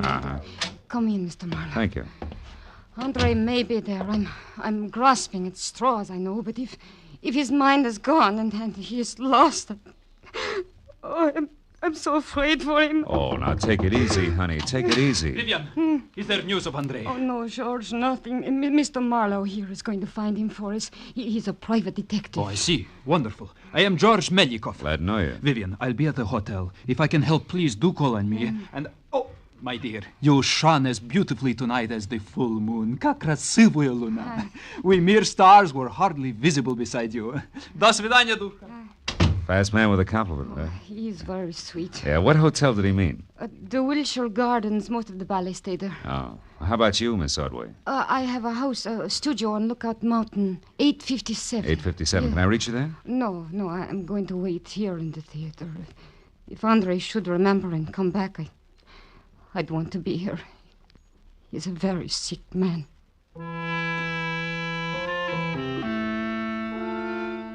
After I left the theater, a quick check in a phone book showed a Winthrop Arms apartment hotel on Havenhurst Drive. It's just below Fountain Avenue. And when I got there, I found the name Baker stuck over the mailbox to apartment 1A. I went inside and up to the door.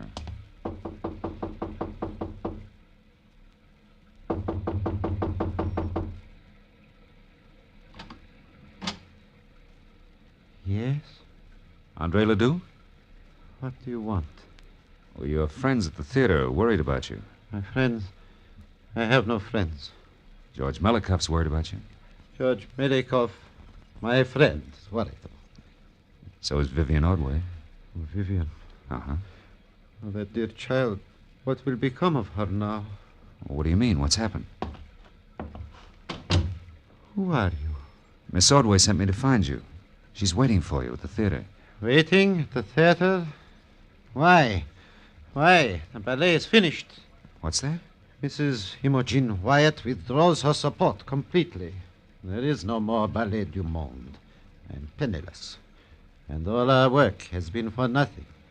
I tried to reason with her, but it was hateful. Afterward, I drove here on the dark street, the rain slashing, clawing at me. Rain. Andre, where's your friend, Mr. Baker? This place is packed in mothballs. He is in Europe. It is all right that I am here. He sent me the keys long ago, said I could use his apartment and his car.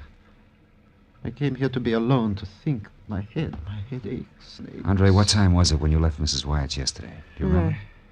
I can't remember. Only that it was dark, very dark, and it was such a difficult drive. Tomorrow she will notify her lawyer to alter the papers and order that imbecile. I wish she were dead. You hear me? I wish that Imogen Wyatt were dead. What was that? Stay where you are.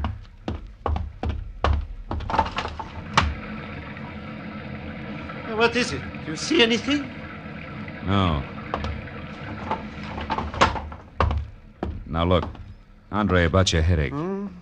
Wouldn't you like to see a doctor? Doctor? No, I'll be all right. I am all right. Understand? Yes, sure. Well, do me a favor, for your own sake. Stay here tonight, inside. I want to check a couple of things, and then I'll be back. Yes, I'll stay. Where else would I go now?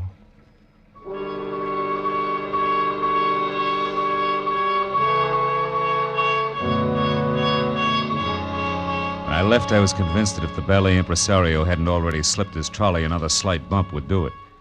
But two things bothered me. So first I walked around to the window again, but any trace of an eavesdropper had been washed away by the rain. Item number 2 was the strong imprint the drive home in the rain had made on Andre's troubled mind. I wanted to know why. The garage was under the building on the far side. The door was unlocked and a small light burned in the back. I finally found the car, a sleek, close-to-the-ground Hudson registered to Olin Baker, and found it with the first grim discrepancy.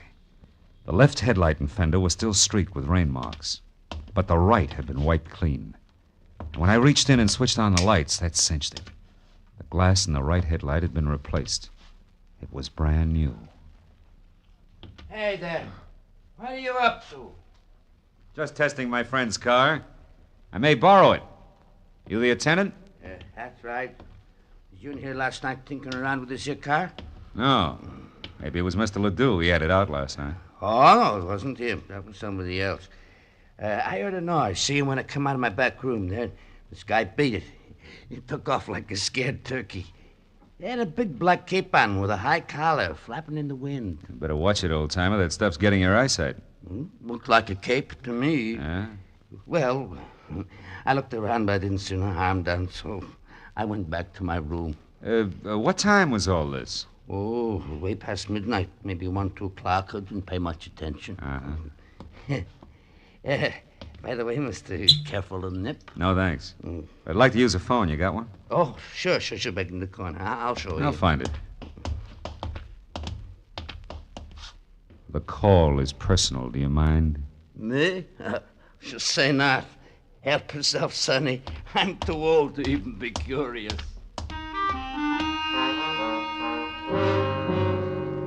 My first call was to a desk sergeant in the police traffic bureau. And when I identified myself and asked about a hit-and-run accident possibly on Fountain sometime before midnight yesterday, there was a pause while he checked the record.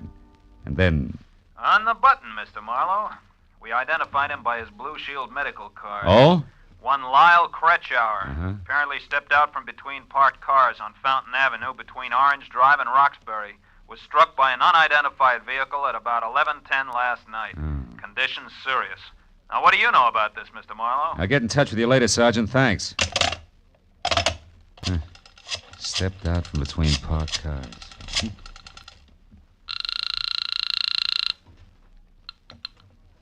Great Arts Theater. It's Philip Marlowe. I want to talk to Vivian Ordway. Oh, hang on a second, Mr. Marlowe. She's right here. Okay. Have you found him? Is Andre all right? Yeah, for the present. But listen, Vivian, I got to talk to Imogene Wyatt. Where does she live? Mrs. Wyatt. Yeah. Beverly Hills. Let me think. It's 21 Cameo Terrace. 21 Cammy. Meet me there right away, will you? I may have a couple of rough answers for you, baby. But, I'm still in costume. That doesn't matter. Okay, all right, I put something on over it. I'll be there just as soon as I can.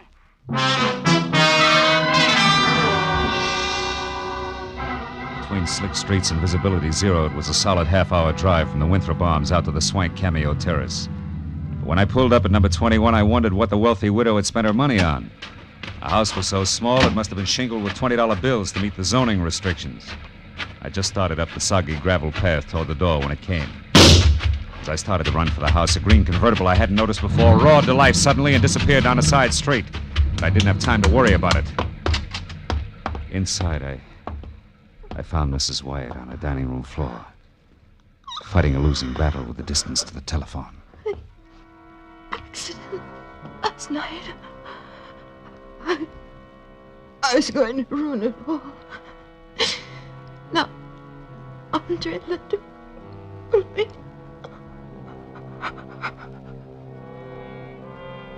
She was dead. I looked through the rest of the small and now silent house in a hurry, but found nothing more constructive than the rear door wide open. I got back to the living room just in time to see my client, Vivian Ordway, bizarre in a short, frothy ballet skirt and long white hose, standing in the front door. Something's wrong, isn't it? It's one way to put it. How'd you get here, Vivian? In the cab. What do you know that drives a green convertible? Green. Wait, Scully Haskell, a publicity man, but why? The guy I saw in a beef at the theater tonight. What's happened? Imogene Wyatt was just shot to death. And that puts 2 items of business up on deck. First, the check call to Andre Ledoux. Andre? Why Andre? On the off chance that he can drive faster than I can. After that, a personal call on Mr. Haskell. You can fill that one in yourself. Marlowe, Andre couldn't have. He couldn't have We'll done... see. Now, hang on tight, baby. Let's get it over with.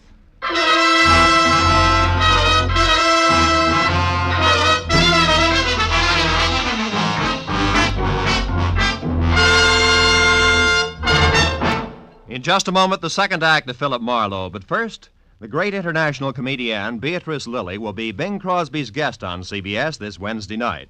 The CBS Bing Crosby Show always guarantees enjoyment. So be listening when B. Lillie joins Bing on most of these same CBS stations this Wednesday night. And now with our star, Gerald Moore, the second act of Philip Marlowe, and tonight's story, The High-Collared Cape.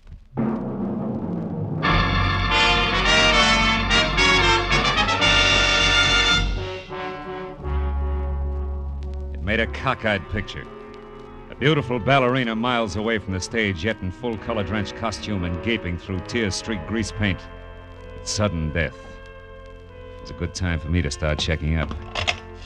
Andre Ledoux, the high-strung impresario, was first. If he was still at the apartment, I could cross him off as having done it personally. Hello? Hello, who is it you want? Sorry, wrong number. Marlowe, he was home, wasn't he, Andre? I mean, you couldn't suspect him, Marlowe. Why, Andre's the sweetest man in the world. Take it easy, honey. I didn't say Ledoux did it. And his being home doesn't say he didn't. People sometimes pay other people to do their dirty work for them, you know. Just what are you trying to say? You hired me to find Ledoux, and I did. But also I found he was suffering from shock and has been since last night when Mrs. Wyatt told him she was going to fold the show. Fold the show? Yeah. And that Vivian would ruin him. And half a dozen more I could name. You're so right, so you've all got plenty of motive. But what about Haskell? We know he hated Mrs. Wyatt. Isn't revenge motive? Revenge and the fact that you saw his car. Why do you insist on defending him? I don't. Only there's another angle. It's called hit and run. And I know that it ties in tight with Ledoux, Mrs. Wyatt, and the actual killer. Hit and run? I don't understand. Well, neither do I yet. Now, look, do you know where Scully Haskell lives? No. Where does he hang out? Sometimes at the bar at Wilshire Gardens Hotel. Okay, I'll try it. Now, you go back to your place up in the hills. I'll find it when I got some answers. Now, hurry up and get out of here, will you? Somebody might have heard the shot and called it.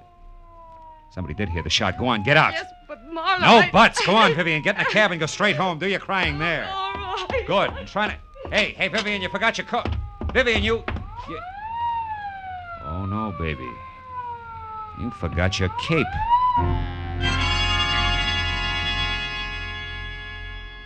For a long second, I just held it tight and stared. High Elizabethan collar, enough gathered cloth to rig old Ironsides. It could have been what the garage attendant thought he had seen running away from the car Ledoux had used. But the garage attendant could have been mistaken, too. I told myself that leaping high to conclusions was strictly for ballet dancers. I jammed the cape into a small bundle and left via the service entrance just as the police sirened up. I took the Great Circle route back to my car, tossed the cape on the seat next to me, and drove fast for the bar at the Wilshire Gardens Hotel.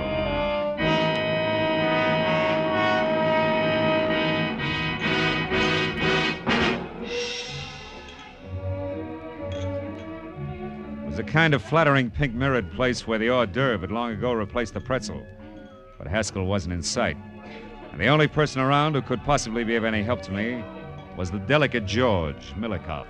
Mr. Marlowe, have you seen Vivian? I am beside myself with worry. She's all right, Milikoff. She's not. I know. It is Monsieur Ledoux that she still worries about him. Yeah, him and a little bit more, George. Now tell me, you know where I can find Scully Haskell? Why, yes, I do. He was just here for a drink. Where'd he go? You're being very brusque, Mr. Marlowe. Being very what? You're brusque. Yeah, well, now look, George. Without grand jetting out of your satin loafers, get this. There's been a murder, and Vivian's in it up to her pretty fluff skirt. A murder? How is Vivian concerned? Come on, Butch, let's get out of here. Where are we going, Mr. Marlowe? Out to my car where we can talk. The rain stopped, come on. Over here. You said somebody was murdered. Who was that? Mrs. Wyatt, she was shot, and it might have been Haskell. Because she discharged him? Maybe. Or maybe something more complicated, like a hit-and-run accident that belongs to Ledoux, but somebody wants to cover. Does that make any sense to you? Here's a car. No. Should it? No. What's more, it shouldn't to Vivian either. What are you getting at? There isn't time to explain. Call it thinking out loud. Thinking about this cape, for example, that belongs to Vivian. And about the testimony of a whiskeyed garage attendant. All of which makes me hope real hard that Haskell's the boy. More thinking out loud? Yeah, maybe. Now, look, where can I find Haskell? The Paradise Court Motel on Vine. He has a bungalow there, number 3. Oh, thanks. Well, if you're really worried about Vivian, George, go on up to a place on Lookout Mountain Road. She's not in good shape. And here, take this cape with you. Ooh. What? Why, you cut yourself. Your finger's bleeding. Yeah. On a sliver of glass, George. Glass that could have come from a broken headlight, huh? From a broken what? What are you talking about, Mr. Marlowe? The benefit of the doubt, George. Keeps getting harder to give it away. Bring this back to Vivian, will you? Tell her she left it at Mrs. Wyatt's, and that I'm positive Haskell's our man. So long, George.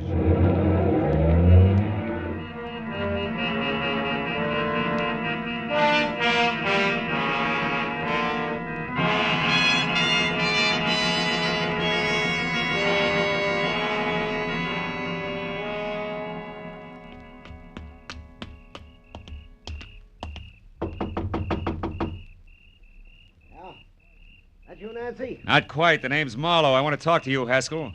Don't waste your breath, Skip Chaser. I'm broke, and I'm going to stay broke until the 1st of next month. After that, you can get in line. Who you fronting for, the finance company? Imogene Wyatt's dead, Haskell.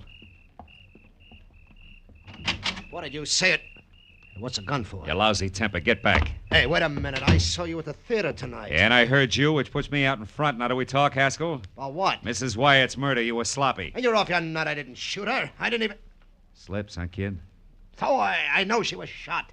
Doesn't prove I did it. Come on, why'd you kill Mrs. Wyatt? I didn't. How'd you know she was shot? Because it happened just as I got out of my car and started toward her place. I was going up there to read her off. The shot scared me away. Use your head, Marlowe. I was sore, but I didn't kill her. No, but interference on that hit and run you were covering was plenty of reason. What are you talking about, hit and run? Hit and run! Don't move, Haskell. Nuts. I said don't move!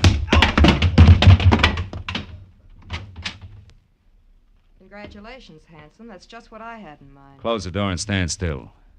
Sure. Now what? The name's Nancy Connor. Occupation? Ex-friend of the unconscious. Don't look so worried, handsome. I'm on your side. I had something in mind exactly like that left cross you just threw. Is that cold, Yeah. What's your beef? I took this louse to a party with me last night, and he got so stinking drunk that I'm still apologizing to people. He was with you last night? Mm-hmm. Me and a couple of fifths of bourbon. From 8:30 till 5 a.m. down on Malibu. He never left? Not for a second. The loudmouth was positive. Nobody could get along without him. What's that got to do with you? Too much. Tell Haskell I'll be in touch, will you? I gotta run now. Oh. What are you looking at? It's just a program from the ballet, isn't it? Hmm? Yeah. Well, Haskell has them all over the place, after all. Yeah, sure. So? Oh, so like I said, Nancy, I gotta run.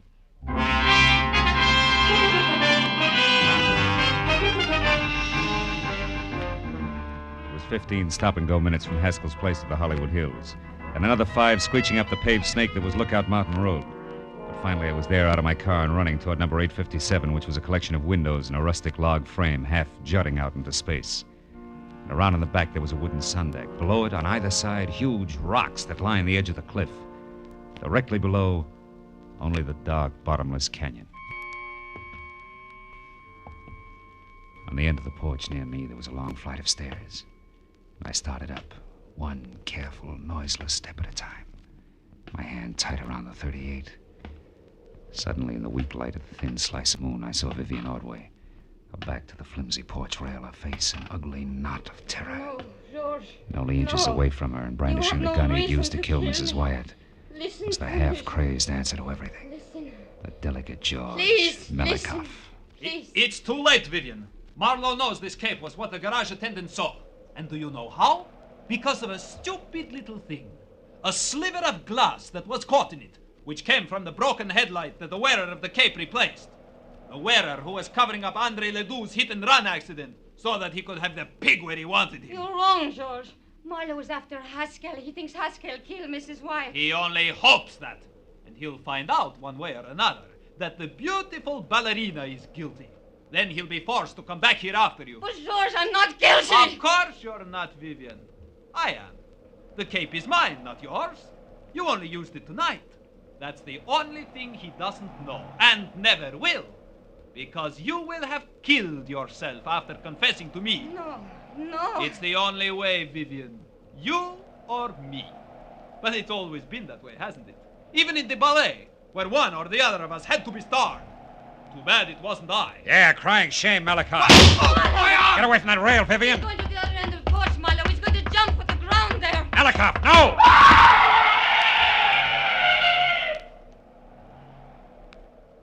Oh, no. Too great a leap, even for a ballet dancer. Let's get out of here.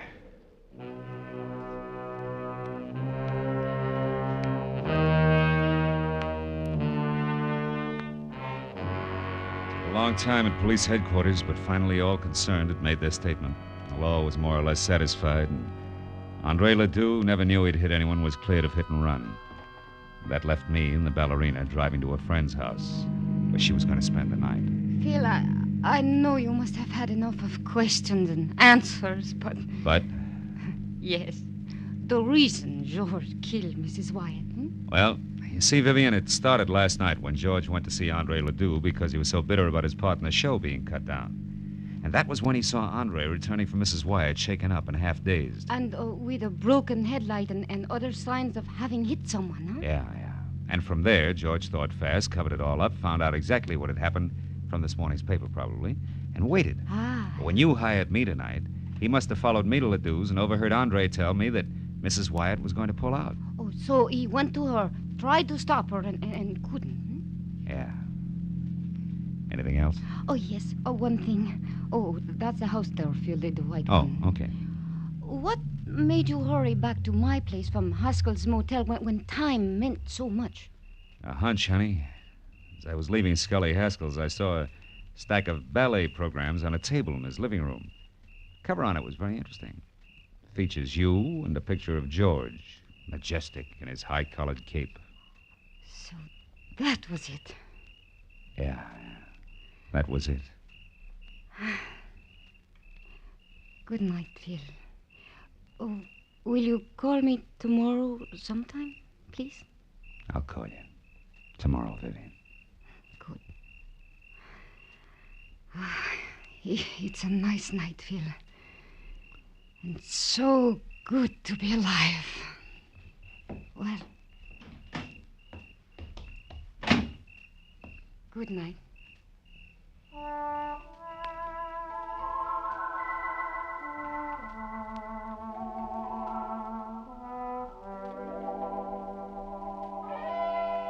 Well, I drove straight home in the quiet, empty hour through the quiet, empty streets, thinking all the way about ballet, which to me had always been something very delicate. You know, for the long hairs, strictly the arty side. And I thought about the people I'd met who were connected with it. The ballerina with a lot of courage when courage counted. The high-strung Andre Ledoux, Haskell the muscle man, and George. As vicious as anything I'd ever met on Skid Row. And I was still thinking about them when I got out of my car. But then, for the first time, I noticed a little white envelope on the seat next to me. It had my name on it. And inside was a ticket for tomorrow's matinee. Same seat I had before. Yeah, well, I figured I'd go. You know, those leaps they do, they're pretty good. What do you call them? Tours. Yeah, they're pretty good.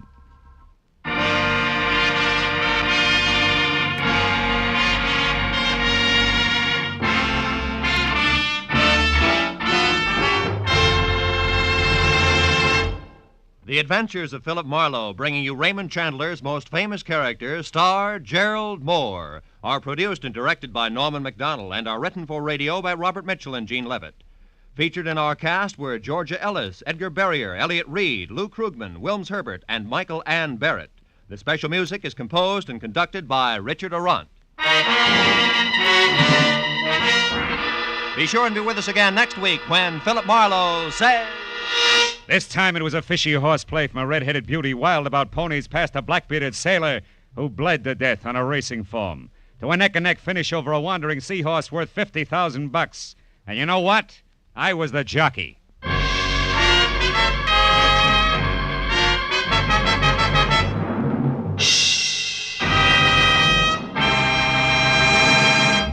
Remember, every Wednesday night, CBS brings you Groucho Marx with his wonderful quiz, You Bet Your Life. It's one of the brightest, most spontaneous, most genuinely funny shows on the air, so be listening this Wednesday night on CBS. This is Roy Rowan speaking.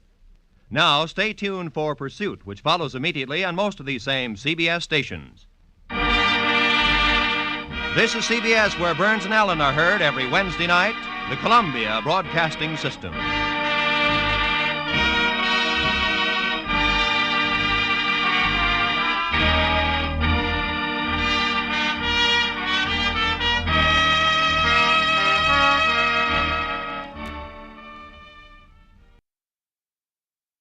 Get this and get it straight. Crime is a sucker's road, and those who travel it wind up in the gutter, the prison, or the grave. This time it was a fishy horseplay from a red-headed beauty, past a black-bearded sailor to a neck-and-neck finish over a wandering seahorse worth $50,000. And I was the jockey. It happened like this. From the pen of Raymond Chandler, outstanding author of crime fiction, comes his most famous character in The Adventures of Philip Marlowe.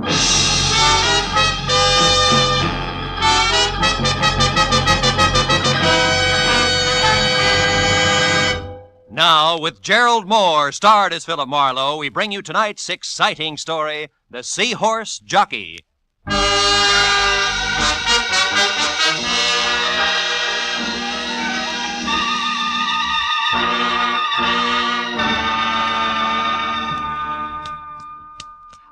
You know, Mr. Marlowe, when you came in today, I said to myself, it's a funny thing. You've been getting your haircuts here now for 6-7 years. But I never found out how you vote, Republican or Democrat. Well, I like to think that's my business. And another thing. Never did you tell me if you're for the Marshall Plan or against the Marshall Plan. Well, the Marshall Plan... And for the California's governor next fall?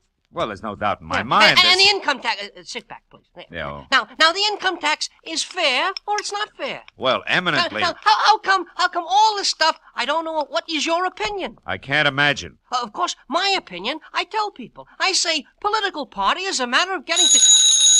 Oh, excuse me. Saved by the bell. Hello? Alvin's Barbershop. Alvin speaking. Who? Mr. Marlowe? Yes, he's right here. Hold on, please. It's for you, Mr. Marlowe. Always interruption, ain't it? You're so right. For 60, well, never mind. Hello? Mr. Marlowe, this is Mrs. Lola Demarest speaking. Oh? Thank goodness I've finally located you. Now, you're to come out to my place at once. Pacific Palisades, 1312 Old Tower Road, and your plane leaves in 2 hours. Now, wait a minute. What plane, Mrs. Demarest? Why? What's this all about? The Seahorse. I'm going to sell it, Mr. Marlowe. My mind's made up. The sea witch? A Seahorse, Mr. Marlowe. It's a brooch 6 inches high and set with precious stones, which a San Francisco dealer is anxious to pay $5,000 for. Well, look, Mrs. Demarest, The dealer's flying to New York tomorrow, Mr. Marlowe, and also my doctors say I'm living by sheer willpower alone. Hence, my decisions must be made quickly. Now, the terms of the deal are cash, so please be sure that you're armed. And the money will be returned here to my stepdaughter, Jillian Demarest, unfortunately. Oh, you don't approve, huh? No. However, I'll abide by my late husband's wishes. Jillian is to be provided for. Now, no more questions, sir. Just hurry. You'll be paid handsomely. And when you get here, Mr. Marlowe, use the back porch. I'll be in my bedroom. The other doors are locked. You're alone, Mrs. Demarest? No servants? I'm merely sick, Mr. Marlowe, not dead. And since I've just fired Elmer Paris, who was called a lawyer, but it was actually more of a baboon, we'll be able to talk. Now, hurry, Mr. Marlowe. Please be punctual. My new lawyer is due here at 4:30. I'll finish up and be ready for you at exactly 5. Is that clear? I've got one question. Were you ever a barber? Goodbye, sir. Well, Alvin, it looks like we'll have to skip that shave. Oh, that's too bad, Mr. Marlowe. Like I said, I'm anxious to get your opinions. Opinions are important, huh? Important, Oh, you know. sure, Al, sure. Yeah, I mean, the way I look at it, Mr. Marlowe... Alvin! Yes, Mr. Marlowe? Wipe the lather off. Your chin, not mine.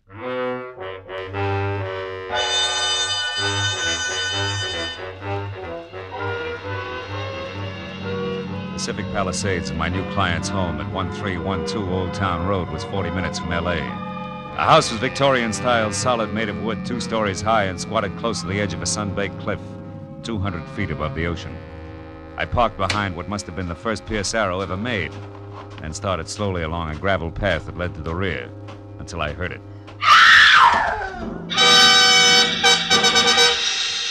Inside, I found an old woman whom I figured to be my client, leaning against the half-open kitchen door, sobbing and clenching at the gingham apron she wore like it would keep her from screaming again. Mrs. Demarest, get hold of yourself. What happened? I'm not Mrs. Demarest. Oh, the poor darling. Her heart. She's dead. She's dead. In there, the bedroom. Oh. But who are you? My name's Philip Marlowe. Mrs. Demarest hired me an hour ago. She was a handsome woman. A beautiful woman and a good woman. You're the detective, aren't you, about the brooch? Yeah. How'd this happen, Mrs. Lockfield. Oh. Miss Bertie Lockfield. Miss Lockfield, were you with her? No, I came over a bit ago. I'm Lola's best friend, you know, her only friend. I came over in my car to cook her some dinner, like I do all the time. I live right by the little cottage at the foot of Old Tower Road, the one with the tall hedges. The dinner, Miss Lockfield, you were saying? Oh, yes. Well, Mr. Marlowe, can we go back to the living room? Oh, sure. Now, Miss Lockfield, you came over to cook dinner, then what? Well, I looked in on her first, like I do all the time. And since she was asleep, I went to the kitchen and set things going. And then? Oh, here, you better sit down, huh? Thank you. Then I went back to my place, fussed around for 10, maybe 20 minutes.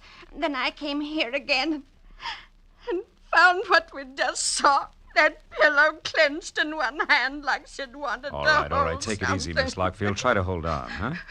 Now, tell me, you didn't happen to see anything of the new lawyer around, did you? New lawyer? Why, Lola didn't mention a new lawyer.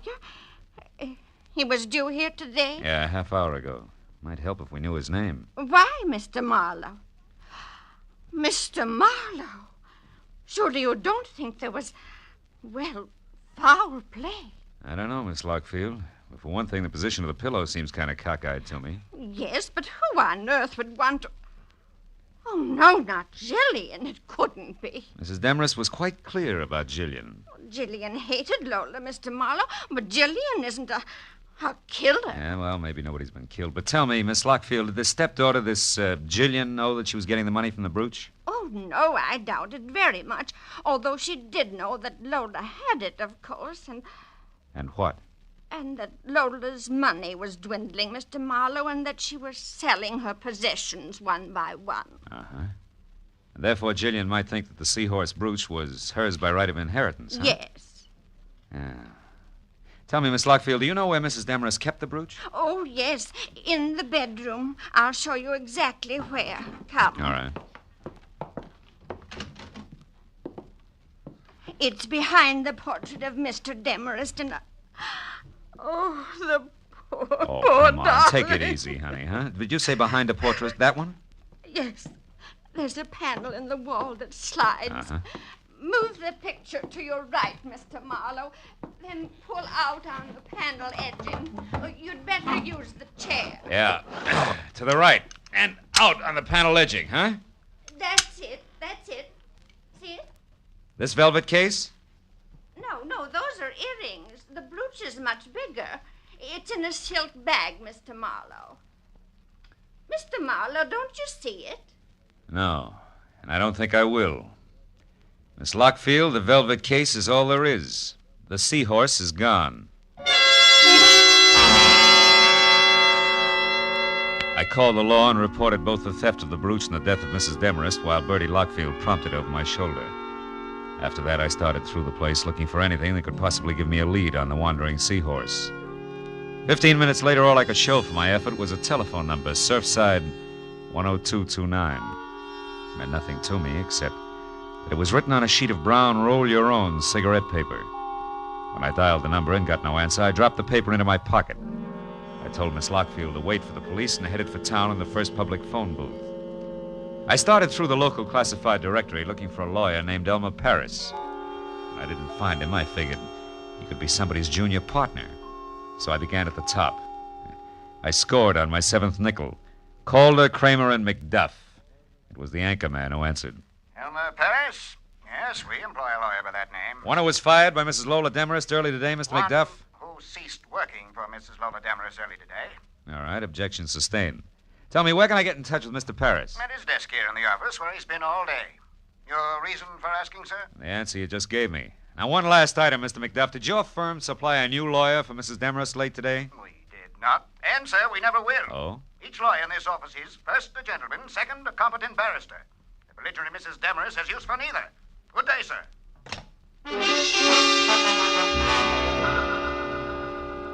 With that, I checked Elmer Paris off my list and went back to the phone book. Jillian Demarest, my late client's stepdaughter, was listed at number 111 Los Amigos Terrace, which a map on the back of the book showed to be just off Sunset Boulevard in Hollywood. Come in. The girl herself, replete with old-fashioned, the only thing that was red-headed, maybe 30, and meat and potato curves in either direction. From a waistline that was strictly rye crisp over lettuce leaves. Sit down. What's your problem? Well, I got some bad news, Miss Demarest. Don't tell me. It's my income tax. I've been caught lying. It's your stepmother. She's dead, Jill. Oh. That's too bad. Her Yeah, heart? well, try not to go to pieces, kid, huh? Look, I didn't particularly like Lola Demarest. She didn't particularly like me. So, why make a thing of it? Because the seahorse brooch has been stolen. You're kidding. Don't try brushing that off because it was supposed to be sold today with the proceeds to go to you. You're a liar. Private detective. Hired Jill to fly the brooch to a San Francisco dealer, and I found out it's really worth $50,000. A lot of dough you didn't expect. Okay, Mr. Private Detective. That last crack. It means exactly what? That you could have taken the brooch yourself. Try me again. Surfside, 10229. Stop pushing and start listening.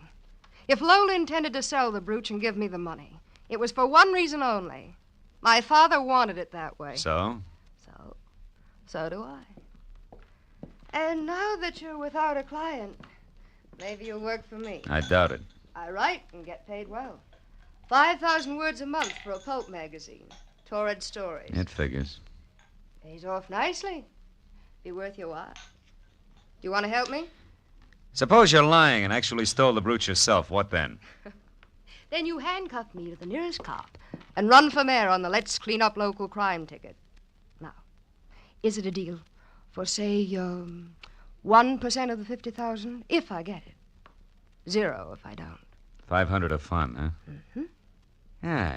Okay, Jill, it's a deal. Good. And for a starter, do you happen to know who Mrs. Demarest's new lawyer was? New lawyer? I didn't know the old one had been fired. I didn't say he had. Could have quit, you know. Nobody ever quit working for Lola Demarest. It wasn't her nature. Oh? Will you please stop barking at me and go out and bite the guy with the brooch? You look like you could do a good job of it. For $500. Yeah. But just think of the opposition, Jill. It's snapping at 50 grand.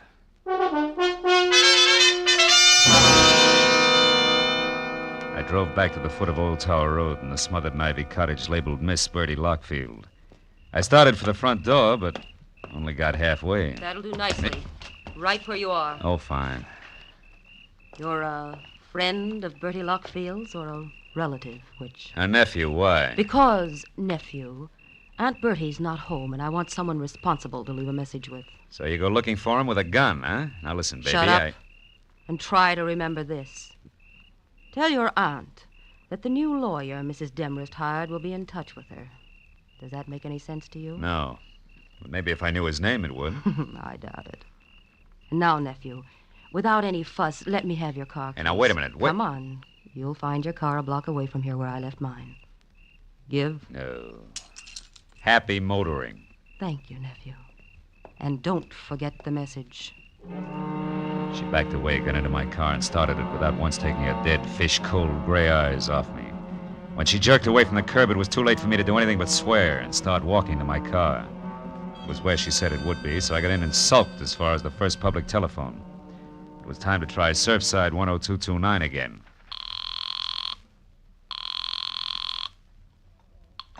Hello. Hello, I'd like to talk to...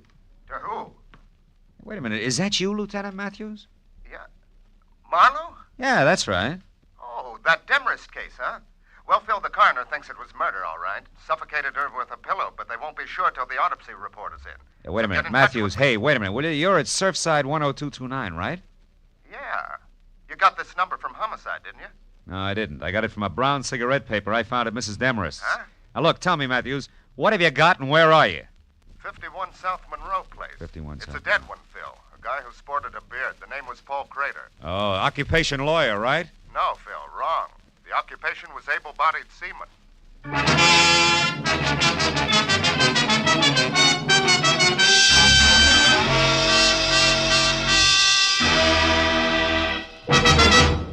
In just a moment, the second act of Philip Marlowe. But first, Dr. Christian's latest patient comes up with a new problem for the kindly small-town physician this Wednesday. And it's the case of a man who's about to be evicted from the place to which he's come home to die. Add to this, the patient is an exceedingly lively, rip-roaring centenarian, and you have the makings of a highly dramatic, amusing yarn. Dr. Christian, starring Gene Herschelt, is heard every Wednesday on most of these same CBS stations. Now with our star, Gerald Moore, the second act of Philip Marlowe, and tonight's story, The Seahorse Jockey.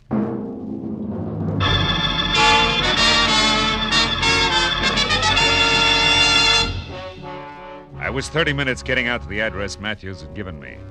The neighborhood around Surfside looked like it had been pushed together from scraps that had washed in from the sea. And number 51 Monroe Place was no improvement. It was a corroded little frame house surrounded by a picket fence, with most of its front teeth missing. I parked in the red glare from the squad car's spotlight, and as I walked past the sagging gate, I could hear Matthews inside. Oh, hello, Marlowe. Come on in. But don't fall over the late Mr. Paul Crater there.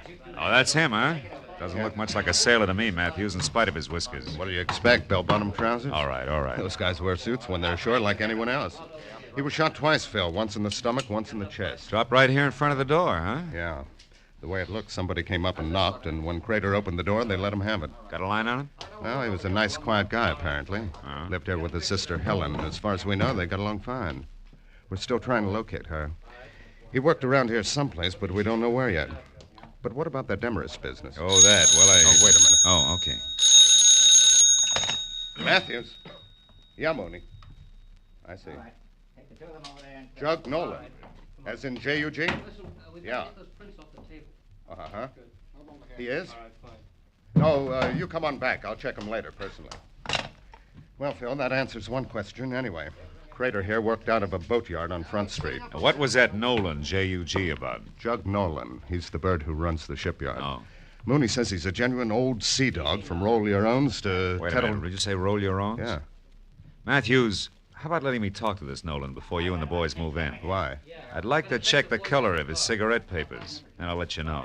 Well, okay, Marlowe. Only keep your chin in.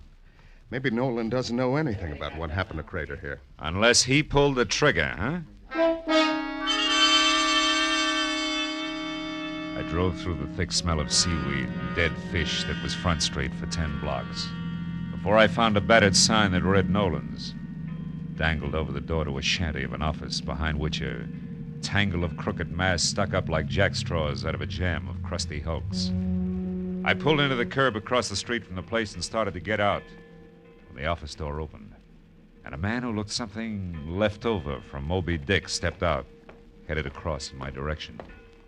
As he passed in front of my car, I got a good look at the butt of the homemade cigarette, drooping over a jaw as heavy as the end of an anchor. It was rolled with brown paper. Odds on it had to be Jug Nolan. When he swung on down the street and finally went into a bar, I followed.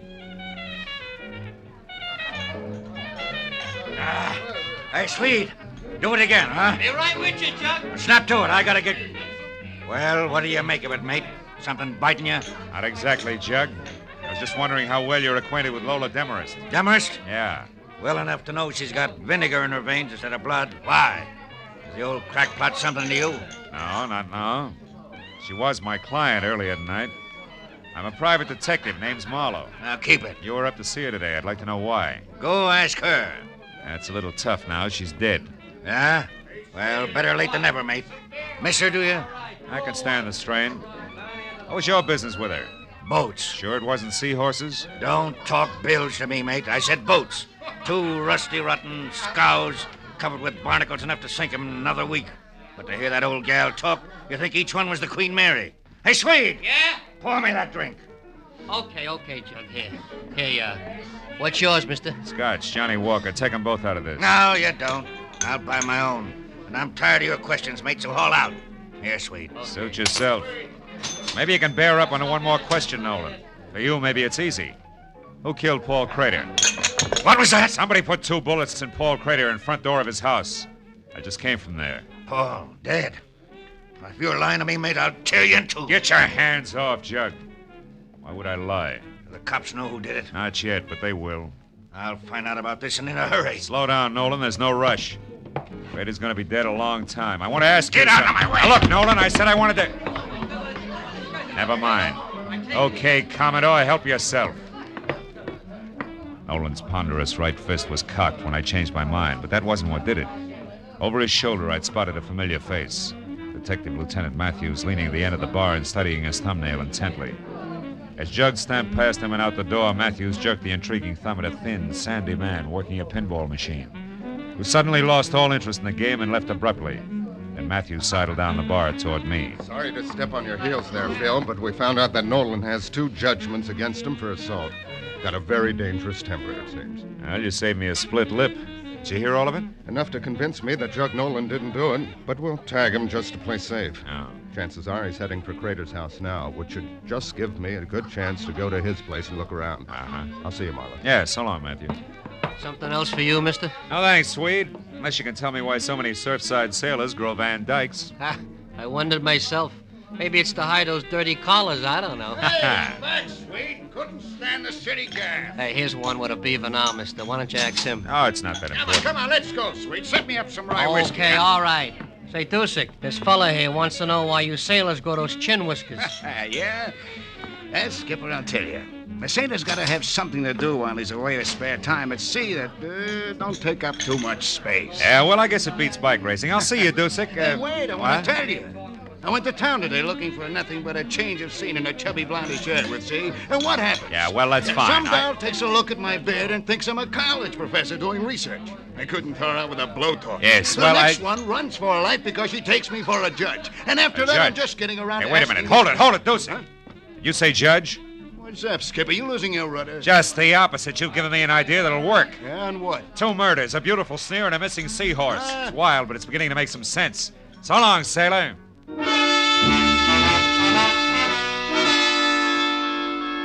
I checked Nolan's boatyard first, but his office shack was dark. So I drove hard back to 51 Monroe Place in the hope that Matthews had been right about Jug's destination. When I ground to a stop, I once again gave thanks for smart cops. Jug Nolan was there, all the fight gone out of him as he stared without seeing it at the blood spot on the floor where Paul Crater had died. I asked him one simple question. The answer he grunted in 3 words without so much as looking up. But it made everything fit. And as I got to the phone, I knew that whatever else he was, the old sea dog was no liar.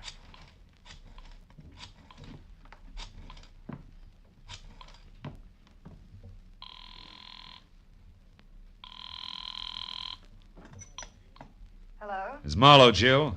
Oh, I've been waiting for this. What is it? Money or fun? All depends. Now listen close. I've got to have some help right away. What's wrong? Where are you, Phil? It doesn't matter, but this does. Get hold of that friend of your stepmother's. What's her name? Bertie Lockfield. And both of you meet me at your stepmother's house as soon as you can make it. It's important, baby. Don't fail me.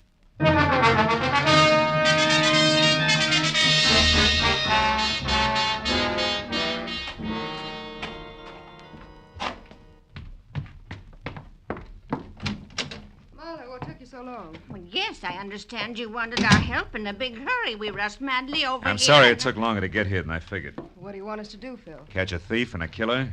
You see, I'm positive now that whoever got away with that jeweled seahorse also held that pillar over Mrs. Demarest's face until she died, then went on to kill Paul Crater in Surfside. 2 murders? Killers have that advantage, baby. For 1 murder or a dozen, the price is the same. Well, I don't understand, Marlowe. Does the second murder have something to do with my stepmother's death? They follow like links in a chain, Jill. Lola Demarest called me at 4. She was expecting a new lorry at 4:30. When I got here at 5, she was dead and the jeweled seahorse was gone. However, the circumstances indicated that somebody who knew her had done the work. Then you don't think the new lawyer was the one No, who... but I do think the new lawyer came in, just as I did later, through the open back door. Stood right over there and overheard the entire business. Can you prove all this, Marlowe? Not yet. But if you found that new lawyer, you could. Right. That new lawyer's going to turn up soon, and when she does, we'll have something She? more. Yeah, she, Bertie. Lola Demarest's new lawyer is a woman. A woman? The distinguished man in suit and Van Dyke that you shot and killed in Surfside was the lady lawyer's brother, a seaman. You mean Bertie here? Yeah, Jill. The new lawyer who witnessed the whole thing decided to move in on it, right, Bertie? But it was blackmail. I got a note in my mailbox from a lawyer named Crater accusing me and demanding money. And since you were already in so deep, you figured another murder wouldn't matter. You got the lawyer's Surfside address some way and went there. And that's where you stumbled, Bertie, over a suit of clothes and a beard. Bertie. Well, you were Lola's best friend. You'll never understand, you fool. So don't try. Bertie! Don't you try either, Marlowe. Make a move for your gun and I'll put a bullet in her back. Lola Demarest's best friend. I despised and hated her. The years I worked and slaved for that woman, pampering her, putting up with her sickness and her temper and her high-handed ways. She owed me plenty for those years. When it came time to pay, the money went to you cheap little snip. You'd done nothing for her. You were getting everything. Stand still, Marlowe. I came prepared, remember? So did I, Mrs. Lockfield. Helen Crater. Better drop it, Bertie. You're in the middle. Listen, we can still do business like you said in the note. Not now, sister. You forget 3 things. First, you tried to kill me. Second, you did kill my brother. Helen, you don't know what you're doing. And third, the female of the species is always deadlier than the male.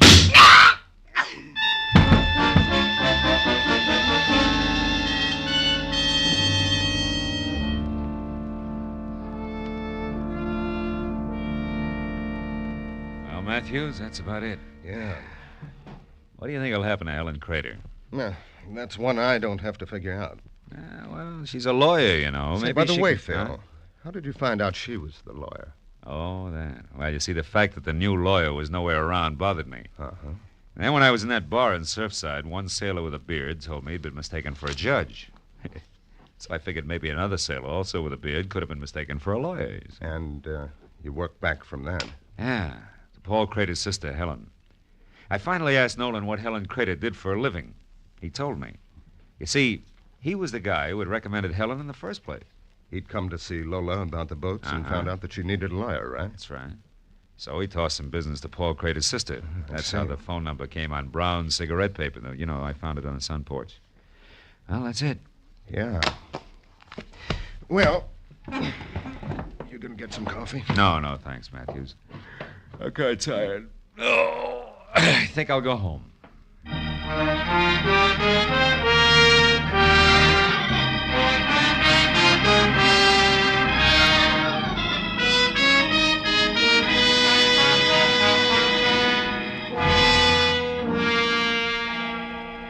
It was almost 3 in the morning. A silent, sterile hour at the short end of a long, long night. Everything that happened had been because of a jeweled seahorse, an ugly little replica of an ugly little fish. But then, as I thought about it, I realized that the trouble wasn't because of the seahorse. It was because of the people. Bertie Lockfield, Helen Crater, Lola Demarest. That's always the trouble. People. Yeah. To coin a cliche, it takes all kinds of people to louse up the world.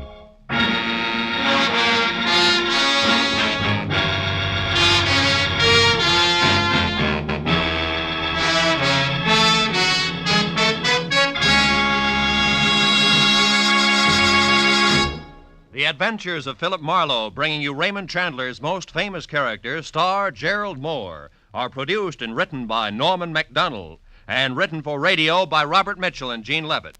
Featured in the cast were Stan Waxman, Ann Morrison, Ruth Parrott, Eileen Prince, Ed Begley, John Stevenson, and Bob Sweeney. The special music is composed and conducted by Richard Arant. Be sure and be with us again next week when Philip Marlowe says... This time all I had to go on was a postmark, but that was plenty. It led me to a knife between a pair of shoulders, a woman with a second-hand face, and a corpse by a water wheel.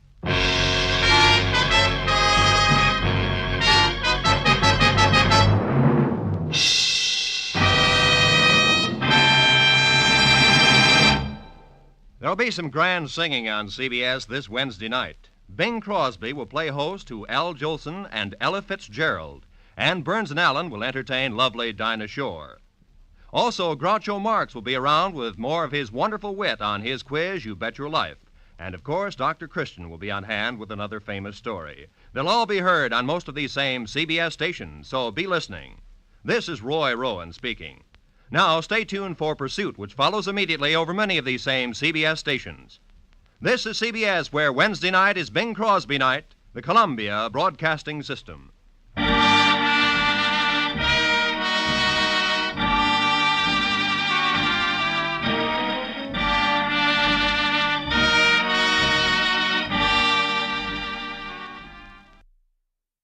Get this and get it straight. Crime is a sucker's road, and those who travel it wind up in the gut of the prison of the grave. There's no other end, but they never learn. From the pen of Raymond Chandler, outstanding author of crime fiction, comes his most famous character in The Adventures of Philip Marlowe.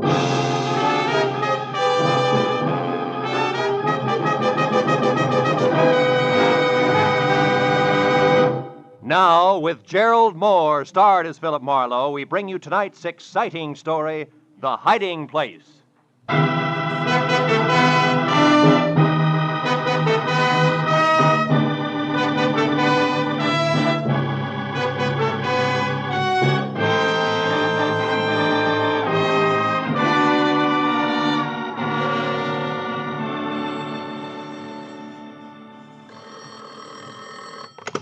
Mrs. Brown's gift shop. Oh, yes, Mr. Waltman. The bookends? Well, let me see now. That was the little Dutch figurines, wasn't it? The boy and the girl? All right, fine. Well, I'll have to... Oh, hold the line a minute, Mr. Waltman. Mr. Marlowe, you're back. Yes, Mrs. Bryant. Did you find him, Mr. Marlowe? Did you find Chipper? Chipper is dead, Mrs. Bryant. Oh, Take I it easy, see. Mrs. Bryant. Maybe you better sit down No, here. no. I'm all right. There's a customer waiting on the phone. I'll finish that. Then I want you to tell me everything you found out about my son. Sure. I'll only be a moment. As Martha Bryant went to the telephone, I braced myself for the story I had to tell her. I tried to figure some last-minute way of making hard facts a little softer for a sweet, brave, gray-haired lady who deserved a better break. The first thought about what had happened brought the whole ugly business rushing back at me again. Turned my mind back like a clock to where it had all begun yesterday morning in my office. And that same Martha Bryant, full of hope and quiet courage, had walked up to my desk, handed me a letter, and asked me to find her son. His name is Chipper, Mr. Marlowe. Or rather, Chip, now that he's a grown man. He's 22. He left suddenly without a word 6 months ago. Oh? I've heard nothing until this morning when that letter there addressed to Chip came in the mail. Postmark St. Louis Obispo. Oh, sit down, won't you, Mrs. Bryant? Thank you. Maybe I shouldn't have opened it, but... Well, you see, it's the first indication I've had in all that time that he's even alive. Read it. Dear Chip, it's been a long drag, but the waiting is finally over, darling. Time is now. Meet me at 11:30 Monday night at the House with the Big Wheel, signed Toby. House with the Big Wheel. What does that mean, Mrs. Bryant? I have no idea.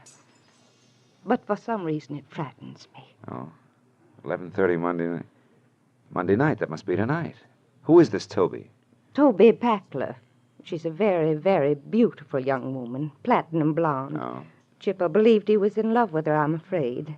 Oh, please don't misunderstand me, Mr. Marlowe. I'm not a possessive mother. I knew I'd give Chipper up someday, only I hoped it would be to a nice, sincere girl. Toby Packler isn't? Well, she's much too fast. The kind who uses too much mascara and wears things like those little anklet chains they call slave bracelets. I tried to find her after Chip left, but she was gone, too. Oh. Tell me, did you and your son argue about Toby, Mrs. Bryant? No. I only saw her once. He knew I didn't think much of her, but that didn't drive him away, Mr. Marlowe. What did?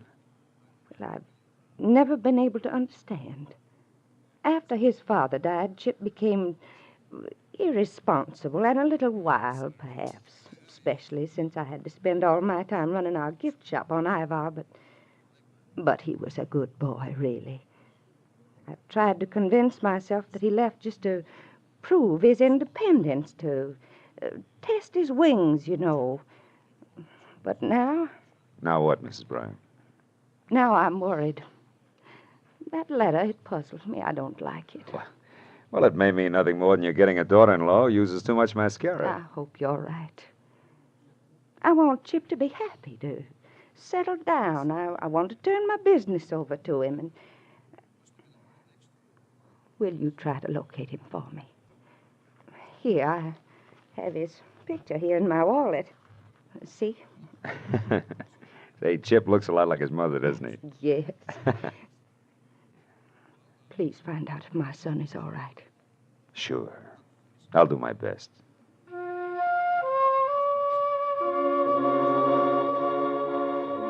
my office window, I watched her leave the building.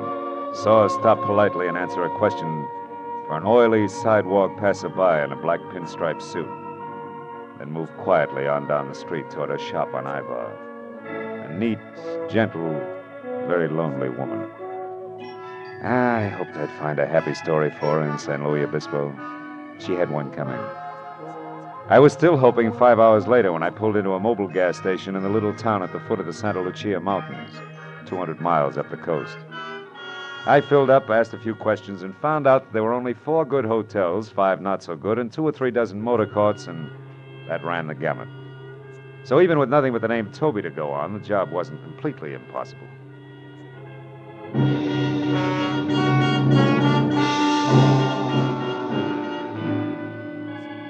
By the time I'd worked my way down into the motor courts, the sun was sneaking off between the rocky hills toward the ocean, and I was still collecting negative answers.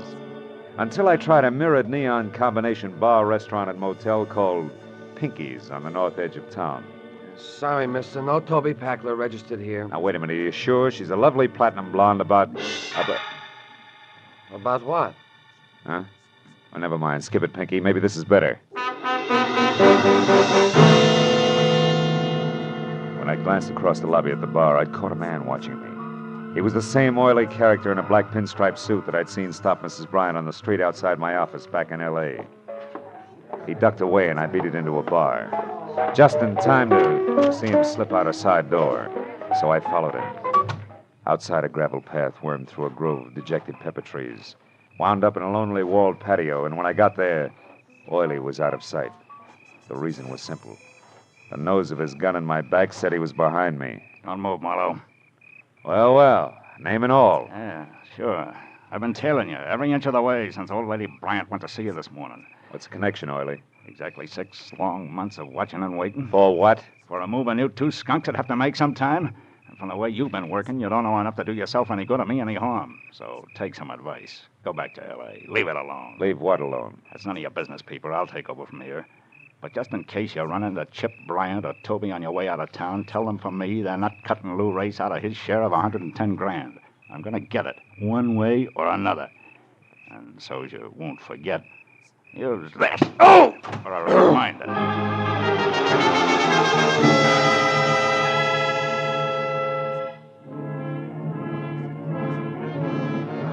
When the brick floor of the patio finally stopped pushing, I was alone. Except for my ugly thoughts. I knew I was on the right track, but from the sound of things, Chip O'Brien was much less a mama's boy than his mama believed. I made sure Lou Race was nowhere around the motel. Then I went into the bar again to see what a double scotch would do for my headache. The bartender obviously was the type who got around, so I took a chance and asked him about Toby Packler. It was no good. But when I described Toby as a beautiful platinum blonde, a girl sitting alone, 2 stools down, a girl with a short, ragged, mouse-brown hair and extremely flat, misformed face, dropped her eyes and looked away. I suddenly felt very cheap. I flipped a silver buck on the bar and got up. You know, it was the kind of dumb stunt you can't apologize for. You just leave. I was halfway to my car before I realized that the girl had followed me out. Hey, mister. Yeah, you. Just a minute. I turned and watched her come toward me. In the garish neon light, her face was jarringly unreal, the color and texture of hard putty. I heard you inside when you asked about Toby. Yeah, I thought you had.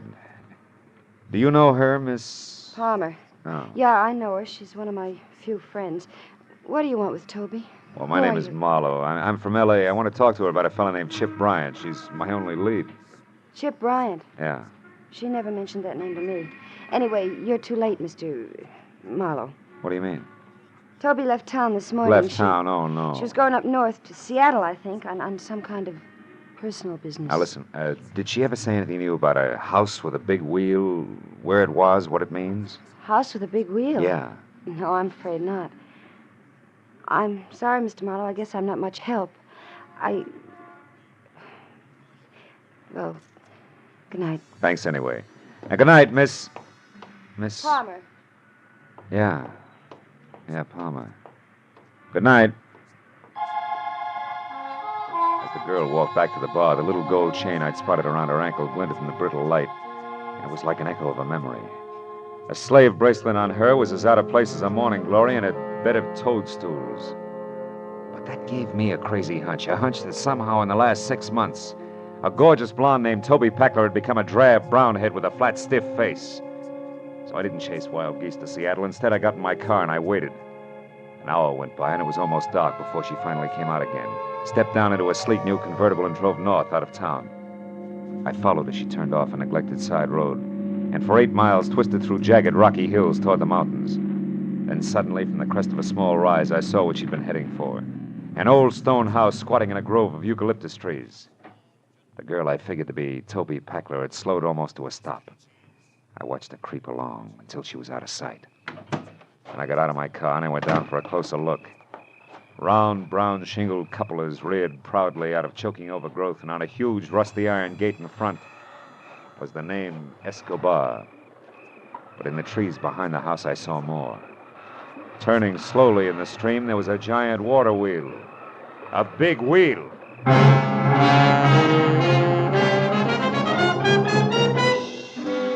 drove fast back to town and stopped at the only place I could figure for a quick answer.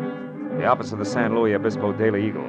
The night editor was strictly old school from green eye shade to sleeve garters, but still very much on the ball. So, you want to see the issues of exactly 6 months ago, you say? Yeah. That'd be November. About the 8th, 9th, and 10th. Here you are, son. Help yourself. Thanks a lot.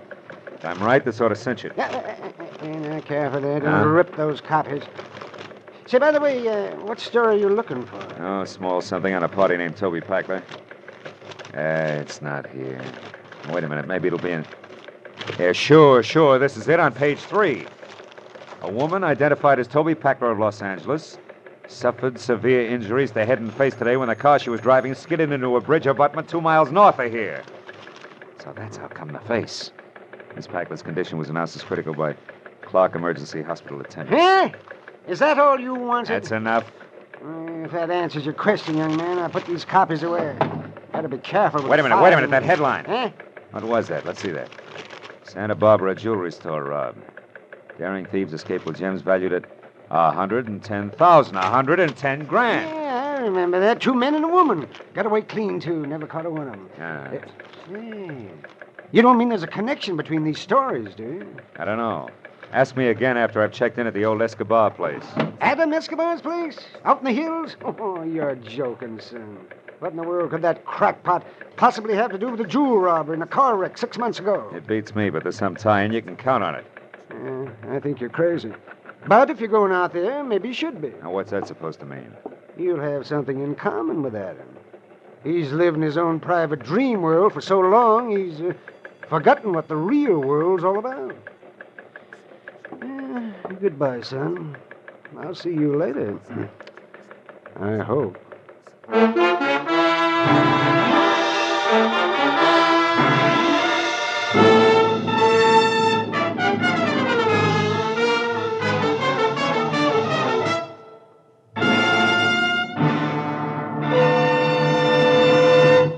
In just a moment, the second act of Philip Marlowe. But first, the fun is always fresh and furious when Groucho Marx takes over on CBS Wednesday nights with his wonderful quiz, You Bet Your Life.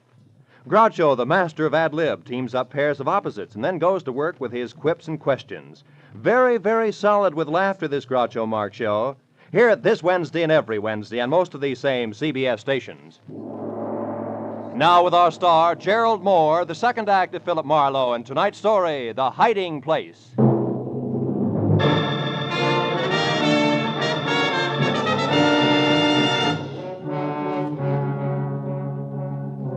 From the road, I had thought of Adam Escobar's place as just another 100-year-old country home. You know the kind, big, aloof, wrinkled, like an aging nobleman who had retired long ago with his memories. Now that I was there and at the rusted iron gate that resented my intrusion out loud, I changed my mind. I saw now it had to be a degenerate nobleman. Also, the nobleman had to be flat broke. I saw it everywhere. The name Escobar on the gate in copper lettering had turned a sickly spotted green.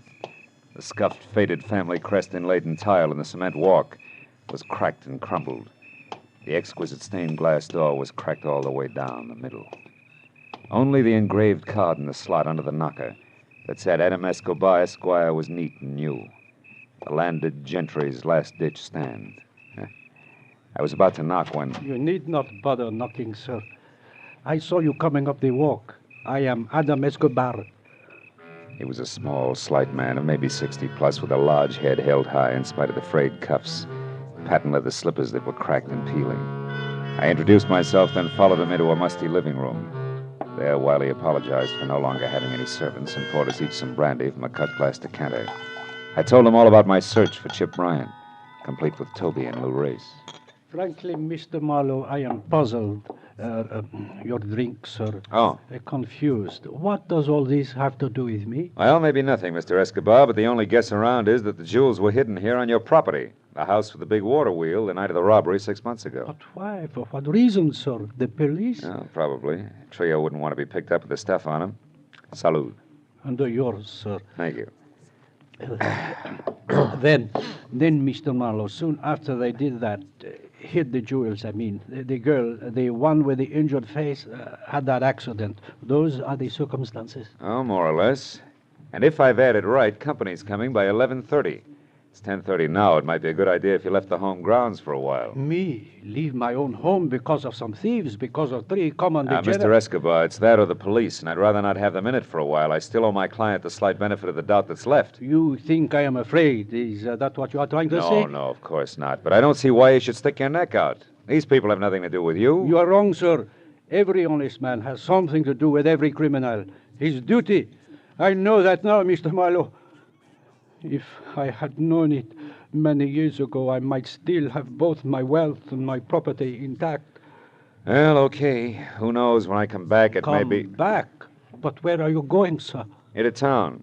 I'd still like to catch up to Chip Bryant before the reunion. I don't think there's going to be the time or place for conversation. Conversation? With that Bryant hoodlum? About what sort? About a mother, Mr. Escobar. A nice old lady who doesn't deserve a kick in the teeth.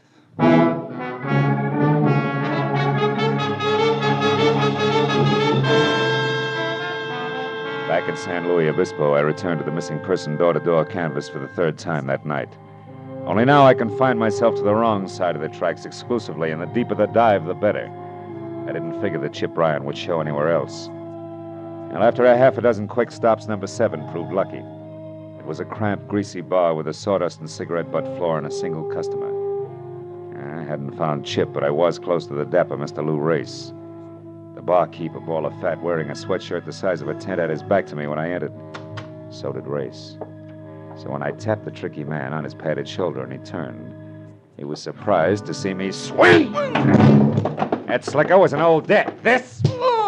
Just in case the cat got your tongue. Now get up! Get ready to answer a few simple questions. Hey, what do you think you're doing? You're busting my table. I'll pay you for it, and unless you want to be up to your rolling chins in trouble with the law, Junior, don't try to help the clientele. The cops? Oh, okay. Why didn't you say so? I don't know nothing about this guy. And I don't know enough. Now, come on, Race, you talk or eat sawdust. Which? No. I'll tell you. What do you want? One, you, Chip Bryant, and Toby Packler stuck up that Santa Barbara jewelry store 6 months ago, right? Yeah, we did it.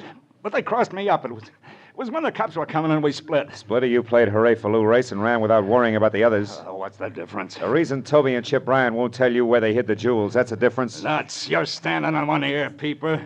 Toby had a different reason for crossing me. Like what? Like her falling in love with that louse Bryant. The kid she baited into coming along with us. By flapping her baby blues, the kid who was supposed to drive the car, period. That's how she crossed me. Anything else? Yeah, the topper. Where's Bryant now? One of 2 places. Either with Toby Packler or without. Oh! Packler. Good night, sweetheart. By the time I made it to the door, the second company, Sam Spade, was across the street behind a parked car and streaking for an alley in the middle of the block. And just as I thought I was going to lose him, he came abreast of a dark doorway, and I saw it. An arm raised quickly, the glint of a knife blade. The arm dropped sharply. Whoever had done it slid away in the dark as suddenly as he appeared. When I was next to Race, there was only the caller's card, a black ivory-handled knife, driven to the hilt in between the dapper man's shoulders. He was going out fast. Hey, holy cow, how did it happen, Mr. Shut up, Race. Do you know who got you? The knife. Yeah? Is it got Dark black eye. Black ivory handle, yeah. Why? What does it mean? Who's it belong to, Race? It's the kid. What kid? That little lousy Chip Bryant. Oh. He's dead, huh? Yeah. And so are all the prayers of one Mrs. Martha Bryant. Huh? Who's she? Never mind. Listen, call the cops. Tell them my name's Philip Marlowe. I'm a private detective, and I may be able to explain all this later. Right now, I'm due at a house with a water wheel, and I'll explain that later, too. If I'm lucky.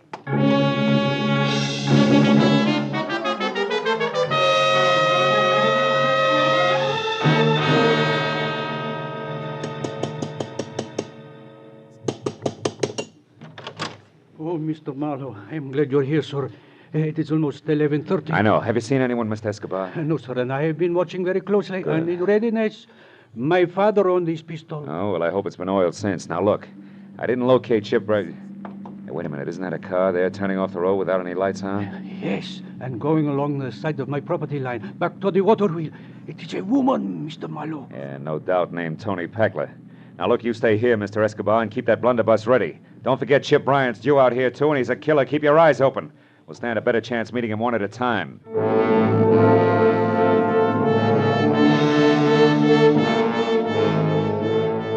went around to the side of the house quickly, then kept close into a long line of eucalyptus trees that ended at a crumbling building that had once been servants' quarters. After that, it was only 20 yards to the water wheel. 20 open yards to the huge ancient circle of hand-hewn wood that complained against the side of a dreary squat stone mill that had long ago died of old age.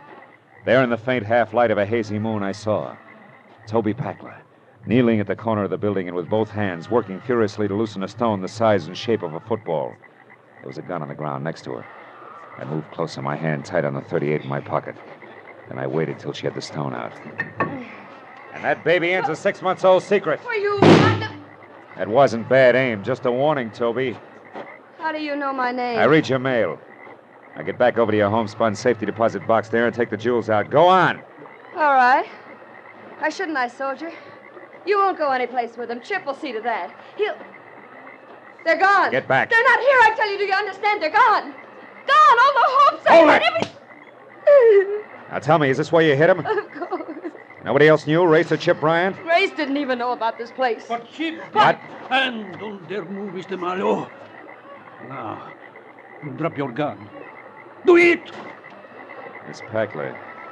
Mr. Adam Escobar, Esquire. Keep quiet. So Chip Bryant had the jewels all the time, did he?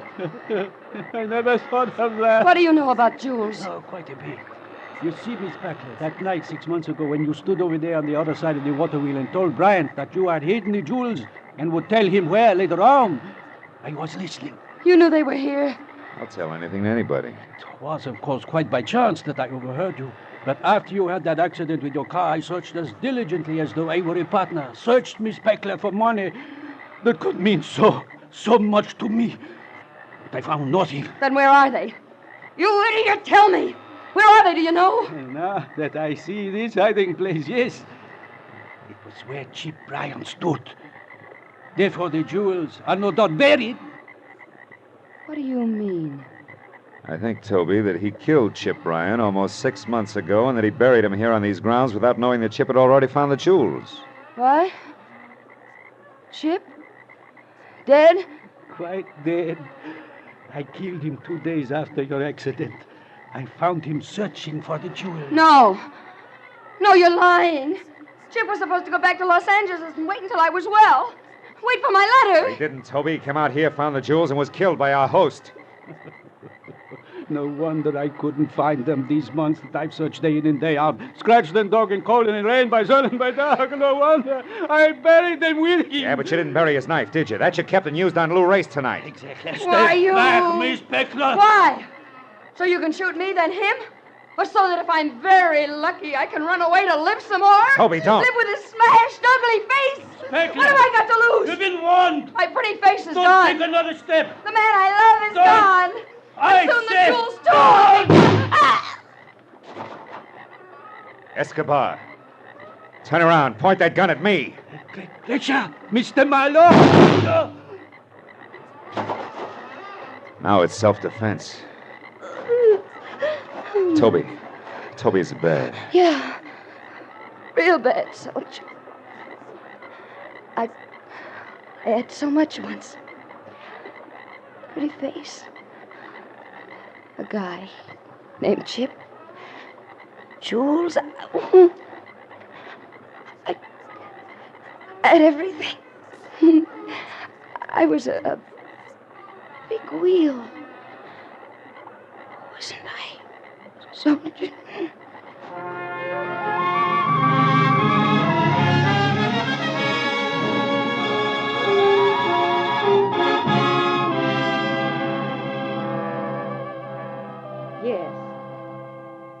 Yes, Mr. Altman, the bookends will be sent out to you this afternoon at the latest. Thank you for calling. Goodbye.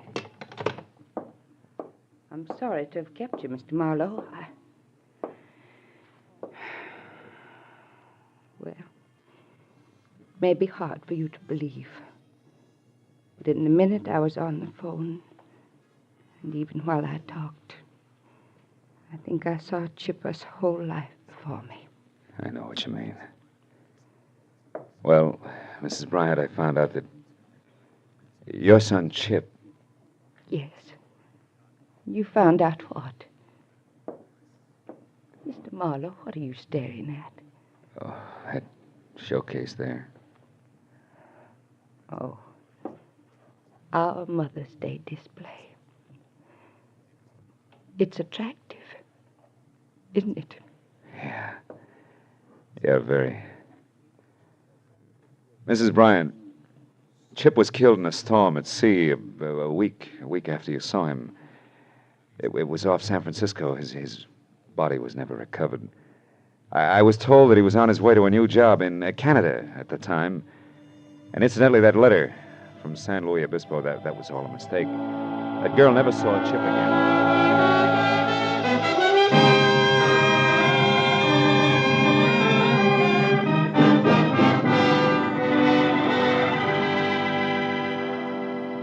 Outside, I left my car where I'd parked it and walked through the busy city street. You know, it's a funny thing. Lies can cause more trouble in this world than almost anything else, they say. And at the same time, can sometimes bring the most happiness.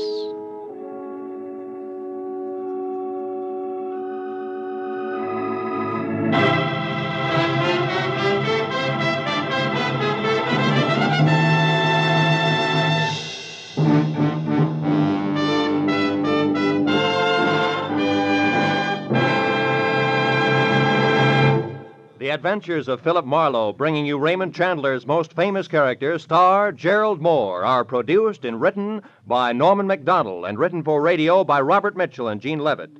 Featured in the cast were Virginia Gregg, Joan Banks, Herb Butterfield, Louis Jean Height, Bob Griffin, Howard McNear, and Lee Millar.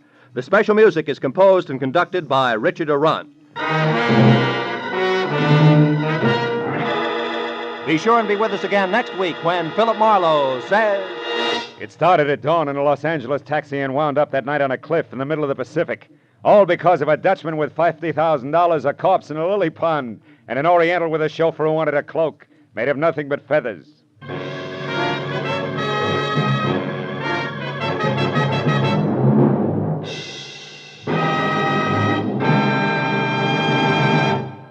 This is CBS, the Columbia Broadcasting System.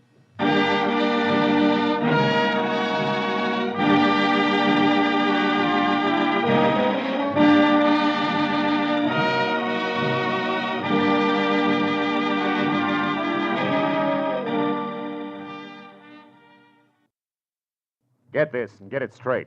Crime is a sucker's road. Those who travel it wind up in the gutter, the prison, or the grave. There's no other end. But they never learn. From the pen of Raymond Chandler, outstanding author of crime fiction, comes his most famous character in The Adventures of Philip Marlowe.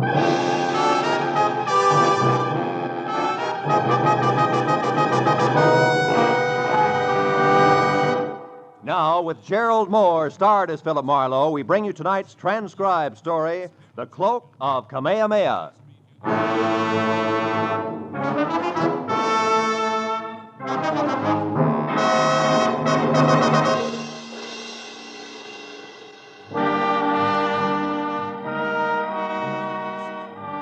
message that was delivered by a repulsively wide-awake boy missing a 2 front row center arrived at 6 in the a.m. and had come in 2 parts. The first, scrawled in black ink on a wrinkled piece of paper, said, Marlowe, get hold of a taxicab. Pose as the driver yourself, and at exactly 8 o'clock this morning, come past 8840 North Ogden Drive. Signed, Pollard Schindler. The second half had made more sense. It was printed in neat letters on neater green paper, and under an engraving of Benjamin Franklin read 100 silver dollars, payable to the bearer on demand. So at exactly 8 o'clock, I was behind the wheel of a hired cab, leather jacket, peak cap, toothpick, and all, and within taxi distance of number 8840. Mr. Pollard Schindler, a round man in square clothes with haircut to match, was not late. You there! Taxi, wait! Yes, sir. Cab? Of course. Why do you think I am shouting my head off? I want to go to the international airport. Do you understand? The international airport at Inglewood. Okay, Inglewood. International Airport it is. Marlowe, the meter. Quick, put the flag down. Every minute I'm being watched. Huh? Oh, yeah. Watched by who, Mr. Schindler? I don't know. Now listen carefully, Marlowe.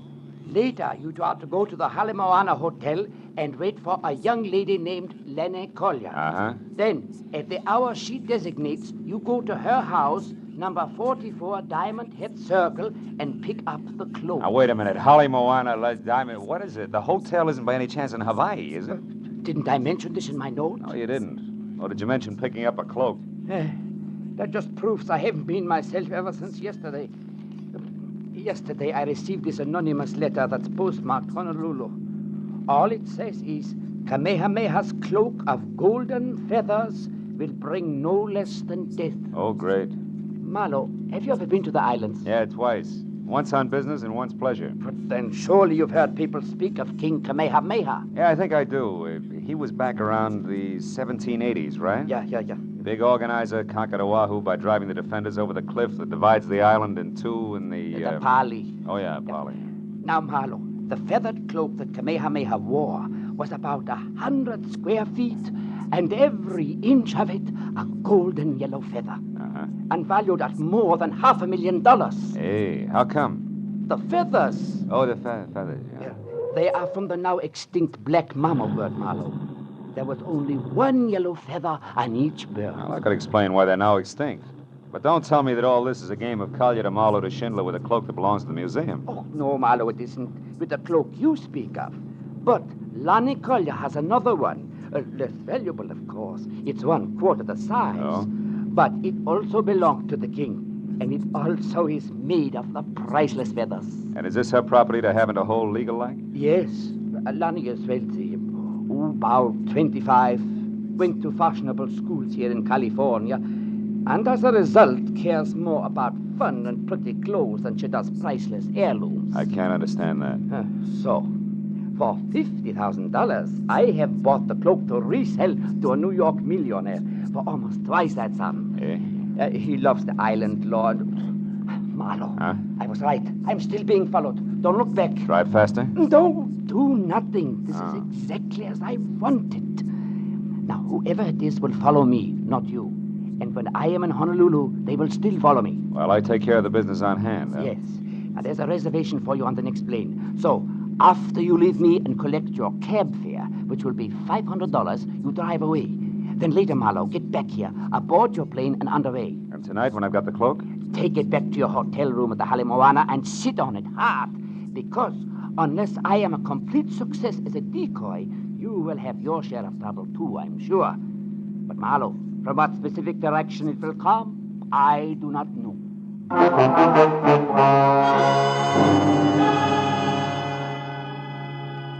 I got the $500 to cover expenses for my Honolulu trip and was told to keep the change. Back in my apartment, I packed, got another cab, said International Airport, Inglewood, and settled back to think about the crossroads of the Pacific. There I was wrong, because in the next minute and those that followed, everything was done the hard way. First, we ran out of gas, then got tied up in a traffic jam, and after that got stopped for speeding. All of which added up to me at the airport just in time to watch my plane take off without me.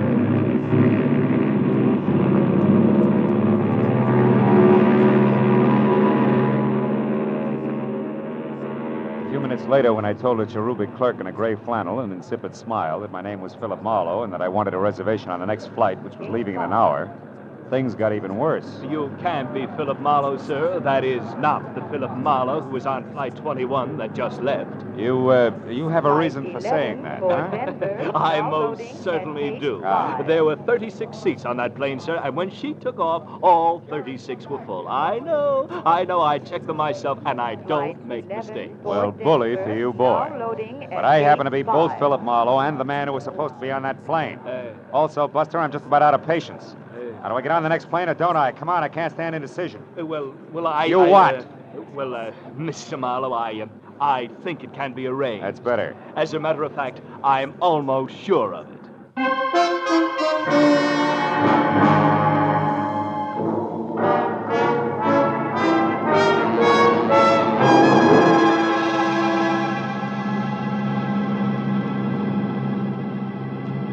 An hour later, the last of California had slipped over the horizon, and there was only clear sky ahead. Oh, I began to relax. My mind drifted pleasantly. Frosted Hawaiian punches, warm white beaches, and lovely hula hands.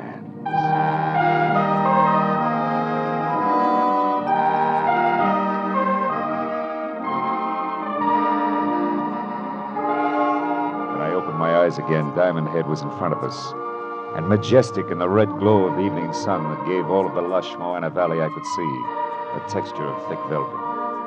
We landed like the airport was made of marshmallows, and a half hour later I was in the lobby of the Holly Moana Hotel. It was cushioned rattan and Philippine mahogany over cool tile, and everywhere laughing, sunburned people wearing anything from Catalina swimsuits to prefabricated hula skirts. So smiling both inside and out, I worked briskly to the reservation desk and told a good-looking Hawaiian in white flannel that I was Philip Marlowe. But at his reply, I stopped smiling both inside and out. But, sir, your reservation was taken 2 hours ago. There must be some mistake. Some mistake? You are Philip Marlowe of Los Angeles, sir. Yes, so right. And look, I've been through this before today because of what I thought was an error due to what, sir? Nothing. Yeah, I'll talk to you later. There was a large circle of mirror on the wall behind the clerk. And even as we had talked, I caught the reflection of a beautiful tan girl in cocoa brown suit, white pearls, and no stockings, who at the mention of my name had done a take that made her long blonde hair whip straight out. When she saw me watching her, she pivoted sharply on a spiked heel and hurried toward the lanai under the banyan tree, where there was Hawaiian music and a lot of different-looking people drinking at glass-topped tables under a three-quarter moon. I stayed near the reservation desk long enough to light a cigarette. Then I followed her. She was seated away from the lobby entrance, and on a hunch that she just might be Lani Kalia, I started for an empty table next to her. But a middle-aged Chinese in gay gabardine, Panama to match, slipped into the chair that I was after. So I forgot about being subtle and addressing her as Mrs. Collier, introduced myself as an old and dear friend of Pollard Schindler's. One Leland Dunn. Well, this is a pleasant surprise, Mr. Dunn. But tell me, how did you know what I look like? Well, Pollard Schindler's accent doesn't hamper his vocabulary, Miss Collier. Oh. He used the right adjectives, believe me. I'd love to. But I can't, Mr. Dunn, because Pollard Schindler never saw me in his life. All our business was done by telephone. Okay, my mistake. I'm Philip Marlowe, Lanny, and I want to know when we rendezvous at 44 Diamond Head Circle for the Cloak of Kamehameha. The cloak? Look, you're no more Philip Marlowe than you are Leland Dunn.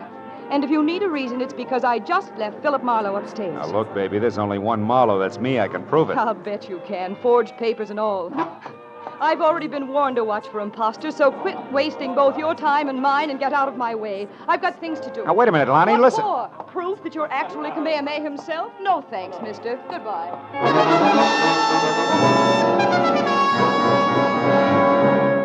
Now I had two clues. One, an obvious party who had assumed the name of Philip Marlowe, and the other, Lonnie Collier. Less obvious, but more intriguing. So figuring the road company Marlowe would keep, I followed Lonnie. By this time was getting into a long yellow convertible. Before I got to her, she lurched from the curb, so I ran across the street to what I thought was a taxi. But I was wrong, because it turned out to be a chauffeured limousine and being helped in by a small, swarthy item of dubious lineage in a wrinkled cotton uniform was the Chinese in gay gabardine and Panama to match, who had been sitting near us on the lanai. What counted more was that he obviously sensed my problem. You wish to follow the girl, sir? Yeah, you know, it's a lover's spat. You know what I mean. I think so. Jolo, quickly. Yes, sir. you know where she is going, sir? I'm not sure. Maybe Diamond Head Circle. Maybe it's leaning, sir. Oh, well, then let's make it Diamond Head Circle. Is there a faster way there, a shortcut? Oh, yes, there is. Yola. Okay. Yo. Which means what? Means never mind Diamond Head Circle. Drive fast to the factory instead. And do not move, Mr. Marlowe. Marlowe? Oh, heavy artillery. Okay, Fu Manchu, what's with the factory? You out of the way until the Cloak of Kamehameha is mine. Which won't work, believe it or not, clever one. There's another Philip Marlowe who at the moment is a lot closer to that collection of fancy feathers than either of us. You lie.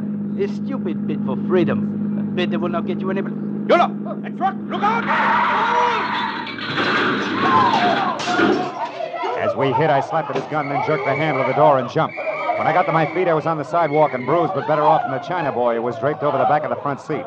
A crowd that included a towering Hawaiian policeman who promptly told mine host to shut up gathered in a hurry, so I ran for a cab, gave the driver $10, the address I wanted, and took off.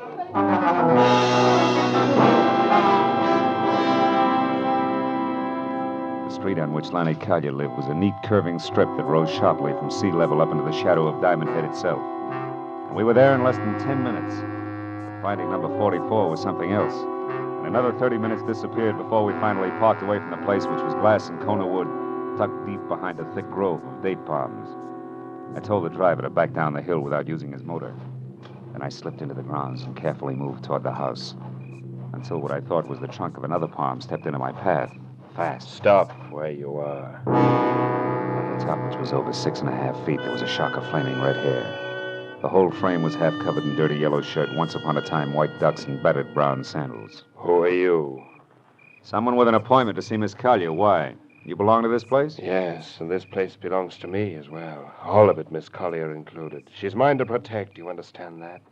Malahini.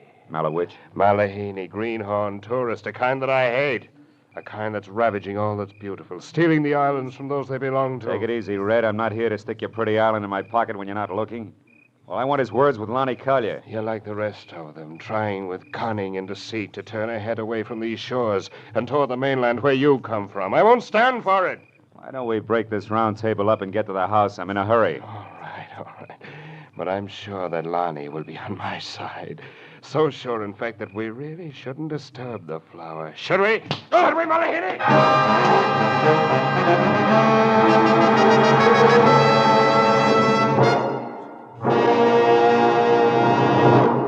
In just a moment, the second act of Philip Marlowe. But first, this Wednesday night, Fred Allen will be Bing Crosby's special guest on Der Bingle's CBS half hour of laughter and music.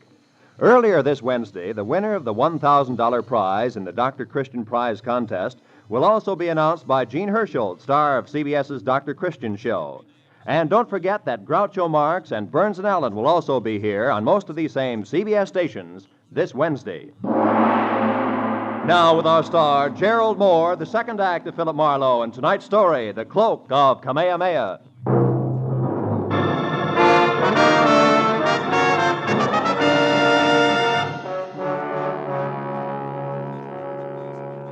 A red-headed lunatic with a slow, soft voice and fast, hard fist took me by surprise. I wound up flat on my back before I realized he'd so much as moved. By the time I got to my feet and took after him, he was sprinting for a bamboo thicket and had a 30-yard lead. It was all he needed to lose me completely. When I finally untangled myself from the jungle, I came out on the road. But then I heard a motor behind me, so I dove for the underbrush again just as a heavy car roared by.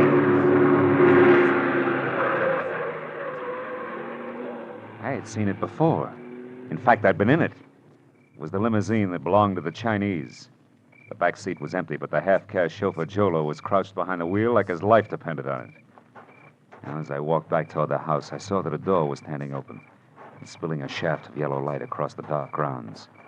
I started up the walk when it came. A second later, Lonnie Collier burst into the path of light and ran for the open door. I went after her, caught her by one arm, and spun her around. No, let me go. What happened? Why'd you scream, Lonnie? Back there in the pond, I heard a noise, and when I came outside, I found him there. Found who? Come on, show me. All right. I talked to him just a few minutes ago. Yeah? I gave him the cloak. Now it's gone, and he's dead. He's dead with a knife in his back. There. Look there in the water. Oh, brother. Who is it, Lonnie? Do you know him? Yes. Yes, Philip Marlowe. The skin on my neck crawled as Lonnie tagged the thing in the lily pond with my name. He was face down in the shallow water, and 3 inches of crooked steel and the ugly curved handle of a kriss stuck straight up between his shoulder blades. Somebody had made a very grim mistake, but it took 5 minutes of argument and a thorough checking of all the credentials I carried to convince the badly frightened Lonnie. I dragged the body out of the water and up onto the grass. Then I went through his pockets. What did you find? A card from the Hawaiian Island Art Products Company Limited, number 12, Harbor Street. Mean anything? No. No, I've never heard it. What's that on the back? Flight number and departure time of the plane I was supposed to take out of Los Angeles. Huh? Whoever he is, he's been one jump ahead of me all the way, right up to your lily pond here. Tell me, was anyone with him when you gave him the cloak, a half-caste and a chauffeur's uniform, for instance? No, he was alone. Oh. I gave him the cloak just as Schindler had instructed me to. Now, listen, Lanny, there was a down-at-the-heel redhead here just before you came out. He claimed to be a friend of yours. Yes, that must have been Lawrence Cochran, the poet. They're making him rugged these days, huh? Lawrence wrote one great poem years ago about 2 lovers who leaped to death over the valley to keep from being separated, and their souls turned into birds. It's still very popular here in the islands. Yeah? What happened? Lawrence got the habit of drowning himself in gin. And now the natives call him Papuli. Papuli? The crazy one. Yeah, well, that's closer. He's always hanging around. My mother wanted me to marry him at one time, and now that she's dead, he thinks he should look after me. Okay, Lonnie, let him keep thinking so. What do you mean? I mean, you can use a good watchdog right now. Oh. So when Cochran comes back, make him park on your doorstep. You stay inside and be careful. And with guys named Philip Marlowe getting knives in their backs, I've got a few things to do myself, but fast. All right. I'd like to borrow that souped-up convertible of yours. Where are you going? Number 12 Harbor Street in the Hawaiian Island Art Products Company Limited.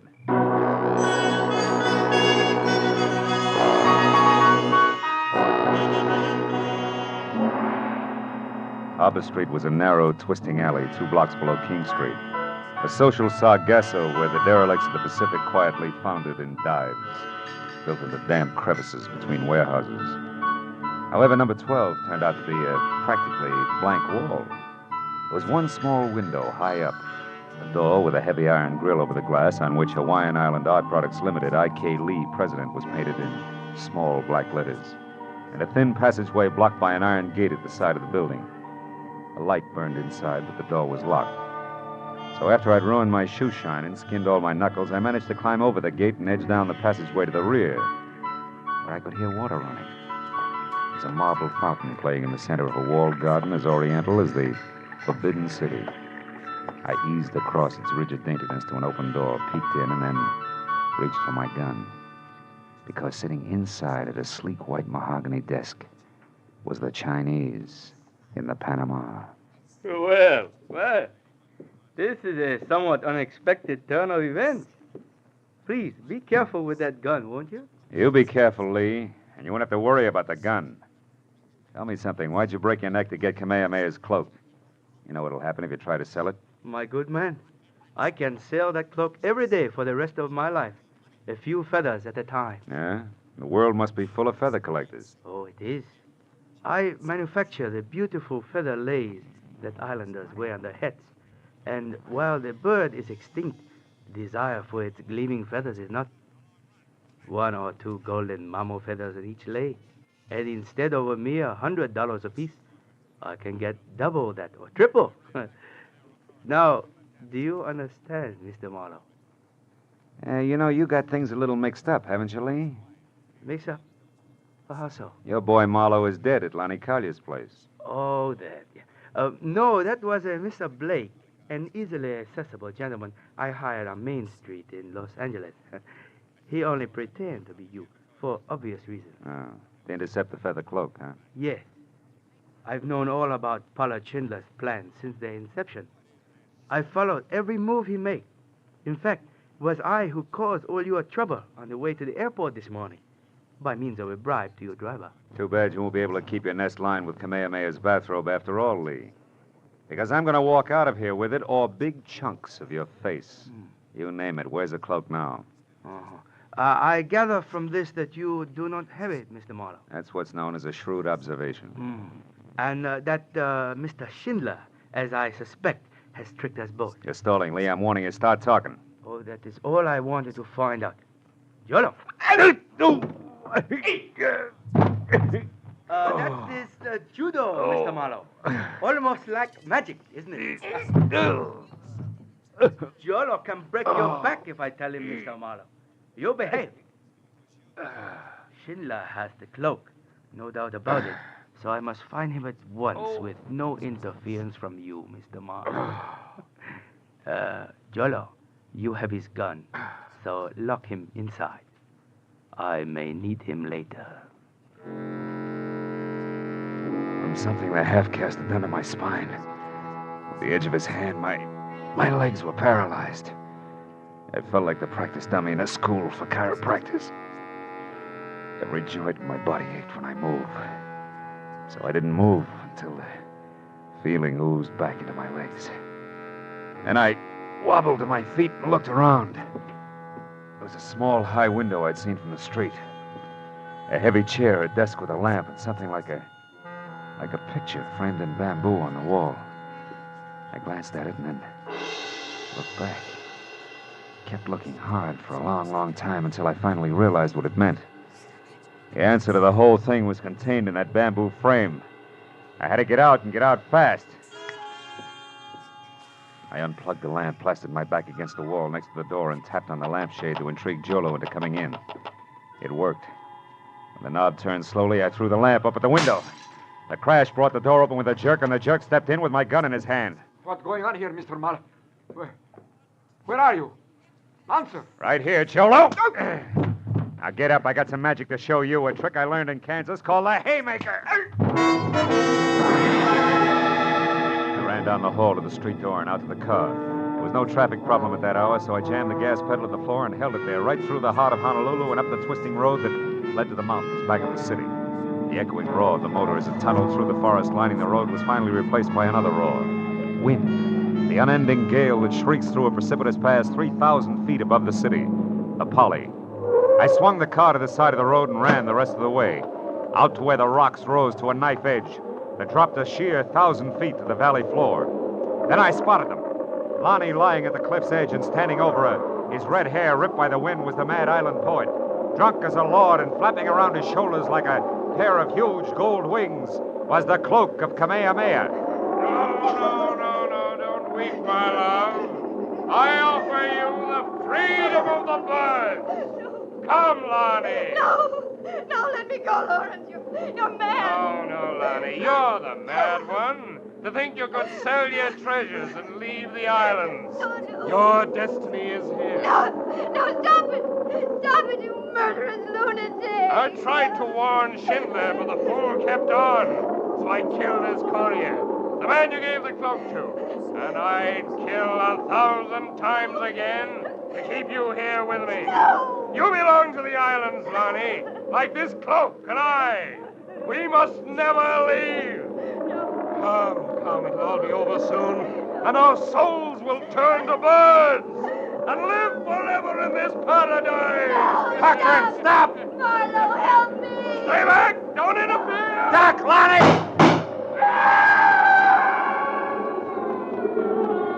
Marlowe! I know. Are you all right, Lonnie? Yes, I'm all right. Marlowe, look.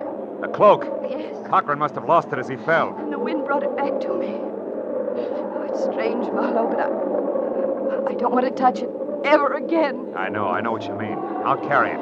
Come on, Lonnie, let's get out of here.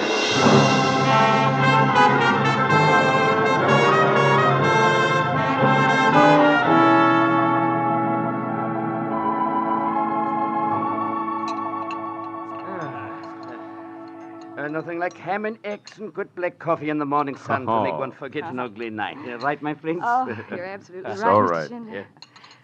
More coffee, Phil? Mm-hmm. Oh, thanks, Lonnie. So, Lee was picked up by the Honolulu police, huh? Sure. I had it all set up. He'll spend some time in prison. And Jolo, too. By the way, he was still unconscious when we got to him. What in the world did you hit Jolo with, Marlowe? Enthusiasm, mainly. And that's when you got away and came up to the Pally, wasn't it? Mm-hmm. Phil, How did you know it was Lawrence and where he'd be? Well, it's all tied with that one popular poem that Cochran had written, Lonnie. Oh? That anonymous letter you got in Los Angeles, Mr. Schindler, was a line from that poem. Oh,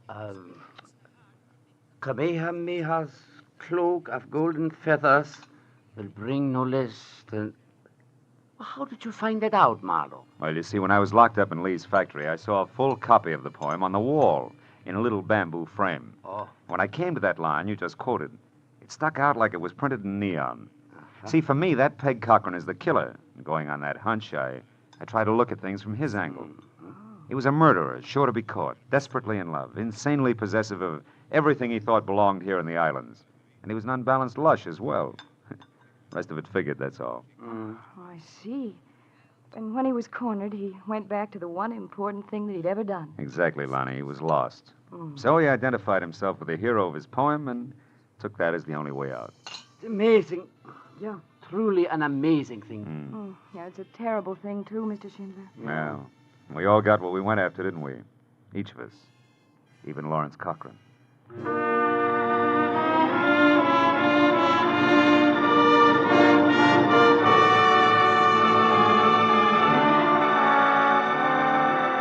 After Schindler left to catch a plane for the mainland, and Lonnie said aloha and left to get ready for our date, I sat on the lanai of the hotel and watched the sweep of the Pacific from Diamond Head to the hills across the harbor, from the white sand of Waikiki to the green shallows over the reef, to the purple depths beyond. As a warm wind whispered through the palms, from somewhere I heard the soft strum of the ukulele. And it suddenly occurred to me, what does aloha really mean?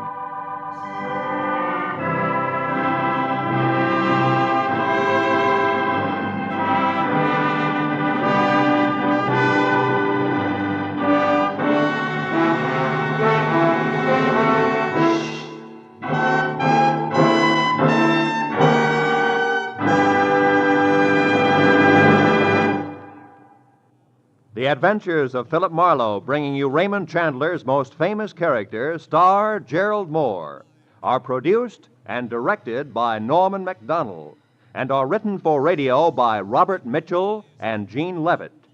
Featured in tonight's transcribed cast were Wilms Herbert, Lynn Allen, Jack Crucian, Dan O'Herlihy, Byron Kane, and Peter Leeds. The special music is composed and conducted by Richard Arant. Be sure and be with us again next week when Philip Marlowe says... This time a dead witness, a $100,000 bribe, the eyes of a beautiful dreamer, and a corpse in a tool bin. We're all tied tight to the same thing. A fox's tail.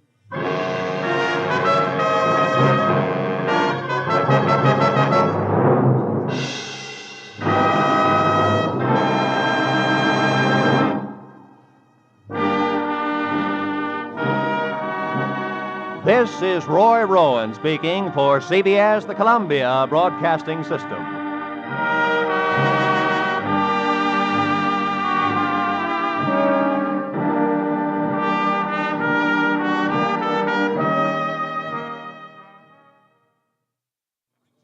Get this and get it straight. Crime is a sucker's road, and those who travel it wind up in the gutter, the prison, or an early grave. There's no other end. They never learn. From the pen of Raymond Chandler, outstanding author of crime fiction, comes his most famous character in The Adventures of Philip Marlowe.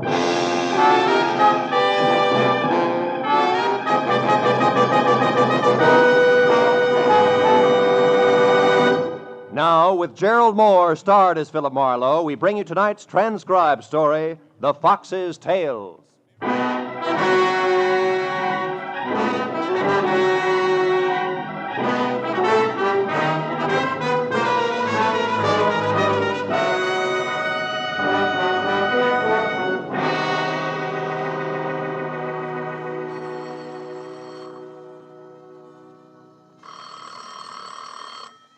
Oh, no. There are some times when the phone just never should have been invented. Hello, Marlowe speaking. This is Orrin Metcalf. You remember me, don't you, Marlowe? Oh, sure, barrister. What can I do for you? Meet me here at the Blue Chip Bar at once, Marlowe. Huh? Look, I can hardly hear you. Speak up, will you, Orrin? The Blue Chip Bar. Yeah? It's a miserable cafe on Melrose near La Brea. Melrose near La Brea? Yes, I'm in a booth, the last one on your right as you enter. But be careful, Phil. We can't afford to be seen. And please hurry. I'll pay you handsomely To do what, Orrin? to impersonate a dead man.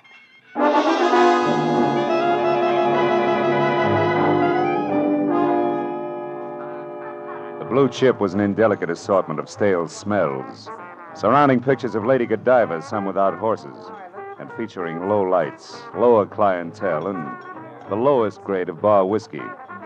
Against that backdrop, my new client stood out like a Dresden doll in a police lineup. Orrin Metcalf, in spite of the electricity in his voice, was only 5.5 feet tall, couldn't have weighed more than 130 pounds, including the glitter of honorary fraternity pins that dangled from his watch chain. He was maybe 50, bald, wore glasses halfway down a long nose, and at the moment was as nonchalant as a 5-inch firecracker with a sputtering fuse. Quickly, Phil. Quickly. Sit down. Listen carefully. It's going to be hard in here, but go ahead. I am representing a man named Cuvion in a lawsuit. Rudolph Cuvion. Yeah? He's a manufacturing chemist, Hungarian born, at present, Phil, in a sanitarium. The nervous system will take just so much, you know. Yeah, I know. And look, this Rudolph Cuvion is suing or being sued? Which? He's suing. And nobody less than his former employer, the eminent Justin Shepard. Justin Shepard. Well, he turns out cosmetics, doesn't he? Makeup, lipstick, that kind of stuff? Yes, stuff, Marlowe, which includes a new and revolutionary nail polish that's worth a fortune. Which was invented by your client and stolen from him by Justin Shepard, huh? Exactly. We're suing for $250,000 in damages, Marlowe. But we'll settle out of court for $150,000 in cash. Hello. Not a cent less. Now, the trial, Phil, has, Oh, wait. What? What's the matter? What'll it be, Judge? Oh. Some brandy, please. Cognac. Cognac? You're kidding, Pop. Like I said, what'll it be? All right, Junior. 2 beers. Skip the chatter. We got to catch a train. Okay. Be antisocial. Yeah. Right, couple, Isn't that awful? You were talking about the trial, Orrin? Oh, yes. Now, the whole point, Phil, is that every witness we had at the outset has so far either been bought off or frightened away by Shepard and his crew. With one exception. You're racing the hole, huh? Yes, a man named Max Redman. He worked with Rudolph Cuvion years ago in Chicago, when Cuvion first perfected the lacquer base, which makes the nail polish formula so valuable. Redman's testimony could have swung everything our way. And Justin Shepard found this out. Wait a minute. What do you mean could have, Orrin? Huh? 2 beers is ordered. 30 cents, gents. Hey, we're even. Thanks. Now, Marlowe, the dead man I spoke of, and Max Redman are one and the same. Shepard murderer? Worse. He drove Max Redman to suicide, Marlowe. The man shot himself an hour ago. I don't follow that. Well, Redman was staying here in L.A. with his wife. Now, I'll tell you the address in a moment. It's nearby. And although neither Shepard nor his cronies ever got to see Redman, they knew where he was and where he came from. With that, they went to work. Blackmail? Oh, yes. Years ago, Redman got in a jam. I have no idea what it was, something that he was conscience-stricken about, and Shepard uncovered it, then got through to Redman on the phone. He struck home. His blackmail price was Redman's silence, huh? Right you are. Shepard told him to get out of town, but when I talked to Redman an hour ago, he was positive that Shepard would demand more in the future. Redman was nearly hysterical, said he wished he'd never heard of me or Rudolph Cuvion. And then he hung up. Well, when I got to his apartment, I found him dead, shot by his own hand, his pistol at his side. Oh, it was awful. Yeah. Tell me, Orrin, what about Redman's wife? Well, her name is Louise. She's out of town right now. He was afraid for her and made her go away. At any rate, Phil, you see what I'm getting at, don't you? The reason I want you to work for me? Yeah, I think so. Shepard and his buddies don't know Redman's killed himself, and if I give the impression by posing as Redman that he's still alive and not leaving town, Shepard will figure that his blackmail angle didn't work, huh? He'll get together with you and settle before tomorrow morning when Redman would have taken the witness stand. Precisely, Phil. $150,000 settlement as against a court award of $250,000 means a saving of $100,000 to Shepard. He'll pay it as long as he thinks Redman's still alive and willing to testify. Well, now, will you do it, Marlowe? Pose as Redman, huh? There's $1,000 in it for him. I don't know. $1,000, Phil. And Rudolph Cuvion, helpless in the sanitarium. And Max Redman. It's an awful lot to turn down, isn't it, Orrin, huh? Thank you, Phil. Thank you. Now then, here's the deal. Oh, wait a minute. How about No questions. Every minute counts. Now, I've got Redmond's top coat right here. Now, you put it on when you leave. And here are the keys to his apartment. It's the Garden Court Apartments on South Ogden. South Ogden? That's right. Now, you sneak inside. Then a minute later, very obviously, go out again. Get into his car. It's a new green Nash.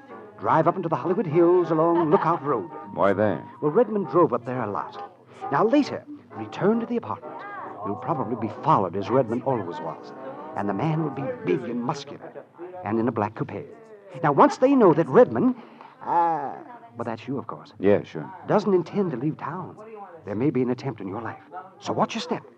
Getting killed as Redmond destroys the illusion we're out to create. That's not all it destroys. Eh? May destroy me.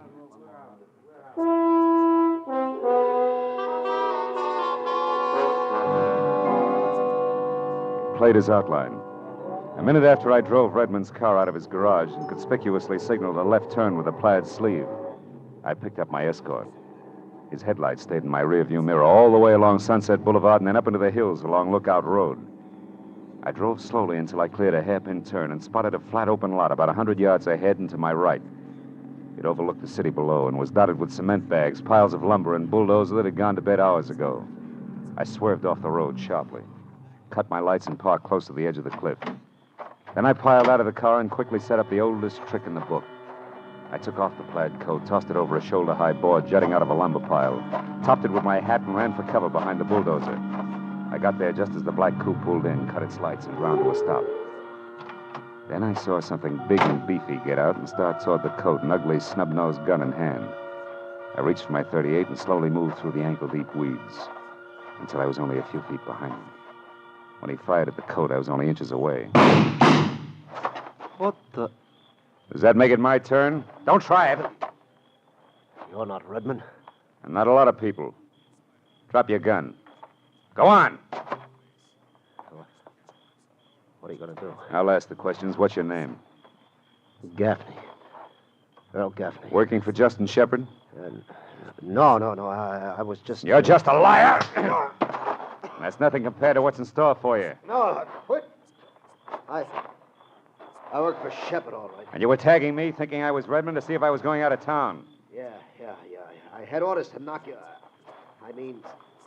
knock Redmond off if he didn't go straight for the airport. But that's all, honest. I don't know anymore. Get up. Now walk over to that tool bin there. Open it and get in. Go on. Keep moving and keep your hands open. All right. Now, I want to have a little chat with Justin Shepard. His home address, what is it? He ain't got one. He stays at hotels. Right now, it's the Beekman Plaza in Beverly Hills. Now, quit, will you? That's all I know. Sure. You see, Earl, I believe you. You've got such an honest face. For a killer.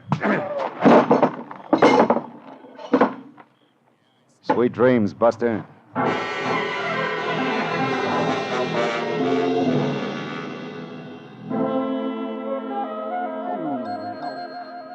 Dozen gladiolas and 1 dozen golden iris.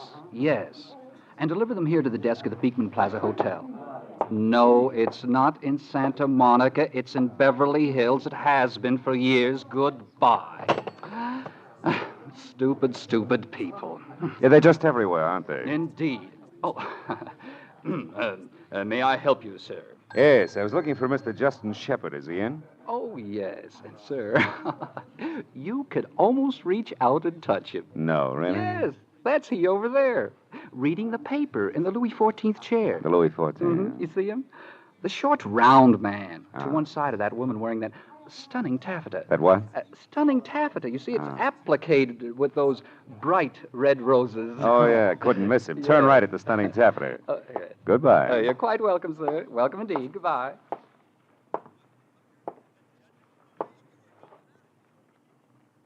Mr. Shepard? That's right. My name is Philip Marlowe. I'm a private detective. I know. I've heard of you. Oh? What's on your mind, Mr. Marlowe? A chemist. What about him? What does he have to do with me? Earl Gaffney. Who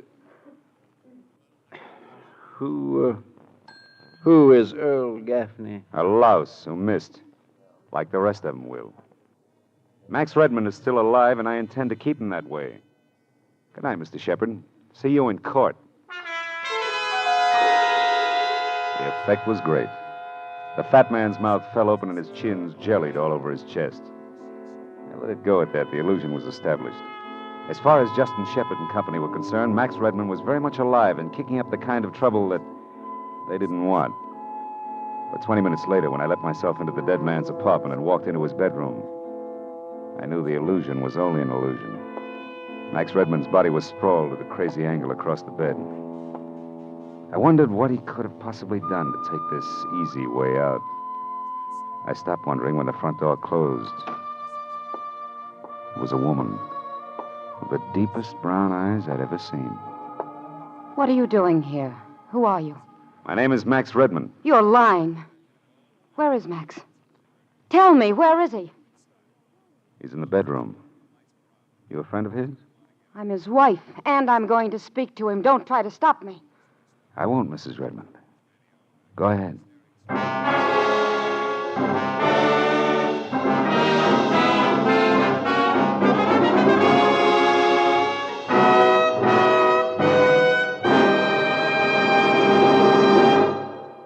In just a moment, the second act of Philip Marlowe. But first, Bing Crosby climaxes his season on CBS this Wednesday night with a terrific lineup of top talent.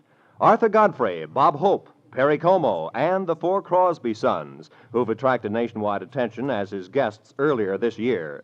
Bing, Arthur Godfrey, Bob Hope, Perry Como, and the youngsters will be heard in a great musical roundup of the season's top tunes.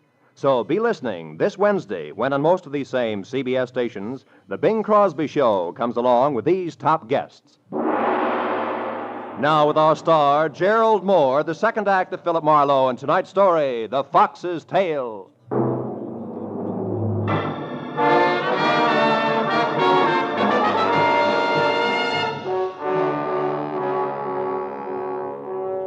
Louise Redmond's dark, troubled eyes stared at the bedroom door for an instant. Then she darted past me and inside.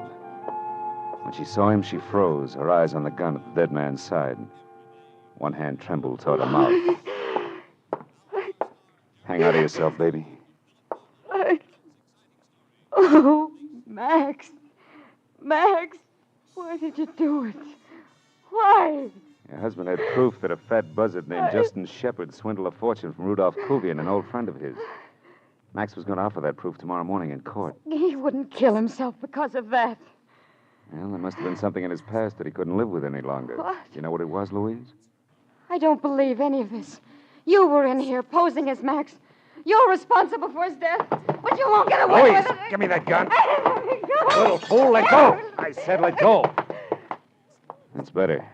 You're smart enough to give in fast anyway. Now sit down over there and listen.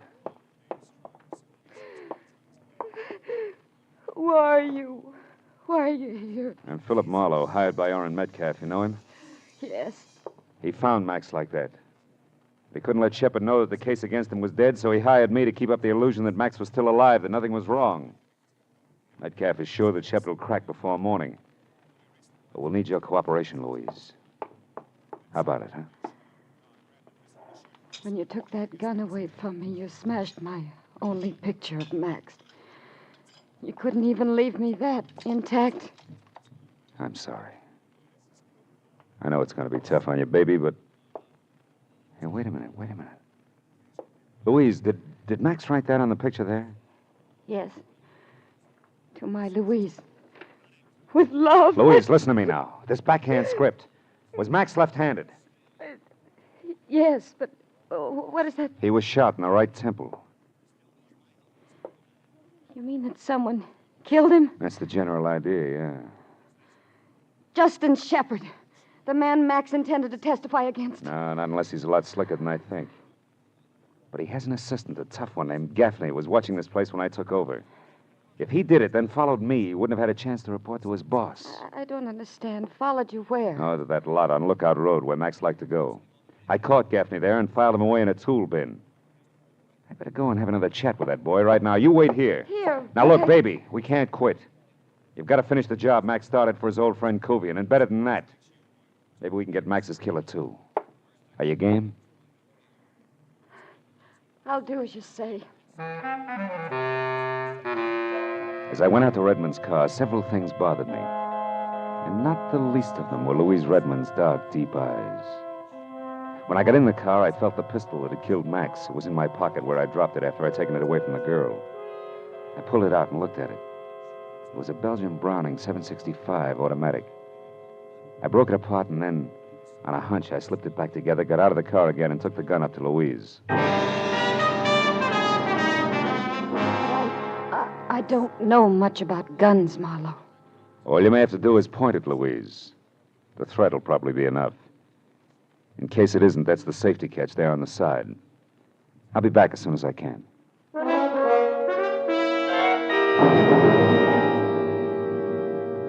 When I pulled out onto the vacant hilltop lot, I scented the tool bin in the headlights.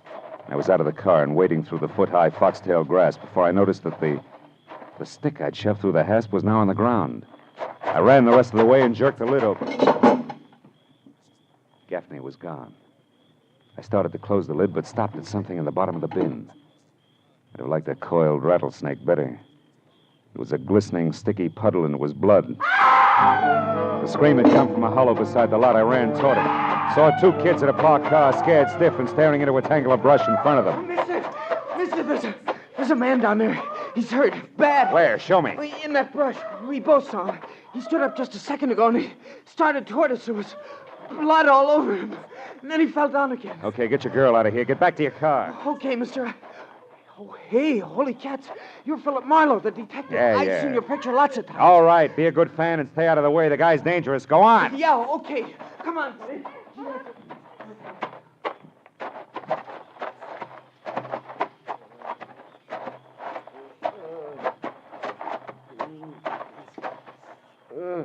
Gaffney. Who did it, Gaffney? It's Frey. Yeah? He knew I'd spill and... Who, Gaffney? Who knew? Who? Yeah. Hey, Mr. Marlowe. Hey, Mr. Marlowe. Did you find him, Mr. Marlowe? Yeah, I found him, son. He's dead. Holy cats. Now, look, do me a favor, will you? Get to a phone, report this to the police. Oh, yeah, sure. Tell them I'll get in touch with them as soon as I can. Okay. Sure, Mr. Marlowe. Yeah, right away. My next stop had to be Justin Shepard's hotel. And now I had more to go on than a couple of hints from left field. Just as I pulled up in front, I saw Shepard behind 16 cylinders of imported limousine, swinging away from the curb. He seemed in no particular hurry, so I tailed him far enough to realize that he could be heading for Max Redmond's apartment. Then I took off through the side streets, wide open. I got back to the apartment in time to brace Louise for Shepard's visit. But, Marlowe, what can I do? Maybe I'd better... Maybe you better let him in. Go ahead. Yes? Stand aside, young woman. I'm coming in. Please do, Shepard. You again. Nice of you to drop in. What have you got in the bag, lunch? Don't be facetious. And don't worry, it's all here. I know when I'm beaten. I suppose it would be quite pointless to ask where Redmond himself is. Completely pointless at this late date. Very well. Then I assume I'm to leave this with you. That's right. It had better be right, my boy. Believe me. Good night. Just a minute. How come you're running your own errands? You took care of that yourself earlier tonight. You're a competent man. You should be working for me. Working for you has its drawbacks, Shepard. But you muffed it. Gaffney didn't die right away. Gaffney's dead? Marlowe, be careful. Yeah, he lived long enough to tell me he was framed, Shepard. By you. When you can prove that, I'll be at my hotel. But I advise you not to push your luck. Marlowe, you let him walk out. Yeah, the guy was right, baby. So far, we've got no proof of any of it. Except this bag and whatever is... Money. Why, it's filled with bundles of bills. Big ones.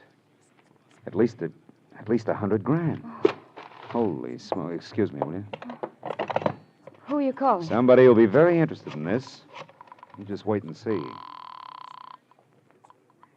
Metcalf speaking. Oren, this is Marlowe. I'm at the Redmond place, and get this. Justin Shepard walked in here, dumped $100,000 on the table, and left again. Not a half minute ago. At Redmond's? Yeah. Why, it's a bribe. We've got him, Phil. We've got him. Don't touch it. I'll be right there. Now, wait a minute. There's more. Go on. Louise Redmond came back. Louise, in the middle of this mess? Yeah, she's here now.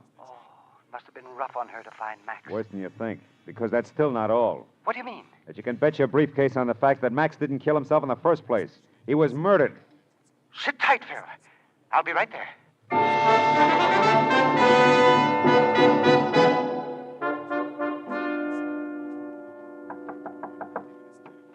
Come on in, Oren. The money, Marlowe. Where is it? In the bag there on the table. Yes. Excellent. Iron-bound evidence. Best in the world. We'll have this impounded right away, and... Oh, Mrs. Redmond, I can't tell you how sorry I am, my dear. Thank you, Mr. Metcalf. But I'm grateful to you and to Mr. Marlowe here that Max's death wasn't entirely without purpose, at least. What about that, Phil? Can we prove he was murdered? Well, the bullet entered his right temple, but he was left-handed. That's about all we got.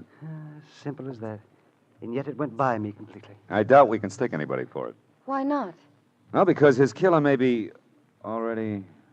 Already what, Phil? Oh, already dead. Another killing? Well, what are you talking about, man? One Earl Gaffney, Shepard's gentle assistant. What? I locked him in a tool bin, but somebody found him there and shot him to keep him quiet. Justin Shepard himself. Surely. Now, look. If we can't get him for Max, we'll nail him for Gaffney. Don't count on it. Listen, we've got that fat lizard right where we want him. Now, first of all, it won't fit, Oren.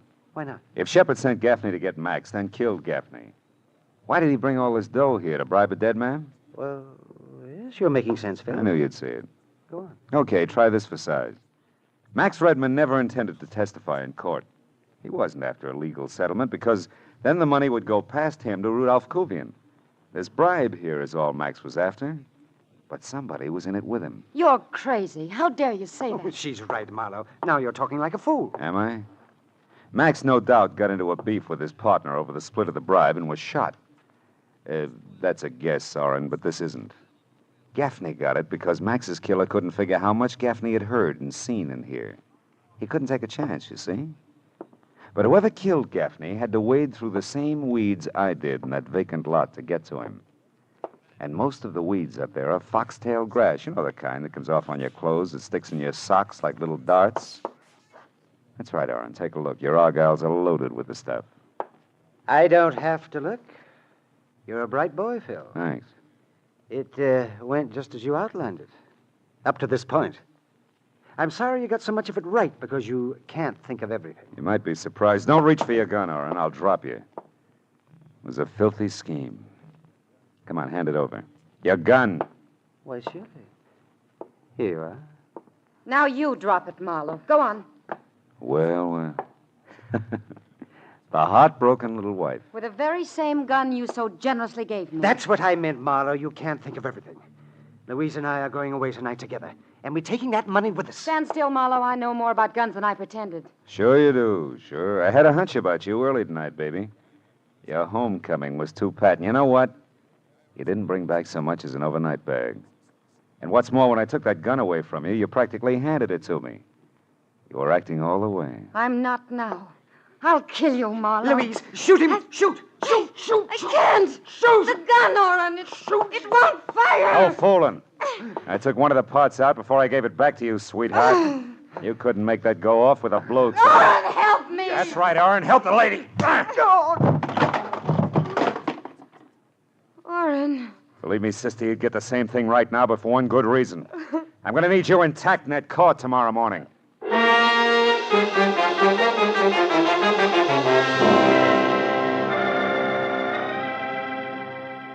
By the time the police showed up, Oren Metcalf, dynamic barrister, and Louise Redmond, beautiful dreamer, were already coming apart at the seams. 2 hours later, when I finally got away from it, they were still screaming hysterical insults at each other. Well, before I went home, I stopped by the sanitarium just long enough to shake hands with Rudolph Kuvian, who turned out to be a nice, quiet, thoughtful old guy. and I assured him of a fair shake that was long overdue. I guess it made him happy. It was hard to tell, because the look on his face said that maybe the real price, in things other than money, had been much too high. Well, that's the way it is with some characters. They're human.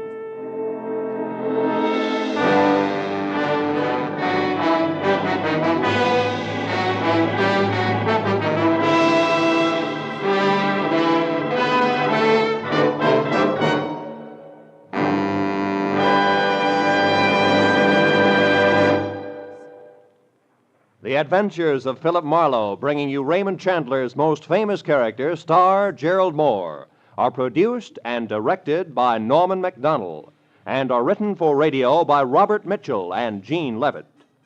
Featured in tonight's transcribed cast were Howard McNear, Lou Krugman, Rick Vallon, Parley Bear, Georgia Ellis, and Hugh Thomas. The special music is composed and conducted by Richard Orant. Be sure and be with us again next week when Philip Marlowe says... This time there was a fish that talked with a lisp, a hot blonde with cold cash on her mind, and a corpse with dirty French cuffs. And I mixed with them all without ever getting out of my own bed.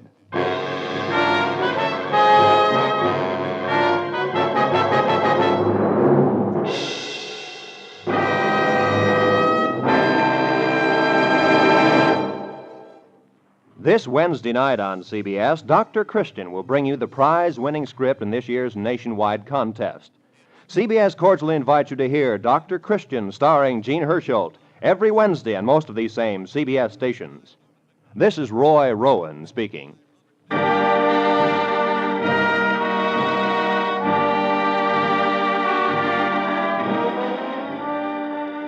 You can save for your future today the United States Savings Bond way. Savings bonds are one of the surest, safest investments you can make because they're backed by Uncle Sam himself. You are sure of getting back $4 for every $3 you invest when the bonds mature in just 10 years. Safe because even if the bonds are lost, destroyed, or stolen, your government will replace them at no charge. And bonds are simple and convenient to buy. Ask your employer to set aside an amount of money from your pay, the amount you decide on. Automatically, systematically, you'll purchase savings bonds. If you're self-employed, have your bank purchase a bond a month for you regularly.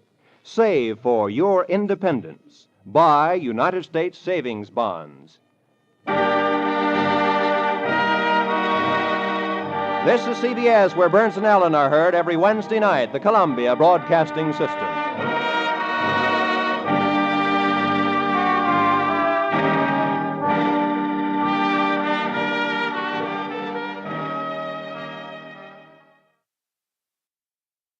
Get this and get it straight. Crime is a sucker's road, and those who travel it wind up in the gut of the prison of the grave. There's no other end, but they never learn. From the pen of Raymond Chandler, outstanding author of crime fiction, comes his most famous character in The Adventures of Philip Marlowe.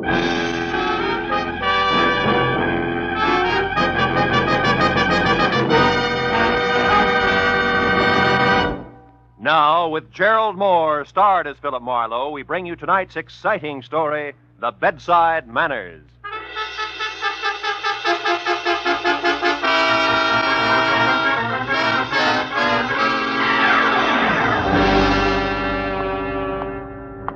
Get your hat and hit the street. Piper, get your paper. Hi, Mr. Marlowe. Hiya, Tommy. Paper tonight? Okay, kid. Here you are. Thanks. Take it easy now. Sure. Hey, Mr. Marlowe, your change. Just a minute. Mr. Marlowe, watch it. That car, look out. Hey, you. Driver, right red light. Holy cats, call an ambulance. Somebody hang on, Mr. Marlowe. Don't try to move. You're going to be okay. Just take it easy.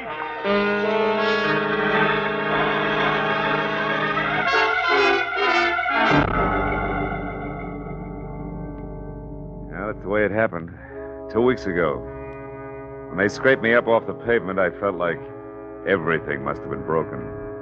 But finally, the doctor boiled it all down to a fractured tibia and assorted bruises. Headed me 10 days in the hospital, tangled up with enough pulleys, weights, and trapeze bars to rig a circus tent. After which, I managed to get sprung to the peace and quiet of my own apartment. There, on a special bed in my living room, I spent 4 days scratching my broken leg through an inch of plaster cast while I worried about the business I was missing. Until finally, Ordine Patterson, a girl with a multi-million-dollar estate I'd worked for once, insisted on seeing me immediately about a job, one she was sure I could handle, even flat on my back. Phil, it's about my brother, Maynard. Oh, another jam, huh? Yes. Oh, wait a minute, I gotta get comfortable. I guess your father knew his son pretty well when he left. Yeah, he left all that dough in your hands, Ordine. Yes, only this time, I sincerely believe Maynard's learned his lesson, Phil. He's worried sick. And frankly, so am I. So am I, if I can straighten this leg out. Well, if you think I can help in this condition, it can't be too serious. Right. Hey, before you sit down, reach me a cigarette, will you? Yeah, sure. Sure, Phil. Here it is. Oh, thanks. Phil, last Saturday night, Maynard went out on a binge. He got home at 4 o'clock in the morning, awfully intoxicated. No, it's not unusual for Maynard, is it? No, except this time he was frightened, Phil. Scared stiff. Oh, what about? Well, that's just the point. We don't know. He was so drunk he couldn't remember anything. Didn't know where he'd been or with whom. Oh, Phil, it was terrible. Well, if this was last Saturday, why are you so worried? Anything had happened, surely by now you'd have heard. Yes, but something did happen, Phil. Oh? This morning I got a phone call from a man who meant business, believe me. I made notes on a memo pad while he talked so I wouldn't forget any of it. Here, that bag, here, read it. No. This is fish. Fish? Yes, fish. Tell Maynard 50 G's. Important. Money by tomorrow or trouble. Then he hung up on me, Phil. Fish. Did you and Maynard ever hear of him before? Well, I certainly didn't, and when I asked Maynard, he didn't know him either. He had a cold, heavy voice and spoke with a thick lisp. You want me to peg this fish for you? Yes, so I'll know why Maynard owes that much money. Well, now, look, baby, I'm bedridden. I'm stuck. I can't even move. I know that, Phil, but you have the phone here, a lot of contacts, and plenty of diplomacy. If this is something I can get Maynard out of by paying that money, then I'll pay. Okay, baby, I'll try. But look, if it's outside the law, You'll turn Maynard in. Yes, I'm aware of that. All right, where do I start? Where did he start Saturday? At the Colony Club with a female named Fay Altman. Well, whatever happened must have begun there. That's why I thought of you, Phil. You know the Colony Club. Well, I know their Scotch is Johnny Walker, and Sid Rayfield's the owner, that's all. Well, that may be enough. Will you want to talk to Maynard? Yeah. Send him over in about an hour, will you? Yes, he'll be here. And that Altman girl's number is Sunset, 0144. 0144. Yes. Okay, Ordine, I'll get him. At least my dial finger isn't... Oh, just a minute. Hello? That's Fish, Marlowe. What? Fish. I know my pigeon's with you now. I followed her. Don't clip her wings, pal. Back out now while you still can. I'm warning you. Phil, who was that? You look upset. Yeah, well, my my horse just ran fourth. Look, you better run along now, Ordine. Well, okay, Phil. And stay out of dark corners, huh?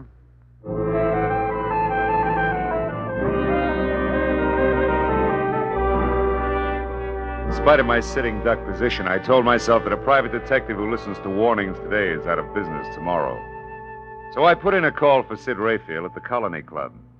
Sid was out, so I left a message for him to get in touch with me. Next, I tried Fay Altman, but the Sunset number went unanswered.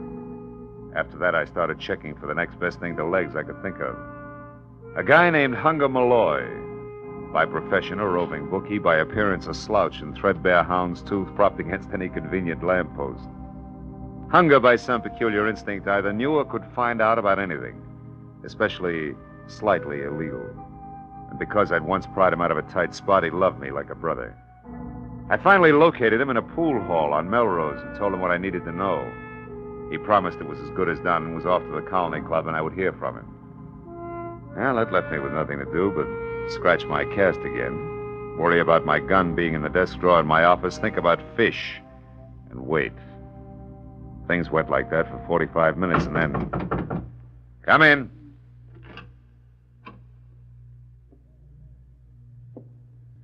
Who is it? Who's there? Why, it's me. Hunger. Oh. What's the matter, Philip? You're jumpy. Yeah, I'm real glad to see you, fella. Likewise. How you feeling under the weather, huh? Yeah. How's it been? No, it's bothering me a little. Look, I brought you some flowers. Oh, Hunger, you shouldn't have. I know. I tried to get long stems, but them plants in the park ain't doing so good this year. Hey, listen, are you sure you gave me the right dope on the phone, Philip? Sure, I'm sure. Why? What'd you find out? Ah, that's just it. Nothing. I went to the Colony Club and got talking around, but not one thing worth noticing went on there Saturday night. Well, maybe it started there and moved out, huh? I tried that. Some of the customers went out to the valley after to shoot a little dice. Another bunch moved down to that big joint on Adams for some poker. That's all. Gambling, huh? Could be a gambling setup. Were they big games? No, just the usual. Nothing extra at all. Oh. And especially, I couldn't pin down a thing on any 50 G's changing hands. Are you positive, Hunger? Well, you don't ask too many questions in that league, Philip, but I'm pretty sure nobody got rich right I heard, you know? I got a hint, at least. Yeah, well, look, what about this guy named Fish? Blank. Some new faces in town, but no high rollers answering to Fish. And the background on Fay Altman? Yeah, some. Pick and shovel clean, in a nice way. Uh-huh. Been digging nuggets here and there for a year or so. The latest is the gill-edged punk you want to know about, Maynard Patterson. Uh-huh. Say, can I have one of these? Yeah, go ahead. Feed your face. Incidentally, they was among those present at the colony Saturday night, if that means something to you. And that's about it, Philip. Okay, Hunger. Thanks a million. I'm sorry I couldn't be more help, but I think you're getting a bum pitch. Oh, well, You know, in fact, visitors. Hey, I got to back way out of here. It won't look so good. Sure. Bedroom, Hunger. You can go out the window and down the fire escape. Hey, wait a minute. Is that a new shirt? No, I come into a bit of clink, so I had it washed. I hope you're feeling better, Philip. I'll see Yeah, you. thanks. Oh, come in. Ordine, my sister said you wanted to see me, Mr. Marlowe. Sorry about your leg. I'm sorry about it, too. I can't get comfortable. Hey, I hear you really tied one on the other night, huh, kid? Yeah, but I'm through, Mr. Marlowe. I swear it. Yeah, sure. Sit down. Oh, thanks. What about the gambling? Lose your head over that, too?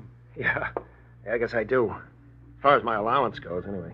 Now, look, I want you to tell me all you remember about Saturday night. Well, I went to the Colony Club with Fay. That's my girl, Fay Altman. By the way, how do you rate stuff like Fay on your allowance? Huh? Just a minute. Skip it. Go ahead. Well, I was drinking quite a bit, and by 1 o'clock, I guess I was pretty fuzzy. I lost Fay someplace. Then I went outside for some air, and from there on, it's just a blank. Well, now, look, if you didn't pass out cold, you're bound to have some flashes you can remember. I want it all. Well, I do remember a couple of things, Mr. Marlowe. Oh? They're more like a dream than anything else. I seem to remember a big, old-fashioned house. It was dark and gloomy with high ceilings and old, ornate brass chandeliers. I don't know how I got there or what I was doing. Were you alone? Well, I don't think so. I've got a man's face in my mind, a flabby guy in a silk shirt. He had big hands, freckles on the backs of him, with kind of a reddish hair on him. I remember him against something green. Did he lisp? I can't seem to remember. And just thinking about him gives me the willies, but I don't know why. I can't figure out why. I talked to Fay. She waited for me until the colony closed, and then she went home. She was pretty mad about it. You sure that's all you can remember? Yep. Yeah, that's everything. Mm-hmm. How does it make any sense at all? Not much.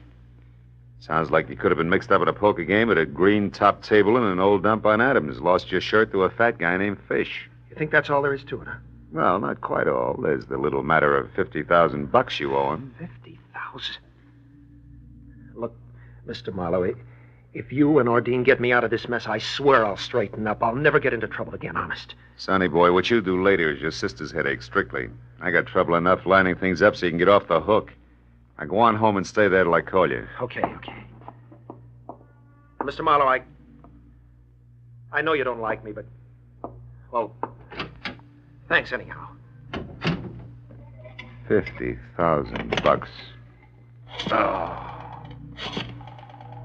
Yeah, sunset 0144. cast on so tight.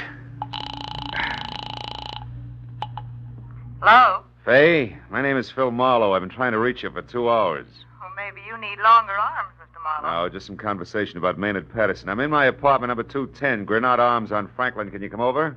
Why would I want to talk about Maynard to you in the first place, and why don't you come over here in the second? Well, in the first place, I'm a private detective. In the second, I got a busted leg. How about it? It's important. Well, I've never dated a private detective with a broken leg before. It sounds entrancing. I'm around the corner on Bronson. I'll be right there. Good. Goodbye, Faye. Come on in. Well. Sid Rayfield in person yet? Yeah. The boys at the club told me about your urgent call, Peepers, so I came right out. Well, if I'd known you were coming, I'd have baked the snake, Sid. Skip the cracks. I know what you want. Well, then you're clairvoyant. Because I'm not sure myself yet. Try this. You're working for Ordine Patterson like you did once before because that punk brother of hers is in a bad jam with one Mr. Fish. Well? Yeah, it's quite neat. You happen to know the guy? Yeah, Marlowe, I happen to know the guy. That's why I'm here. To tip you because you're a friend of mine, more or less. So I say leave it alone, Marlowe. Get out of it. Stay out. It's none of your business. You know, you talk like a man with a personal angle. What? Why, I ought to split your lip for that. I come here to do you a turn Take and it you... easy. Mind your bedside manners, Sid. I'm an invalid. You'll be worse than that if you don't back out of this. I'm telling you, this guy Fish is too hot to handle, Marlowe, and you better... Who's that? How should I know? For a sick room, this joint's becoming more like Hollywood and Vine by the minute. I took a long chance coming here. I got to get out without being seen. Well, try the bedroom window and fire escape. Everybody else does. Don't let him in till I'm gone. You hear? It ain't healthy. Marlowe! Sid! Sid, what is it? Marlowe, I'm hit. Sid! Lousy silencer. Oh. Oh, this stinking leg. Nice going, Mr. Fish. I suppose that makes me... Mr. Marlowe, it's Mitzi from the restaurant.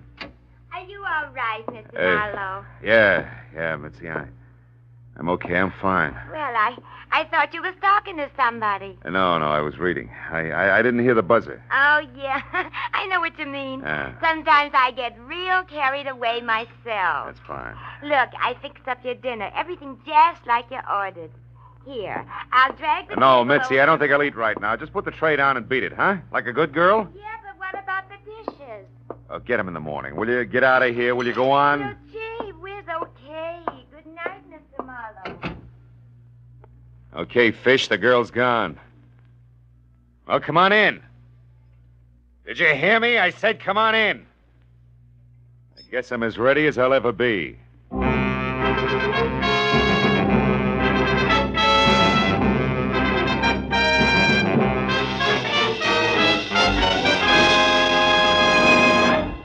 In just a moment, the second act of Philip Marlowe. But first, this Wednesday night, CBS brings you the premiere of a bright new musical show, The ABCs of Music, starring Robert Q. Lewis and Ralph Flanagan's orchestra.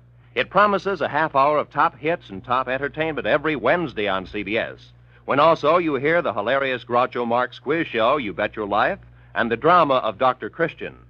The ABCs of Music, Groucho Marx, and Dr. Christian come every Wednesday on most of these same CBS stations. Now with our star, Gerald Moore, the second act of Philip Marlowe, and tonight's story, The Bedside Manners.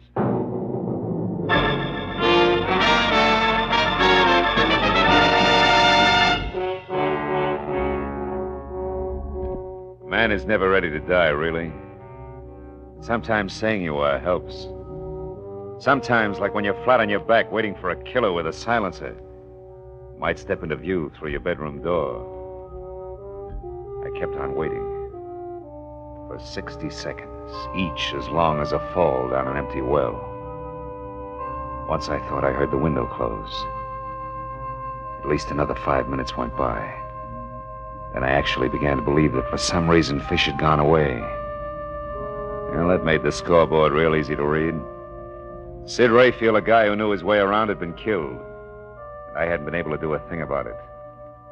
It was time for a call to homicide. But even as I reached for the phone, it went off. Hello. I said hello. This is your last warning, Marlowe. Oh, you got to a phone fast, Buster. What's on your slippery mind, Fish? Something you'd be smart to pay attention to. It's see, Marlowe, you're only still alive because it's convenient to me. Too bad you didn't feel that way about Sid Rayfield. Rayfield got what he deserved. And so will you. Like I said, you're only still alive because it's convenient to me. You happen to be working for the lady who holds the purse strings. Go on. Therefore, there's very little more, Marlowe, except this. Maynard Patterson's a lousy poker player. On Saturday night, he dropped $50,000 to me. $50,000 in 2 markets, Marlowe. One for 2,000, the other for 48. I want both paid promptly, you understand? Not quite. Maynard Patterson doesn't remember what happened Saturday night. So? Oh, maybe you know all about it and you're making this up as you go along. No, Marlowe, that's not the case. If you drag yourself to the windowsill in your bedroom, you'll find all the proof you need. What do you mean? That I left one of the markers there, in a white envelope. The one for 2,000. And it's in the poor little rich boy's own handwriting. I left it there so you'd know I'm not kidding about the 48 grand. I'll be in touch. So long, Marlowe. Why, you all a lousy double crook. Come in. Sure. Why not? How could a girl ever resist the welcome in your voice?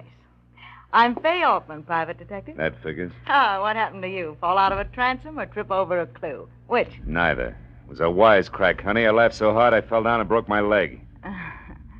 Let's get down to business, huh? Yeah. For a starter, Fay, what's your connection with Maynard Patterson? How tight is the knot? Huh? What was that again? I said you and Maynard. Just how chummy are you two? I thought I heard you right. You know, private detective, I don't like being pushed around. Fay, and there's a being dead pushed man around in the bedroom. Dead man? Did you say a dead man? Sid Rayfield. He was murdered, Fay. Oh, no. Oh, not Sid.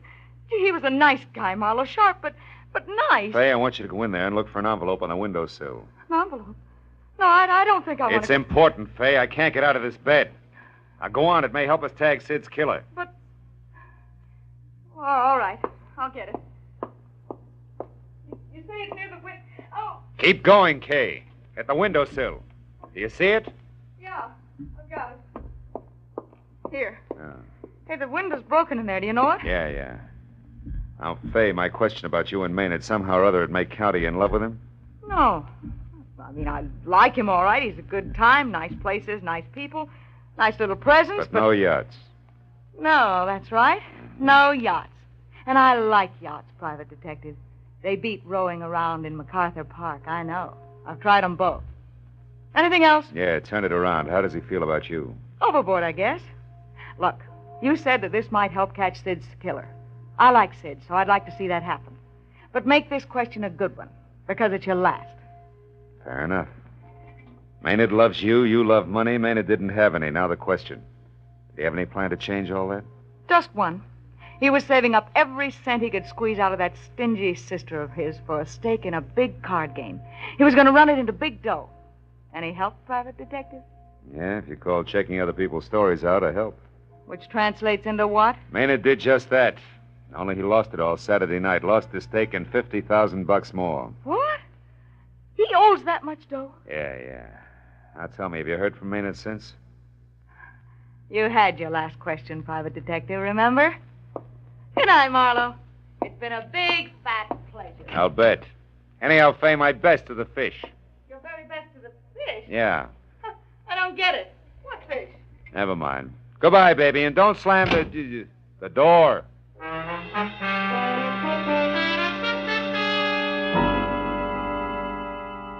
The lady was gone. It was time to call the police.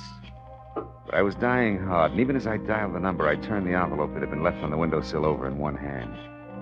The envelope was the cheap kind you find in any dime store with nothing written on it.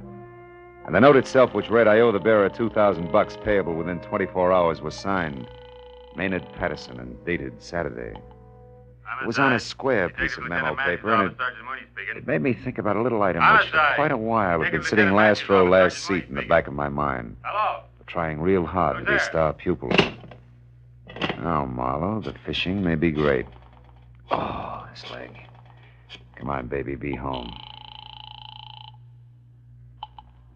Hello? This is Marlowe, Ordine. Oh, Phil, what have you found out? I'm not sure, but among other things, they may have caught a killer. Now, listen. Do you still have that note? You know the one you brought over here, the memo you made after Fish called? Have you got it? Why, yes, it's in my handbag. But Never mind the question. Just get it, will you? All right, I'll only be a moment. I'll hang on. You better just hang up, Marlowe. I wasn't expecting you just yet, Maynard. No. Nor this gun, I'm sure. Hang 'em. It'll only make a call back, you know. Yeah. And won't my dear sister be exasperated when she keeps getting a busy signal? No matter how long she dials, only a busy signal. The pronunciation is thignal, Maynard. Huh? Or do I call you fish? And don't look so surprised, your act stank. People who can't pronounce the letter S avoid it instead of going out of their way to use it, as in Perth string. My mistake, Marlowe. Yeah, among a lot of others. You never should have been careless about the kind of paper you wrote the IOU on. Your sister, who you're trying to swindle, came in here earlier with the same jottings on a piece of paper that's got the same top edge. Irregular. Because yeah, no doubt... I know. Because it was ripped off the same telephone pad. And I wouldn't have used that paper since IOUs are customarily written during or immediately after a card game. And I couldn't have been at home at the time of the game. All right, stop it, Marlowe. There's no need for any more hypotheses. No, you can fill in all the blanks, can't you? Step by step, a rotten, tailor-made scheme to get your sister to save you by paying $50,000 to a gambler named Fish who doesn't exist. I said stop it. Slimy setup that began with a fake one-night stand of bottle and bond amnesia. Moved on to an also-fake telephone call to Ordine from a heavy named Fish. A man with a lift. Shut up, Marlowe. And the payoff, the confession call to me. Shut also... up. Oh! Yes, Mr. Marlowe, everything you say is so. But I'm still not beaten, and I won't be. You're the only one who knows all this. And even as Fish killed Sid Rayfield, Fish is going to kill you. Fish, Marlowe, not me. Fish, the ruthless gambler who never will be caught, but who my sister will pay, nevertheless. Is that clear, Marlowe? Not quite. Why did you kill Rayfield? He had me convinced that Fish actually existed. Which is the reason he died. He was playing my game, Marlowe, but not for me. Somehow or other, he found out what I was doing. Maybe because he always checked carefully when anybody got too interested in Fay Altman. And he decided to help things along, then cut himself in. Well, you know the answer to that. Now, if you don't mind, turn on the radio, Marlowe. Why? Silencer doesn't make Turn it on. Louder. I wouldn't want anything to go wrong now, Marlowe. I've been so lucky. Lucky that I got away from my sister and was free to watch this building, this apartment. Lucky so that I could see who came and who went and act accordingly. Yeah, I've been lucky, all right. You do grant me that, don't you, Marlowe? Yeah, sure. You've been lucky. Yeah, you've been real lucky, Patterson. Up to now. But you know how it is with luck, kid? One minute you have it, the next minute it runs out. Look, do you mind if I turn this off? It's putting me to sleep. You are brave, aren't you, Marlowe? No. Just lucky. Lucky that someone's standing behind you. Who? The mounted police? No. Just a guy named Hunger Malloy. It's a funny kind of a guy, Maynard. He was here earlier tonight, and he ducked out by way of the bedroom. At least, I thought he ducked out. Oh, quit it, Marlowe. Huh? Now, don't budge an inch. I'm not going to turn around and give you the chance to go for that gun, which is probably under your pillow. Oh, no. Oh, but Maynard, you should do something. You're about to be hitting a noggin. Honest, Maynard, with a vase. That, Marlowe, I'll believe when it happens. He just wouldn't take your word, would he, Philip? Well, that's the way it goes. I'll see you... Now, wait a minute, Hunger. Come back here. I can't, pal. You got a corpse in there. That means cops. Them and me don't mix. Don't worry about it. Just tell me before I bust. You started for the window 20 minutes ago. What happened? Well, Philip, What happened, Hunger? I got delayed. After that, stuff was popping. This louse was in there, then the corpse delecti, and then the louse again at the window, leaving an envelope, et cetera, et cetera. Yeah, but the delay, Hunger. Before company started coming, what was it? Well? The truth, Philip? Yeah, try it. It may not hurt at all. Okay. They was on your dresser. The jazziest pair of pearl cufflinks, Philip, I seen since I used to deal in Vegas. I was attracted. Hunger, as a last favor to a guy you've already done a big favor for, take him. The cufflinks. Go ahead, kid. All right, Philip. As long as you put it so nice, I will. Now, like I was saying... Good night, Philip. Wait a minute, Hunger. The cufflinks. Take them with you now. Of course. That's exactly what I'm doing, Philip. See you around.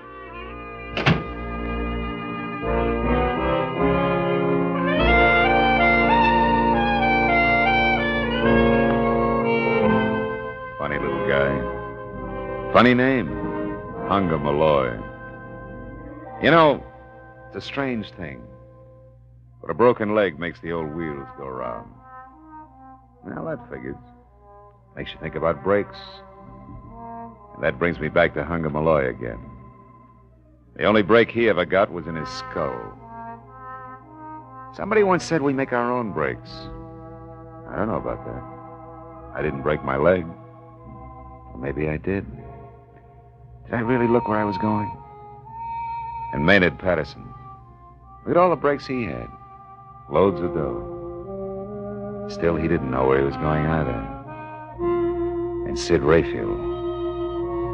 I wonder if when the slug hit him, he thought, what a lousy break.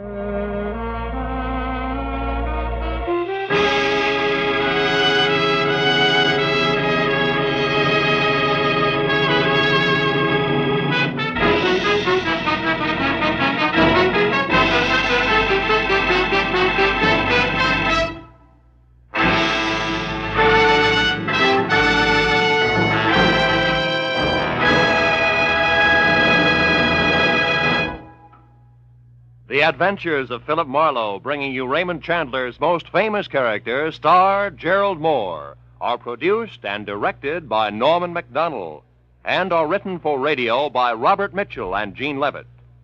Featured in our cast were Ann Stone, David Ellis, Vivi Janis, Wilms Herbert, Paul Dubov, and Frank Gerstle. The special music is composed and conducted by Richard Orant.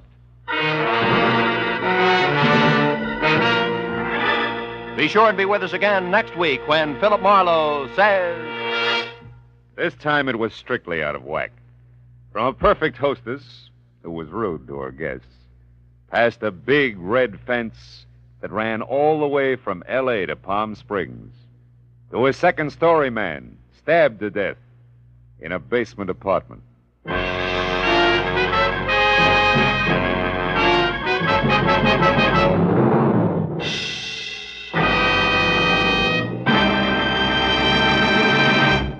Don't let a rainy day find you unprepared. Start saving for that rainy day right now by buying United States savings bonds. There's nothing quite like these savings bonds. They're like a cash reserve always available when you need them, and yet they're always earning interest. If you hold on to your savings bonds until they mature, you'll get back $4 for every $3 you invest. Start providing for the future right now. Buy United States savings bonds regularly. This is Roy Rowan speaking.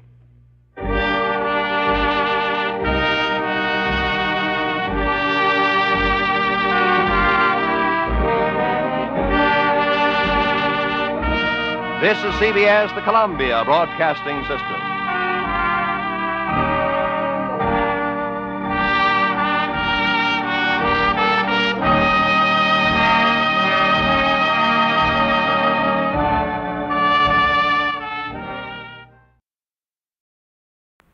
Up the coast with 2 murders behind me, telling all of a nice white-haired old lady when the clock struck 12.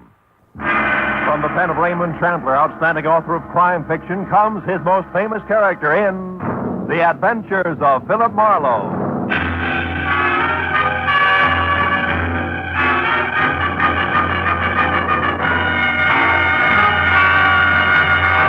Now, with Gerald Moore, starred as Philip Marlowe, we bring you tonight's exciting story, The House That Jacqueline Built. They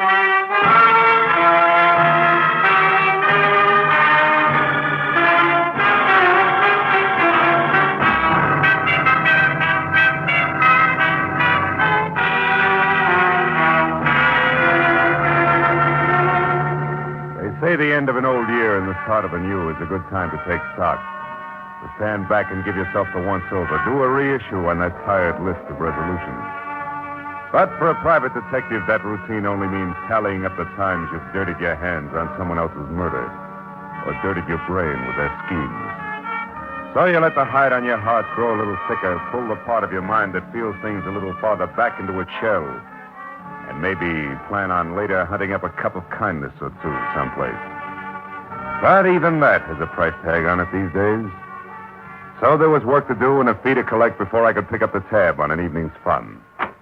Hey, you're a detective? That's not a fair question. Won't you sit down? Fantastic. I tell you, I'm going crazy with this horrible trick of fate. What's the matter? What's going The on? house, it's gone. It's vanished. What It's house? all the papers with it. Years of research, months of grueling work in the jungles, volumes of preciousness, all gone. Whisked away from the very heart of a teeming city, an entire house. Now, look, if you just sit down and tell me who you Price are, is no object. I must have action. I must locate. Who are you?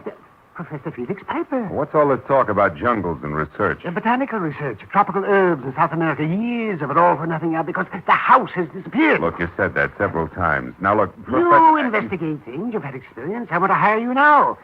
I go to where a house should be, a house in which I myself have stood. And what do I find? A vacant lot, a hole in the ground. And all I... my Professor, heart. take it easy. My heart. Here, come on over to the couch and lie down. Take it easy, will you? I will. Thank you. Oh, I'll be all right.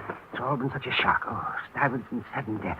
A long trip to get our papers and then to find the house gone. Yeah, I know. Now, look, if you just lie there a few minutes until you feel better, we'll start over. A little closer to the beginning. That's all right. Oh, Professor, what's the matter? What's happened here? Well, today our house has disappeared, and the professor's collapsed trying to tell me about it, and Oh. Who are you? I'm Professor Piper's assistant. What do you assist him with? Stephanie, oh, I'm glad you got here. Yes, don't worry. It's nothing. I'll be all right. But let's not waste any more time. You've got to find out what happened to that house. Please, Professor Piper, don't excite yourself. Let me explain to the detective. Marlowe, Philip Marlowe. I'm Stephanie Fraser. Hello. Please, the house, Stuyvesant, the papers. All right, Professor, all right. Yes, all right. Mr. Marlowe, I presume he got as far as telling you that for over a year we've been in South America, in the interior of Brazil, studying tropical herbs. Yeah, part of that got in there somewhere, I think. Yes, of course it did. Tell him about the house, Stephanie. One step at a time, Felix. Now, look, Professor, I've got something here that'll do you the world of good. Me too, I think. Now, try this. Take your time about it. Yes, I will. Mr. Marlowe, could I speak to you in the other room for a moment? Of course. I'll be right back, Mr. Piper. Yes, but hurry. Volatile, isn't he? Yes, but a brilliant partner. As I was saying, Mr. Marlowe, we've been almost completely out of touch with civilization for over a year. Really? You'd never know it. Beauty polish before miracles. Mm. Please, Mr. Marlowe, let me tell you what happened. Okay. Professor Piper's collaborator and partner, Maxwell Stuyvesant, caught fever and died 3 weeks ago. Where was this? Brazil. Where the nuts come from? Nothing, huh? Look, Mr. Marlowe, they had worked together for years, and all their notes and papers were kept stored at Stuyvesant's place here in Los Angeles. We came here to get that material. And the house was gone. Fantastic, isn't it? Certainly is. We all thought Maxwell Stuyvesant's wife, Catherine, was living in it. She owned it. In her name? Yes. Oh. Maxwell actually owned nothing. He didn't want to. He was gone all the time. That didn't sit too well with Catherine, huh? Right. She wanted Stuyvesant to stay home, and he always promised her that someday he would, and they'd live a happy life together. But, well, she was a young woman. Impatient, I guess. Yeah. Where's she now? Well, one of the neighbors, an old woman, said she thought she remembered hearing that Catherine went to Nebraska. Nebraska? And that's all we know. Professor Piper and I are stumped. We came to you because we want action and want it fast. Will you help us? Well, the whole year's been screwy. There's no reason why this should bother me.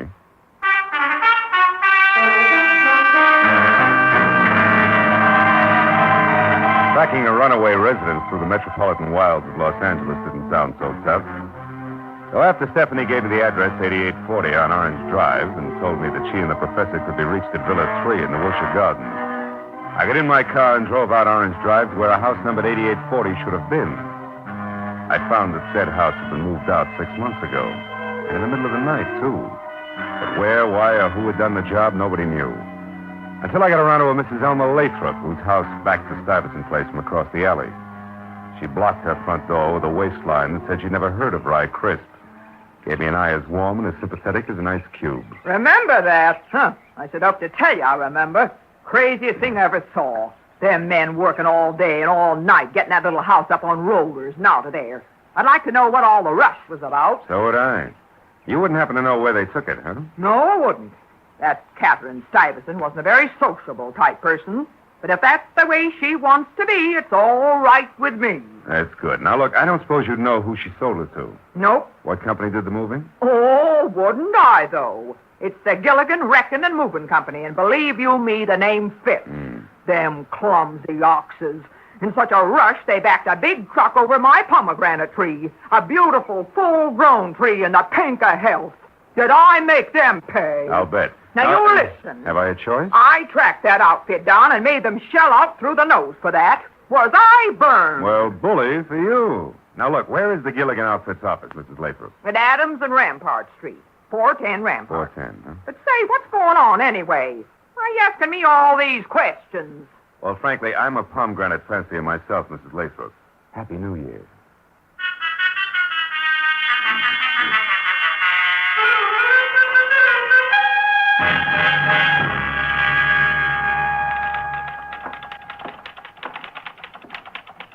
Yeah? You want something? Yeah, this is 410 Rampart, isn't it? That's correct. Well, your sign outside says Bloopman's Novelties. Are you one of them? Ashtrays, paperweights, bronze, Okay. and silver baby Okay, shoes. honey, okay. Now, look, I'm looking for the Gilligan Wrecking and Moving Company. I was told they had this place 6 months ago. That's right. But they're out of business now. They went broke last September. Oh. Boss left town in a hurry. How do you like that? Not much. Mr. Gilligan owed everybody wages, including my boyfriend. He used to work for Mr. Gilligan. That's how we met Bat. Bat? They were moving out as we moved in. It's a small world, huh? Getting smaller all the time. Now, look, I'd like to talk to your boyfriend, Miss, Bessie. Bessie. Well, Bat lives real close to here. The Beekman Room. Oh, thanks, Bessie. What's Bat's last name? Battenschlag. Who? Battenschlag. Yeah, anybody'd know that. Well, you better just call him Bat. All right. And, tell him to drop around, will you?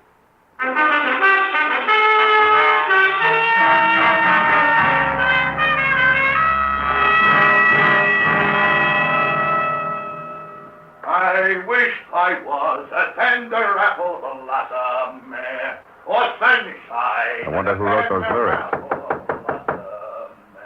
I wish it was the sunshine and rain. Yeah, who is it? Name's Marlowe. I want some dope on a job the Gilligan Company did, Bat. All right, just a minute. Well, how did you get to me? Bessie. By the way, she said for you to drop around. Oh, yeah? Dumb dame. Don't I every night? Come on in, buddy. Excuse the robe. I was in the shower. Sure. Now, look, Bat, were you working for Gilligan 6 months ago? Yeah, why? You remember moving a house from 8840 Orange Drive? 8840 Orange Drive. Yeah. Let's see now. Oh, yeah, that one, too. That was the screwiest deal I ever saw. Where'd you move it to, do you remember? All the way to San Pedro. Big hurry-up job. The boss kept saying we were racing the weather. Nobody could figure it. Racing the weather? Why? That beats me. We set the house off down at the end of Front Street in the Harbor Salvage Company yard. Harbor Salvage in San Pedro, Yeah. huh? Tell me, Bat, was the house empty? Well, certainly.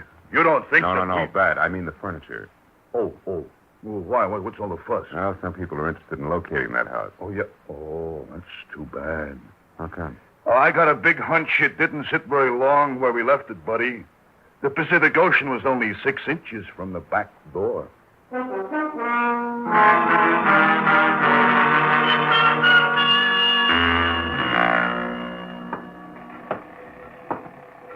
I'm Pete Nyas, mate. What's on your mind? Well, if you're the head man of Harbor Salvage Company, a house is on my mind. That's me. But I don't want any more house jobs. I did one this year, and that's plenty. 6 months ago, house delivered by Gilligan? That's it, mate. And I did a masterpiece, if I do say so myself. Sure wouldn't chance it again, though. Too shifty. Never mind your career. What happened to that house? What happened? Why, I loaded it on that old woman's barge. What old woman? As I was saying, I loaded it on that old woman's barge, battened her down ship-shape in the last 2 days' good sailing weather, and sent her out to sea. You mean that house left here on a barge? That it did, mate. Bound for the Golden Gate in the upper arm of San Francisco Bay. Oh, fine. Little shrimp fishing town in the backwater there called Wilson. If I remember right, it's on San Pablo Bay, about 15 miles north of Berkeley. Oh, now do you mind telling me who the old woman was who owned that barge, Nyas? Not a bit. Kindly old soul she was, named Jacqueline Built. Went aboard with the house and waved goodbye from the front door. She pulled out. All smiles, too. What's the matter, son? You look like a deckhand who's lost his sea legs.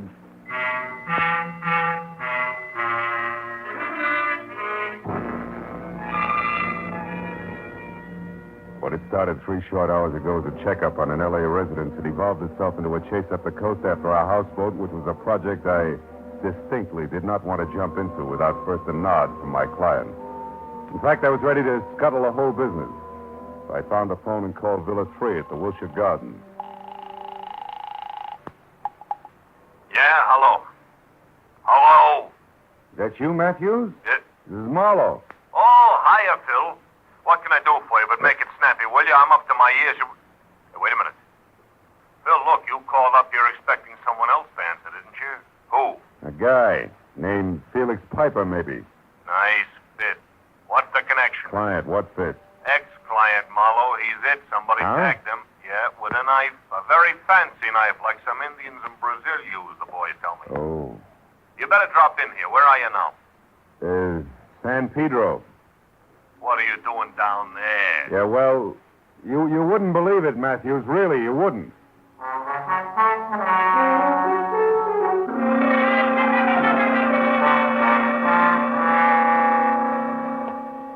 Morning. Yeah, see if we can get all of that bellhop now. Okay. Oh, hello, Marlowe.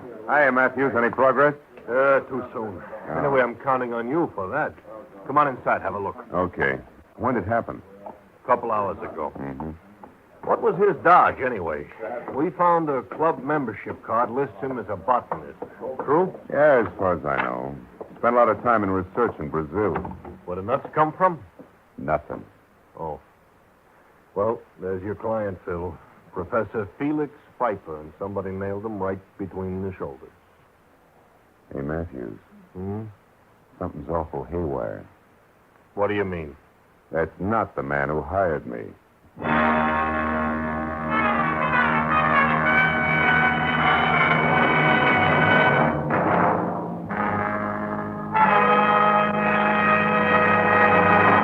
In just a moment, the second act of Philip Marlowe. But first, one fellow who made a New Year's resolution years ago not to get married certainly saw it blow up with a bang a couple of weeks ago. A fellow by the name of Andy, of Amos and Andy, opened his mouth at the wrong moment, and there he was, married to the wrong woman. Listen for Amos and Andy's Bride on most of these same CBS stations tomorrow night. Now, with our star, Gerald Moore, we return to the second act of Philip Marlowe and tonight's story, The House That Jacqueline Built.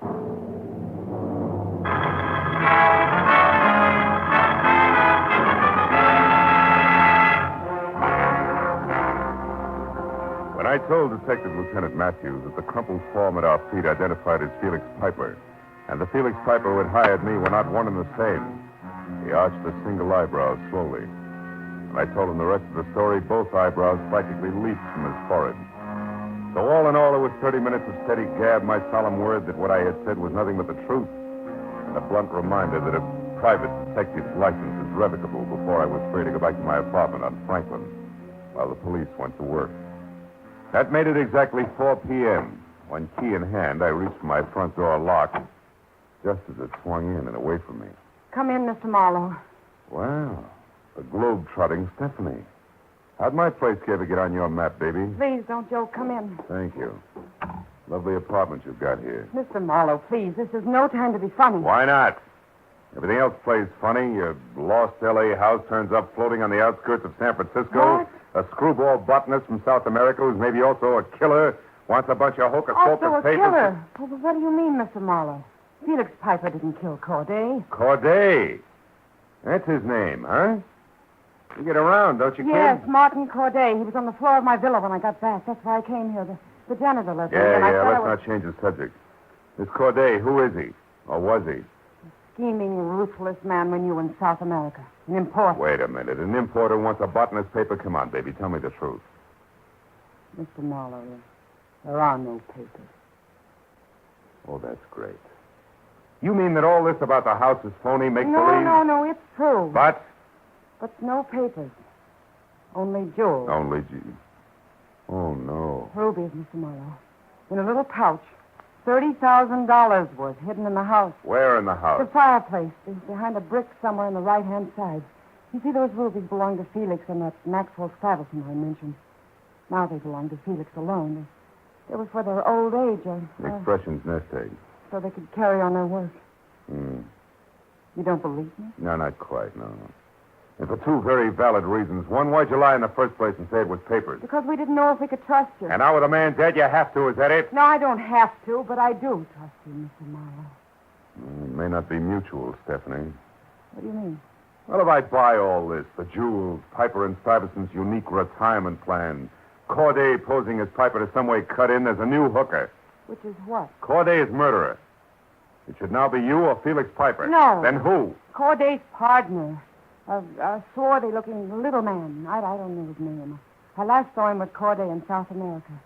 You see, the original plan was that I come up here ahead of Felix. But he was too anxious. He couldn't wait.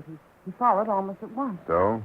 So, somehow or other, Corday and this swarthy man found out about our plans and decided that Corday should pose as Felix and as some part of their scheme. And what?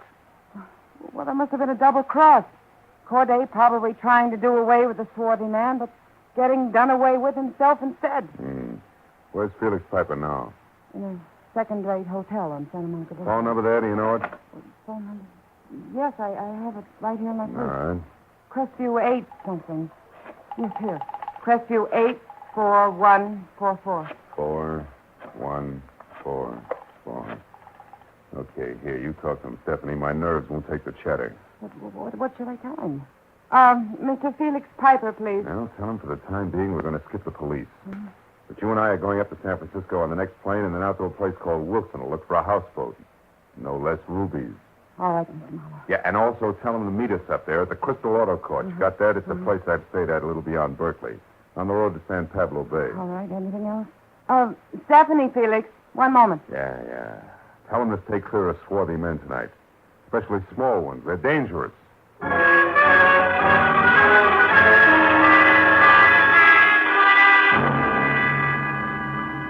It was 2 hours and 30 minutes later when Stephanie and I drove into the quiet fishing village of Wilson on San Pablo Bay that hugged the bend of the sloping shoreline like it was afraid of falling in. Our best bet for information would be the local gas emporium. So I drove my rented car in at a round-shouldered one-pump station. Something freckled and gangling with a shock of flame for hair pulled himself out of a three-legged chair and, arms and legs working independently, wobbled over, braced himself against the car. Gas or just information, folks. Don't be ashamed. Everybody from out of town gets lost in Wilson. It's so big. Oh, he made it funny. Look, if that's the case, we'll own up right away, Red. We're looking for a houseboat. Yes. Well, then you better try the water. This boy kills himself, doesn't he? Look, Red, we're in a hurry. This houseboat belonged to a lady named Jacqueline Built. No more jokes, huh? Yeah, don't worry. There's nothing funny about that. Screwy old widow. Believe me, she's sad. Sad? Why? Well, about 6 months ago, she took every cent she had, went down to L.A., bought a house, and bought a barge, and put them both together and come back here. To do what? To sit. To do nothing. All day and all night long. She never leaves. You know why? Nope. Neither does nobody else. Except that her husband was an artist, painted sea pictures, so she liked it around the water. But she's nuts, I tell you. Acts like the place is... Well, acts like it's made of gold. Gold? Now, look, Red, tell me, how do I get there? We're reporters from L.A. doing a story on her place. Oh, newspaper people, huh? Yeah, reporters usually are, boy. Well, that's different. Smart, Ellie.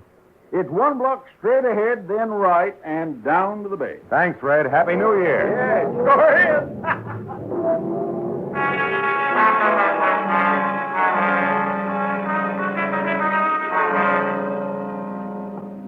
John went ahead and 3 right and were down to where the town and the bay trickled up to meet one another. We saw it. A white 3-room cottage afloat surrounded by fishing boats and assorted barges. The front door opened at our knock. Not Tugboat Annie, nor the scraggly pioneer woman, rifle cradled in bony arms. Just anybody's grandmother, and under a white lace shawl at that. Yes, sir. Can I help you? Well, yeah, I believe so. You're Mrs. Beatty, huh? That's right. Mrs. Jacqueline Built. Oh, well, I'm Philip Marlowe, Mrs. Beatty. This is Miss Stephanie Fraser. How do you do? We're reporters from L.A. Reporters? We were going through Wilson here when we heard about your houseboat and how you brought it all the way up from Los Angeles. You had a particular reason for wanting this house, Mrs. Beatty? Oh, my, yes. What was that?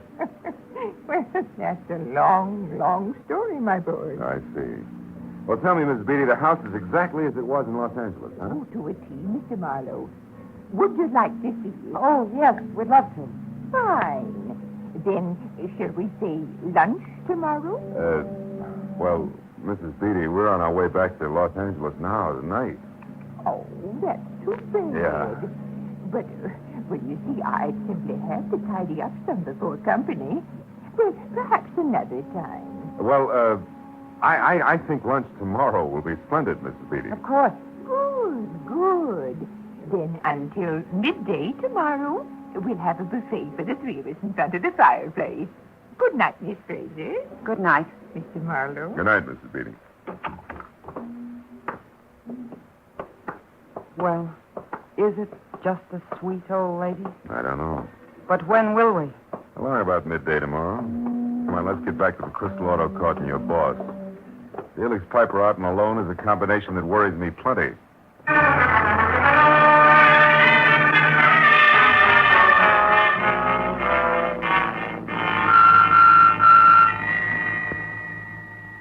No, Mr. Marlowe. Mr. Piper hasn't shown yet, but he should any minute now.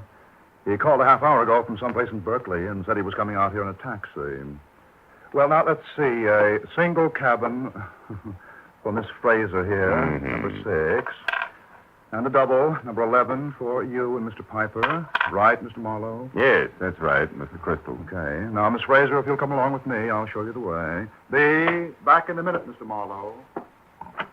I'll just tidy up Phil. Then I'll come back here and wait with you for Felix.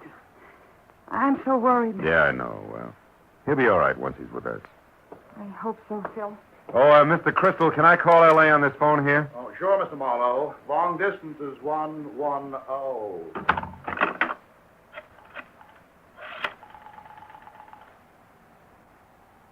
Operator. Yeah, I want to call a Los Angeles person-to-person here. Party I want is Detective Lieutenant... What? Delay. Oh, yeah, New Year's Eve. Well, look, honey, I'd like to put the call through anyway. Never mind. Marlowe, over here! You're the big freeze! You got away, Mr. Marlowe. Did he kill her? It was a man. Get hold of yourself, Crystal. What'd he look like? Crystal! Take it easy, fella. Hold on tight. Did you see him? Was he small, swarthy? I'm not sure, Mr. Marlowe. Think, Crystal, think. What'd he look like? Well, he was kind of short. Maybe swarthy. It was all so fast, I couldn't tell. All right. Come on away from her. We'll go back to your office. Now, listen to me carefully. You phone the police. I'm going to a houseboat on the San Pablo Bay where I think we'll find a small, swarthy man. We'll push a nice old lady around without batting an eye. But why? About $30,000 worth of rubies.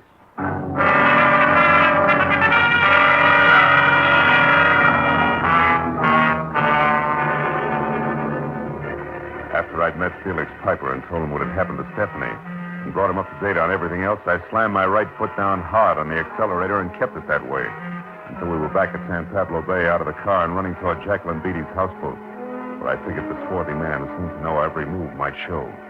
But there I was wrong, because Jacqueline was all alone, safe and sound and surprised. Why, Mr. Marlowe, you weren't expected till midday tomorrow. And that girl isn't But she won't be with us, I'm afraid, Mrs. Beatty. By the way, we're not reporters, Mrs. Beatty. The lady in question is dead, and so is another man. Oh. And all because of $30,000 worth of rubies in a pouch that's behind one of the bricks in that fireplace. Yes, and I'm going to find them right away. They've got to be here. And this poker should sound them out in a hurry, yes. What's that you? Mrs. Beatty. We've been too long. The news of these rubies doesn't seem to surprise you. Hey. What is it, Mr. Marlowe? A hunch, Mrs. Beatty. Get out of the way. A gun. Yeah. For a man named Corday. What is it, Marlowe? What did you say? Corday. As in Martin Corday, and it looks like I was right. Yes, it may not do you any good. My shoulder. Oh, Mr. Marlowe, is he going to die? Not until the state gets its hands on him.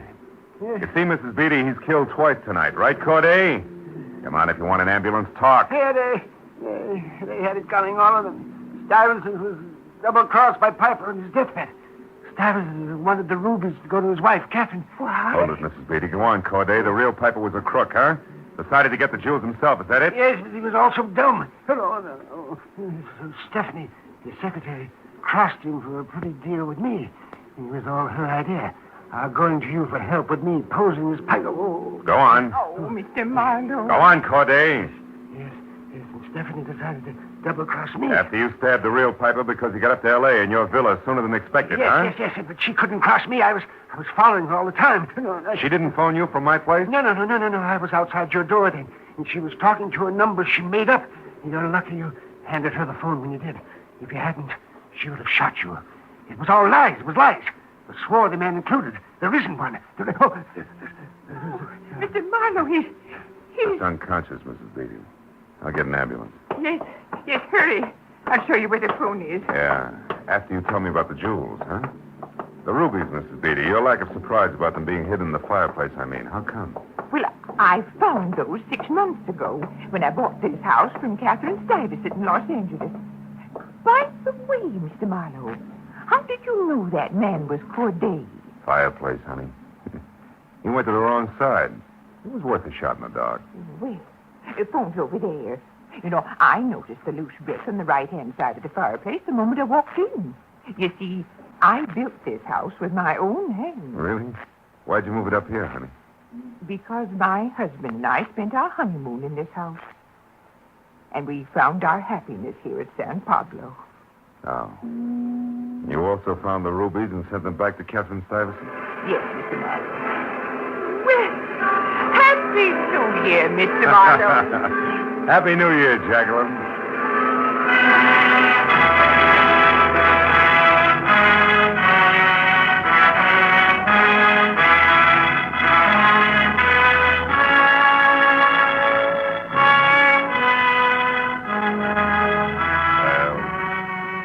By the time I'd said goodbye to Jacqueline and walked outside, the first sun of 1950 was glinting across the waters of the bay. 1950. Another chance for Marlowe and for the world. I hope we both do better with it this year.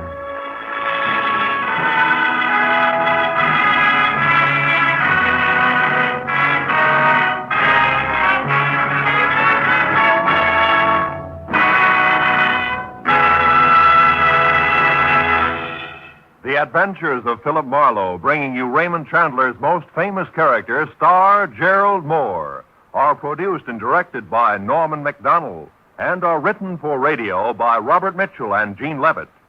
Featured in the cast were Lois Corbett, Howard McNear, Georgia Ellis, John Daner, and Parley Bear. Detective Lieutenant Matthews is played by Larry Dobkin. The special music is composed and conducted by Richard Orant. Be sure and be with us again next week when Philip Marlowe says...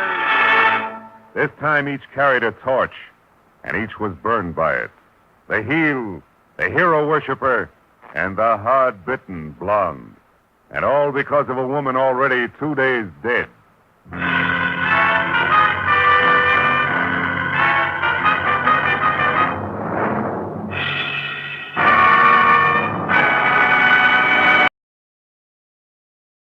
Get this and get it straight. Crime is a sucker's road, and those who travel it wind up in the gutter, the prison, or the grave. This time each carried a torch, and each was burned by it. The heel, the hero worshiper, and the hard-bitten blonde. And all because of a woman already 2 days dead. From the pen of Raymond Chandler, outstanding author of crime fiction, comes his most famous character in The Adventures of Philip Marlowe.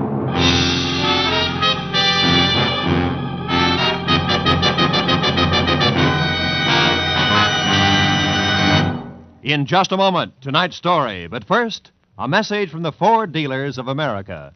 Tonight, more than 110,000 enthusiastic motorists own new 1950 Fords.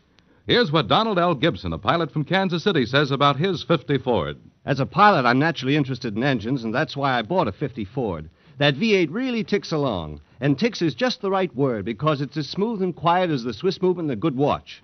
And it's not just the Ford engine that's fine. The ride is just like flying in smooth air, and the car handles like a dream. Anyone who's thinking of buying a new car should certainly take a check ride in the 50 Ford. We Ford dealers are swamped with comments like that. But don't take anyone's word for this new 50 Ford. Prove it for yourself. Look up your nearest Ford dealer in the classified phone directory, or perhaps you know him personally. He'll arrange a test drive in the 50 Ford. Test drive it for comfort, for power, for safety, and for the quietness, which is its mark of quality. Yes, before you buy any car at any price, test drive the 50 Ford at your Ford dealers tomorrow. Now, with Gerald Moore starred as Philip Marlowe, we bring you tonight's exciting story, The Torch Carriers.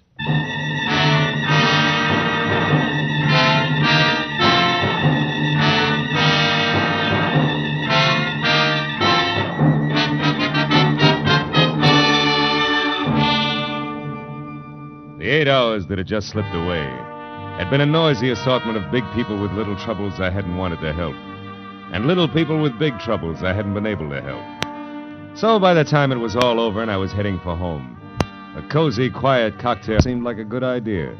One down and one to go, and to ease up. But even as I relaxed, the tension between the couple sitting at my left became more and more apparent.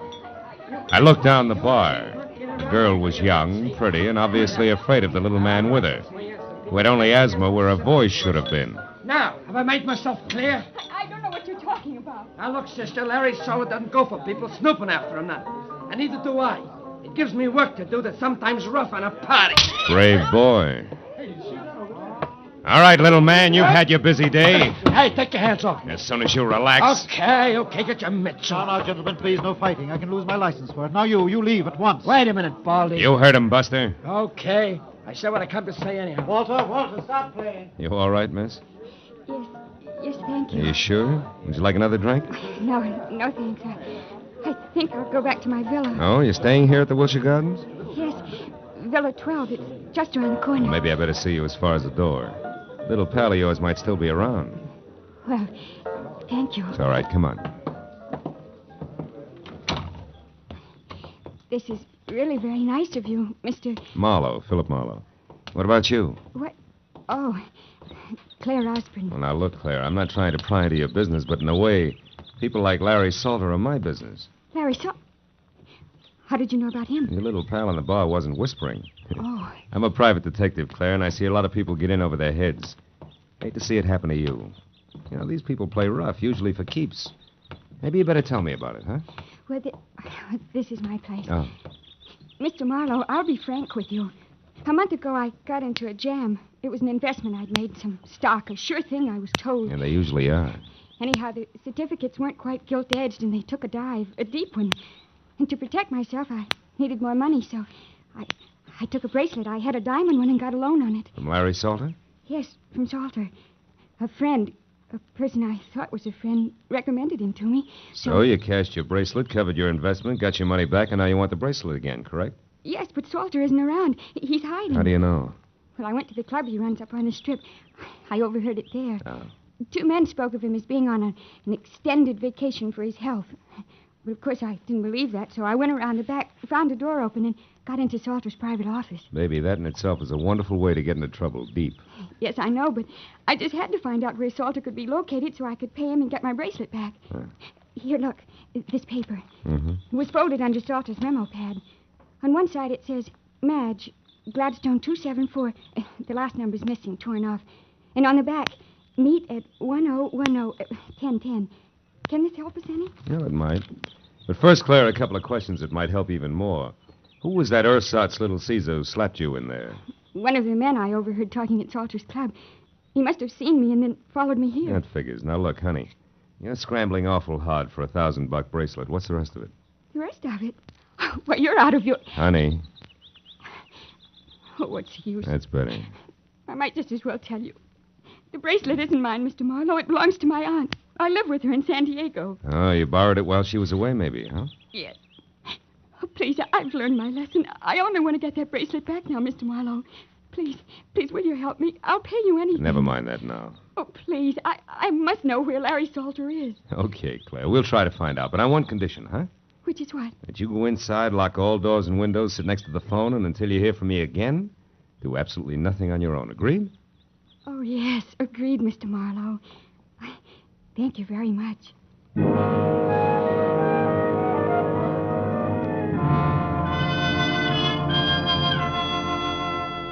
Maybe it was because the sweet young kid had the kind of voice you could still hear long after she was gone. You know, one of those lingering sounds, like the echo of a train whistle hanging on crisp early morning air. But when I was at a payphone, I stopped wondering and started dialing numbers prefixed Gladstone and followed by 274 and then in order 1, 2, 3 and so on until after no answer once, wisecrackers twice, and a babysitter who thought I was a masher from her high school, I finally scored at number 5. The answer took me to a dame named Madge Gilbert at a place called the Beekman Plaza. It wasn't the kind of place you'd go for Mother, and Madge Gilbert wasn't the kind of girl Mother would put up with. However, she must have been nice to look at once. And from the smile, pleasant to know. Okay, Mr. Busy Guy, now that we're together, what is it? Well, for one thing, the name's Kirby, and you can drop the fancy handle. Uh-huh. And for another thing, Kirby? I want to find Larry Salter, but quick. Why? Got a proposition for him. He won't be interested. Sit down. How can you tell? You don't know what it is. No, but I do know what at the moment Larry is. Yeah? And in 3 letters, my friend, the word is sad. He lost his lady love. Drink? No, thanks. What do you mean his lady love? I heard that you and Never Larry mind what you heard. All that's used to be. The pre-Janice trial period. The sad comes from Janice finding a better deal, maybe, huh? No, she was killed. Automobile accident, night before last. Salter with her? No, again. She was alone and drunk. And that's probably the way Larry is right now. A blind fool. Fill it up, will you? Sure. Look, baby, believe me, it won't put out the torch you're carrying. Shut up. Sorry I broke the whole thing up. Now, what was that proposition you mentioned? For Larry exclusively, where is he? At the foundry on Cushing? Where? The foundry in East Los Angeles. Hey, wait a minute, Kirby. You seem kind of lost for a friend of Larry's. I'm just fuzzy on locations, that's all. How about numbers? The address down there, what is it? Come on, fast. 1010. Unless it's been changed recently. It hasn't. Okay, busy guy, you're still all right. Thanks. And if you play it real close, I think you'll be too. See you, Madge.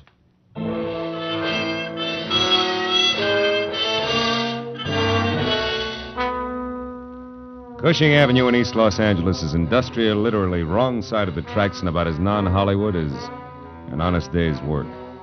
And all the way there, I kept blessing the dumb luck that had made me answer 1010 for the address before I'd even had time to think. When I pulled up and parked away from the place, I hoped that luck would continue. Because ahead was the foundry, or what remained of it, and in no sense did it look like friendly territory. I found a metal staircase climbing from what had once been a loading ramp up to the yard foreman's office, where a single, staring, unshielded light inside said that somebody was home. And when I'd quietly gone up those stairs, I saw through a glass door who that somebody was.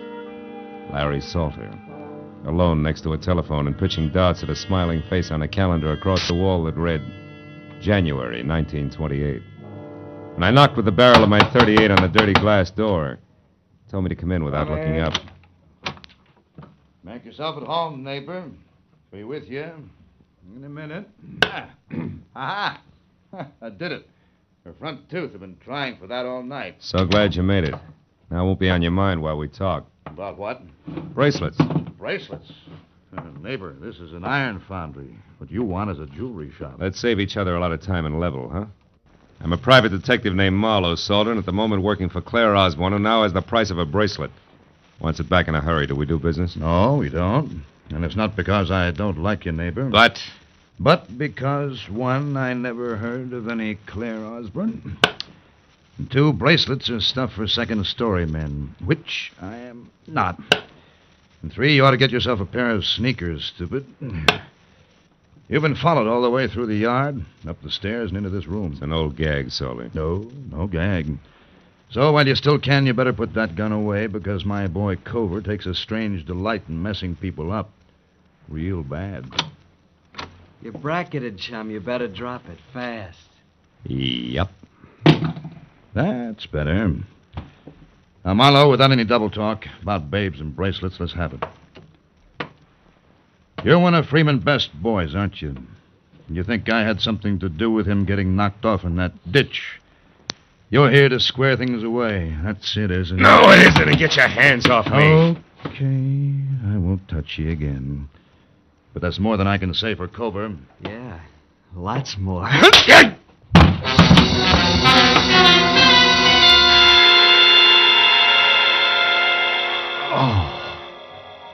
It was a toss-up whether Cover's gun on the side of my head or the side of my head on the floor had done the damage. But either way, it didn't seem to matter. Because I couldn't make it back any further than Larry Salter's voice. It sounded like it was coming from the bottom of the well. You see? Even though I could see him talking into the telephone. Okay, my place later. It's 8100 North Lucerne in Hollywood. But then, I couldn't even see that anymore.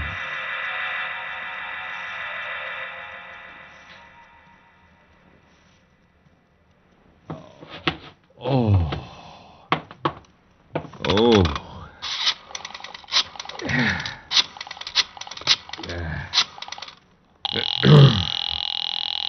Oh. Good evening, Wilshire Gardens Hotel. Villa 12, please. Yes, sir. One moment, please.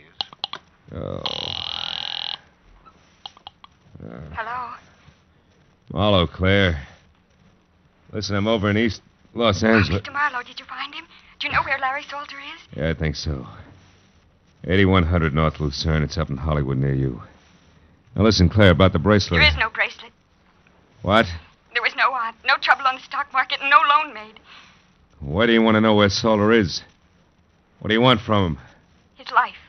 Goodbye, Mr. Marlowe. Wait a minute, Claire. Claire, listen to me. Oh, my head. Oh. I wouldn't try it, What? chum. Hey, Culver, listen, Shut up. You don't have to go no place until Larry Salter comes back and says so.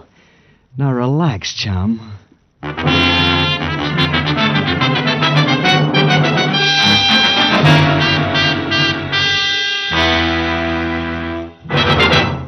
In just a moment, the second act of Philip Marlowe. But first, a brief message from the Ford Dealers of America. Over 100,000 motorists are experiencing the engineering leadership built into the 50 Ford. As owners, they already know that it's the one fine car in the low-priced field, and it's personal experience that counts in buying a car. That's why the Ford Dealers of America are issuing this special invitation to test drive this new 50 Ford for yourself. In the classified phone directory, you'll find the name of your nearest Ford dealer. Perhaps you know him personally. He'll be delighted to arrange a test drive tomorrow. So get behind the wheel and test drive it for the comfort of its midship ride and its unmatched roominess. Test drive it for the power and quietness of the only V8 in the low-priced field, the kind of engine found in America's costliest cars, yet priced lower than 10 different six-cylinder cars. Test drive it for the safety of its own king-size brakes, largest in the low-priced field. Before you buy any car at any price, you'll find it to your advantage to test drive the 50 Ford at your Ford dealers tomorrow. Now, with our star, Gerald Moore, we return to the second act of Philip Marlowe and tonight's story, The Torch Carriers.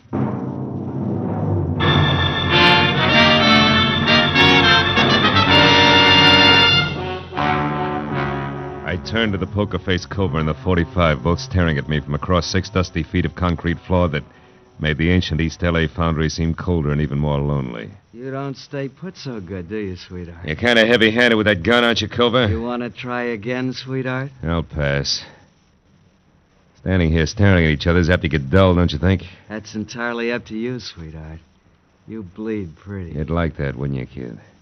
Look, just so I don't get plugged by mistake, you better let me sit down before I fall down, huh? Help yourself. Over there on that box, so we keep me between you and the door. That's right.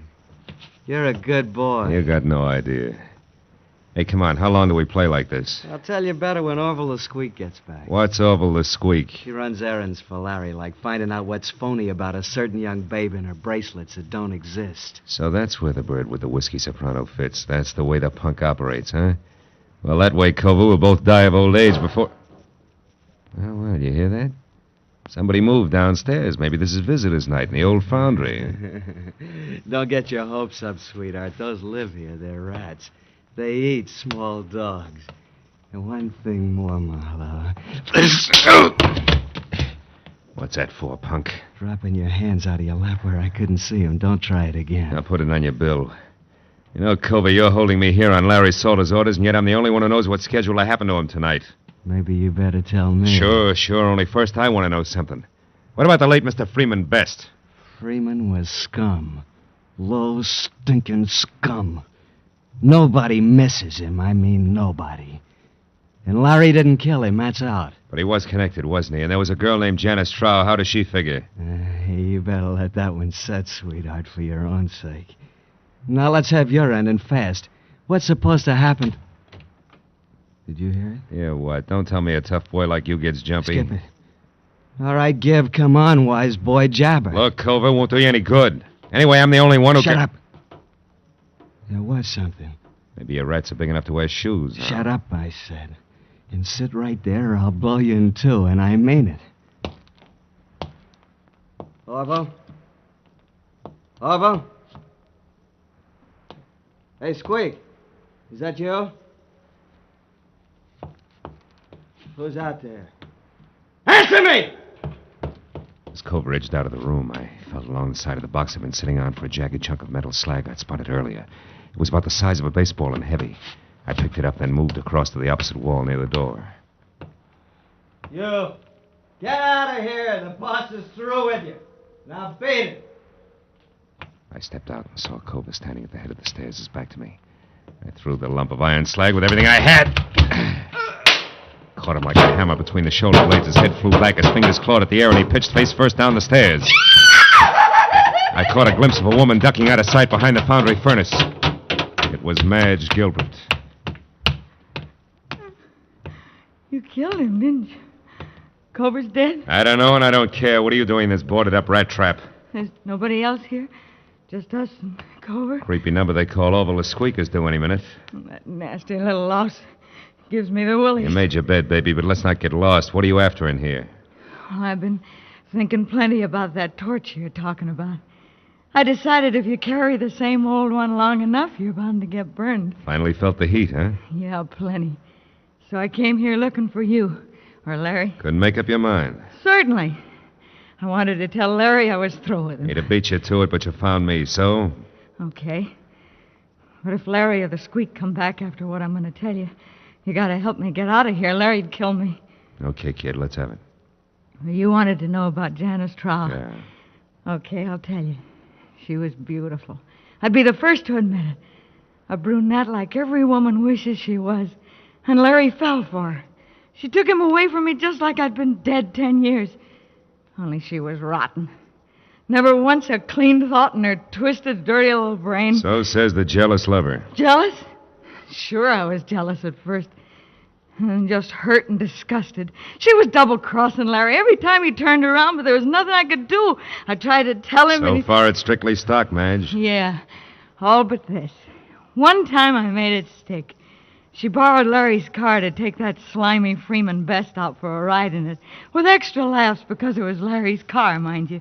And Freeman Best, in case you haven't heard... I've heard. Well, I got a lead that they were going to wind up at the Bridge Cafe. I made Larry take me out there to prove what I'd been telling him about Janice was true. You proved it? Sure. We waited for him at the bridge. They showed up all right, doing 90. She couldn't make the curve, and they hit the bridge railing. It killed them both. Wait a minute. You're stretching, baby. Freeman Best's body was found 30 miles south. Sure it was, because Larry couldn't bear the idea of Janice Trow being found with Freeman Best. He tried to protect her and keep everybody from finding out what a tramp she really was.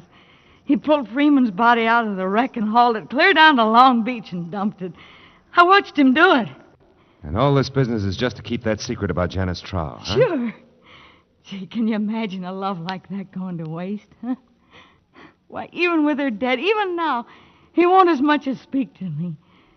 I'm not so bad. I've tried and I've waited. But he won't drop it. So it's all yours, Kirby, and take it. I hope you put it right where it hurts him the most. No dice, baby. Kirby was a stall. I'm Marlowe, private detective. What?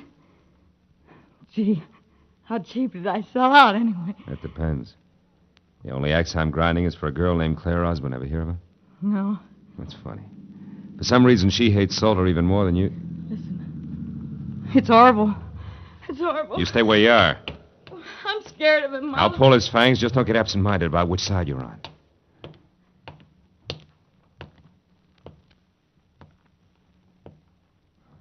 Hello, Orville. Where's Larry? I don't know. I've been waiting for him. Where's Cover, then? I got something important. Cover? Oh, why, he went out for a few minutes. Yeah? I don't like this, sister. You in here all by yourself. Something's wrong. What is it? Come on, what's the matter? Marlowe! Hold it, Orville. What? You. Why the gun? Guess. What do you know about Claire Osborne? I don't think I know the party. Sure you do. A cute little brunette named Claire Osborne. I want the straight dope on her, and I want it now, not later. Hey, go over! Hey, go Answer over! my questions, you creep. You won't get anything out of me. Larry will take care of both. You jerk. Now, maybe there's something on it'll give me an answer without talking back. Look, he always wrote things down in a little notebook. It's inside his jacket. Yeah, you're right. Here it is. Let's see. Oh, sure, this is it. Claire Osborne arrived from San Diego last night by plane. Registered at Wilshire Gardens as Claire Osborne, but according to driver's license, her real name is... For Pete's sake, no wonder. I'll see you, kid.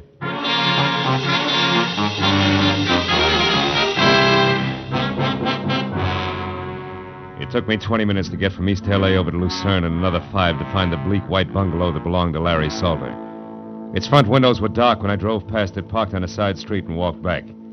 But in the rear, one window showed a light. The screen door was open, so I eased myself into the service porch where I could see Salter sitting at a kitchen table. A look on his face of hurt defiance, like a small boy accused of something he hadn't done. I couldn't see who was facing him, but there was no mistaking the voice. I love my sister. It was Claire. All my life, Janice was everything to me. And now she's dead and you killed her. That's true, isn't it? I've already told you once, kid, you're making a mistake. Oh, no, I'm not. You're going to pay for my sister's death. No court will ever call it murder, but that's what it was. You did it just as surely as if you'd strangled her with your own hands.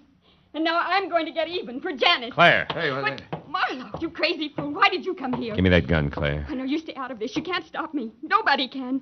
Even if you shoot me, Marlowe, I'll kill him Now listen to first. me. Before you start pulling that trigger, you better know all the facts. Everything Salter here has done since your sister's death has been to shield and protect what little she herself left of a good reputation. She turned bad, Claire. You're lying. No. What reason have I got to lie? I'm telling you this because it's true and I can prove it. I don't believe you. You're trying to trick me. It was your big sister who tricked you years ago. She was no good. She was a double-crossing, dirty cheat who wouldn't shoot square for 5 minutes. Stop it. No, there's more. The night she died, she was two-timing Larry. But even in spite of that, he risked his neck to move the body of the other guy just so she wouldn't be found with the kind of cheap trash she'd been running around with. And do you know why? Because Larry Salter there loved your sister, loved her every bit as much as you did. Loved her? Yeah. I know. No, this can't be true. Yes, it's true, kid. All of it. I loved her, all right. It's just too bad that Janice went like she did. Oh, Marlowe. Okay, baby, the hard part's over. Come on. Give me the gun. You don't want to shoot anybody. Not now.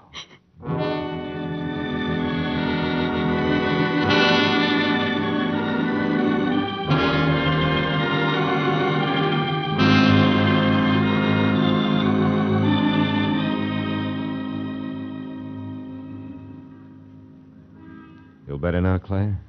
Yes, I'll be all right when I get used to a few new ideas. Yeah. What's going to happen to me now? Well, that's pretty much up to you. How do you mean? The world spins like mad, honey. You have to keep up or get lost. Like I was tonight. Mm-hmm. I was lost, Marlowe, terribly. Everything I had any faith in was gone. Yeah, I know. That's because you had blind faith, Claire. You know, that's okay for kids, but you're a big girl now. Oh, yes, I get it. From now on, it's me, on my own 2 feet, and my eyes wide open. Well, take it easy, baby. It's fun to close them once in a while.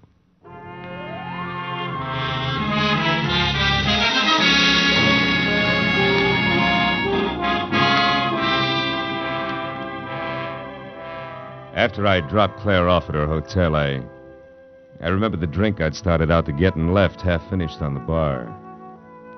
But it was too late now to stop anywhere, so I drove home and poured myself a nightcap in my own apartment. I carried it over to the window and looked out across the city at the endless miles of winking lights, each one a torch. Yeah, everybody carries a torch for something. Some for a love they can never have, an ideal that's out of reach, and some just for memory. Funny thing. So many dark corners get their only light from a torch that somebody carries.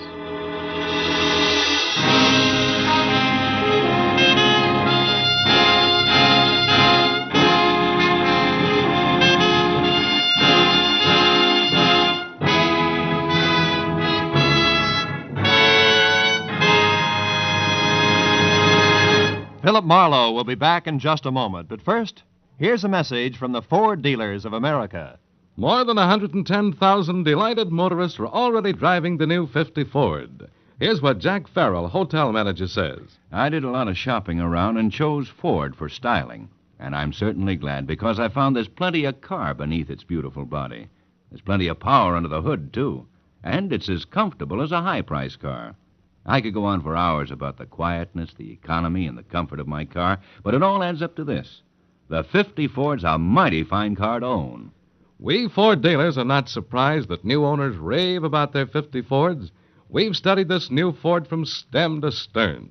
We know every detail of its 50 ways new for 50. But until you get behind the wheel, you won't be able to believe how good it is. That's the reason we want you to test drive the 50 Ford. The classified phone directory will give you the name of the nearest Ford dealer. Or perhaps you know him personally. Why don't you phone him tomorrow? Before you buy any car at any price, you owe it to yourself to test drive the 50 Ford. Be sure and be with us again next week when Philip Marlowe says... This time, everything that happened from the orange-haired man with a map past the oaf with a pitchfork to the body at the covered bridge was wrong. Dead wrong.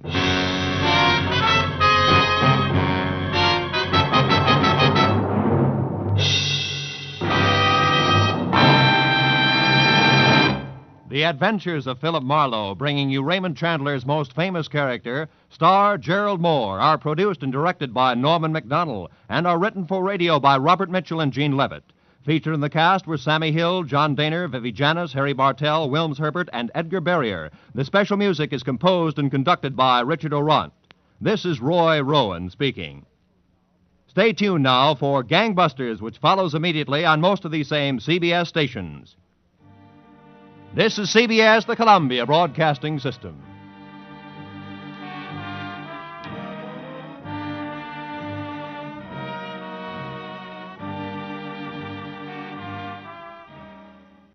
Get this and get it straight. Crime is a sucker's road, and those who travel it wind up in the gut of the prison or the grave. This time, everything that happened from the orange-haired man with a map past the oaf with a pitchfork to the body at the covered bridge was wrong. Dead wrong. From the pen of Raymond Chandler, outstanding author of crime fiction, comes his most famous character in The Adventures of Philip Marlowe.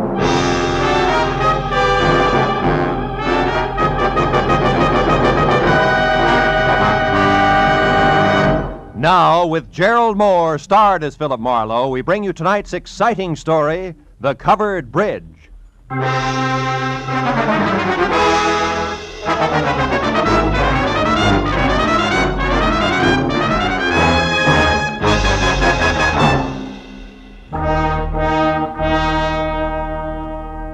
You know, every once in a while, into the life of one Philip Marlowe, a little peace and quiet must fall. A day marked by neither murder nor mayhem. No phone calls, just nothing. I was just beginning to like it, too, when the door opened and a head full of slick orange hair walked in. It was on a man wearing a new flannel suit, a hand-painted tie, and a reckless grin. He shoved the telephone out of his way, sat down on the corner of my desk, and sized me up with a pair of careful gray eyes. Got a proposition for you, laddie. Tell me about it. Let you know if I'm interested. You should be. There's good money in it. It's not always the answer. Go ahead. You got a good car? Good enough. I don't keep it in the office. You like Mexico?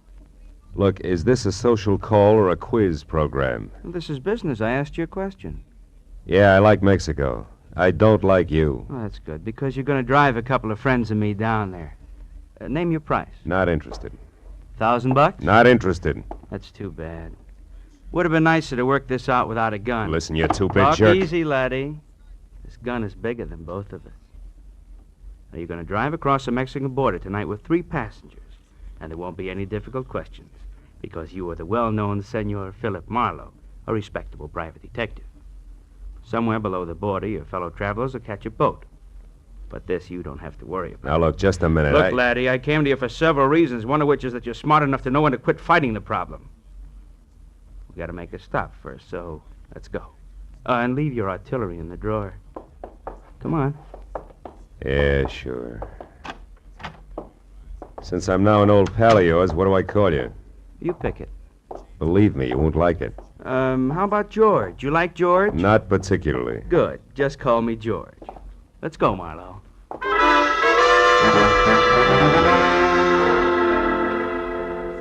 We nodded at the elevator girl, waved goodbye to the kid in the parking lot, and headed south on Highway 101. All with the front of that Mauser nudging my kidney. It was screwy, but I was on my way to Mexico. Don't get ambitious, Marlowe. Not too fast, not too slow. Just keep it rolling nice and steady. I did what I was told and watched for a break. For every foot of 100 miles down the coast. At Oceanside, we cut inland past Escondido and up into the citrus country. Once he dug a little map from his pocket and studied it while we headed into the hills where farms were farther apart. George was busy looking for a turnoff when my chance came, and it came fast. My foot slammed down hard on the brakes. George's head smacked the windshield, and the gun slipped out of his hand. I dropped 2 wheels in the ditch, but I got the gun. He took one look, then jumped out and ran in a low crouch for the back of the car. Before I could follow him, I heard the truck coming. It was a big 2-section job rolling fast. It topped the rise just as George pivoted toward the road. The truck driver must have seen him just as he hit me, because the air brakes locked on all 26 wheels at the same time.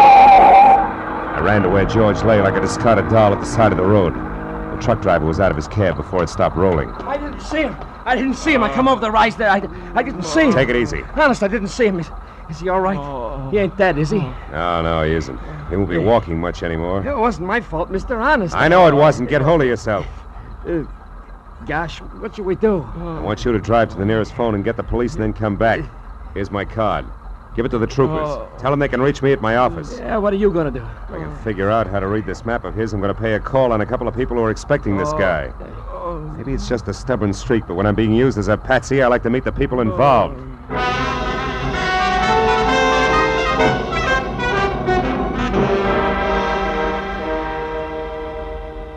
As I drove, I studied the map, and 2 miles down the highway, I found the first landmark, a dead tree. There I left the highway and followed a rocky trail 7 corkscrew miles up a canyon to the next landmark, a bridge. One that looked like it had been lifted out of some rustic Connecticut woods and dropped across the California gorge purely by mistake, because it was covered complete to roof and walls and made entirely of lumber. And on the hill beyond was a lonely house where the trail marked on the map ended. I drove slowly through the sagging wood tunnel and at the other end deliberately killed my motor. Then I got out, raised the hood, and went to work on the distributor. I don't know where he came from, but when I glanced up, he was standing there watching me. A bull in overalls with a pitchfork clenched in a pair of hands as thick as $4 steaks. We didn't like each other's looks. You picked a bad place for trouble, mister. That's so. Why? Nobody almost never